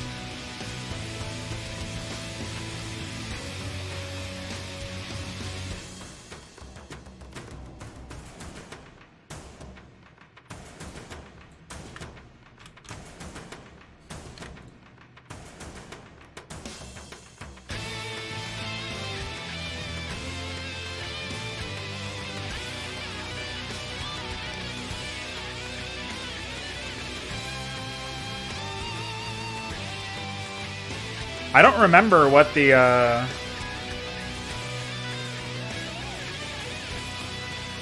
weapon ID of the Hierophant even is. Let me check that.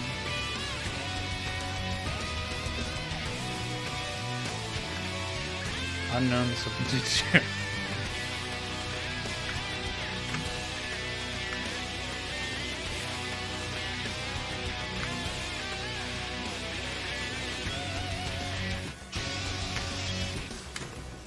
That fixes that.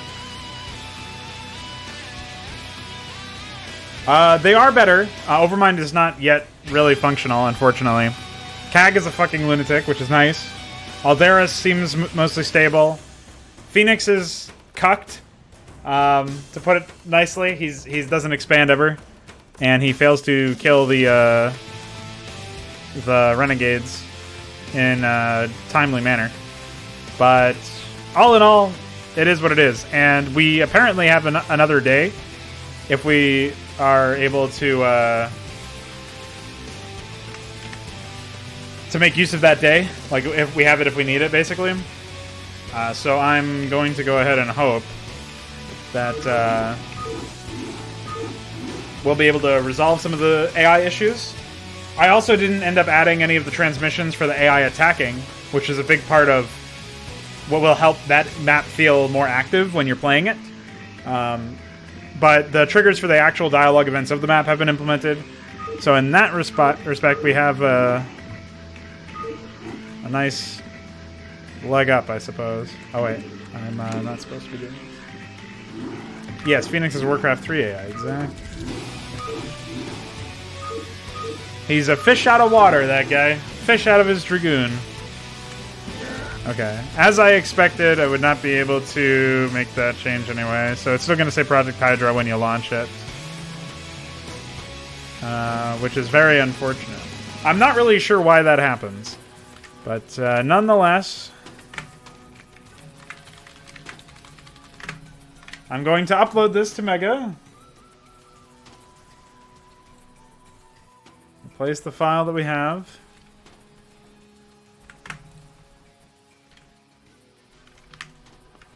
I'm going to close this.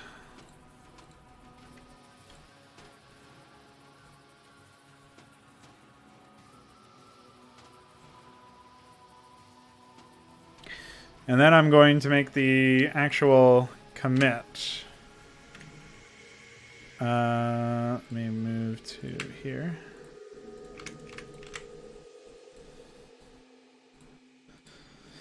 So I think I have to open this file again and delete some of the other plugins. Menu.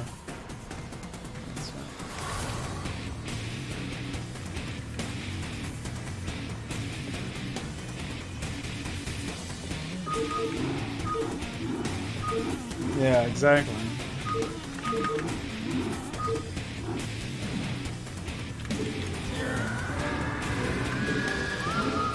Unfortunately, the Shaman escalation was not properly hooked up, so that will hopefully be resolved when we have the moment.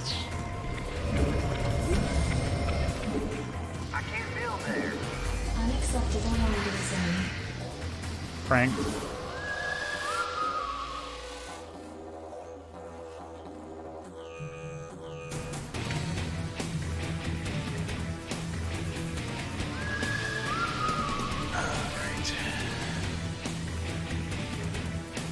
Yes, that's right. You're seeing a medbay wireframe. Yes, that's right. We have a Cyprian wireframe. Yes, that is correct. We do have functioning stuff. Well, yes, even a shaman wireframe. Yes. It looks a little fucked up at that scale. I don't know what's up with that. Where do our enemies come? It's fine, I suppose.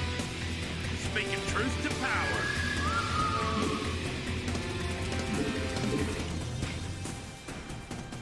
Well, whatever. They're both the same hotkey, unfortunately. I guess I'll kill that and I'll make the shaman like an. We have an A. Yeah, we have Marine. I'll make Medic D maybe. the only thing I can think of for now. And then I can, I don't know what I can do. I think I'll upload it as it is right now anyway, because like the bottom line is we don't have the ability to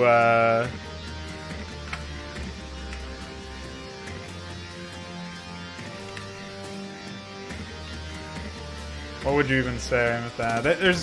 There's just no goddamn ability to do what I want to do with that. So I think we're just gonna take the extra day, but I'm gonna upload this as it is.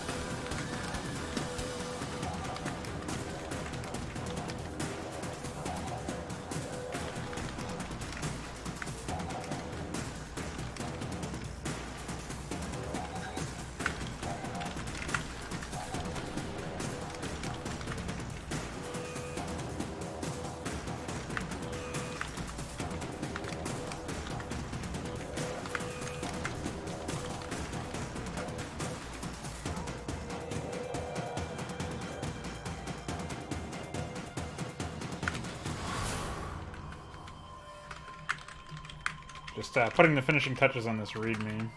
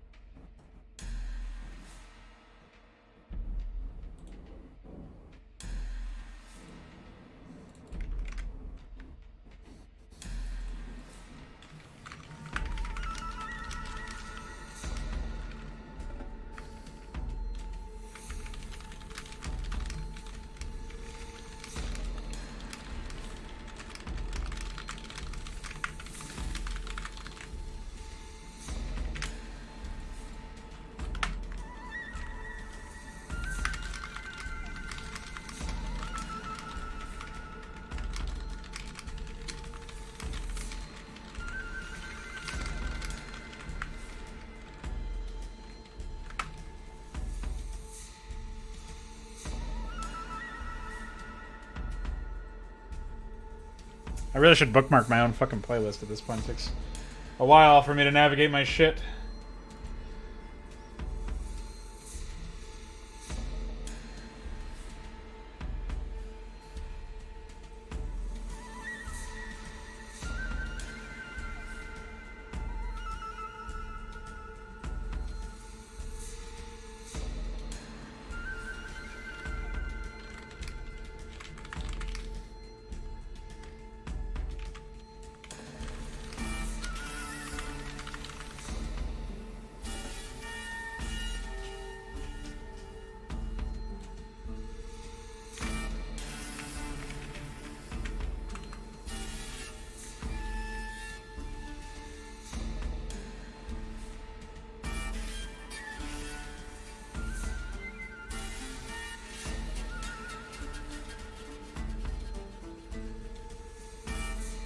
By the way, I don't think UED Commander's doing anything for Jay Marino's contest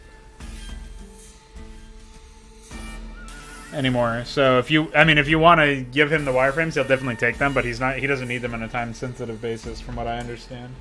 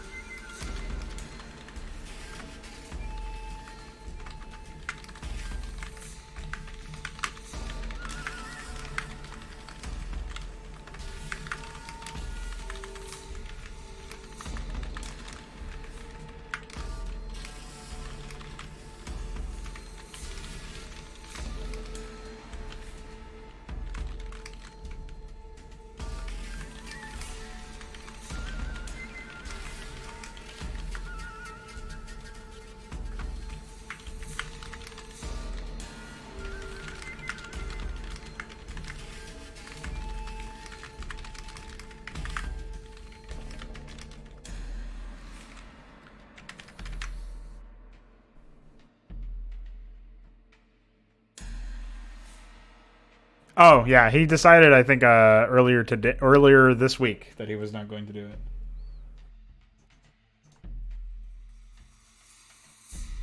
But I mean, maybe he changed his mind. I have no idea. What's up, Connor? Welcome. I actually don't know how long I'm going on for. Right now, I'm putting the finishing touches on stuff. Just putting the README out there. Yeah, we're almost 10. 12 minutes away from 10.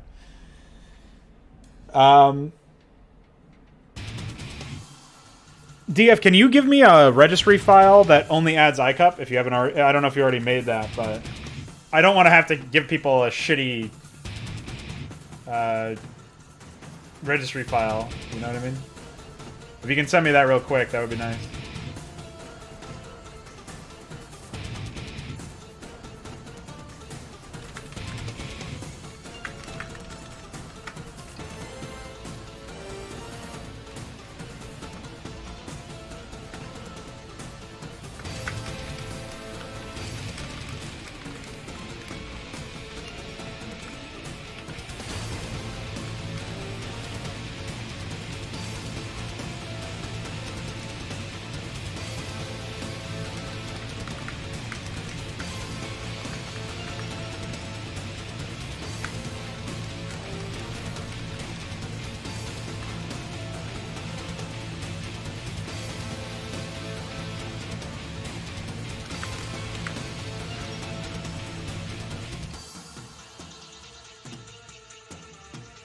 Yeah, it's time flew, honestly. I wasn't really it doesn't feel like it was a 10-hour stream today.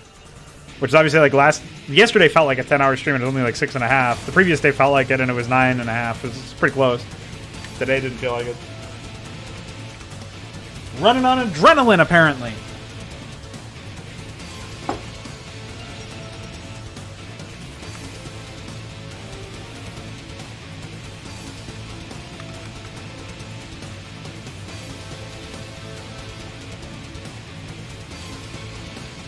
I mean, like I was saying earlier, the AI is not great. I was explaining it to Grand Benja. It's not great, but it's functional. And the triggers are in, although the triggers for the AI attacking and stuff, like communicating with you, that's not in yet. But I'm... As much as it doesn't feel like it's been 10 hours, it also does feel like it's been a while, and I'm kind of done with it for now. Maybe I'll revisit it tonight and make another last-minute upload or update or something. But it won't be on stream. I'm going to close the stream up pretty soon. I just need to finish the readme.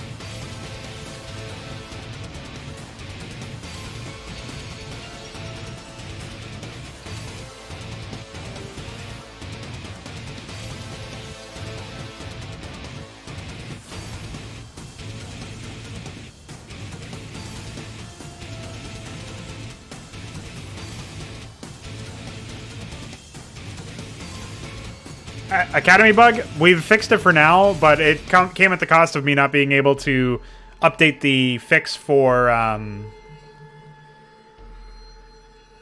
well, there's two things that we had done that we couldn't fix. So the first, well, I guess there's three technically. The one of them is really minor. It's just the plugin name when you pop it up and it says windowed mode. It says Project Hydra, and I already fixed that to say Nemesis Stormborne, but because every time I add the GPTP plugin, it goes back to corrupting on that hotkey press. So that's a specific thing, or at least maybe it's like adding any other plugin back in would do the same thing. I'm not sure, but specifically adding that plugin destroys it. So maybe it's something with the plugin and not something with Firegraft. Either way, it's not very clear. But that means that we couldn't fix the Vorvaling morph animation, and we couldn't fix the Hierophant tooltip. But at the same time, the Academy is not going to crash players, so that's good. I haven't ran into the entire day today. I didn't run into a single crash testing the AI, but I didn't do any multiplayer testing. The desync could be there, could be worse, could be better. I don't really know what happened, but I was able to reduce the overall requests of the AIs a little bit more than even I thought initially, as well as the overall guard requests. So that should reduce the likelihood that any guard limit gets hit. And yeah, I made a lot of concessions with the AIs in general, but I don't think that the end result is like. The most functional version of the map was also, in terms of the AI, the most performant version in terms of the AI's performance as being good at the game. That was also buggy as fuck to the point where you wouldn't be able to finish a mission. Whereas now I haven't found any crashes. I ran through the map several times. I ran through the map once or twice as a player, and I ran through the map must have been like 10 or 12 times today, just observing, which means that the AI are even more active, because of course there's one more of them, and they're in general more active because they've got to do more shit, because I'm not there to do it for them. So they live for longer, and they build up more shit.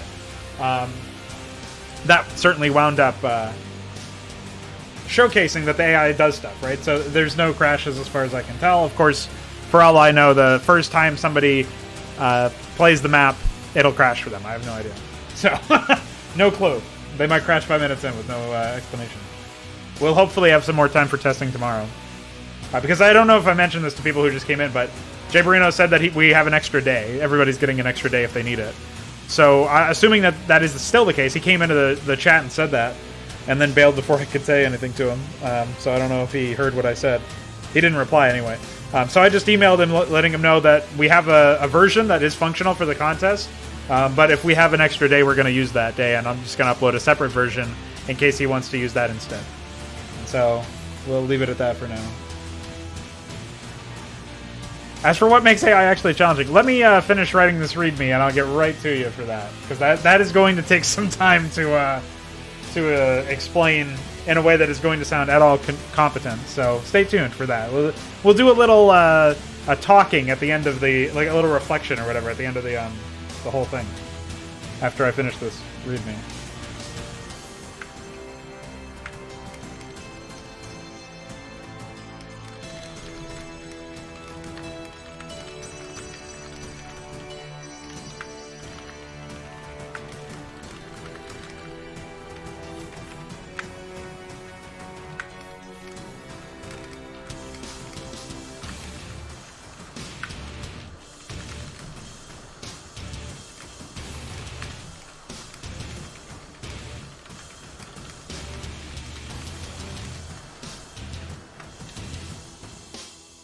Thank you. Appreciate it.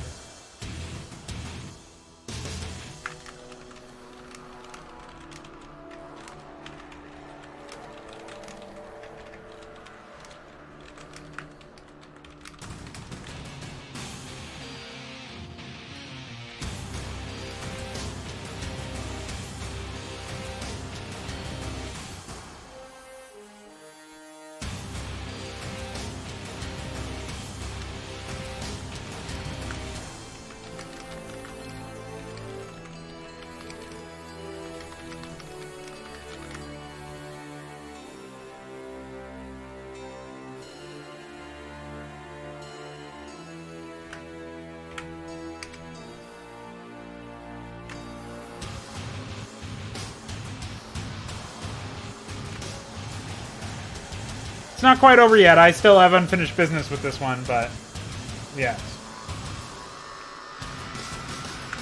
I agree. I think it's turned out okay.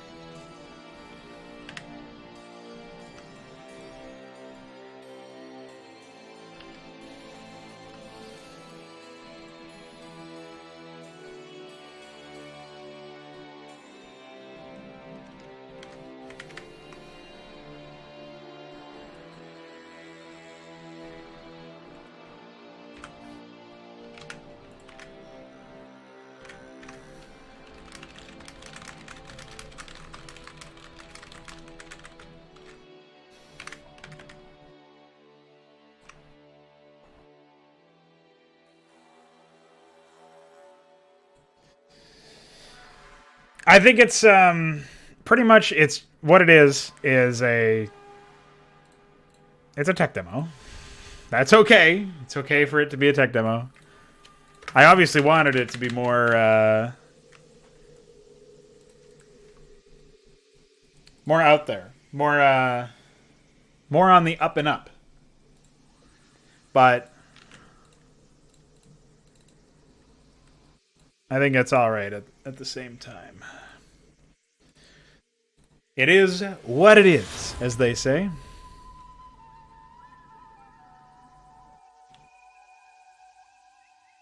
What am I missing here?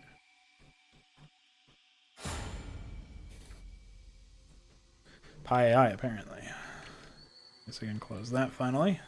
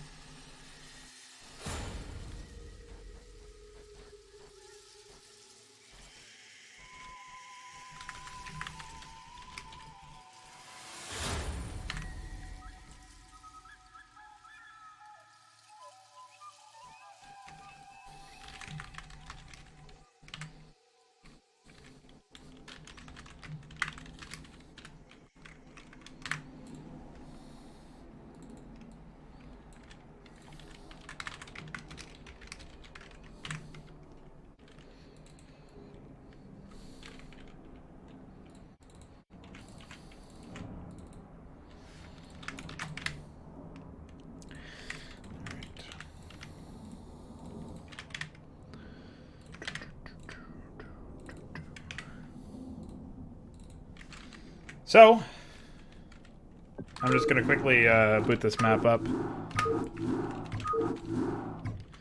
And it feels so weird seeing the menus after so long.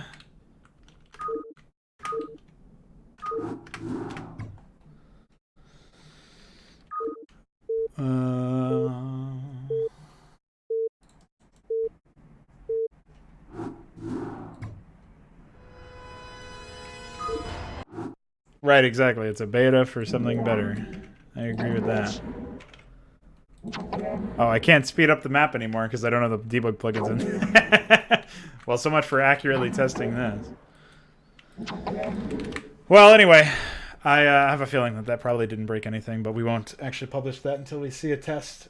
I'll put that on the testing one. People can see it, how that works out. And if everything seems to go well,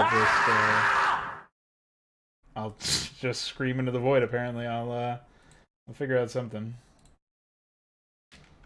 That Hydra testing. Throw that here.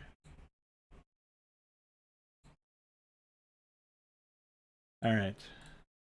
And then I just need to throw the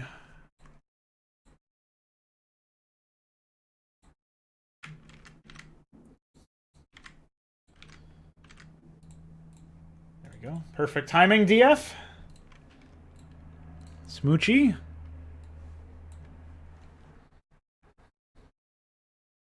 Oops. Wrong folder.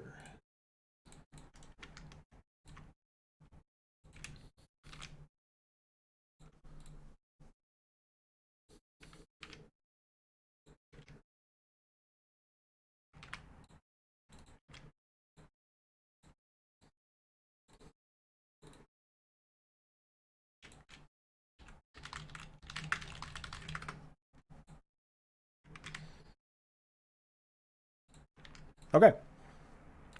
All right, so I haven't forgotten that I have to do my little podcast thing at the end. And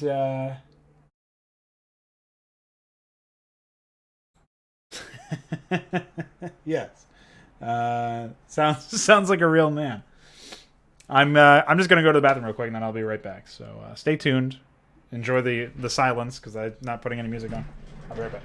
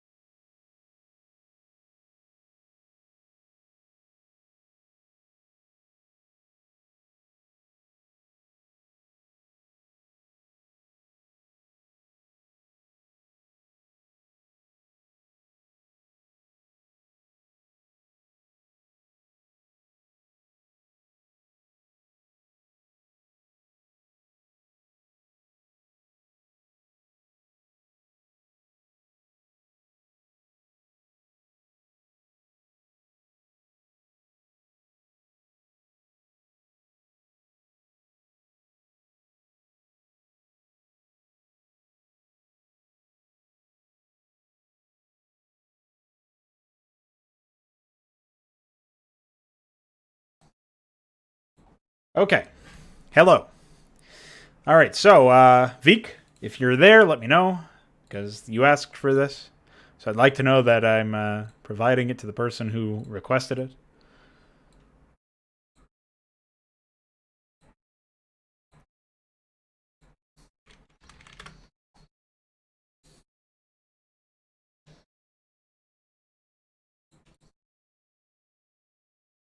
You.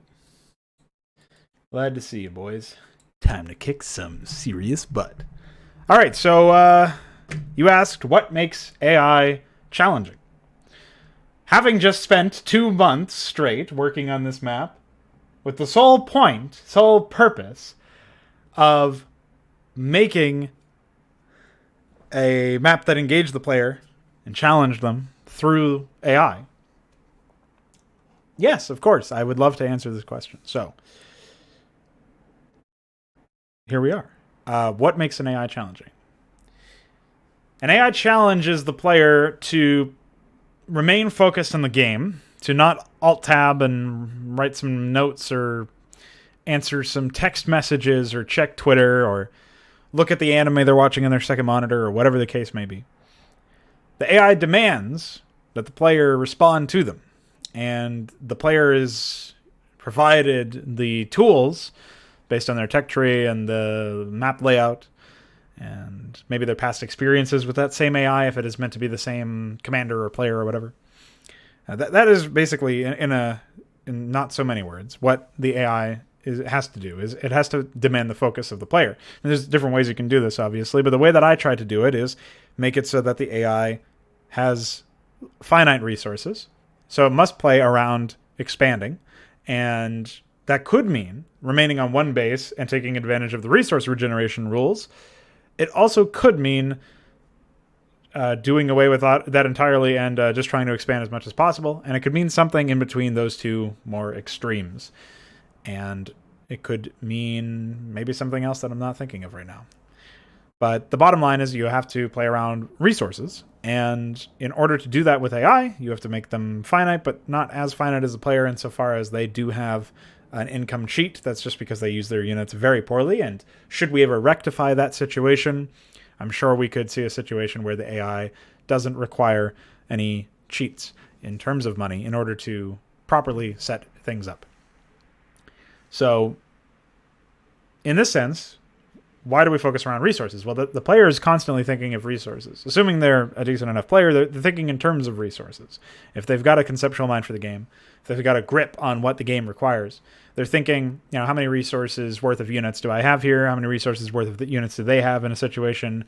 What is the trade-off here? If I attack here, but I don't have enough resources worth of units to clear that and then still go back to my base and defend from the next attack that could be coming, they're constantly asking these questions, trying to figure out where can they take a fight, and where can they, where should they wait before massing up more economy advantage, more units, more upgrades, some other sort of advantage that stockpiles resources in their favor when it comes to the battle. So resources aren't just the actual resources of the game, but also units and distance between armies and their reinforcements, distance between defenders and their reinforcements. That's what we call the defender's advantage. The whole idea is that you're going to be closer to your production structures when you're defending your base than your enemy is going to be, close to their production structures when they're attacking you, because their army is far away from their base, depending on where their base is, of course. So an AI is challenging the player when they also have to go through some sort of abstracted decision-making in theory. And so you're designing them such that they're making decisions that a player would make, because a player would make these decisions in order to secure more resources, or in order to have an advantage of resources over their opponent, in order to deny the enemy some sort of resources. So if you remember back in the video that you said that you first found my channel with, or to something to that extent, one of the earlier videos that you watched of mine was the level design in Brood War video, where I went over in Consummate's 5th map, and I also went over the first Protoss mission and the last Protoss mission of the vanilla campaigns. And I talked about making a mission where the elements of the map design were such that they were assets for the player, or they were pathways between assets, and in a sense they were assets into themselves, just because of the fact that they were pathways between assets. So now we're talking about just resources, but maps have resources beyond just the actual resources that you're seeing, and that's why I use assets there to describe that as opposed to resources, because it gets kind of confusing when you're thinking of resources as minerals and gas. An asset would be a large open area of open build space in an area that is otherwise surrounded by, unbuildable terrain or unpathable terrain or something like that. An asset would be a ramp that you could defend up on, or that you could surround in the low ground, which is more niche, but does happen sometimes. A ramp that you can use to contain your enemy. That could be an asset. A ramp that you could use to prevent your enemy from attacking you. And that would also be an asset in your favor, depending on whether you're trying to attack into it, defend it, siege it, whatever the case may be. So terrain objects can be assets, of course. And pathways between such assets are assets unto themselves, depending on where you meet the AI, because that could be where the battle takes place, not at the asset itself, but en route to the asset. The point is, what you would see in a military is people trying to vie over assets. That's what you would see in warfare, in actual military service. You would see that sort of thing happening. Fights over resources, fights over assets. And in Brood War, it's really no different. It's just that you're commanding from a bird's eye view, and you are obviously have many layers of abstraction away from actual warfare. And but the core concept of leading a group of military units in a battle and into dominion over your opponent that is the power fantasy of an RTS. And so we want to keep our stuff grounded in that. So when you ask why or how is an AI challenging or not challenging, how do you make a challenging AI? What components of an AI make it challenge the player? It really comes back down to the power fantasy of playing an RTS to begin with.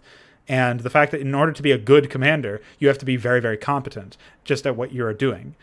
And in order to show your skill, you have to fight against an AI that mandates that you meet or exceed a certain threshold. And then you can say, I am at least good enough to beat this AI. And that can mean something if you're talking about a very difficult AI or talking about a difficult scenario. Now, when you think about in terms of the power fantasy of the RTS and what it means to be a military commander in this context, and sort of a role-playing experience where you're experiencing this from the perspective of somebody who's trying to dominate their opponents in an RTS context.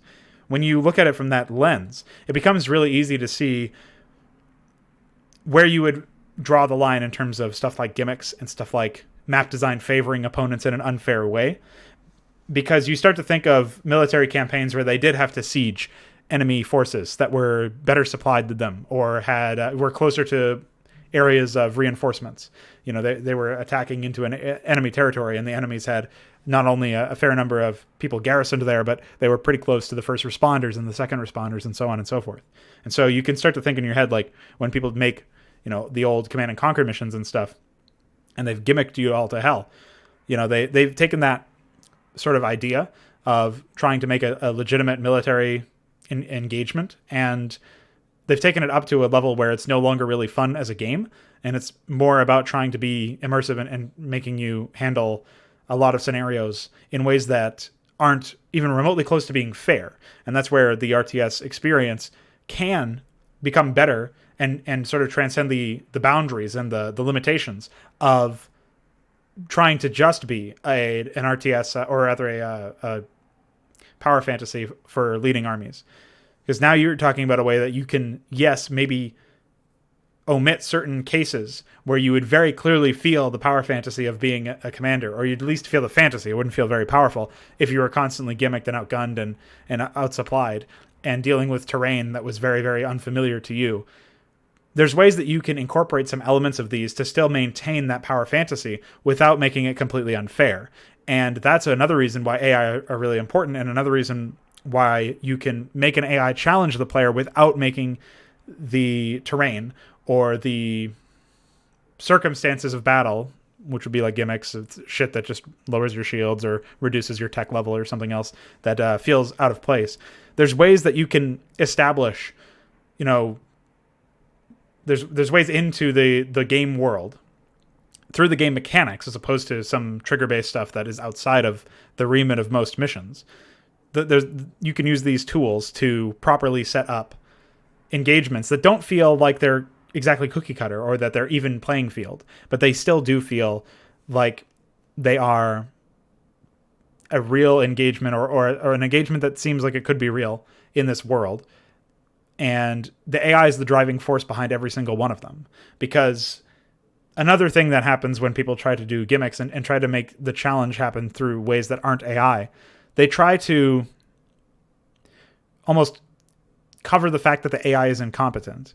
They try to cover the fact that the AI is incompetent by making it so that in order to even see that the AI is incompetent, you have to first slog through a huge mission where you're constantly fighting uphill, literally sometimes, and mostly of the times it's figuratively.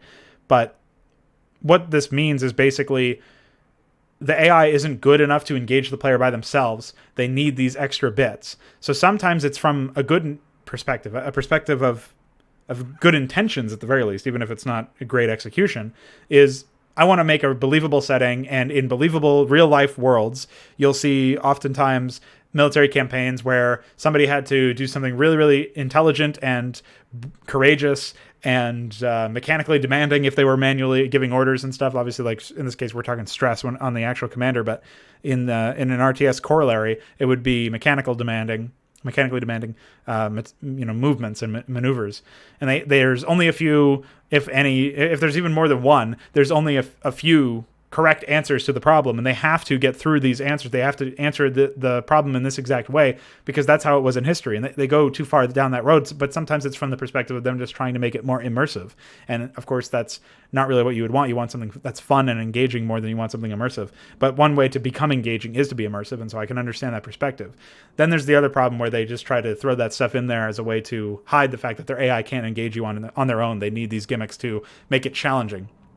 And even then, they're not really engaging, obviously, because once you neutralize the gimmick, you no longer have to worry about that, and the AI is revealed to be sort of a charlatan in that sense. And that's an example of where AI that's not challenging, and they try to prop them up with these gimmicks, with these unfavorable circumstances through the map design or through the tech tree design or through something else that's very much external. Think of all the Starcraft 2 stuff, think of all of everything else, from most RTS games in general. You will almost always find this happens in... You'll just find this happening in most games in general, not even RTS games alone, that it's very rare for you to be treated like... or have an AI that's treated as your equal. Have an AI opponent that even tries to become your equal. And it's even more rare to have something similar to an equal playing field when it comes to the players themselves, but having them adapt to different circumstances and having them in team games where you're doing 2v2s or 2v3v2s or some sort of weird free-for-all team FFA type style where you really start to see an evolution of compositions and coordination and ways to make it, add even more complexity to a seemingly simple basic game state. And it's very, very rare to see stuff like that because it is difficult to get right, as this map's development has showed over the course of 2 months. I still wasn't able to solve all the problems, far from it. But that doesn't mean it's not possible at all, and it certainly doesn't mean that you shouldn't try to do it.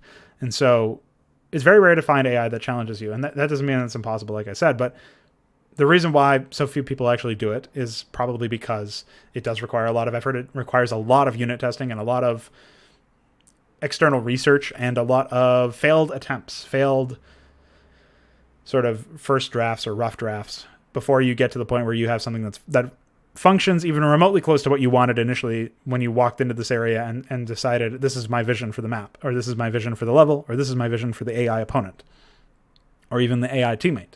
So in a very, very roundabout way, I hope I've answered your question. What makes an AI challenging is stuff that a human player could theoretically do, and obviously you're experiencing this in a repeatable environment where you're playing a single player game and you're not beholden to an internet connection, or you're not beholden to having enemies that are actually humans that are capable of playing at a certain level or that are available whenever you want. And these are advantages of single player content, of course. In my case, in the case of Nemesis and in Hydra, you're able to play with a human ally if you want to. And in the case of Manifold, which is the PvP version of stuff, you'll be able to play against each other as well if you want to.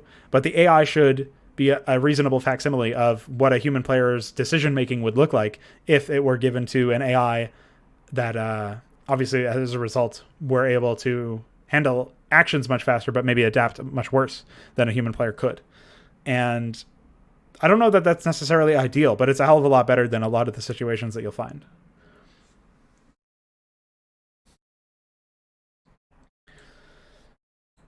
Yeah, I mean, if you have any follow-ups or whatever you want to DM me or ask in the server, feel free. It got a little wordy, and probably wasn't very focused because I'm very tired, but that's sort of that's the main thrust of the whole thing. Is it's difficult to make, so you don't see it often, but when it does happen, it feels way better to play against. It feels way better to triumph over because you know that it mattered. And it feels way more immersive and engaging when you're dealing with an opponent and you know that they're beating you, not because of some gimmick or not because of some externalized factor, but because they are actually playing the game better than you, at least to some degree. They're expanding faster than you, or they're defending better than you, or they're using their spellcasters better than you, or anything like that.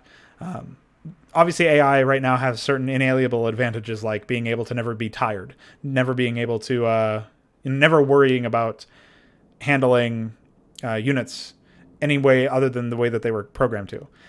And in this particular case, we obviously have money cheats, but ideally we wouldn't have those. Eventually we won't. So that's I think that's basically the thing is if I get defeated by an AI or a team of AIs and it's them who defeated me and not the map, not the gimmick, not the engagement, not the poor level design. Like think back to the last mission of Torn. It's a campaign that I played a very, very long time ago, but I was playing as Zerg and I couldn't expand until very, very late into the game after I'd already wiped out some of the AIs, or if I could try to expand early, but it would result in me absolutely getting annihilated. And my hatchery was placed very, very far away from the mineral line, and many, many other things were very dumb, like the AI having infinite money and also having stacked scripts so that they defended much harder than they ought to have, and they attacked more than they would have otherwise, but still not in a way where the attacks were really the biggest issue, is the fact that I could never push into them and actually do anything. And so like these are situations where it's much more frustrating to be forced to shove your head against a wall of enemies that are impossible to defeat. It's much more frustrating to deal with that than it is to be outmaneuvered by an AI who played better than you. And that's a situation where you talk about fun, you talk about engagement, you talk about challenge. None of those things are negative. None of those things are not fun, unless you don't want challenge out of your game, of course. But presuming you do want challenge, then it's not, when you're running into a wall of grind like in that mission, it's not fun to dismantle it because you know that there's no value in it. You know that it's entirely hollow because of the fact that the AI had so many inalienable advantages that weren't based on being an AI, but rather based on map design and triggers and deliberate design decisions by the map author to make them as messed up as they were and as infallible as they were in terms of trying to defend them or attack them, rather, their defense. So that's a situation where like it's very, very clear that even if I was able to win because I was a better player, it wouldn't have felt good, and it wouldn't have been a situation where I was really expressing my skill at playing Starcraft or playing an RTS. I would be expressing my skill at solving a gimmick, and that's not what we want. So I'm sure I'll be able to mine the topic of whether or not, like, what makes an AI challenging or whatever. That could be the subject of a Big Boys Table podcast or a by design video or something like that. And yes, Grand Veg has it right on the money, I believe. Organic maps, free of pesticides. No animals are harmed, especially if you don't count Zerg in the making of these maps. And that's that. That's all I got for you. So thanks everybody who hung around and helped out and tested and gave insight and just watched and silently or otherwise. Really appreciate your assistance in this endeavor. You guys keeping me company and keeping me focused throughout the last 2 months has been very, very invaluable for the purpose of actually making this shit. So, yeah, we will be back tomorrow morning for yet another mod stream because my streak is not breaking yet, unless I sleep in or something, but I don't think I will. And after that, we'll do some fraud night. We'll just relax and play some games. And I will catch you guys whenever I catch you. So, thanks. Bye.